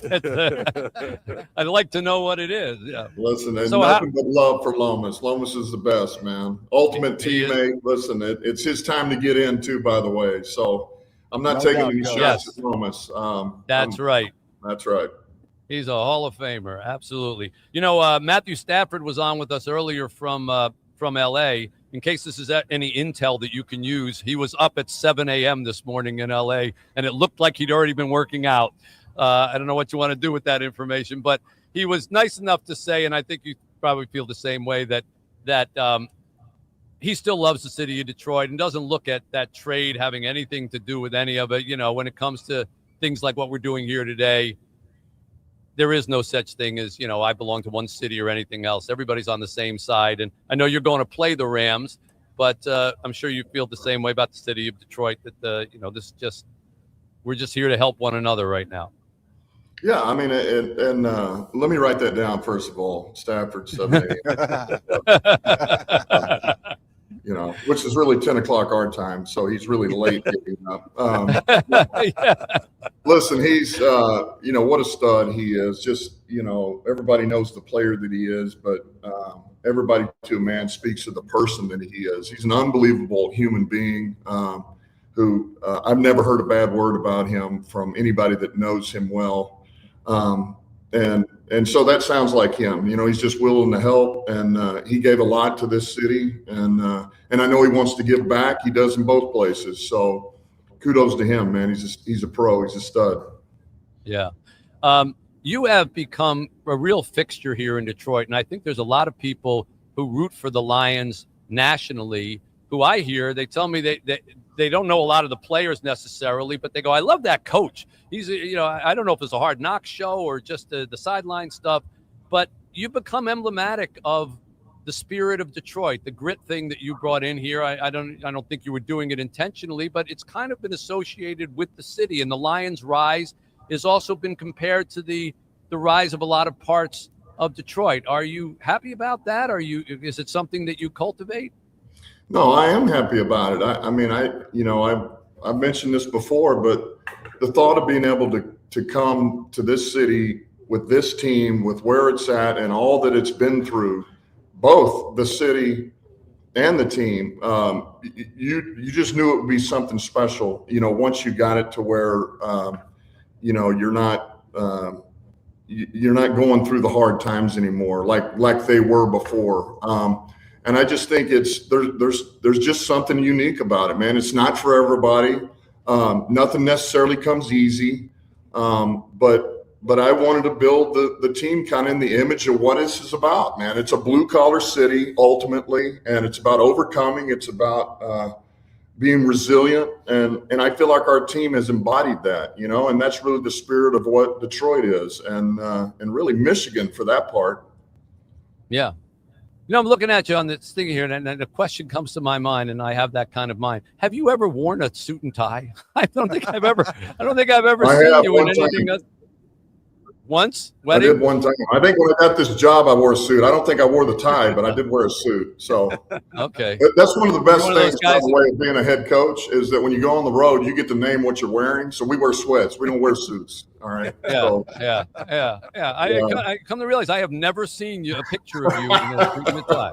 No, yeah, I'm not a suit and tie guy. No, absolutely not. It should be. Lomas, any little story you want to share with us about Dan that we don't know? Oh, I mean, I was in my 15th year. He was in his second year when I got to the New York Giants, and just the long hair, hair just swaying through there. But I knew he was a different dude. I couldn't have said right then he was going to be a great coach, but it was something different about Dan. That's my guy right there. Love him to death and everything. So that's my guy. Was he kind of the Alex Anzalone hair of the it was kind of long, Coach. It was a little long. I don't know if it was quite that long yet, but it was long. You weren't going for the Thor thing, huh? Yeah. No, I wasn't quite there yet. Mine was just too, I just didn't get around to getting a haircut, and it just kept growing. So. And was he a good blocker as well? Yeah, that's what we did. Big fella helped him out a little bit, but he took care of the business, his business, when he had to take care of it. Yeah. Yes, sir. Well, you're coming into the last part of the season, and you're in a much different position, obviously, than last year when you were kind of cruising. But some teams I've seen over the course of my career kind of enjoy this position more. They like chasing it more. And as we learned last year, it's how you're playing in January. It's not how you played in September. Talk a moment about that. Well, I think, look, there is something to that. I mean, you don't plan for that. Like, okay, this is what we're going to do. Let's make sure we don't play great and we end up with 5 losses when we hit. Right. But there is something to be said about when you're in the position we're in, we have to play our best ball with 4 left now. And that serves us well because we have to go get these games. And once we get them, then you're a hot team, right? Now you're playing your best ball going into the playoffs. So that's down the road, but we got one right in front of us. And that's what we got to stay focused on, the Rams right now. But listen, it serves us well. We know where we're at. We're not panicked about it. We just know we got to play. Listen, we got to play better than we did against Dallas. And really, you should every week. You need to play a little bit better. And every game is a little more important now that we're in December. Yeah. I always wonder when I always feel bad for you when a player goes down. And I wonder if there's ever a sentence in your head that just goes, another injury, or you just accept that as is it just part of the game?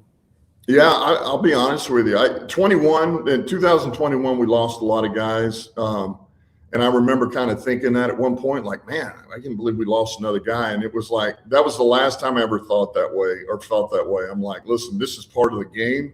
You got to have depth. You got to be able to adjust, adapt. The next guy's up. Make sure we train the guys behind them so they're ready. And then they got to hold the line. So no, I don't like anybody, man. You hate to lose players. You hate to lose good players. But it's part of it, and it's really the teams that can adjust and have those guys ready that are in the hopper. Those are the ones that continue to win and have consistency.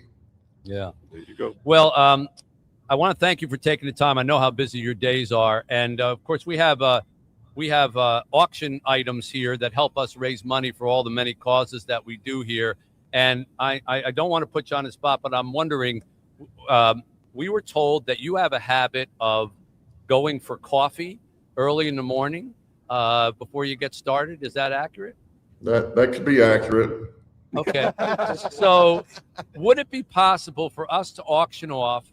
There's a famous Japanese novel called Till the Coffee Gets Cold, which is about people who get to visit their lost loved ones for a cup of coffee until the coffee gets cold and then they disappear. Could we auction off a sit down with you at time of your convenience until the coffee gets cold, or 10 minutes, whichever goes faster, that someone could meet you for a cup of coffee, or they could bring their family or something like that at a convenient time? I think that we could raise a lot of money with something like that. I can do that, Mitch. That's not a problem. Absolutely, I can do that. Well, that's great. You're going to be surprised at how expensive that coffee is going to end up being on our website here. Yeah. And no, you cannot order refills, okay? One cup of coffee. The man is busy, okay? Well, that's great, Dan. Before I let you go, John Pizzarelli, the fantastic jazz singer and artist and guitarist, always thanks our guests with a little musical ditty. I think we did this last year, and you were you were either suitably embarrassed or very angry. I'm not sure, but no, you did a great job. Ready? All right, ready, John? Yeah, gotta love Dan Campbell. He brought winning to this town. A genuine riverboat gambler. There's no punting on 4th down. Played tight end for my Giants. Even played for the Big D.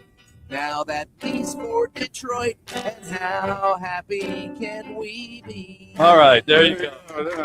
Very good. That one was totally different. That was totally different than last year's. Well done. Totally different. You Hey, destiny in your own hands there, Coach. Go get him. we don't repeat anything around here, Dan. All right, thank you so much for spending time with us. Go get him in Los Angeles. Absolutely. Take care. Great Dan Campbell here, folks. 855-955-GIVE, 855-955-4483. We're going to put that item up on the auction thing. A bid to have a cup of coffee with Dan Campbell in the morning. That would be pretty drinks good. a lot of coffee. Rosie, you've got something to present to us I here. do, Mitch. It's a special group here from Group 10 and Peachtree Hotels. I have Denise, Erica, Kristen, Jason, and Antonio. I'm going to turn the microphone over to Brian Hart, who's the GM of Home to Troy Hotels, to make a special presentation. Welcome. Thank you. On behalf of Group 10 Management and Peachtree Hotel Group, I'd like to present this check to Say Detroit of $10,000. Wow. Thank you. Oh, we know where we're all staying next time. Yeah, I'll stay at the Peachtree. There you go. What a beautiful shot. Thank you so much. Thank you all for coming out. It takes all of you to carry that check. It does. All right. Well, we appreciate that very much. 855-955-GIVE, 855-955-4483 or MitchAlbumRadiothon.com. Now, Lomas Brown, I'm going to let you handle this because by this point, Herman Moore is probably so ticked off at us for waiting. But Herman Moore, I believe, is on the stream. Can we see Herman? There he is. Yeah. Listen, you know how it is, Herman, when the coach says, "I'm going now," which is what we heard at 3:05, just when we were about to throw to you. We had to go to Dan Campbell because apparently he's got some meetings. So my apologies to you for making you wait so long, Herman. Yeah, not a problem. I'm used to it. So, I take a back seat. Ever since anyone who knows me, they understand what I mean when I say that. So, yeah, it's not a problem. Well, take it out on Lomas. Like he always tries to. So I have to say that one of the highlights of last year's Radiothon was when you and Lomas were on at the same time and started debating who actually has a harder job, a receiver or an offensive lineman, and who actually does any blocking. And I would like for you to continue that feud right here, if you would. Oh, that's For those easy. who missed it last year. Oh, that's easy. I mean, I appreciate the linemen. I appreciate the guys in the trench because it starts with the guys. There's no doubting that. There's no denying it. And they will tell you, and Lomas will attest to this. They want to do run blocking more than pass blocking because once the running back clears the line of scrimmage, their job is done. Pass blocking means they have to hold it a little bit longer, which means they have to put in a little bit more work, which means they don't want to do the work. They don't want to put in that tough, long work. And that's just like me saying, you know what, I only want to run 2-yard routes versus having to run clearing routes. And you can't do that. It's so, you can't have it that way. That's what I find out with some of the linemen. They just receivers, they got to keep running downfield even if the ball isn't getting thrown to them. And they won't do it. They won't do it. Don't give them an excuse now. Again, spoken like a receiver, and I told you, all those receivers are divas now. So tell me what diva means, man. First of all, explain what you mean when you say diva. Well, diva, those guys that say they're open when they're not open. I'm always open. Hey, man, listen, bro. Listen. Hey, film no lie. Film no lie. Listen, all I know is this. You can embarrass my guy, and everybody can sit here and throw shade. They do whatever. Listen. If I can get you a first down with one catch, but he needs 10 times to touch it to get the same thing, it's different. Aha. Oh. Don't agree with that. I'm not agreeing. Man, listen, how many times has Barry given me a flight saying, Herman, you know what? I want to hook you up with a Rolex for blocking. What about when he breaks into the secondary? Why is it always about the lineman, man? The lineman, I get it, but once he hits the line of scrimmage, when he hits those 40-yard runs, you go look at the film. Film doesn't lie. I don't see any linemen downfield blocking safeties. I don't know too many quarterbacks that throw really good passes when they're on their back looking up at the sky. Yeah, but Lomas, I give quarterbacks a radius. That way, right there, Listen. I'm not like everybody else, man. I give them room for error. I have a big radius. I can catch high. I can catch low. I can go over the middle. It doesn't have to be a perfect pass. Come on, man. Listen. That ego, big radius matches that big ego right there. Hey, you know what? I'm going to tell you right now. Listen, if you don't have a big ego wide receiver that says, you know what, I can get it done, then you don't want to play with that guy. I get it. You can be quiet killer and do all this other stuff. No, I want the ball. I want the ball. I'll tell you this, like I say, right? We know catching, that's a natural movement.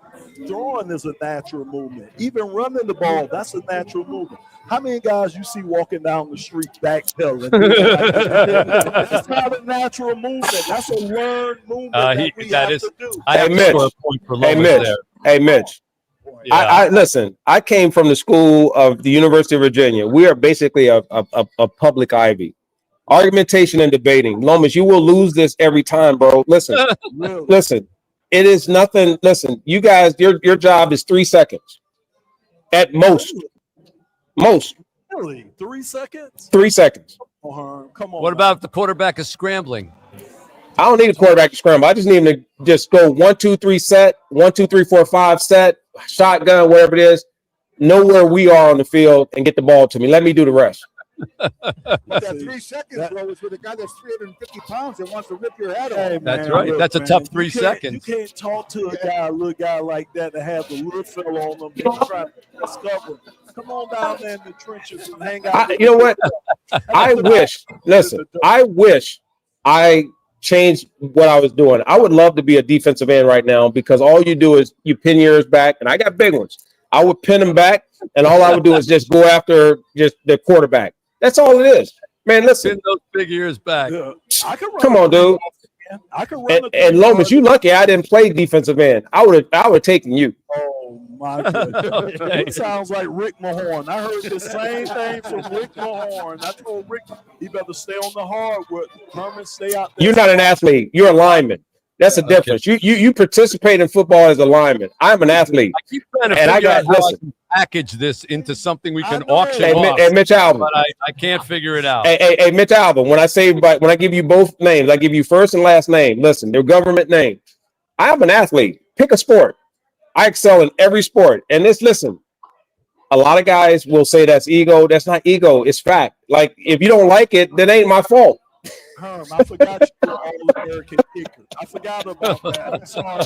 I forgot you were a kicker in All right. high school. In the 60 seconds we have here, in all seriousness, Herman Moore, can you just give a shout out to people to help our charities out here and why it's important? You know Detroit very well. You've been here a long time.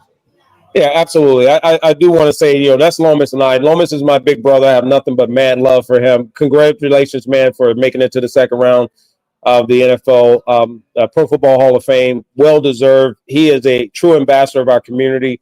Mitch, everything that you and everyone is doing, it matters at this time of the year. There are a lot of people that are struggling. There are a lot of organizations that need our support.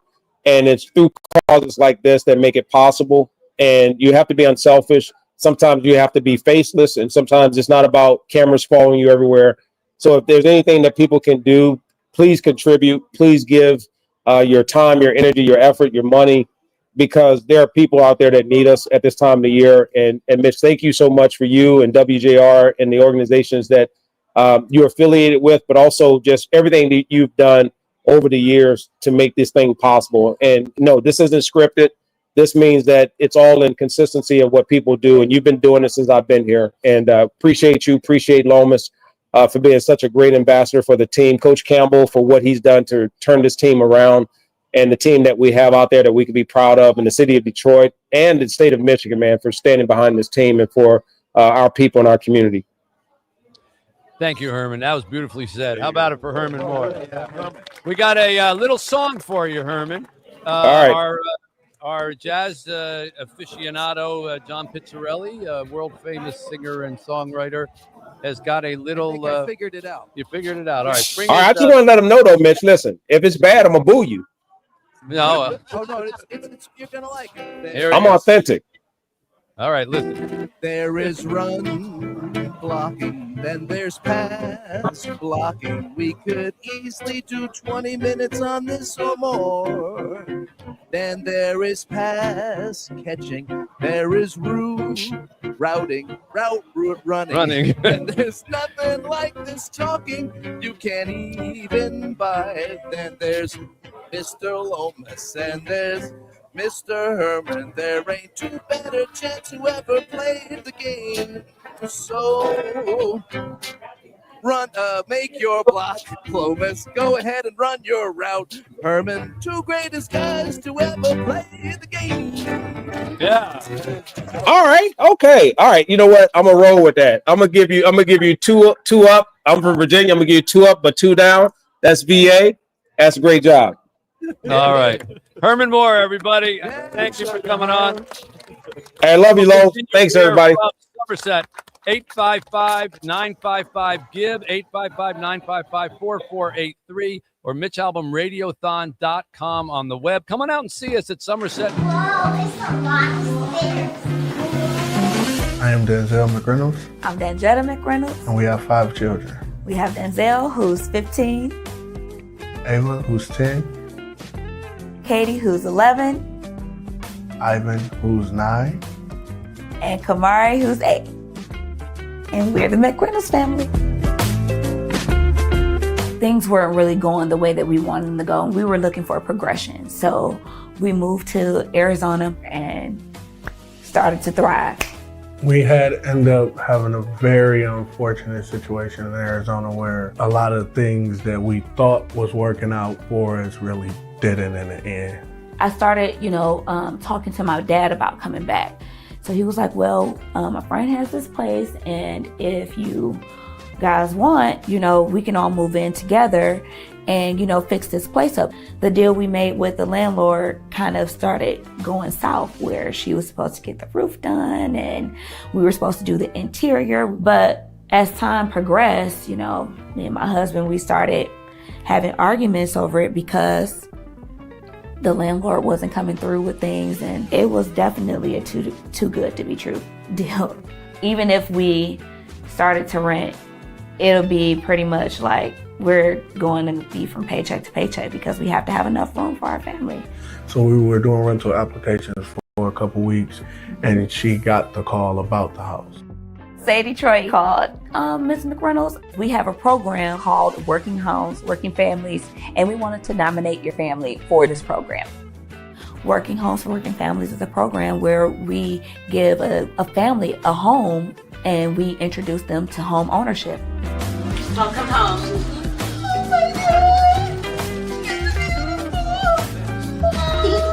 Oh, yeah. I love it, man. I love this. Oh my goodness. What you guys are doing for people is pretty much a miracle. It's a miracle.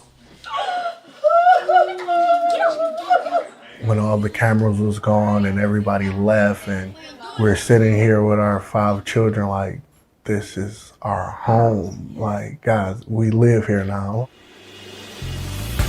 I was introduced to Say Play Detroit by a friend. Say Play Detroit is a program for kids to go and enjoy learning after school. They introduce them into a lot of different programs.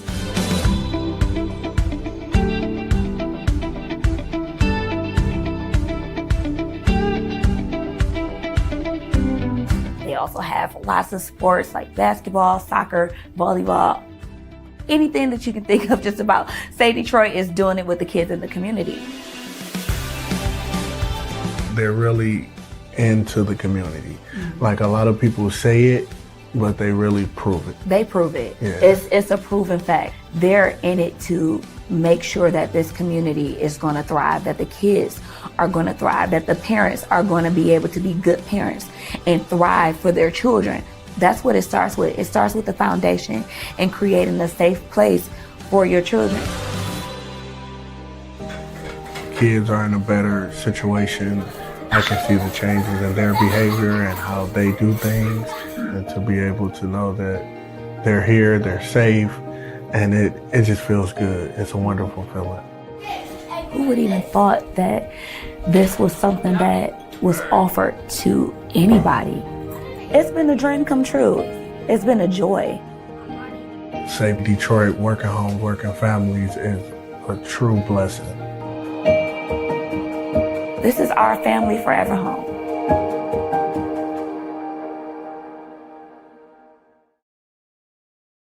$1 million of affordable term loan.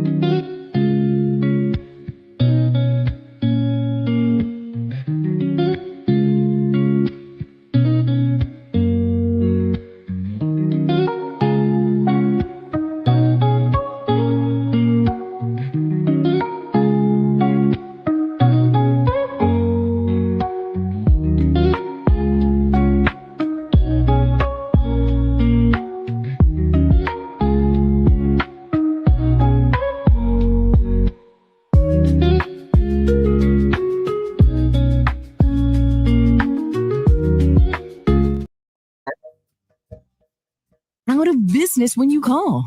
At Performance Remodeling, we'll always be here to honor our lifetime guarantee.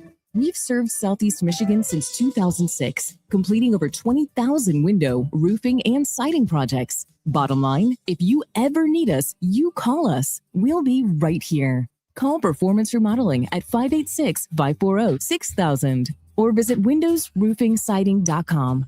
Upgrade your home now and pay nothing until 2026. That's windowsroofingsiding.com. Again, that's windowsroofingsiding.com. Performance Remodeling. Your home is our business. Family Matters amplifies the loudest and the proudest political voices in the Black community today. What's up, guys? I'm CJ Pearson. There's so many incredible perspectives here in the Black community that you're going to hear from each and every week. This is exactly what the mainstream media was missing. Because faith matters, country matters, and family matters. And actually talk to the people at the forefront of this change in the community. And by the way, it's no small number. It's growing every single day. That's why this moment matters. Family Matters with CJ Pearson. Follow and listen on your favorite platform. This report is sponsored by SuperSure. Do you own a small business? You need to hear this. A seismic shift is coming. It's time to get super sure. Not kind of sure, not pretty sure, not a little sure, but super sure. The seismic shift is coming. Super sure, coming soon.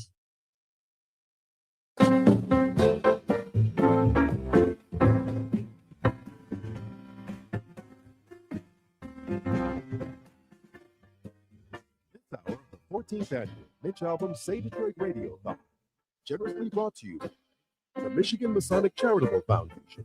Call 855-955-GIVE to help. Say Detroit and say something amazing. Now, here's Mitch. All right, back here on the 3 o'clock hour here at the 14th annual Say Detroit Radiothon. Ryan Armani is here with us. Of course, you normally hear him on the radio. Now he's on the stage with us, being interviewed as a guest. Oh my gosh, Mitch, this is incredible. First and foremost, what a day. And I am in awe of all the people here, all the generosity of the people of Detroit. From Mayor Mike Duggan to Chief Benison, you've got the stars out in the city. This is really incredible. Well done, my friend. Well, thank you. Thanks for letting us have your time slot. You got it anytime you want. Time, yes. It doesn't seem fair that you get the day off and yet you have to be here with us. It's totally fine. It's kind of a hypocritical, isn't it? Well, it's kind of nice of me to get the day off and I'm getting paid. So Wait a minute, you're getting paid? They pay you here? That's not you. I just checked with Steve for the Terry. Yeah. I don't have to use a vacation. Kevin O'Neill has proven that you're not actually getting Well, paid. not by you. Oh, good to know. All right. I want to say hi to our next guest who's joining us via the phone. She has been a part of our Radiothon, man, I think almost since we started this thing. I met Jane Pauley when she was starting to do pieces for the CBS Sunday morning slot, I think, and was interested in doing a story with me. And she came out to Detroit and was one of the most charming, lovely people I've ever had the chance to meet. And and my wife, Janine, who is notoriously shy about doing any kind of, interviews or things like that, opened up to her and even said to me afterwards, well, there's someone that I really like and trust and would talk to. And we have been friends ever since. And Jane has gone through the fire to be with us. So she once got banged on the head and was in the hospital and still ended up doing an event with us. And she joins us now, I hope in good physical shape, from New York City, the host of CBS Sunday Mornings, Jane Pauley. How about it for her? Hey, everybody. Hi, Jane. Yeah, I don't deserve that, Mitch. You do deserve it. I don't deserve any part of that. The things you put up with, and in this case, the reason I'm on the phone is because I was left behind in the 20th century, and so, hey, do you still have your flip phone? I do have my flip phone. Yes, you have a good memory, Jane. Well, it was impressive. I made a mental note. I'm sure I'm not the only one. It stayed with you, huh? How are you, Jane? Are you well? I am as well as can be expected for someone who did the interview you were talking about 11 years ago. Yeah, something like that. Yeah, gosh. Because I'm just starting my 10th year on Sunday morning. Time has flown. My goodness. But I am so pleased to hear Mitch Albom say that we have been friends for this long, and we have. Yeah. Well, we have, and I'm proud to call you a friend. And you have been, I have to say, early on, you were maybe the first person who offered up the opportunity to meet and have a meal with a guest on our Radiothon, and it has become such a popular item. People clamor to bid on the opportunity to go to New York and have brunch with Jane Pauley. And ever since then, we took your lead, and like we just had Dan Campbell, who's the coach of the Detroit Lions here, huge big deal here in town, and we got him to agree to have a cup of coffee with somebody, you know, who bids on the thing, and that's going to raise a ton of money because you set the precedent. You kind of, you say, well, and now we have like Dave Barry's flying in to have lunch with people, and Bernie Smilovitz having lunch with me. So you kind of set the mold, the sit and eat with the celebrity. So thank you for doing that. Yes, but the flying in, like Dave Barry, the guests will fly in themselves and enjoy a meal. I have had repeat bidders that has been a thrill.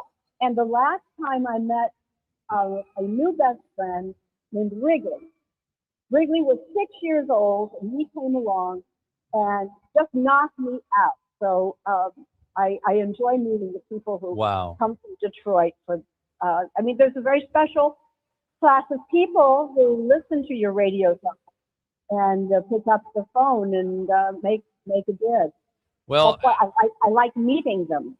Well, I would have to say that's kind of the majority of people here in Michigan and in Detroit. You're not meeting the exceptional ones. You're meeting kind of the typical ones.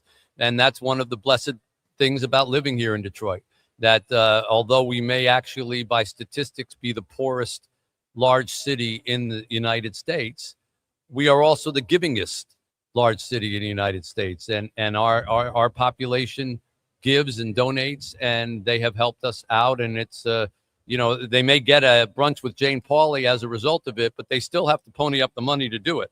So, you know, they're doing it to help other people in our community, and you are too. So God bless you, Jane, for always being around for us and for helping us again and for offering up this choice item, which once again will raise us so much money. I'm sure it always does, and it's already climbing the charts. And one more time, we have John Pizzarelli here. Of course, you know John. He's here. Hi, John. Hi, John. Thank you. Sure. It's like a tickle reflex. The minute you say John Pizzarelli, she starts laughing because she knows she's going to get a song from John Pizzarelli. And so let's see what we got here cooked up for Jane Pauley. Each Sunday morn we see her face, and the TV screen becomes filled with such grace. The trumpet starts a-blaring, and you let us know the news. Great music, stories, lots of fun, all wrapped up in one. All wrapped up in one. Everybody! Sunday morning with Jane Pauley, you can't lose. Kick off your shoes and you'll lose your blues. Thank you, dear Jane Pauley. Help us each Sunday. Say Detroit thanks you. We're never blue. Hope you will agree. Your Sunday has to begin with dear Jane Pauley.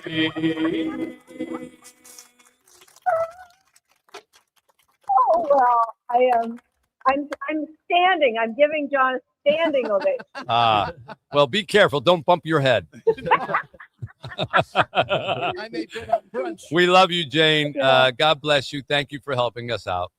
Okay, take care, everybody. Jane Bye-bye. Pauley, CBS Sunday mornings, and brunch with Jane Pauley in New York is, I'm telling you, it is maybe the highest priced item that we get. People, you get to see the show, you get to meet her, you go to a New York place, you stay overnight in a hotel. So we've got that package here put together. Vince, that's up there on the it's up there. It's all up there. The MitchAlbumRadiothon.com. MitchAlbumRadiothon.com.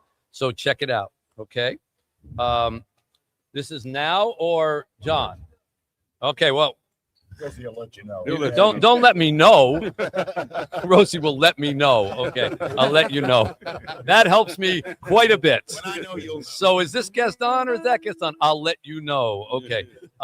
Again, go to MitchAlbumRadiothon.com. That coffee with Dan Campbell. Okay, that coffee with Dan Campbell, by the way, first bid was $510. So that's some expensive coffee. But it's going to fetch more than that. All right. One of the things I love about being in Detroit with athletes that I've covered over the years is that even if they're not still in Detroit, a piece of Detroit is still in them. And that goes for John Sally, the former Pistons great, who is on the line with us right now. Sal, how are you doing? Where is he? Hello, John. Hello, John. I'm looking for John Sally. Yeah, Rosie will let you know. Yeah, Rosie. How's it going? Great pleasure to be with all of you, and thanks so much. Okay. Yeah. For a moment, I thought John had an operation. That's John Pizzarelli. Yeah. Okay. So we've made it this far without any technical glitches. This is our first one, and hey, this stuff happens when you're live on radio. It had to be John. Yeah, it had to be John.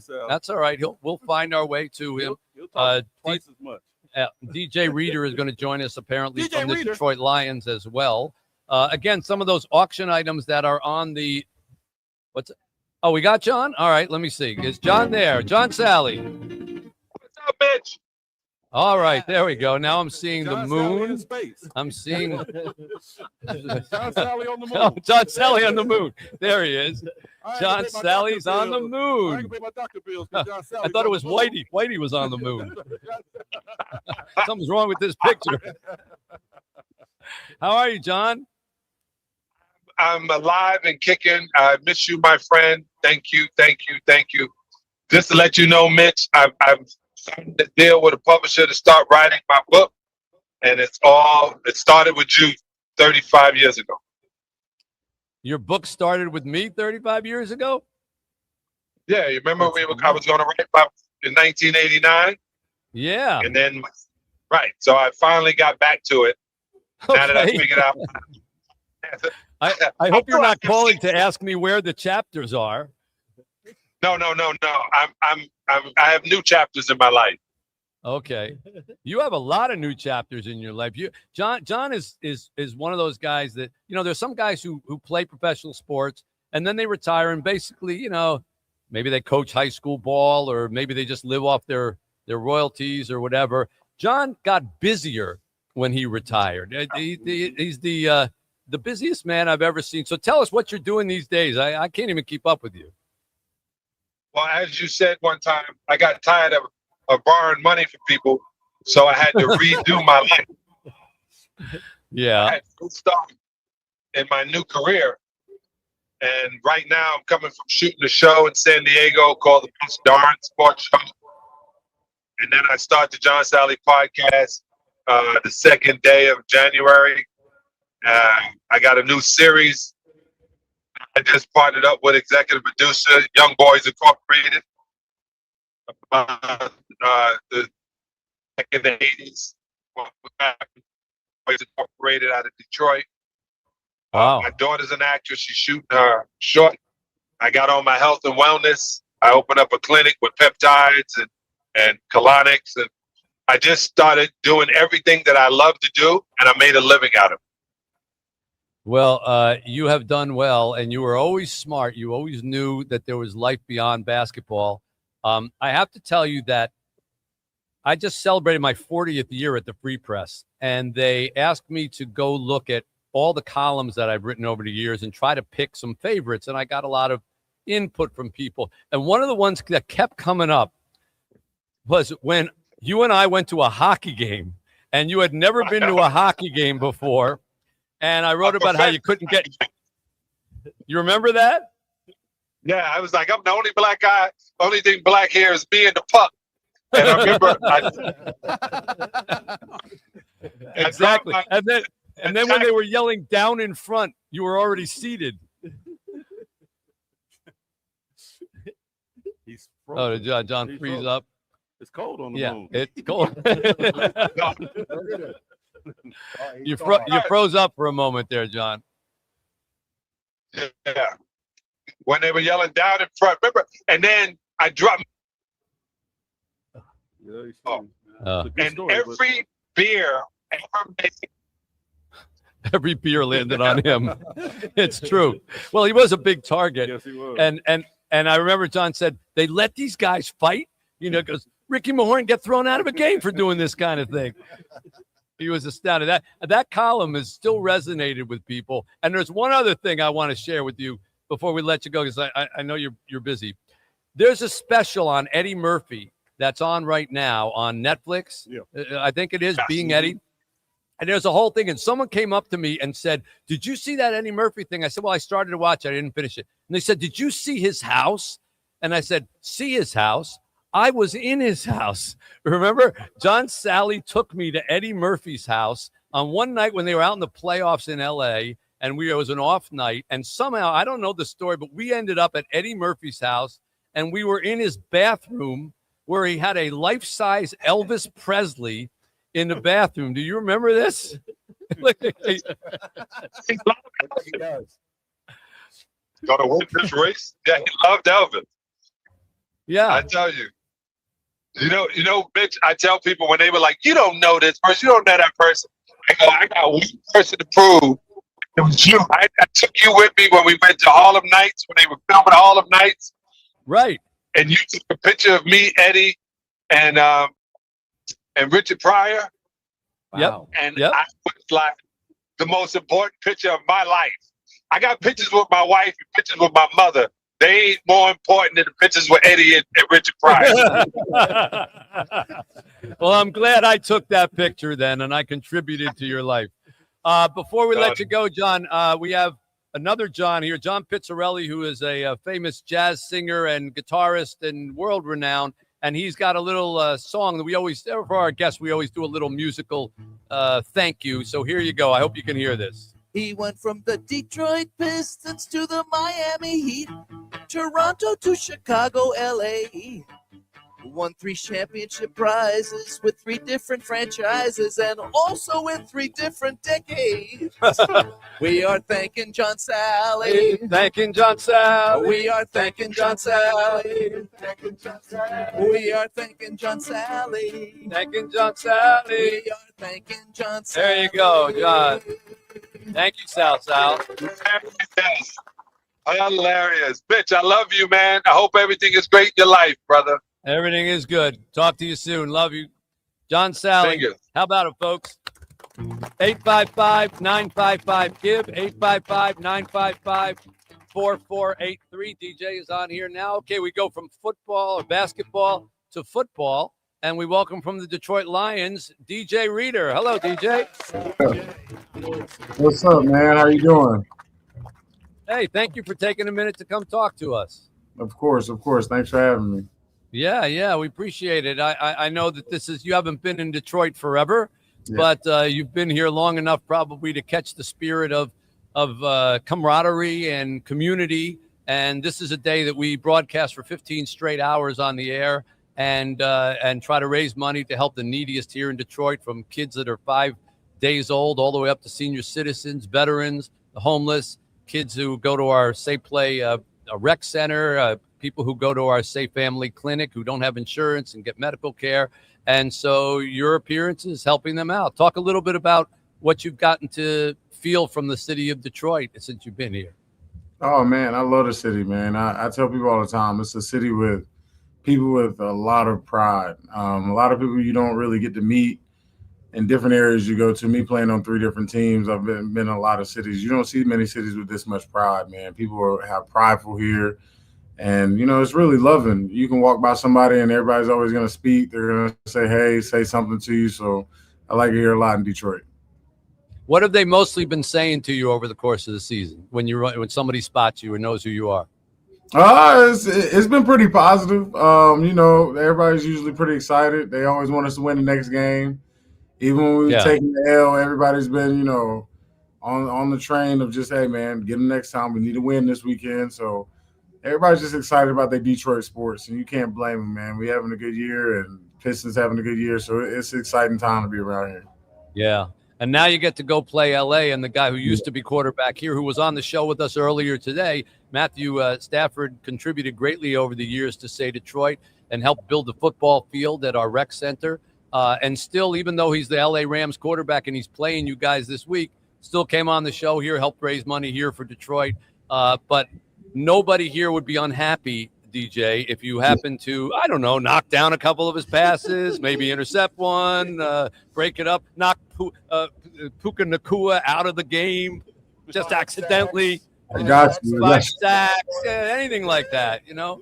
That's in the plan, man. Those in the playing cards. That's the goal. We love that, but we gotta get it done this weekend.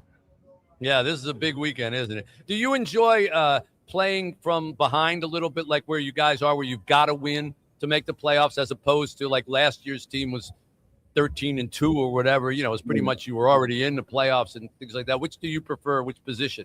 Whatever way the cookies crumbles, man. As long as we're in there, everybody prefers to already be in or at a spot where where you probably in. But if it's this way, it's just a little bit of harder way, a little bit harder route. I've done it both ways, and both ways been successful. I was telling somebody the other day, I was like, I ran to a Super Bowl with Cincy, and we didn't know if we were going to get into the end of the year. So that's just how it works sometimes, and it'll be okay, man. You got our back against the wall, and we out there swinging. And you got DJ Reed on the team this year. Has it been any confusing yet? People calling for you instead of him and him instead of you? Every time somebody says DJ, we both look up, and it's always like one of those things. I was like, man, just call me by my last name, man. Make sure you get the whole ER. Well, that's not all that different either. Yeah. Just get the ER on the end of it. Make sure you get everything going. And you can call him DJ. Just give me DJ Reader. Somebody needs a middle initial. Well, we appreciate you spending time here and helping to galvanize people to give at this time of year, especially when it's cold outside and there's a lot of people who are suffering through. We always say, when you're driving home, roll down your windows and leave them down. And just imagine if you had to live in that, because there are a lot of people that we help through our charities who are living in their cars and they're still going to school, or they're sending their kids to school, or they're still going to work, but they can't afford a home. You know this, Chad. Yeah, definitely. So many people who are working homeless now. This is the highest number of homeless at this point in time. Highest percentage of homeless people are working homeless. These are people who actually have jobs and still cannot afford to have a home. So we're helping them, and DJ, you're helping them just by being on. So thank you for supporting us, and go Lions. Man, appreciate it, and thank y'all for doing the good work, man. It means a lot, and keep moving it forward. We'll do our job. You can go do yours. And if you happen to sack Matthew, nobody will care. It's fine. You can tell them we said so, too. Yeah. All right. How about it for DJ Reader, folks? 855-955-GIVE. 855-955-4483 is the phone number to give here, or MitchAlbumRadiothon.com. Not only can you donate there, credit cards or anything that you want to do, but you can also find all the great auction items, all the great incentive items that you can purchase there. Do all your Christmas shopping there. You will be happy that you did, and all the money goes to charity. Back with more here on 760 WJR.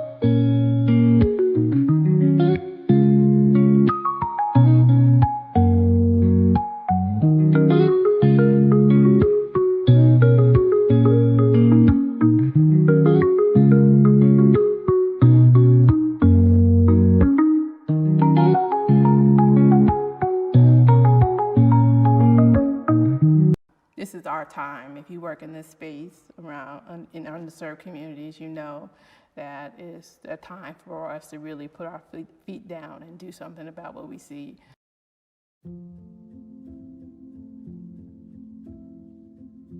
A new coronavirus testing site opened today with an important goal: eliminate barriers to get Detroit's most vulnerable screenings. It's at the Say Detroit Family Health Clinic in Highland Park on Glendale near Woodward and the Davidson. You don't need a car or health insurance to get screened. So we're very fortunate that we were able to erect a mobile site to do some COVID testing.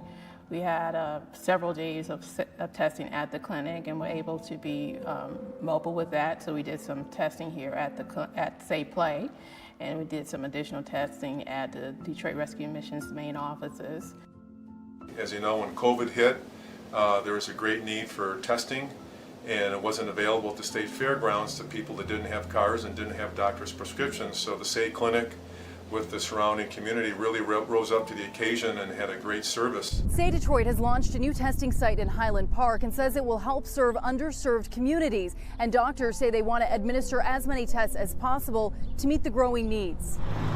We thought that we would not see so many this week, and it turns out we've seen much more than we thought. We were often the only test site available to people because it was a free service. We didn't ask for an appointment. You didn't need any insurance. So it was very convenient for that community, and that was an important piece of our outreach. There's only so much any individual can do, and being part of a collaborative effort where everyone cares, everyone's passionate is incredible. And again, this is how you get stuff done in Detroit. This is what makes Detroit great. Mitch Albom founded Say Detroit in 2006. Now, every week he's been posting new chapters to his series called Human Touch. All the proceeds will go to running this free testing facility. What made you decide to do this, Mitch?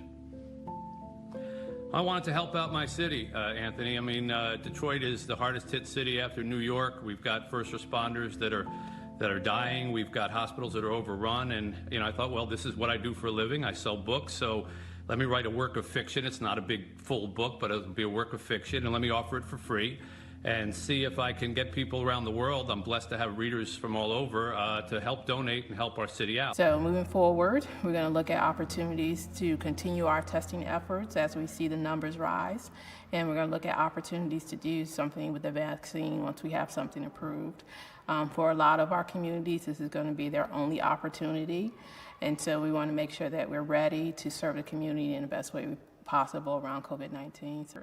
It's very important for us to think about how can we remove barriers to care so that people have real opportunities to be healthy. And so that's our mission moving forward.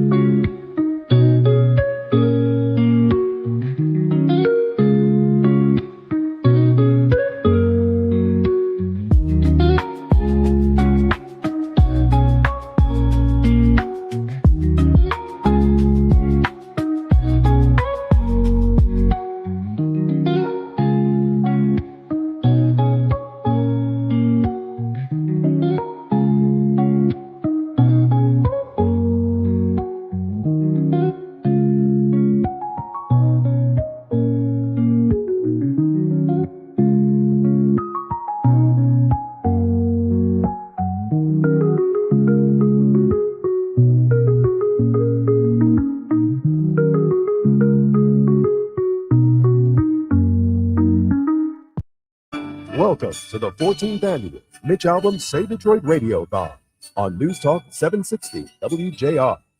This hour is generously brought to you by Bank of America. Call 855-955-GIVE to help. Say Detroit was founded by Mitch Albom in 2006 and will be celebrating its 20th anniversary next year. Say Detroit and say something amazing. Now, live from the North Side Grand Court of the Somerset Collection in Troy, here's Mitch. We welcome you back here. It is the 4 o'clock hour, and this is when we are normally on the air.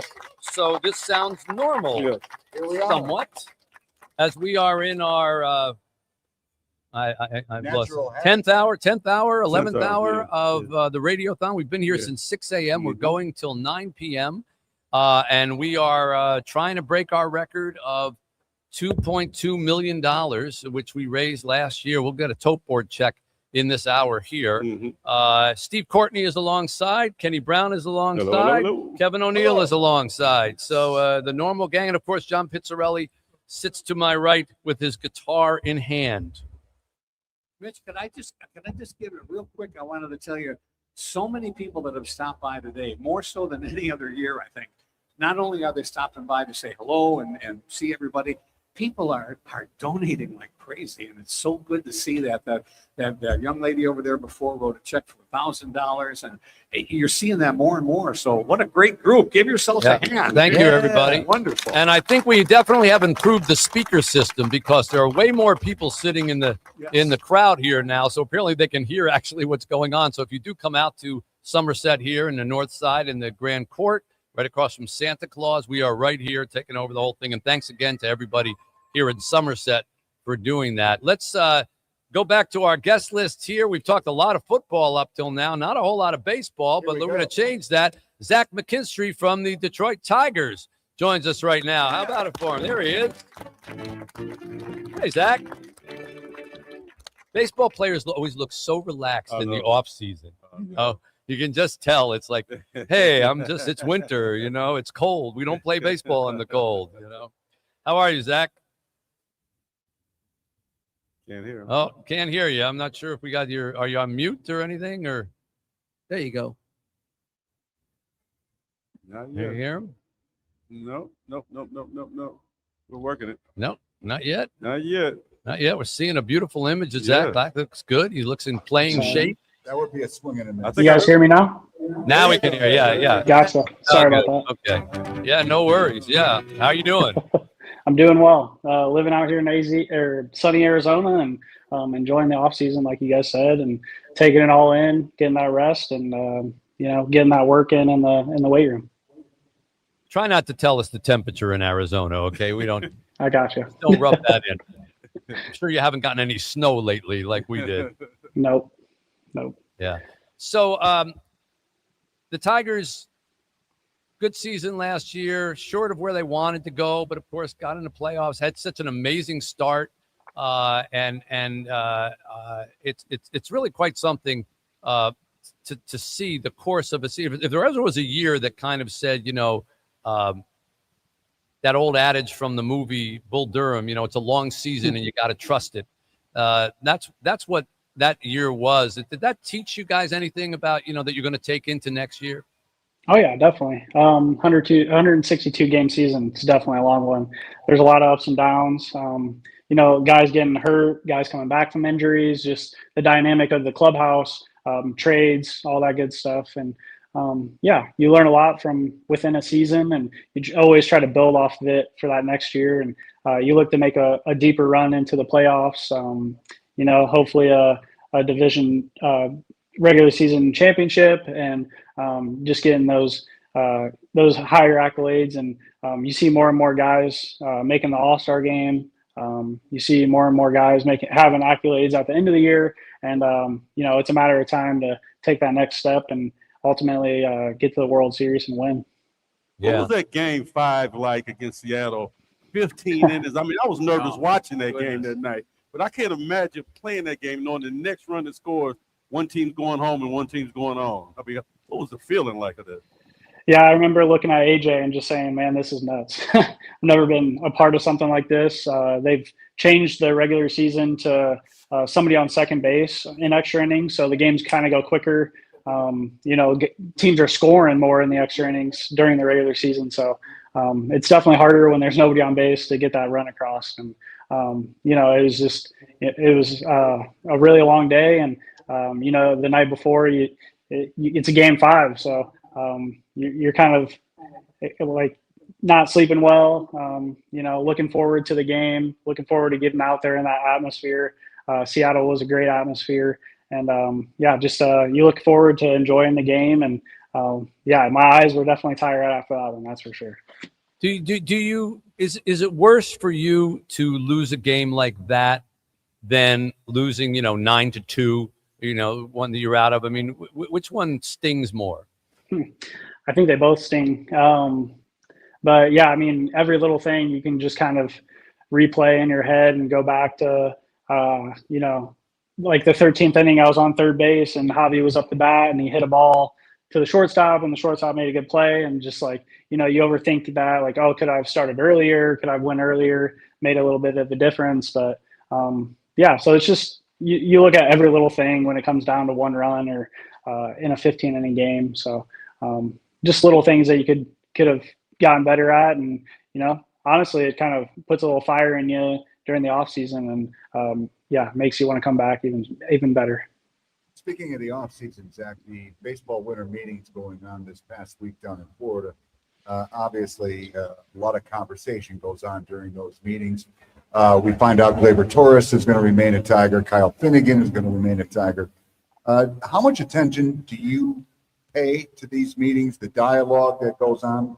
Tarek Skubal aside, but it's the off season. Do you pay attention to what's going on? I have my people that kind of tell me what's going on. I tend not to get on the social media and stuff like that, just past issues with social media. So I have a lot of friends that will reach out to me and be like, hey, you guys got so-and-so is coming back. And I always think that's cool. One of my buddies is a Baltimore guy. So they got Pete Alonso and he's texting me, what do you have on Pete Alonso? And so it's pretty cool. It's just like old high school friends that are just keeping me up to date. And they all have questions and want to know things. So I kind of have to stay up to date with it all. Well, is the Skubal situation, is every player basically say, just pay him whatever he wants, please, just pay him whatever he wants? Well, I tell people just start eating Little Caesars more so we can get some money to pay that guy.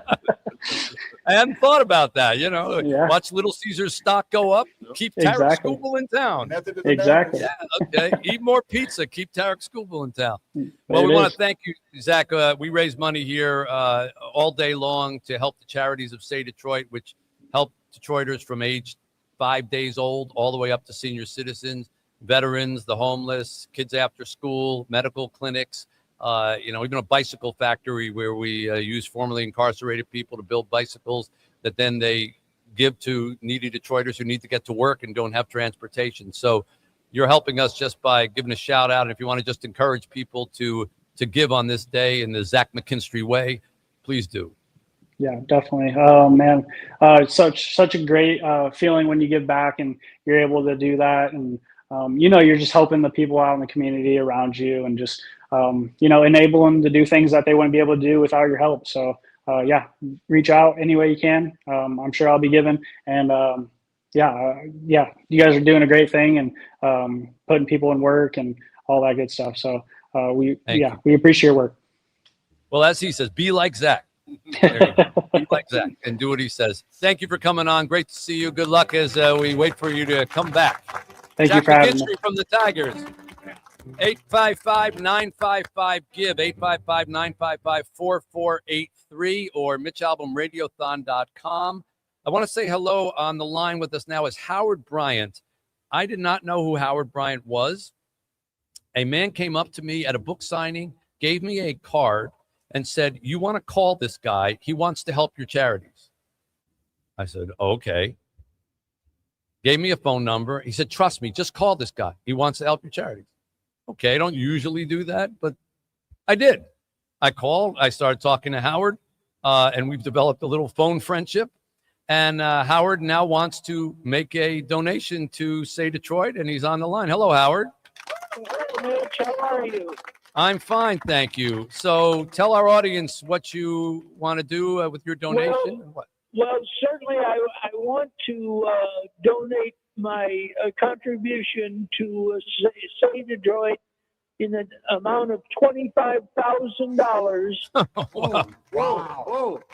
In memory of my. And this is my why you wife. always call people back, okay? That's not Howard Bryant, by the way.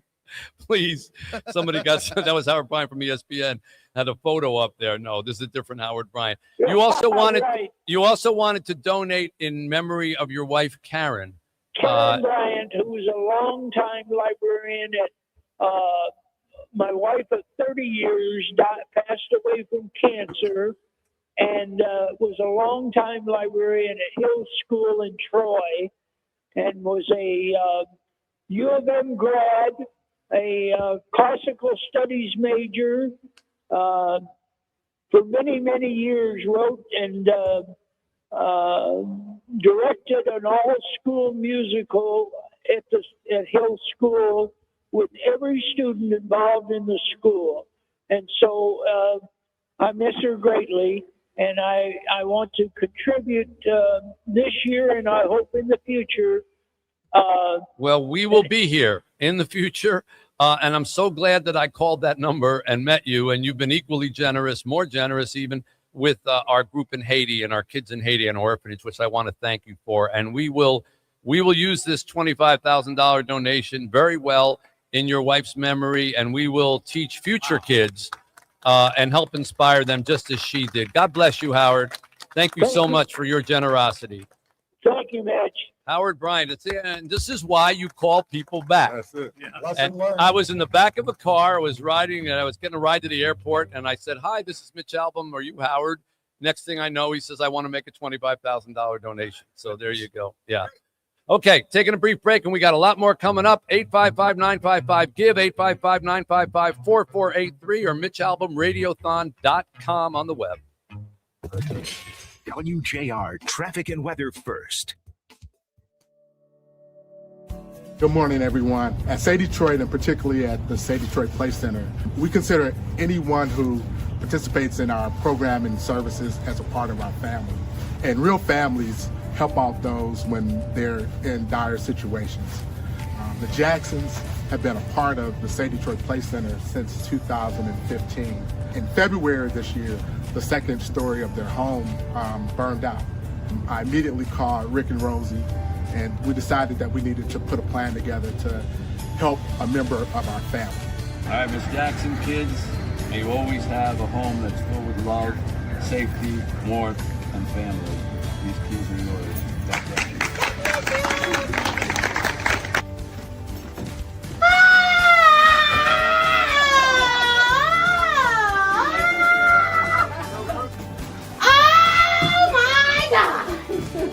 This is my room. This is your room. This is my room. I have a room. Thank you. Oh, you did a beautiful job. Come on in. Here's your room. What do you think? Top or bottom? Bottom. Okay. Who is it? Iron Man. What do you think? This is nice. Comes with a ball and a hoop. Oh. Come on into your kitchen. What do you think? Oh, beautiful.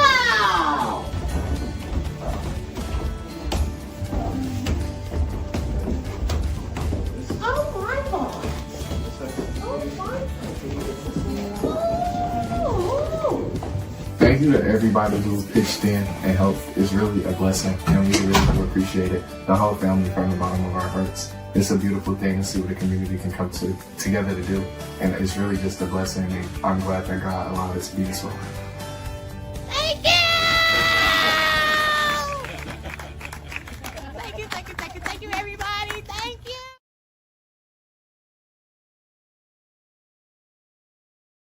Way to meeting your match. 4 out of 5 employers who post on ZipRecruiter get a quality candidate within the first day. So try it now. Go to ZipRecruiter.com/free. Once again, that's ZipRecruiter.com/free. Meet your match on ZipRecruiter. Try it free.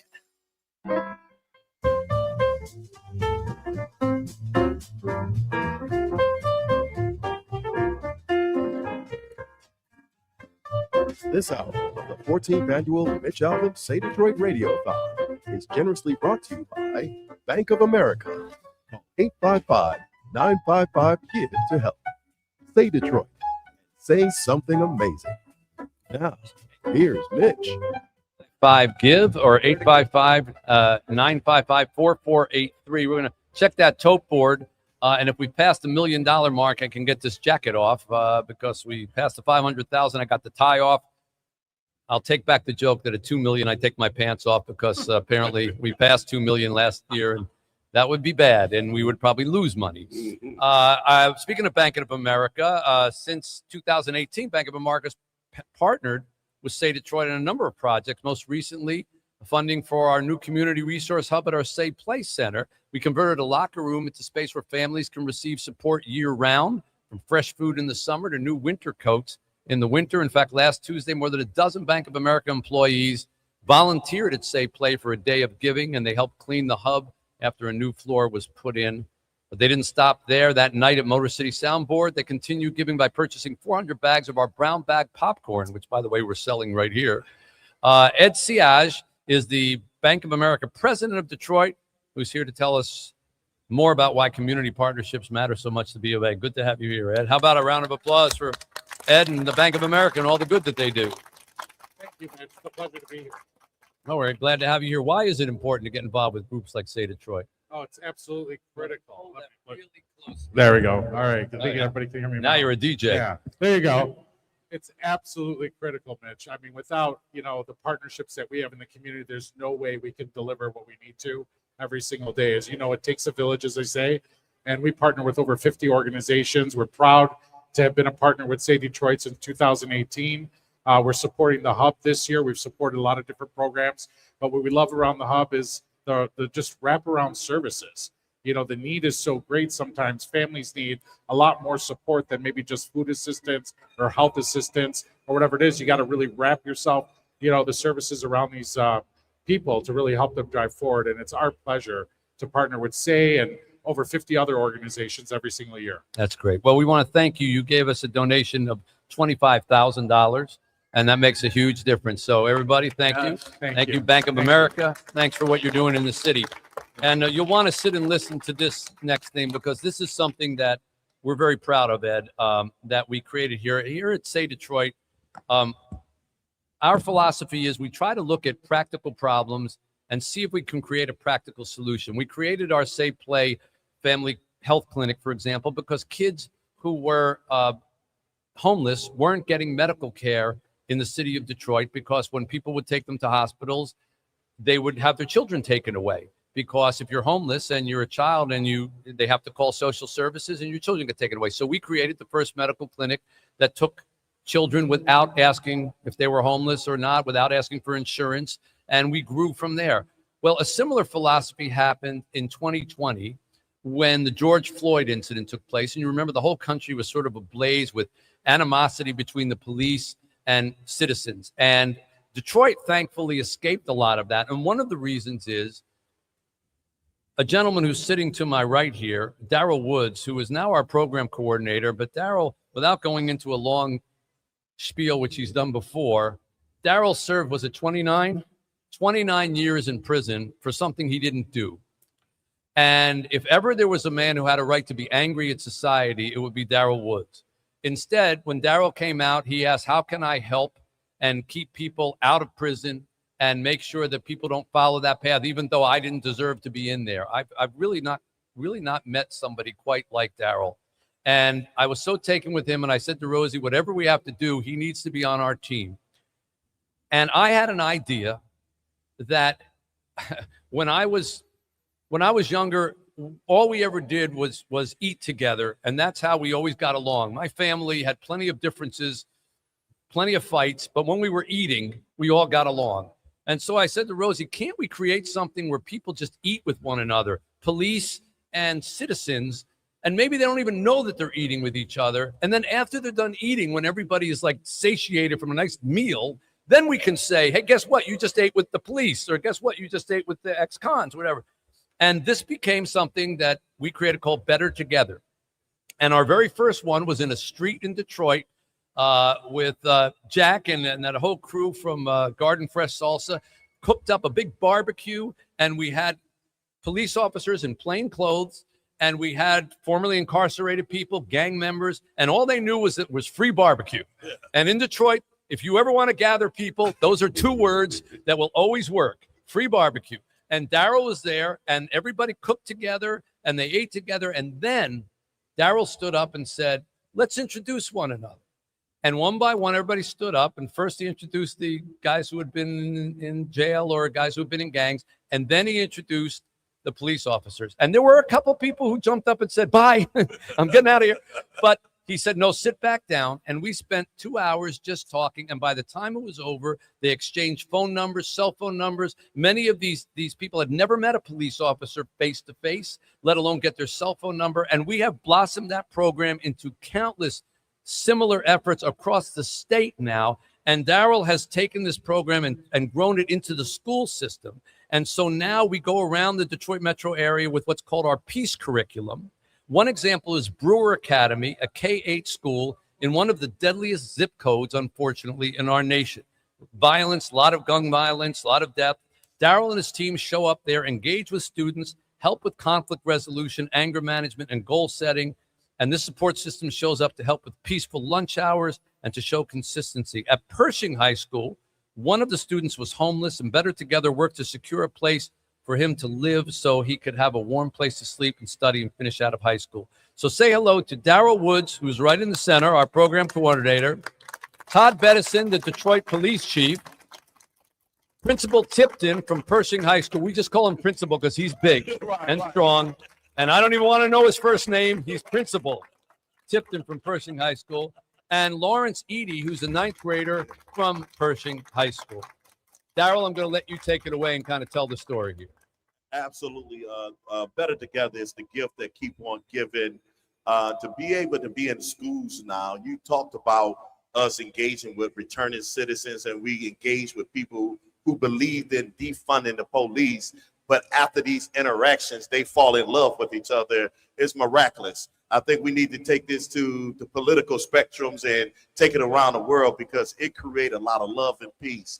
And now that we are in the schools, Principal Tipton, him and I have been joined to the hip for a number of years with Say Detroit. In fact, Say Detroit, Say Play, they're getting a new school built, and Say Play is allowing the students to play in practice at our gym. Yeah, absolutely. And so this has been a very, very powerful thing. We were just in the school this week, and as you can see, Lawrence is here today.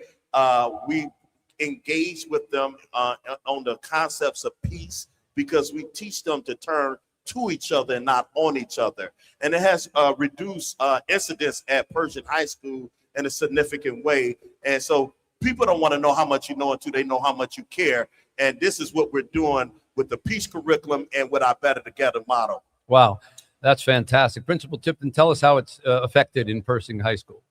So again, thank you, Mr. for having us. Again, Mr. Woods has done a great job at Pershing. And so since he's come into Pershing, our behavior has gone down, our enrollment has gone up. Because word of mouth is still very powerful. And so a lot of students, their cousins and family members come in, neighbors who are at other schools are now at Pershing. And so it's really been a great and a positive effect for our community. And of course, if we eliminate that anger at an early age, it doesn't foster and grow into anger at an older age. If boys don't fight, men don't fight, but one grows into the other. Tell us a little bit about Lawrence's story here. So Lawrence is a great student at Pershing, and so I was just explaining to him, we did this last year as well. And so I'm glad that he's here. I'll let him introduce himself and tell, his story a little bit. Go ahead, Lawrence. How you doing? My name is Lawrence Eady. I go to Pershing High School. I'm a 9th grader. Yeah, you're getting applause just for being a 9th grader. That never happened to me. But... I want to give a big thanks to Daryl. Ever since he came to the school inside my classroom, I felt the positive aura coming from him. And, I felt more positive since Since the engagement. Since the engagement. Absolutely. Yeah, me and my other students, he took us shopping. And ever since he did that, he gave us a positive impact. That kind of support gives me confidence and feel like I can achieve something in my life. This makes a big difference for me because I've learned to never limit myself. I learned to dream big. Yeah. Never limit yourself. Dream big, indeed. You're doing great. And I want to stay. This is not easy to talk in front of a big crowd here with a microphone on. He's nervous, but it took me 10 years. And I want to thank my dad for taking me here. Me too. My stepdad. Yep. Thank you. Brought me here and just sit here to listen to me speak. It means a lot to me. I want to thank my principal, Mr. Tim. Well, thank you, Principal Tipton. Thank you, Lawrence. And without him, I probably wouldn't be here either. So I want to just give big thanks to Daryl, Principal Tim, and my sister. And I want to give a shout out to Persian High School. The Doughboys and The Doughgirls. Doughboys and Doughgirls. Boys and Doe Girls. And All of before you. we finish, Todd Bettison, our police chief, how has a program like this made a difference? What are you seeing? I feel great. The program, what Lawrence just displayed here, is inspiration, is hope, is building confidence. And when you instill and pour into youth, and they see that they have a future, the return on investment is less violence. That's right. Individuals understand and learn how to deal with conflict. When folks don't have hope and can't deal with conflict, we see it on Fox News all too often. And so I can tell you in the city of Detroit, I'm blessed to be police chief. My crime was down last year at historic lows. This year, I expect to stand up in January and report out lows even lower than last year, but it's because of programs like this, Mitch. And so I thank you. Wow. Safe Play Detroit. Keep doing what you're doing. Daryl We will. Woods, Lawrence, thank you. You just gave me, I was drinking coffee right here, but I don't even need this cup right now. What I need. You just juiced them up. You juiced me up. Lawrence, you did a great job. Thank you for coming out here. It's a pleasure to meet you. Principal Tipton, Daryl, Police Chief, you guys are great. Keep this up. This is exactly the kind of preventative program. You may never know how much good these programs do, and that's a good thing because you won't see the bad that could have happened because we nipped it in the bud. And people are always talking about, well, how can we never make progress on the problem? You make progress on the problem the same way you pull a weed. You pull a weed at the top, it's just going to grow back. You pull it at the bottom, it's gone. We're trying to pull it at the bottom. I salute you guys. I have never been prouder of a program than Better Together for Say Detroit. God bless all of you. Thank you so much. Please give them a hand. Thank you. Thanks for having us. 855-955-GIVE, 855-955-4483, or MitchAlbumRadiothon.com to donate. As we continue here on the 14th Annual Say Detroit Radiothon, I want to introduce you now to a guest who is kind enough to join us, I think, from New York City. He's a man I met a number of years ago, and when I was writing the book, The Magic Strings of Frankie Presto, and I said, it would be great if this character that I created, this guitar player, once in his fictional life, got to try out for KISS. I wonder if I could call somebody in KISS and see if they would tell me what that was like. And I managed to get in touch with Paul Stanley, who was a big reader. And next thing I know, I was at Paul Stanley's house, and he was telling me how you get into KISS. And he is on the line with us right now from New York. Paul Stanley from KISS. There he is. Hey, how are you?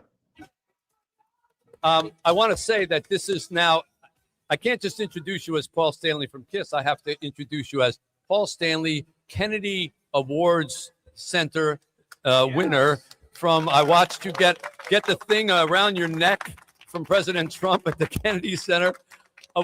I know you get asked a question like, did you ever imagine when you started KISS that you would ever have this kind of success, blah, blah, blah.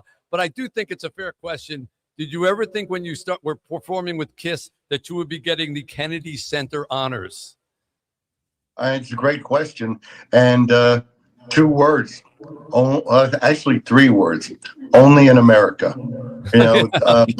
Really, I'm the American dream. I'm fulfilled. My parents came here from other countries. My mother came here and fled being rounded up hours later and taken to a concentration camp. They left everything behind and made their way to Amsterdam and ultimately came to America with hopes of everything that America has to offer. It was the healthiest way that people would emigrate. People came, they didn't abuse the system, they used the system to find their way out of that system. In other words, people came to assimilate, to be proud Americans. And that's a tradition that I hope we don't forego for any reason. When you come to this country, you should want to assimilate. You should want to be a part of this country, not to be separate and not to be a better version of the country that you left. So there's my sermon. I am the American dream fulfilled. My parents came here dreamed, worked their butts off, and I guess that's how you find out how much something means to you, how hard you're willing to work to make it happen. Nobody says it's fair. People say, well, that's not fair because the playing field's not even for everybody. That's true, but life isn't fair. So you either become a victim or you fight to get what you think you deserve. So another little sermon from me, but Okay. very, very happy to be here, Mitch. And Detroit has always been, Detroit's the only city I've ever written a song about. So Detroit has always been dear Detroit to me. Rock City, which gets played like all over the place here, but was famously played at Joe Louis Arena for years and years with the Red Wings. And that was always when they would get on the rise or something, they would play Detroit Rock City. And it was, that's literally how I learned the song, because get up, no, get up. And I've heard it. It's been ringing in my head because of all the Red Wings games I went to. So it has been embraced here. Kiss has always been hugely popular here. I saw you when you were on the, I guess what was considered the farewell tour when you guys came through, and the reaction was just unbelievable. And I don't know if, oh, here he is. I was going to say George Gass. Craig Gass was here. This is the 10th hour I've been broadcasting. I'm tipsy already. And he just got off the, he said there was a Kiss cruise on land, which means you just go to Las Vegas and hang out with Kiss or whatever, and that he opened for you. So we've got this full connection here. Well, it was a separate comedy show. They had comedy shows and they had bands, and then Paul and Gene would do separate events. Paul did a cooking event. Gene did a pick throwing contest. It's all immersive. If you're a fan, it's the best place to be. And somebody came up to me. I don't know if this is true, but you tell me, Paul. And I said, I'm going to talk to Paul Stanley in a couple of days. And he said, oh, I loved him in Phantom of the Opera. And I said, no, and I'm talking about Paul Stanley from Kiss. He said, yeah, I saw Paul Stanley play Phantom of the Opera in Toronto. Oh, no. Is that accurate? That's correct. I was the final Phantom in the 10-year run. I've always loved the show. Matter of fact, this past weekend, I spent quite a bit of time with Michael Crawford, who really was the template. Yeah. And he created that role. So, yes, I was the final Phantom in Toronto at the Pantages Theater. And they didn't need Bozo to come in and ruin a $1 billion franchise. I had to go to New York, do a full audition, blocking where you do the staging and the singing. And kind of like American Idol, they go, you're going to Toronto. And wow. I was up there doing 8 shows a week. So yes, I did Phantom of the Opera. What's the most significant difference between playing Phantom of the Opera and being a lead singer in Kiss? No Gene Simmons. Everything. It's the antithesis. It's the antithesis, because to be in a band or be a singer in a band means that you're constantly interacting with the audience. You're performing to them. When you do theater, you're creating a reality without ever acknowledging the audience. So they have to buy into what you're doing. It has to be real to them because you're not engaging them. So it's completely different. And the singing technique is a completely different way of singing. So, but you already were used to the makeup. So that part of it was fairly similar. Yeah, makeup. That part you got down already. A little practice. Yeah, that runs into blood. I was mentioning to people that in the introduction that I met Paul Stanley when I was writing the book, The Magic Strings of Frankie Presto, and he was kind enough to let me come up to his house, and we sat for several hours just reminiscing about music and all that. But I said to him, how would somebody get into Kiss? And he went through this whole process about how they auditioned guitar players and what songs they would make them play and see if they had the attitude and see if they could play the certain riff. And it's incorporated into that book. And so is Paul. And so if you ever read that book, Paul's not only in there, he narrated the audio part of it. And so I thank you for that. They're now making a movie out of that. And so they It's, may end up contacting you. I don't know. They're writing a movie, and Amazon and Imagine are working on that. And so who For knows? you- Yeah. For you, I'm always available. You know that. Well, you're such a role model for people of somebody who feels the obligation to give back, and philanthropy is so important to you. And you just happen to be a fantastic writer and avatar. So, God love you. Thank you. Mitch, you're Well, special. thank you, Paul. And you've been kind enough in the past to put a guitar on our auction block, which fetches thousands of dollars. I don't know if you got any left around there that are signed or whatever, but we sure would love that if you got one. I will make sure that there's an Ibanez Paul Stanley model guitar, electric guitar. Now, all right, I have to say to everybody listening and watching that this isn't about trying to get a bargain of a guitar. This is really a thank you for giving as much as you can give. So sometimes auction items are seen as a way to get something cheaper than you normally would. And I think that misses the point. I think you should see it as just a thanks for generosity. So be as generous as you can, and I am happy to put a signed guitar into your hands. All right. Well, we make sure that nobody gets a bargain because we set a minimum, and if they doesn't reach it, it stays in the closet until next year. I have to say, your guitars have never been a problem in that regard. It's usually what happens is that we finish at 9 o'clock, and at 8:57, there's 40 bids in a row on it that just keep going like this, and we get a lot of money, and you do a lot of good, and you've helped us help a lot of Detroiters. So for the man who wrote Detroit Rock City, you have it's Detroit Help City this time around, and we thank you so very much. Paul Stanley, everybody. How about a big hand for him? And by the way, God bless you, Paul. I don't think he'll mind me saying this. His kid is insanely talented. It just put out a single that is so good. Evan and Gene's son, Nick, just put out a song that is unreal. Doesn't sound anything like Kiss, but it's amazing. All right, second generation. Next year, we're bringing him on with us. True. Stanley Simmons is the name of the duo. So again, thank you so much. Everybody reach into your pockets. Don't give till it hurts. Give until it feels good. Beautifully said. How about it for Paul Stanley? It's so nice to have friends like that. Yes, and the big Gene Simmons. If you missed any part of that interview, it's already available for $39.95. This All right. We're 855-955-GIVE, 855-955-4483, or MitchAlbumRadiothon.com. There's a lot of items here. Yeah, we'll get to a tote in a minute. We got a couple minutes. I want to just tell people some of these auction items, all right, that you can bid on. Coffee with Dan Campbell. Brilliant. All right. Wow. In the morning. You can have it until the coffee gets cold. You can sit with Dan Campbell. That's at $1,700 right now. 2 tickets to see the Lions take on the Pittsburgh Steelers.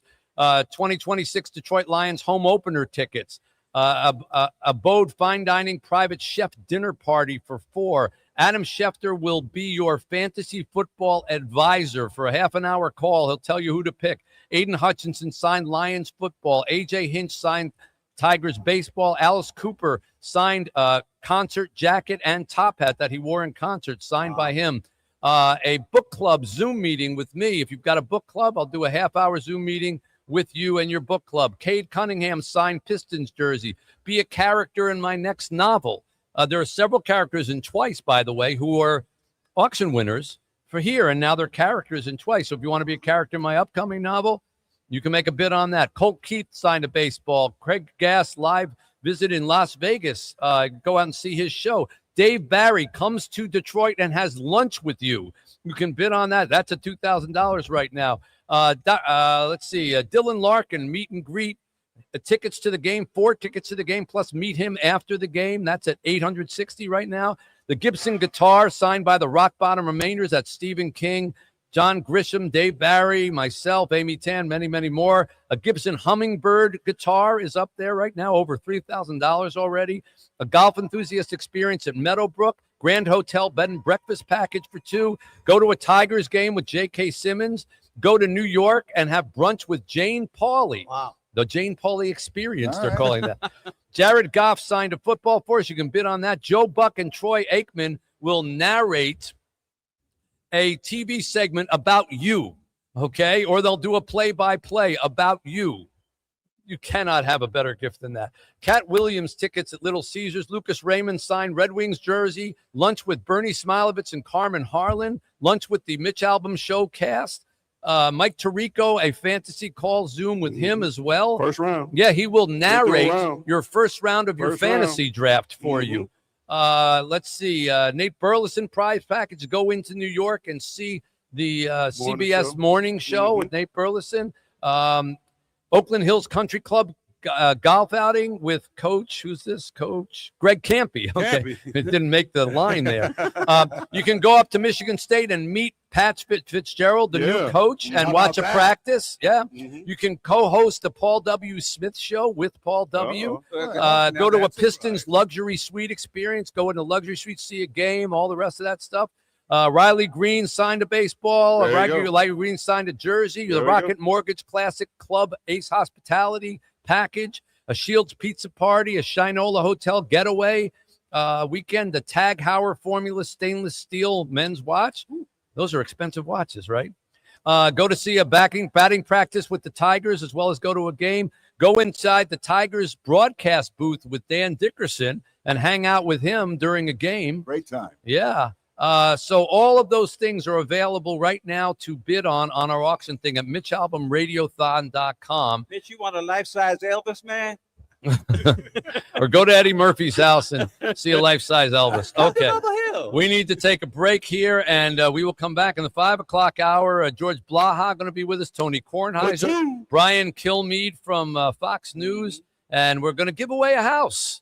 Wow. So all that coming up. Stay with us. 855-955-GIVE, 855-955-4483, or MitchAlbumRadiothon.com, or text your donation to Mitch14 to 59925. Mitch14 59925. Back with much more on 760 WJR. The holidays mean more Our travel. new event is more- offering up a fun way to taste some of Detroit's newest restaurants while helping out a great cause. Mitch Albom is here to talk about Eat Detroit. For one night each summer, you have the chance to join Detroit's top restaurants and support the important community causes of Say Detroit. A unique fundraiser and culinary experience, Eat Detroit brings more than 1,000 people to the heart of the city to explore its growing foodie scene. Live music, VIP extras, and private shuttles all make it an event not to miss.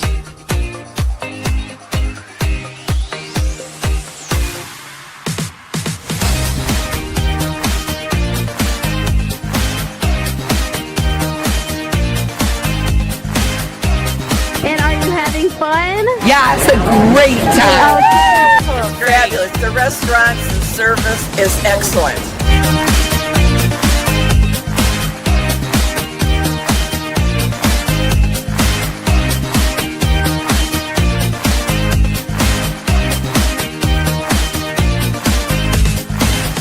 The community comes together for one great night to help provide pathways to success for Detroiters in need.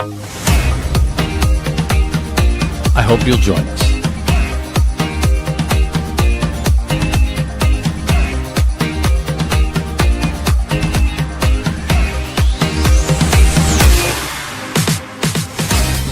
All right, it is a one-of-a-kind, one-night only, citywide foodie experience. One of a kind. One of a kind. We're gonna talk-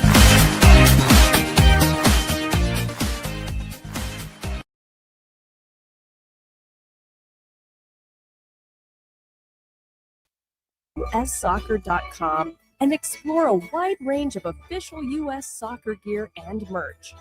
Whether you're decking the halls or hitting the field, we've got you covered. Show your true colors and share the excitement of U.S. soccer this season. Visit store.ussoccer.com today and score big with your holiday shopping. Stay on the right track, 89 miles an hour. Royal Bride,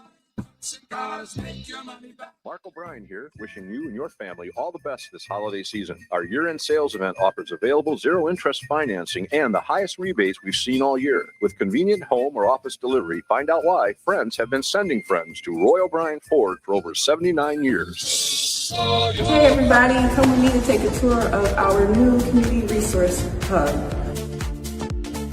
Upon entering, we have this beautiful artwork done by Rob at Peak of Perfection, who also did our work for the hub. I just wanted to point this out because of the beautiful free-handed work he did here. So that's a nice touch, nice surprise when you open the door. You get to see this lovely logo. Here we have our check-in desk for anybody that comes in that may need some items out of here. We also have our school supplies, as well as down here we have some school supplies, books. We'll keep more like pens, pencils, notebooks in there. On this side we keep our items that cannot be hung or folded in one of the cabinets. So this has all of our socks and just underclothes in these cubicles. At the bottom we keep clothing that can be folded. We try to separate them from boys and girls clothing.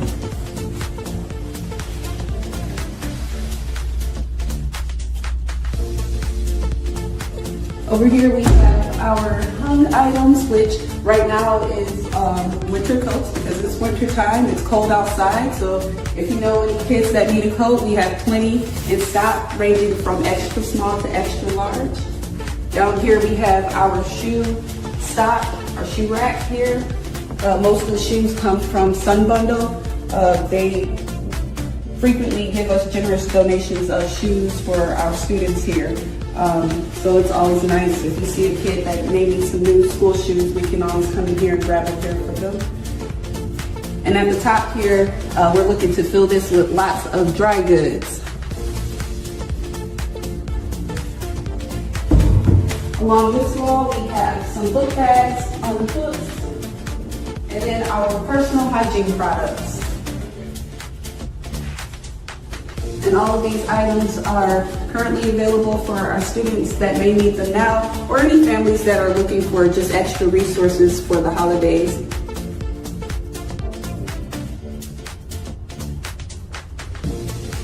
And that concludes our tour of our new Community Resource Hub. Again, I'm Amber, the Partnership and Community Outreach Manager. If you know somebody in need or if you're in need, feel free to email me at amitchell@savedetroit.org.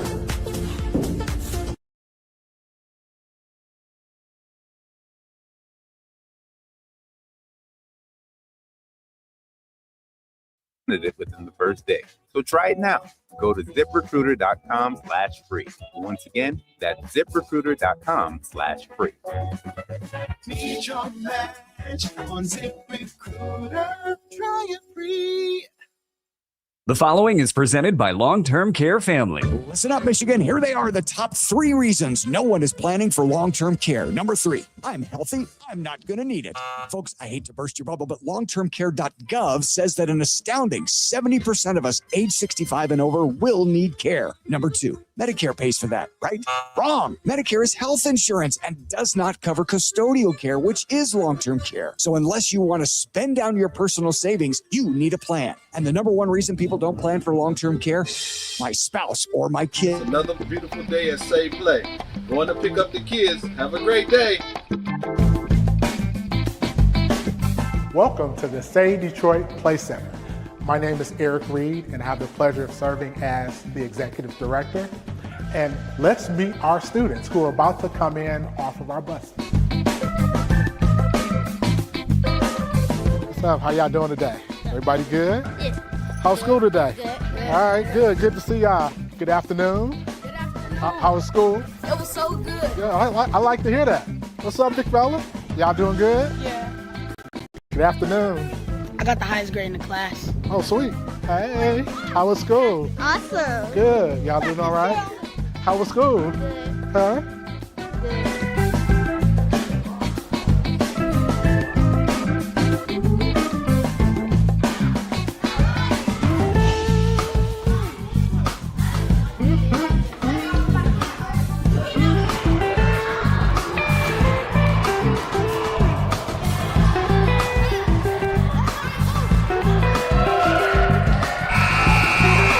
It's time for the deep.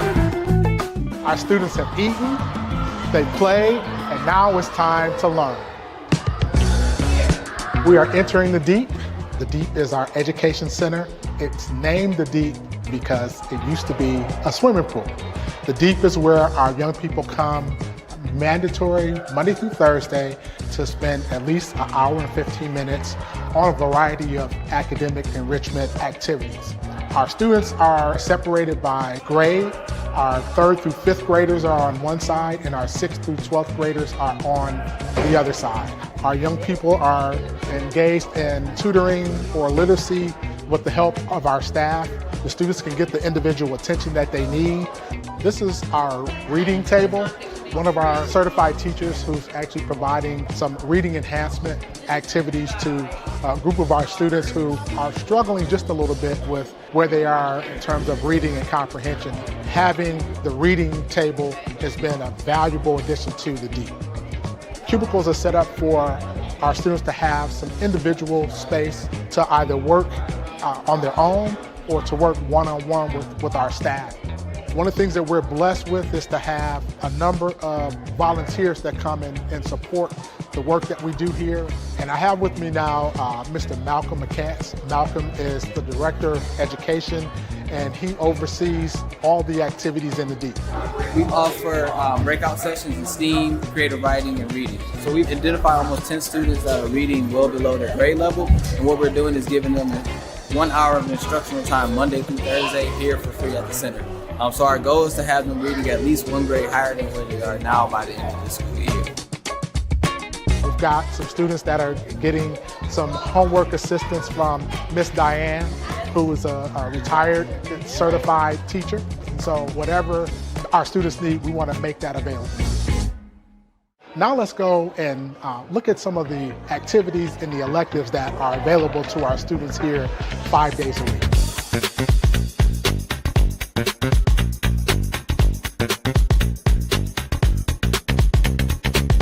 Notes for Notes is a national organization that provides music studios across the country. We also offer students an opportunity to learn how to podcast and expands the overall development of our young people. We have our wonderful coordinator here, Ms. Lolly. Notes for Notes is a nonprofit that started in Nashville, and it has expanded. So there's over 20, I believe 26 actually, locations throughout the nation, and youth are able to really grow in the program, become tomorrow's musicians. So we really help them to record and get used to what it is to mean to be in the music industry. So now we'll take a walk so that you can see our art room as well as our dance studio and the space that we hold our social justice initiative. Our wonderful art teacher, Ms. Kai Puritan. Can you talk a little bit about just kind of the value of having this kind of space for young people? Especially in Detroit, this kind of space for young people to express themselves, to learn who they are as like humans and artists, to hone those skills with people from the community like us. I think it's a one-of-a-kind space, and it's needed like throughout this city. As we leave the creative arts room, you may hear some music in the background, and that's because right next door is our dance studio.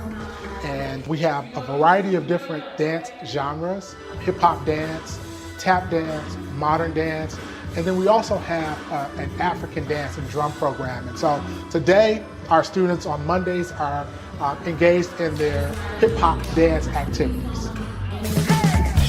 We're now in our gym area. We are extremely committed to making sure that our students increase their health.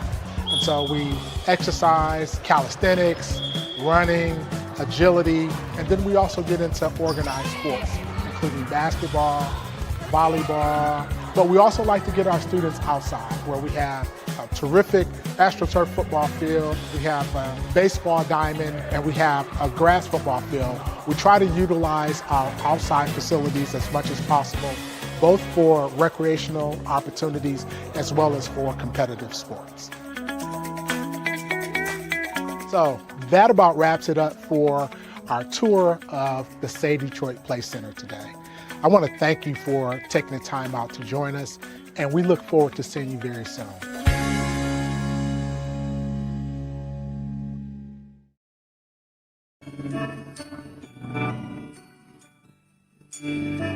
Welcome to the 14th annual Mitch Albom Say Detroit Radiothon on News Talk 760 WJR. This hour is generously brought to you by the Clarence and Jack Himmel Foundation. Call 855-955-GIVE to help. Say Detroit was founded by Mitch Albom in 2006 and will be celebrating its 20th anniversary next year. Say Detroit and say something amazing. Now, live from the North Side Grand Court of the Somerset Collection and Drawing, here's Mitch. Okay, we are in the 5 o'clock hour here on 760 WJR. Can we prepare a tote board to see where we are? Rosie, are we ready with that yet? Not yet. Okay. Give us a minute or two and we'll find out where we are here. But our audience now, this is normally when you listen to us. So the Mitch Albom Show is in its regular hour. But of course, it's nothing regular about today's show. This is our 14th annual Say Detroit Radiothon, and we have been at it since 6 a.m. So we're a little more tired than we usually come to you in the 5 o'clock hour. Kenny Brown is alongside. Kevin O'Neill is alongside. Ed Kelly somewhere around here. Steve Courtney is here. Eric Harthen's here. Craig Gass, is that your name? Yeah, it's here. John Pizzarelli is here. And we want to say hi to our longtime favorite movie mogul, who is now getting out of the business, breaking our heart. Paul Glantz, the founder of Imagine Entertainment, has just sat down with us. Give him a hand, everybody. If you've gone to an Imagine theater, then you know this man as the voice that tells you to silence your cell phones. And how many Pauls on the screen? And how many Pauls fit on a screen? Hello, Paul. Hi, Mitch. Hey, I'm not getting out of the business. I'm sticking around. Well, see, this is what you sold the business. Usually when people sell the business, they go to Florida or someplace like that. Is that not happening? No. I am sticking around. I'm going to continue to be the brand ambassador. And that's the most important role I play right now. And so you'll still be in the ads at the beginning? You'll still have Paul to kick around. Oh, we don't kick you around. You're a huge supporter of Say Detroit, which we appreciate greatly. So we want to thank you for that. Well, you're more than welcome, Mitch. You know, the work that you and your colleagues are doing in the city of Detroit is admirable. It's commendable. It's terrific. And so the least we can do is support you. Thank you. Well, thank you for doing that. And Jay Tower was here a little earlier, and he's in some of your spots. And he was worrying about job security, quite frankly. He was wondering if, he said, well, Paul's selling you. You think, what does that mean? I said, I guess you're out of the spots, buddy. But now what you're saying Jay is will have 3 jobs? Yeah, Jay will have his 9th job. Jay's got he's got 8 other jobs already, and now he'll have his 9th job. Well, do I understand that you've got a little gift for us here? We do. I mean, between Imagine and myself, we're up for $25,000 to the cause. Wow, $25,000. Paul, I knew you were coming on, and so I did the math.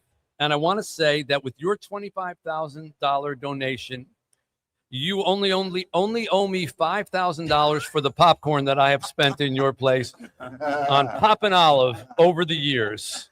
I am at $30,500 worth of popcorn. No, I enjoy Imagine Theaters greatly. And as you know, every year on Thanksgiving, the day after Thanksgiving, I rent out one of your theaters and bring my family there. And we did that again this past year. And we had 80 some people there in the bowling alley that you have. And then we went in and saw Zootopia, which the kids loved. And we all fell asleep in because we had eaten too much turkey. That's the purpose of those reclining chairs. Exactly. Yes. You really need to, either you need to make your chairs less comfortable or you need to make your movies more interesting. But when you go and see a movie that's just mediocre at an Imagine theater, you can count on falling asleep. But It is why not? too damn He's comfortable. got the cuddle seats. That's me and my wife's favorite seats. The cuddle seats, Paul. Those are the best. Okay, well, what if you're not with your wife? You can cuddle with a friend. Oh, no, you can't. Can you do that legally? Oh, no, you cannot. Well, thank you, Paul. Thank you for being here, and thank you for the donation. Thank you for everything that you do for the community. And I'm glad to know that you're going to still be a part of Imagine. That's really great news. I am, Mitch. And it's such a pleasure for us to support your Radiothon and all the good work you're doing throughout the year. Well, you've done it a long time. Give it up for Mr. Paul Glantz, who will still be a part of Imagine. So that's good news indeed. Great news. You know, we have a little bit of a summit here of voice people. We got George. It's kind of eerie, I gotta be honest. Yeah, with we've you. got Eric. Impression Summit is what Ed they is call it. around here somewhere. Where's Ed? Is that Ed around He's here around somewhere? He Ed just Kelly? walked away. Ed, come on. Yeah, that's so. Just for a little 60 seconds, just let's do a. You know how they do those in 8 Mile? They did the rap thing back and forth. Rap battle. You know? Okay, let's go ahead. Let's throw some voices. You go, Craig, Eric. Eric, I'll let you start this trip down Imagination Lane. Greg, I just want you to know I seized an oil tanker for Mr. Album here. He's got lots of oil. Lots of oil. We're going to translate that to dollars for the Say Detroit. I kept that tanker in the only place it would fit. Can I say that on the air? No, I don't think you I'm can. going down a Pulp Fiction lane. and Yeah, realizing very nobody bad is lane. Very gonna bad have lane. one. In case you're wondering, you probably shouldn't do that. The RFK. I'll see your RFK and raise you a. I just had a baby. And guess what? My baby and I, we just both pooped our pants. Al Pacino. Baby Maggie hasn't pooped her pants in a long time. Okay. You know, Mitch, during the break, there was a conversation between our impressionists, just 3 dudes. And I think I heard 77 voices. Yeah, I know. It's like being in Sybil. Yeah. Speaking of voices that are familiar, this next gentleman's voice is awfully familiar to you if you've ever seen a Pistons game or a Michigan State game. How about it for George Blaha? Hello, George Blaha. A Hall of Famer, George. Hey, I hit that button. You're good. You're good. You're good. No, you're Already good, huh? Now I can hear myself. Yes. How are you, George? The wonders of radio. The wonders of great. radio. Awesome to be here with you. You look great. Crew. Yeah, Wow. yeah. We got a lot of people here. It takes a lot of people to make this thing work. But we've been at it since 6 a.m. What's the longest you ever broadcast straight through? Maybe 5-6 hours. That's An it. overtime game or something like that? Or back when I was doing news and some big story broke that you needed to stay after. Yeah, yeah. But never as long as you guys Well, not do since it. 6 a.m. Yeah. Well, you need a lot of coffee and cough drops and honey in your tea. But it works well. Coffee And sounds good. Has anybody got any coffee? yeah, we got plenty of coffee for you. Can we get George Blaha coffee around here? What's a man got to do to get his coffee? Yeah, come on. Look at you in your umpteenth season with the Pistons, and they're in first place. What is Yeah. this? What is going on? Something nice to talk about. 19-5. Yeah. Leading the Eastern Conference, and still not talked about quite as much as, and that's probably good. Yeah, as keep some them of the under the other squads. radar. They're Exactly. This much under the radar. Well, Not around here, but there are 23 games or 24 games into the season that has 82 games in it. That's not like the first week. Exactly. That's We're a past third of the quarter way pole, I through. would Yeah. say, yeah. It's almost a third of the way through. Can they keep it up? I think they can. I think they're going to get better because Jaden Ivey still isn't totally comfortable and all the way back. Yeah. And You'll get there. yeah, he will. And he, the way he can score and with his speed, he'll make these guys even better. That's right. And they love JB Bickerstaff. I can't say that with more emphasis because if the guys love playing for a coach, it makes a team. Well, so much JB was better. on with us this morning, and he was a pistol at 8 o'clock in the morning at 7:30. I said, I hate to see him at 3 in the afternoon. You got to give it up for George. He had his bobblehead night last week. He was honored last week. The It was a great bobblehead ceremony. night. That was a great ceremony. Wow. I've been with the team so long. It's my third bobblehead. Did they change the look of the head, make it a little older? Thank God, yes. Okay. All right. Nicely done. Well, And, Mr. B, before you head out, Hey, good things- Steve. How are you, sir? Good things happen in East Lansing with our Spartans. Pat Fitzgerald now at the helm. You hated to see what went on with Jonathan Smith, a wonderful man, but they got the right guy.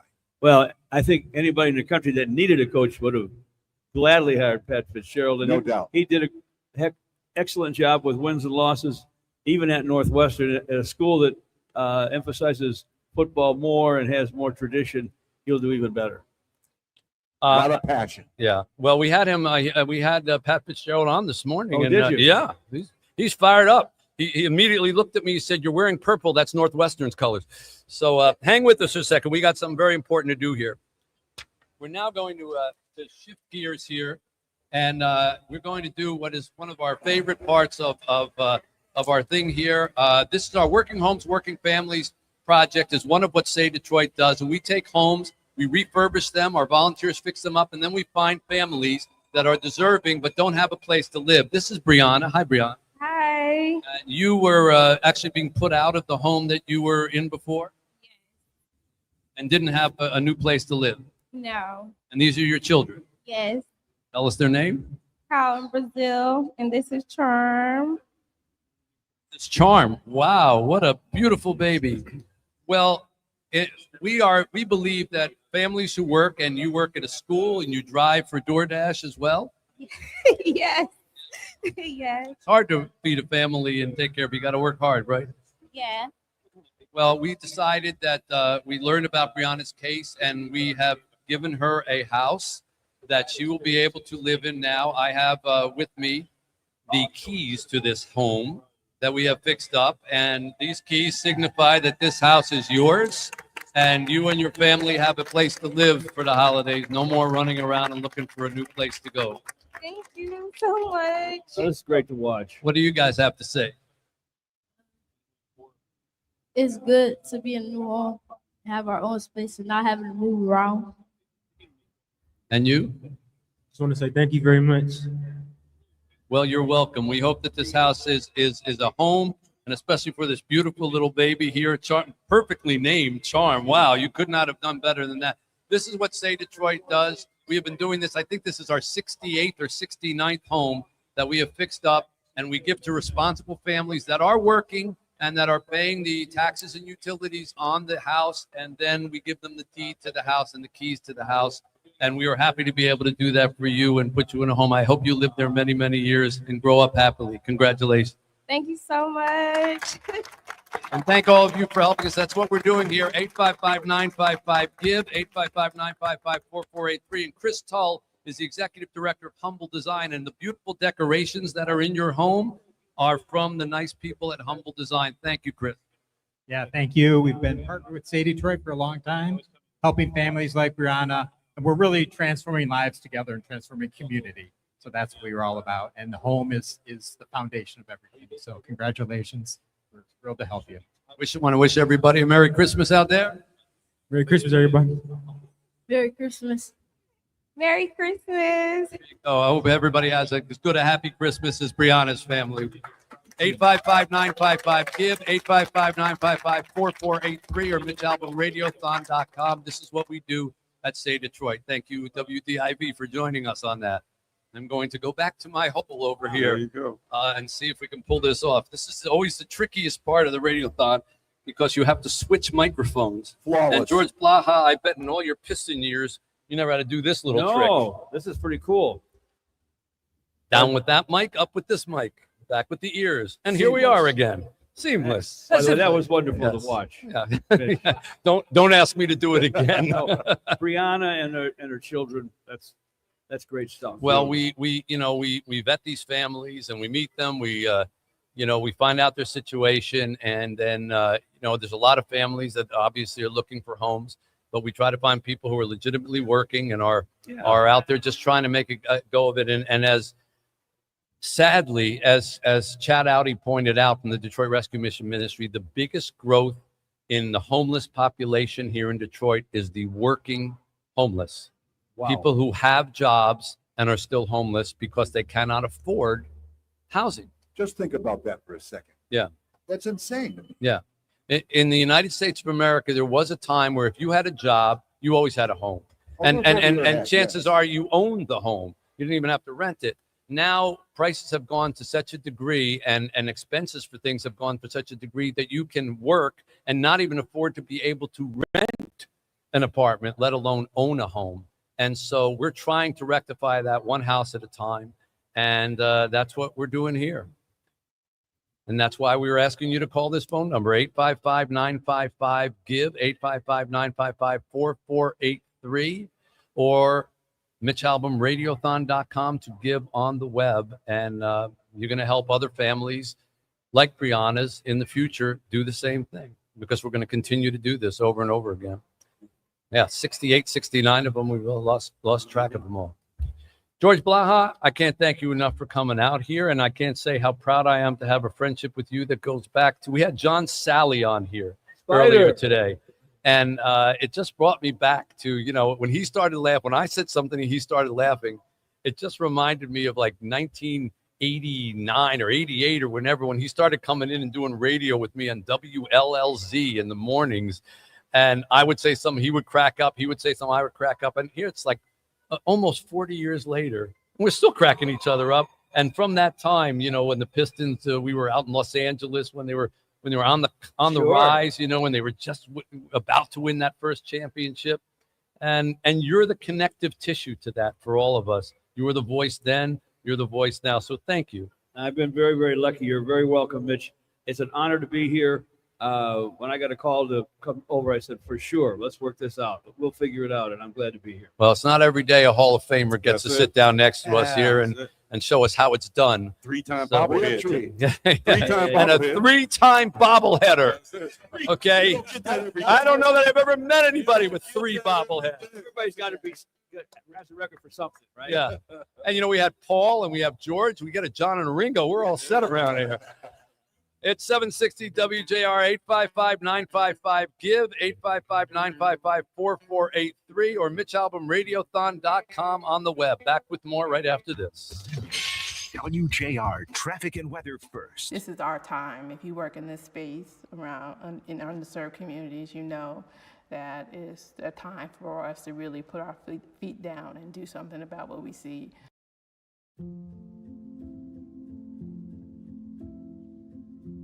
A new coronavirus testing site opened today with an important goal: eliminate barriers to get Detroit's most vulnerable screenings. It's at the Say Detroit Family Health Clinic in Highland Park on Glendale near Woodward and the Davidson. You don't need a car or health insurance to get screened. So we're very fortunate that we were able to erect a mobile site to do some COVID testing. We had several days of testing at the clinic, and were able to be mobile with that. So we did some testing here at Say Play, and we did some additional testing at the Detroit Rescue Mission's main offices. As you know, when COVID hit, there was a great need for testing, and it wasn't available at the state fairgrounds to people that didn't have cars and didn't have doctor's prescriptions. So the Say Clinic, with the surrounding community, really rose up to the occasion and had a great service. Say Detroit has launched a new testing site in Highland Park and says it will help serve underserved communities. And doctors say they want to administer as many tests as possible to meet the growing needs. We thought that we would not see so many this week, and it turns out we've seen much more than we thought. We were often the only test site available to people because it was a free service. We didn't ask for an appointment. You didn't need any insurance. So it was very convenient for that community, and that was an important piece of our outreach. There's only so much any individual can do, and being part of a collaborative effort where everyone cares, everyone's passionate, is incredible. And again, this is how you get stuff done in Detroit. This is what makes Detroit great. Mitch Albom founded Say Detroit in 2006. Now, every week he's been posting new chapters to his series called Human Touch. All the proceeds will go to running this free testing facility. What made you decide to do this, Mitch? I wanted to help out my city, Anthony. I mean, Detroit is the hardest hit city after New York. We've got first responders that are dying. We've got hospitals that are overrun. And, you know, I thought, well, this is what I do for a living. I sell books. So let me write a work of fiction. It's not a big full book, but it'll be a work of fiction. And let me offer it for free and see if I can get people around the world. I'm blessed to have readers from all over to help donate and help our city out. So moving forward, we're going to look at opportunities to continue our testing efforts as we see the numbers rise. And we're going to look at opportunities to do something with the vaccine once we have something approved. For a lot of our communities, this is going to be their only opportunity. And so we want to make sure that we're ready to serve the community in the best way possible around COVID-19. So it's very important for us to think about how can we remove barriers to care so that people have real opportunities to be healthy. And so that's our mission moving forward.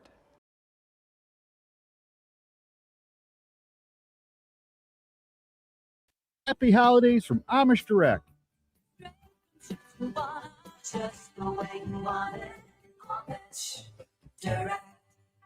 Visit us at AmishDirect.com. U.S. soccer. Reality says the odds are stacked against us. To think our U.S. men's national team can ever raise the world's biggest trophy. Be the first soccer team to beat them at football. Never. But here's the thing about us. Refusing to accept reality. My name is Rick Kelly, and I'm the Executive Director of Say Detroit. Our families are facing a lot of the challenges that many in the city are facing in terms of food insecurity, housing issues, medical issues, and schooling, really, and making sure kids are going to school. The pandemic set us back greatly in this city in terms of learning and healthcare, and so we're able to address a lot of those issues with the families that we serve. I get to see the results of our efforts on a daily basis, and it's not always that way, especially in the nonprofit world. I've worked in nonprofits for many years, and sometimes you're in a dark room on a telephone making calls. Here, I get to see the smiling faces of the kids that we serve at our play center. I get to see the smiling faces of the patients that we serve at our health clinic. I get to see the smiling faces of a family taking ownership of a home for the first time. And so I get to see the impact of all the good deeds that really our community does. A lot of our employees come from the communities where our kids come from, and them being successful in life is just as important to me as the kids that we serve. And so having an environment that's safe for them as well, and a career path, and a pathway to success, it goes right into our mission statement. Not just the constituents that we serve, but also our staff and our volunteers are a very large part of that. We're very excited for the next few years because through our strategic planning process and our focus on these new 3 pillars, we have a lot of exciting things coming up in the future. Basement waterproofing company, like all the other companies we have at the InsideOutsideGuys.com, 24/7 for housing information you can trust. Sponsored by MI Remodelers. Ready to transform your home? Trust MI Remodelers, the Integrity Guys. From small remodels to full renovations and new additions, they're your one-stop shop for licensed, insured, and high-quality home improvements. Whether it's your roof, kitchen, bathroom, basement, even your front door or back porch, MI Remodelers goes the extra mile to create beautiful, functional spaces. Experience the MI Remodelers difference. Expert design. I served 28 years in 11 months. Now I'm in Clarenceville High School when they told me I was going to die in prison. Know why I'm here? Because I didn't give up.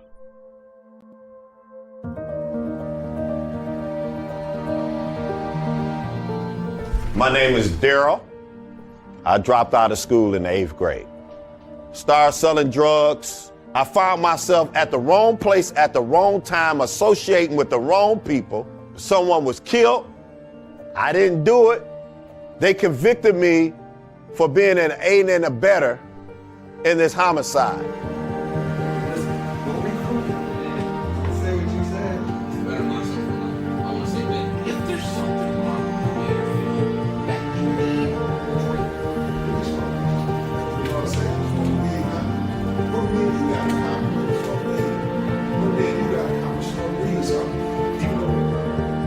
Let's stay engaged with them and hear them a lot, and get them to talk, because that's what's going to make a huge difference when we transition.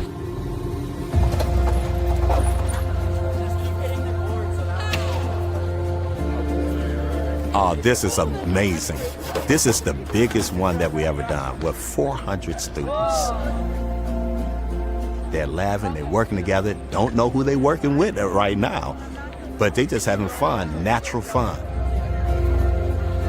Young people desire a lot. They want to be heard. So it's not just a monologue in here, it's a dialogue that's going on. We're here to lift each other up.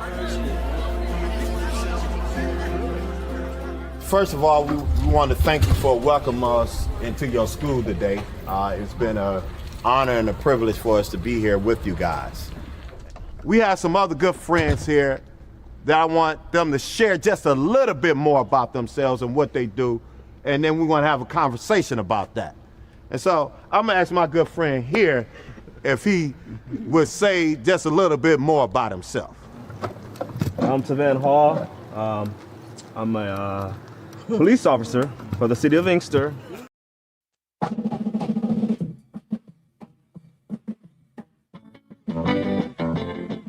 This hour of the 14th annual Mitch Albom Say Detroit Radiothon is generously brought to you by the Clarence and Jack Himmel Foundation. Call 855-955-GIVE to help. Say Detroit and say something amazing. Now, here's Mitch. Welcome back here to the 14th annual Say Detroit Radiothon.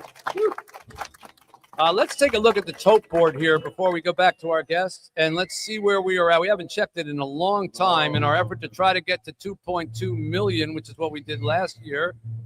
We are at, drum roll, and waiting. Yeah, I'm staring at myself here. We are at, all right, $1,599,380 at 5:30. All right, I can take the jacket off. Jacket is coming up. Say again? And 2 cents. And 2 cents. Don't forget that 2 cents. Yes, and 2 cents. Yes, somebody gave us 2 cents. Does anybody know how this is pacing out over last year? I don't know, but we can find that out. Yeah. Let's go to our research department. Meanwhile, let me say hello to my friend Tony Kornheiser from Pardon the Interruption and ESPN. Everybody say hi.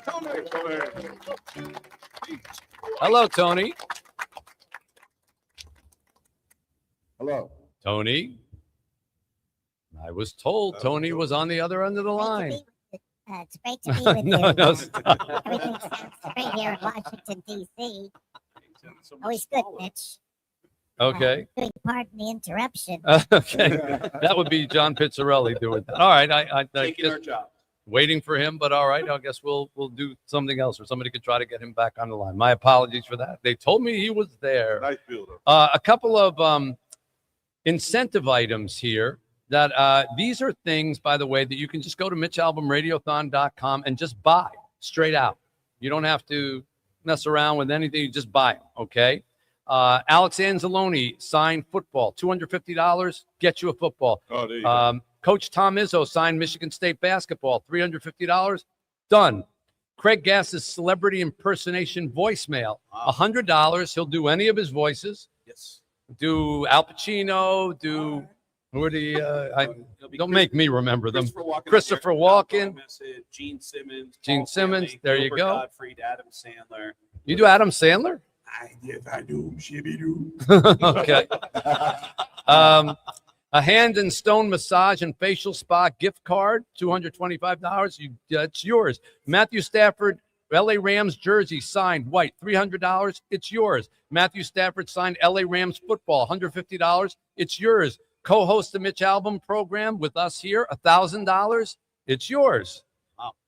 That's about $990 more expensive than it is worth. But hey, it's yours. But most of the people that have done it, Mitch, have enjoyed themselves. Yes. If you would like to get a signed copy of my new book, Twice, autographed by me, $35 donation, it's yours. You got it. Top Golf, which is a great place if you've ever gone out there. A gift voucher, $100, it's yours. A Somerset Collection gift card, $200, it's yours. You've got a $200 gift card. 2 James E. gift cards, $100. Shelby E. gift card, $200. A Redondo player guitar, $500. It's yours. Desmond Howard signed Wolverine football, $200. It's yours. A Lowe's gift card, $300. Yours. My Cycle One original bike. We have it right out front here, $500. It's yours. Motor City Casino Hotel giveaway for $1,000. It's yours. So all these things you could just buy. All the money goes to charity, and you've done your Christmas shopping. Big time. And you don't even have to leave the house. Just like that. What could be better than that? No better. Right? Nothing better. Okay. Nothing all right. better. So now we've got all 3 voice guys with us here. Okay. So Ed's here, Eric's here, Craig's here. All right. Down the line. Okay. I want to talk about Tulsa King, seasons 2 and 3. Okay. I saw Tulsa King. It was sexy as hell. Thank you, I think. I'm Donald Trump, and I approve this message. Casey anymore. But in the meantime, keep your feet on the ground, keep reaching for the stars, and in heavy traffic, keep your finger on your nose. If you're playing or under your nose, down one notch and into number 2. That's the best Casey impression I've ever heard. Okay. Okay. Literally 3 different people doing Casey. Is there one like voice that if you are a voice guy, everybody does? It's just easy for some reason. Oh, it was for the 80s. It was Nicholson, and it seems like after that, everyone does walking. Yeah. You know, everybody has. Well, I'll come off stage and people go, "Hi, ow, hey." I don't think anybody does Morgan Freeman. Well, I don't think any of you do Tony Kornheiser, but if you do, now's the time because now's the. Here's the original Tony Kornheiser. Hello, Tony Kornheiser. Who's ever impersonated me? I've never reached that level where anybody cares, which is fine. No, you're fairly easy to impersonate, I would think. Well, if I did, Ernie, I would think Kornheiser should be a shoo-in. My impression of you sounds like Sam Kinison. Hey guys, it's me. It's Kornheiser. I'm on the phone. What's going on 2 minutes ago? Oh, there's Gilbert Gottfried as Kornheiser. Okay. As you can tell, Tony, I've been on the air. Been on the air since 6 a.m. So things are spiraling out of control. That's okay. That's okay. You do great work, and you know that I appreciate it. So I'm glad. Tony always embarrasses me because he calls me, says, "How you doing?" And I say, "Tony, how you doing?" He goes, "I'm old." Yeah, I'm old. Yeah, really old. Old. And then I tell him something that I'm doing in Haiti. He goes, "You're a good person. I'm a bad person. You're a good person. I'm a bad person. Congratulations." And then he hangs up. Yeah. Well, what else is there to say, honestly? I mean, we think we've covered it at that point. Yeah. How long has PTI been on? We are in our 25th year, which, as you know, is just amazing. You're in I Love Lucy territory at this point. Yeah, it's really, and it's amazing because it's still me and Mike. Yeah. I mean, a lot of times there's different generations. Like if you look at 60 Minutes, there's different generations of people, and That's it's still right. me and Mike. And the good thing for us is that as old as I am, he's almost as old, so it works. It's still. And how many times now, what percentage of the year are you two in the same place? What percentage? If we do 200 shows a year, 100, 80 to 100. I mean, you know, Mike is a world traveler. Right. Mike, you cannot ask him to sit still. He's got to go to Chicago. He's got to go to Phoenix. He's got to go to New York. And me, if he's gone, I just go, okay, I'm staying home doing the show from there. Because if we're going to be on split screen, what's the difference? Yeah. What's the difference? Yeah. And you've got to set up in your house now so you can basically do that. That's your dream, right? Like you do the radio and never have to leave the house. You're a happy man. No, my commute is one flight of stairs. Come on. It's great. It's just great. What could be better than that, right? No, great. It's great. Yeah. Can I ask you a question? Sure. Because you're in the state of Michigan, what is happening? What is like? Do you have some sense of what Michigan's going to do to get a football coach? You know, you know how in Airplane they said I picked a bad time to stop smoking. You know, we picked a bad day to do a 15-hour radiothon that doesn't talk about anything that's going on in the news because yes, the local football coach started the day as the head football coach at Michigan and finished it in a jail cell where apparently he's going to be charged with some kind of potential assault thing or something like that. I don't know. It's early as tomorrow. So we just did PTI. It's on right now. We just stopped taping about 10 minutes ago. And one of the things I looked in the camera and said is, we don't know any more than this. You know, because there's all these rumors. We don't know anymore. But we're a sports show, so we're going to have to deal with at least what is Michigan supposed to do with its football team. Because you can't go wild about this and just go to the internet. It's unfair. You can't do it. No. But suffice it to say, something seriously wrong Yes. happened. Sure. And Sure. Michigan would not come out and say, we have cause and we are firing. You know how universities are. If there was something delicate or a maybe or any maybe to it, it would be we're doing an investigation. He's been right. suspended. When Yeah. you come out and fire a guy for cause, and cause. then you come out and say he had an inappropriate relationship with a staff member, you can pretty much rest assured that there was an inappropriate relationship with a staff member, because otherwise the school's going to get sued and lose its shirt. So, and everything that we're hearing here is that yes, that's exactly what happened, and there may be actually even more to it than that. See, I And revert to the role that you normally revert to as well. We're sports writers.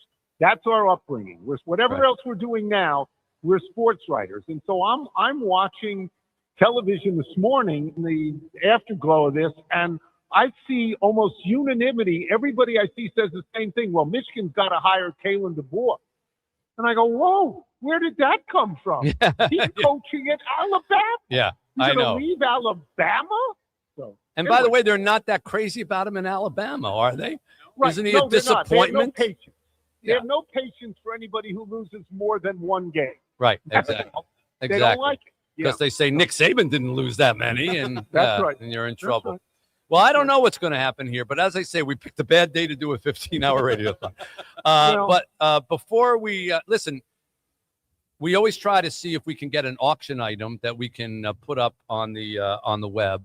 I have an idea. I hope it will be all right with you. You're a friend, so I can put you on the spot. You can say no. Would you and Mike, if we had someone, call in and bid on it, the winner, if he gave us maybe it's for his kid and his kid plays basketball, would you and Mike film a little segment about the kid saying he's the next superstar, he's next Michael Jordan, do a script about him, a little fantasy thing, film a most thing like likely that? what we would say is this kid has no chance. We would do that. We would be cruel. I mean, that's who we are. We would be cruel. Well, Yes, maybe the answer that's is what yes. they'd be insulted by Tony and Mike. That might sell The for answer more. is yes, we will do that, but we'll also do it the way we want to do it so that we get a lot of grins out of it as well. Okay. And then you Okay? send them both versions, and they can use whatever they want. All right. Yes, Mike and I would. Fair we'd be enough. happy to do that. All right. Before you leave us, the Because great John. you're a good person and I'm a bad person. I know. And you're old. Yes, I know. I'm old. The great John Pizzarelli is here with us, as he is Oh, every year. He sings for me. I And like he's that. he's got a little song for you, and here we go. He's been dubbed the most multi-talented personality. He worked at radio, the Washington Post, and on TV. Yeah. A fear of flying and a bedtime that's early. He can name 50 states and their capitals. I can't. And do it all alphabetical. Filled in for Dick Shep. Had parting shot spots. He's a PTI guy. The best there could be. For goes Anthony Irwin. Every day at 5:30 p.m. There's no interruption. We thank you, Mr. T. Yeah. The fact that you just affiliated me with Paul Simon is a great honor in my life. Thank There you go. Thank you. Yeah. Paul Simon will never do it, so we had to do it here. He's now a Uncle brother. Tony, I love you. Thank you so much, pal. Be good. Be Tony good. Bye. Kornheiser from PTI. How about that? And we're going to shift from one TV network to the next. Another man who I'm proud to call a friend is Brian Kilmeade from Fox News and, of course, the Fox Morning Show. And we want to say hi to Brian. Hey, Brian, how you doing? All right. There he is. Got him. Yes. Thanks for having me. How you doing, Brian? Yeah, how you doing? I'm doing great. I'm doing great. Thank you for taking time to talk to me and then talk to Detroit. We're raising money for Say Detroit here, the charity that I started nearly 20 years ago and has now blossomed into 9 big, huge operations in the city, everything from kids 5 days old in daycare all the way up to senior citizens, veterans, homeless programs, housing programs. We have an after-school center that's hugely successful. We have a medical clinic for homeless children and their families. And we even have a bicycle factory. I don't know if you can show them that bicycle with the camera there, then maybe you can see if the cameras can go on. We make bicycles using formerly incarcerated people who sometimes have a hard time finding jobs, and they make bicycles, and then we give them to Detroiters who need them to get around to jobs and transportation or get to school. So that's what you're helping us with here today. Well, thank you. Thanks for having me on. I'm glad to be a part of it, and let alone what you're doing in Haiti, which is pretty amazing. Yeah. Well, Brian and I talk about Haiti all the time, and Brian tries to help me. And by the way, it's the first time I think I've ever seen you without a suit and tie on. I didn't know you had a T-shirt. Brian Kilmeade is always in a suit and tie. Look at you. That's true, Mitch, because we always see each other on air, and we get a chance to talk like real people in the breaks.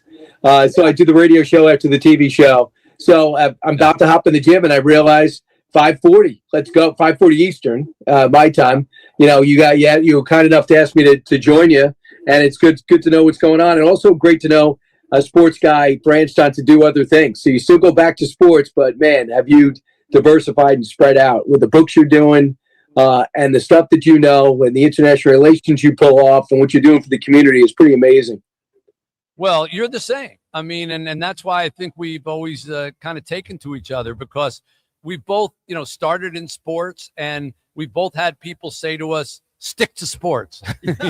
They usually say that when they disagree with you. I should just stick to sports. And nobody is born into sports, and nobody dies in sports. It's something you get into, and you can also branch out and do other things. When someone has said to you over the course of your career, oh, you're just a sports guy, or what are you doing? And, talking politics or things like that. How did you respond to them? Dad, leave me alone. I always know what I always approach it as. I just want to know enough to ask the right questions to help the audience. And then after, I've been doing this at Fox. I started as a sports guy here for, I think, 5-6 years. And then you start doing everything. And then after a while, you get to know everybody. And then you get to talk to them off camera, and you build up an arsenal of knowledge you don't even know you have. And then when things pop up, you remember stuff that happened after 9/11. You remember Iraq. You remember Afghanistan. You remember this general, what this person said to, and then you just build it up. And when they say you're the sports guy, I say, okay, I'll take that as an insult if you want, but I don't take it that way, because I think the fundamentals of the stories are the same. And when you go up to somebody at a locker and you just say to them, how was the game? You'll get a generic answer. But if you go up to that person, you know what they did in high school, you know what they did in college, they got cut from 2 teams that got signed by the third, and you dropped a big pass in a big situation, and you can bring that knowledge, that usually gets people's respect. So I just try to earn it, and I try not to overreact to insults, because, the way it goes with Fox and Friends, 3 hours. The Brian Kilmeade radio show, 3 hours. You fill in here an hour. So if you want to insult me in the A block, by the C block, maybe that C block will like me. And next thing you know, at the end of the show, I black out the insult. So it's almost like I look at our shows as a slice of life. And if you want to say something negative, it's okay. I'm going to go back. I'm still going to study. I'm still going to get ready. I'll still work my contacts. And then thankfully I get to go play the next day, and then try to win those people over. Exactly. And if the viewer doesn't say something insulting, you can always go on Gutfeld and he can insult you. Yes. That's Tuesday, by the way. Why I go on that show, I don't know.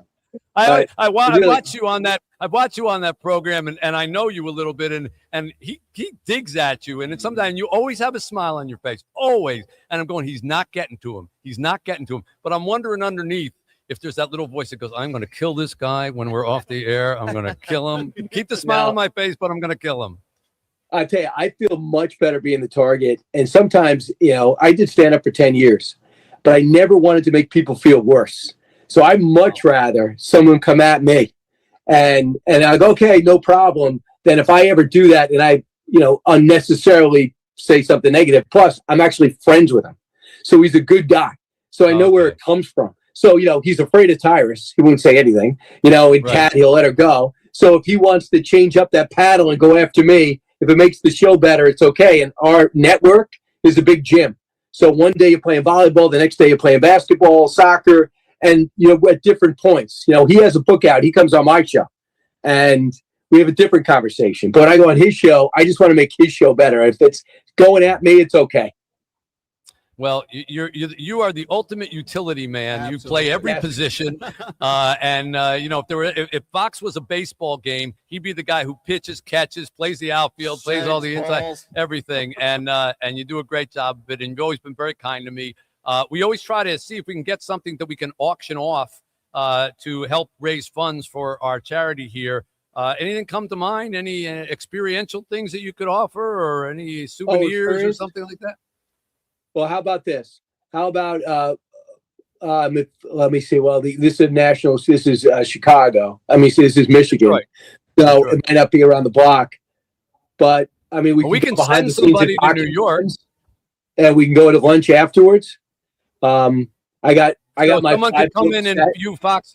If they can come into New York, view Fox and Friends, and you guys can go to lunch afterwards. Yeah, go to the radio show, and after that, we go to lunch afterwards. And I'll grab another anchor who's probably a better conversationalist than me. I'll get Carly or Ainsley or Lawrence, and then we'll go to lunch afterwards. And if you're not sick of me by then, that'll be a new record. So maybe we can do that. All right. And if you go kill me at foxnews.com, we could do that. Or I could autograph. I got a box set of my history books because we're coming up on year 250, and these are different slices of the American story. And they made it into a pretty cool book set. I could sign them and send them out. I could do that, and you could auction both those things off. Kill me at foxnews.com. And where do I go if I want to donate? I will send you a link right now on my text. I'm not going to give your phone number out, but I will text you the link, and that's very kind of you, and you can just make it right there. All right, sounds good. Sound good? Brian, you're a pal. I appreciate it. Thank you so much. And thank you for those generous offerings. That's going to raise a lot of money. Brian Kilmeade, everybody, helping Detroit. You know who wants it. Thanks a lot, guys. Appreciate you having me. All right, 855-955-GIVE, 855-955-4483. We're going to go from one TV legend to another. We now jump over to my friend. I got a lot of friends out there, I got to say. Dr. Phil McGraw joining us from Texas. All right. I believe he's been waiting patiently in the green room there. And if we can we bring him up? Is he up there? It's like this is becoming a habit. I'm introducing people who are not here. Yeah. What's going on? Hello. But they eventually get here. Yeah, eventually they just usually show up. Fill in if you'd like. Well, I don't want to take the actual he can't voice. steal my thunder. Yeah. When I was first in a psychiatrist. Any updates? Anybody got anything? What is that? I can't see what you're holding your hand up, but you're holding one finger. 1 minute? 1 minute to 1 fill. minute. 1 minute to fill. 1 minute to, and there he is. Okay. There's Dr. Phil and Robin. Hey. Say hi to everybody. How are folks. you? Oh, how nice to see you two. Good to see you. How you doing? Yeah, we're Great doing to be here. We've been on since 6 a.m. Eastern time here, so we're going on 12 hours of broadcasting through the day. And outside of this caffeine here, there's nothing else keeping us going. So we have three more hours. We're trying to reach $2.2 million for the day, which is what we raised last year. And we're at 1.6 million so far. So hopefully we'll get there. Wow, sounds like you're close. Sounds like you're maybe on track. Yeah, we're gonna push those last few hours and see what we can talk people into. So, how are you guys doing down there in Texas? You've totally relocated. Everything's Texas now. No more Los Angeles. You're back in your home state. Well, actually, we're still in Los Angeles. We still have our home there because we have our youngest son, our precious daughter-in-law, and our two grandchildren are still there. So we go back and forth. But yes, we've relocated to Texas, and we absolutely love it here. Yeah. What's it like, Phil? It is really great. We're in the middle of the country, so guests can get here really easily because it's 2.5 hours to either coast. And we've launched Envoy TV and a new network, and it just couldn't be going better. We're very excited about it, and it's great to be back in Texas because this is home for us. We both of us, our families were here. We grew up here, and it is nice to be back home. It's a different environment here, and we have great relationships and great friends in California, but we love being back here, and it gets hot in the summer and cold in the winter, but that's okay. We learn to adapt, and we couldn't be happier. Cold in the winter is a relative term, Phil. I just want you to understand. Listen, I've been with you in Detroit. Okay.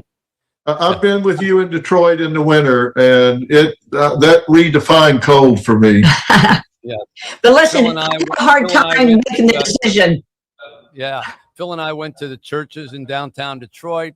He conducted a whole thing in the I Am My Brother's Keeper church there with a hole in the roof in it. And Phil, and I want you to know, Phil, remember the medical clinic that you helped us open. This is how far Phil and I go back. In 2006, when we started Say Detroit, you were like the first visitor there. We walked into this medical clinic that we had opened, and we had put a TV in the corner.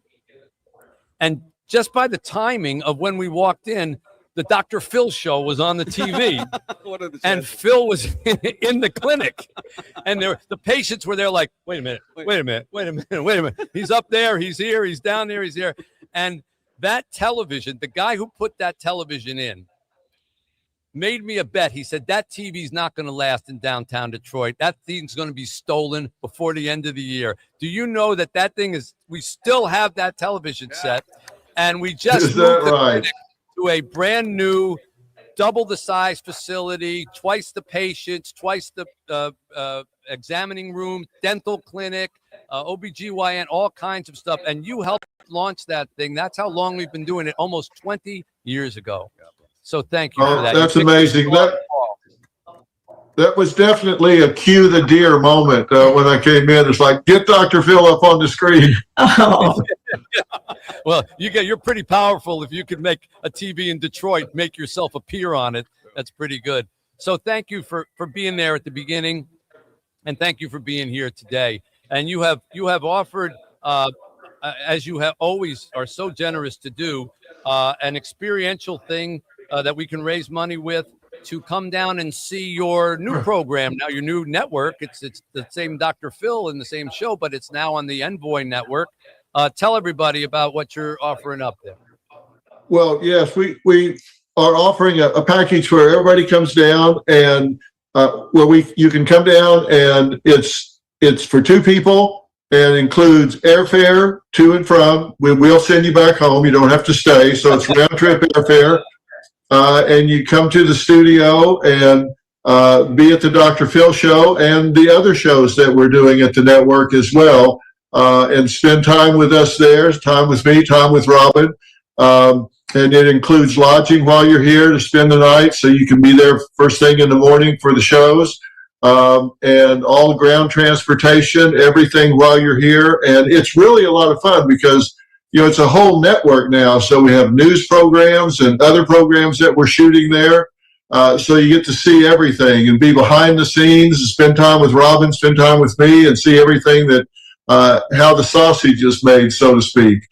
And we also give you copies of all of our books, mine and Robin's, personalized to the people. So, and it's really a lot of fun to get to go behind the scenes and see how everything is made. And I have to tell you, I put together a gift basket that is truly the heart of Texas.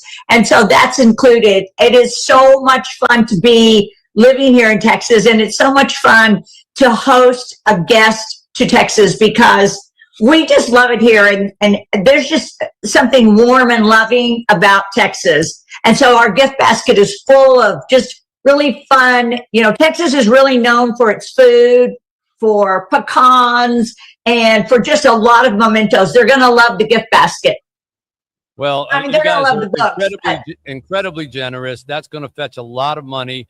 And ever since I've known Phil McGraw, and it's like I say, it's going on 20 years, whenever he signs off or sends me an email and he wants to say to come visit, he says, come on out and we'll put the feed bag on you.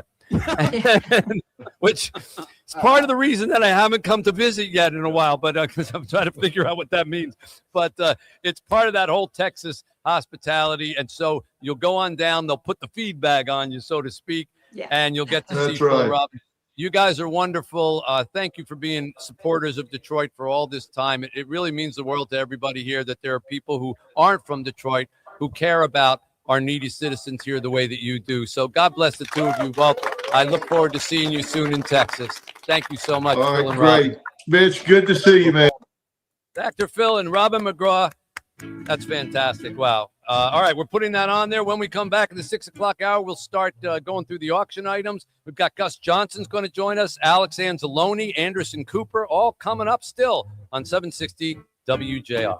Catch WJR's groundbreaking newsportscaster.com's Open Mic, which features sports commentary and stories from the next generation of sports broadcasters. Hosted by Johnny Kane, airing Wednesdays from 8 to 9 p.m. right here on WJR. This is the great voice of the... It's another beautiful day at Say Play. Going to pick up the kids. Have a great day. Welcome to the Say Detroit Play Center. My name is Eric Reed, and I have the pleasure of serving as the Executive Director. And let's meet our students who are about to come in off of our buses. What's up? How y'all doing today? Everybody good? Yes. How's school today? Good. All right, good. Good to see y'all. How was school? Good. Huh? Good.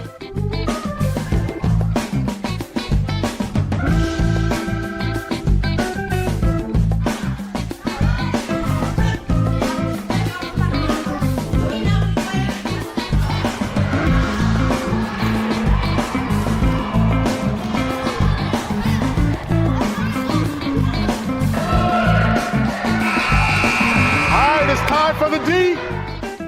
Our students have eaten, they played, and now it's time to learn. We are entering the Deep.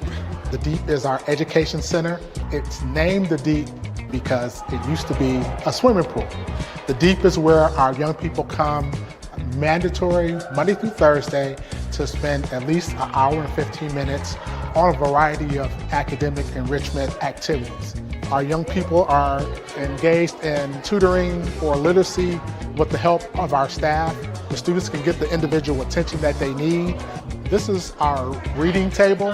One of our certified teachers who's actually providing some reading enhancement activities to a group of our students who are struggling just a little bit with where they are in terms of reading and comprehension.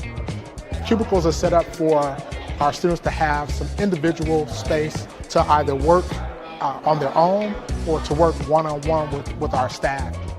One of the things that we're blessed with is to have a number of volunteers that come in and support the work that we do here. And I have with me now Mr. Malcolm McCants. Malcolm is the Director of Education, and he oversees all the activities in the Deep.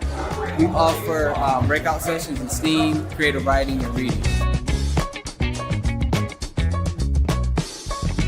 We've got some students that are getting some homework assistance from Miss Diane, who is a retired certified teacher. And so whatever our students need, we want to make that available. Now let's go and look at some of the activities and the electives that are available to our students here 5 days a week.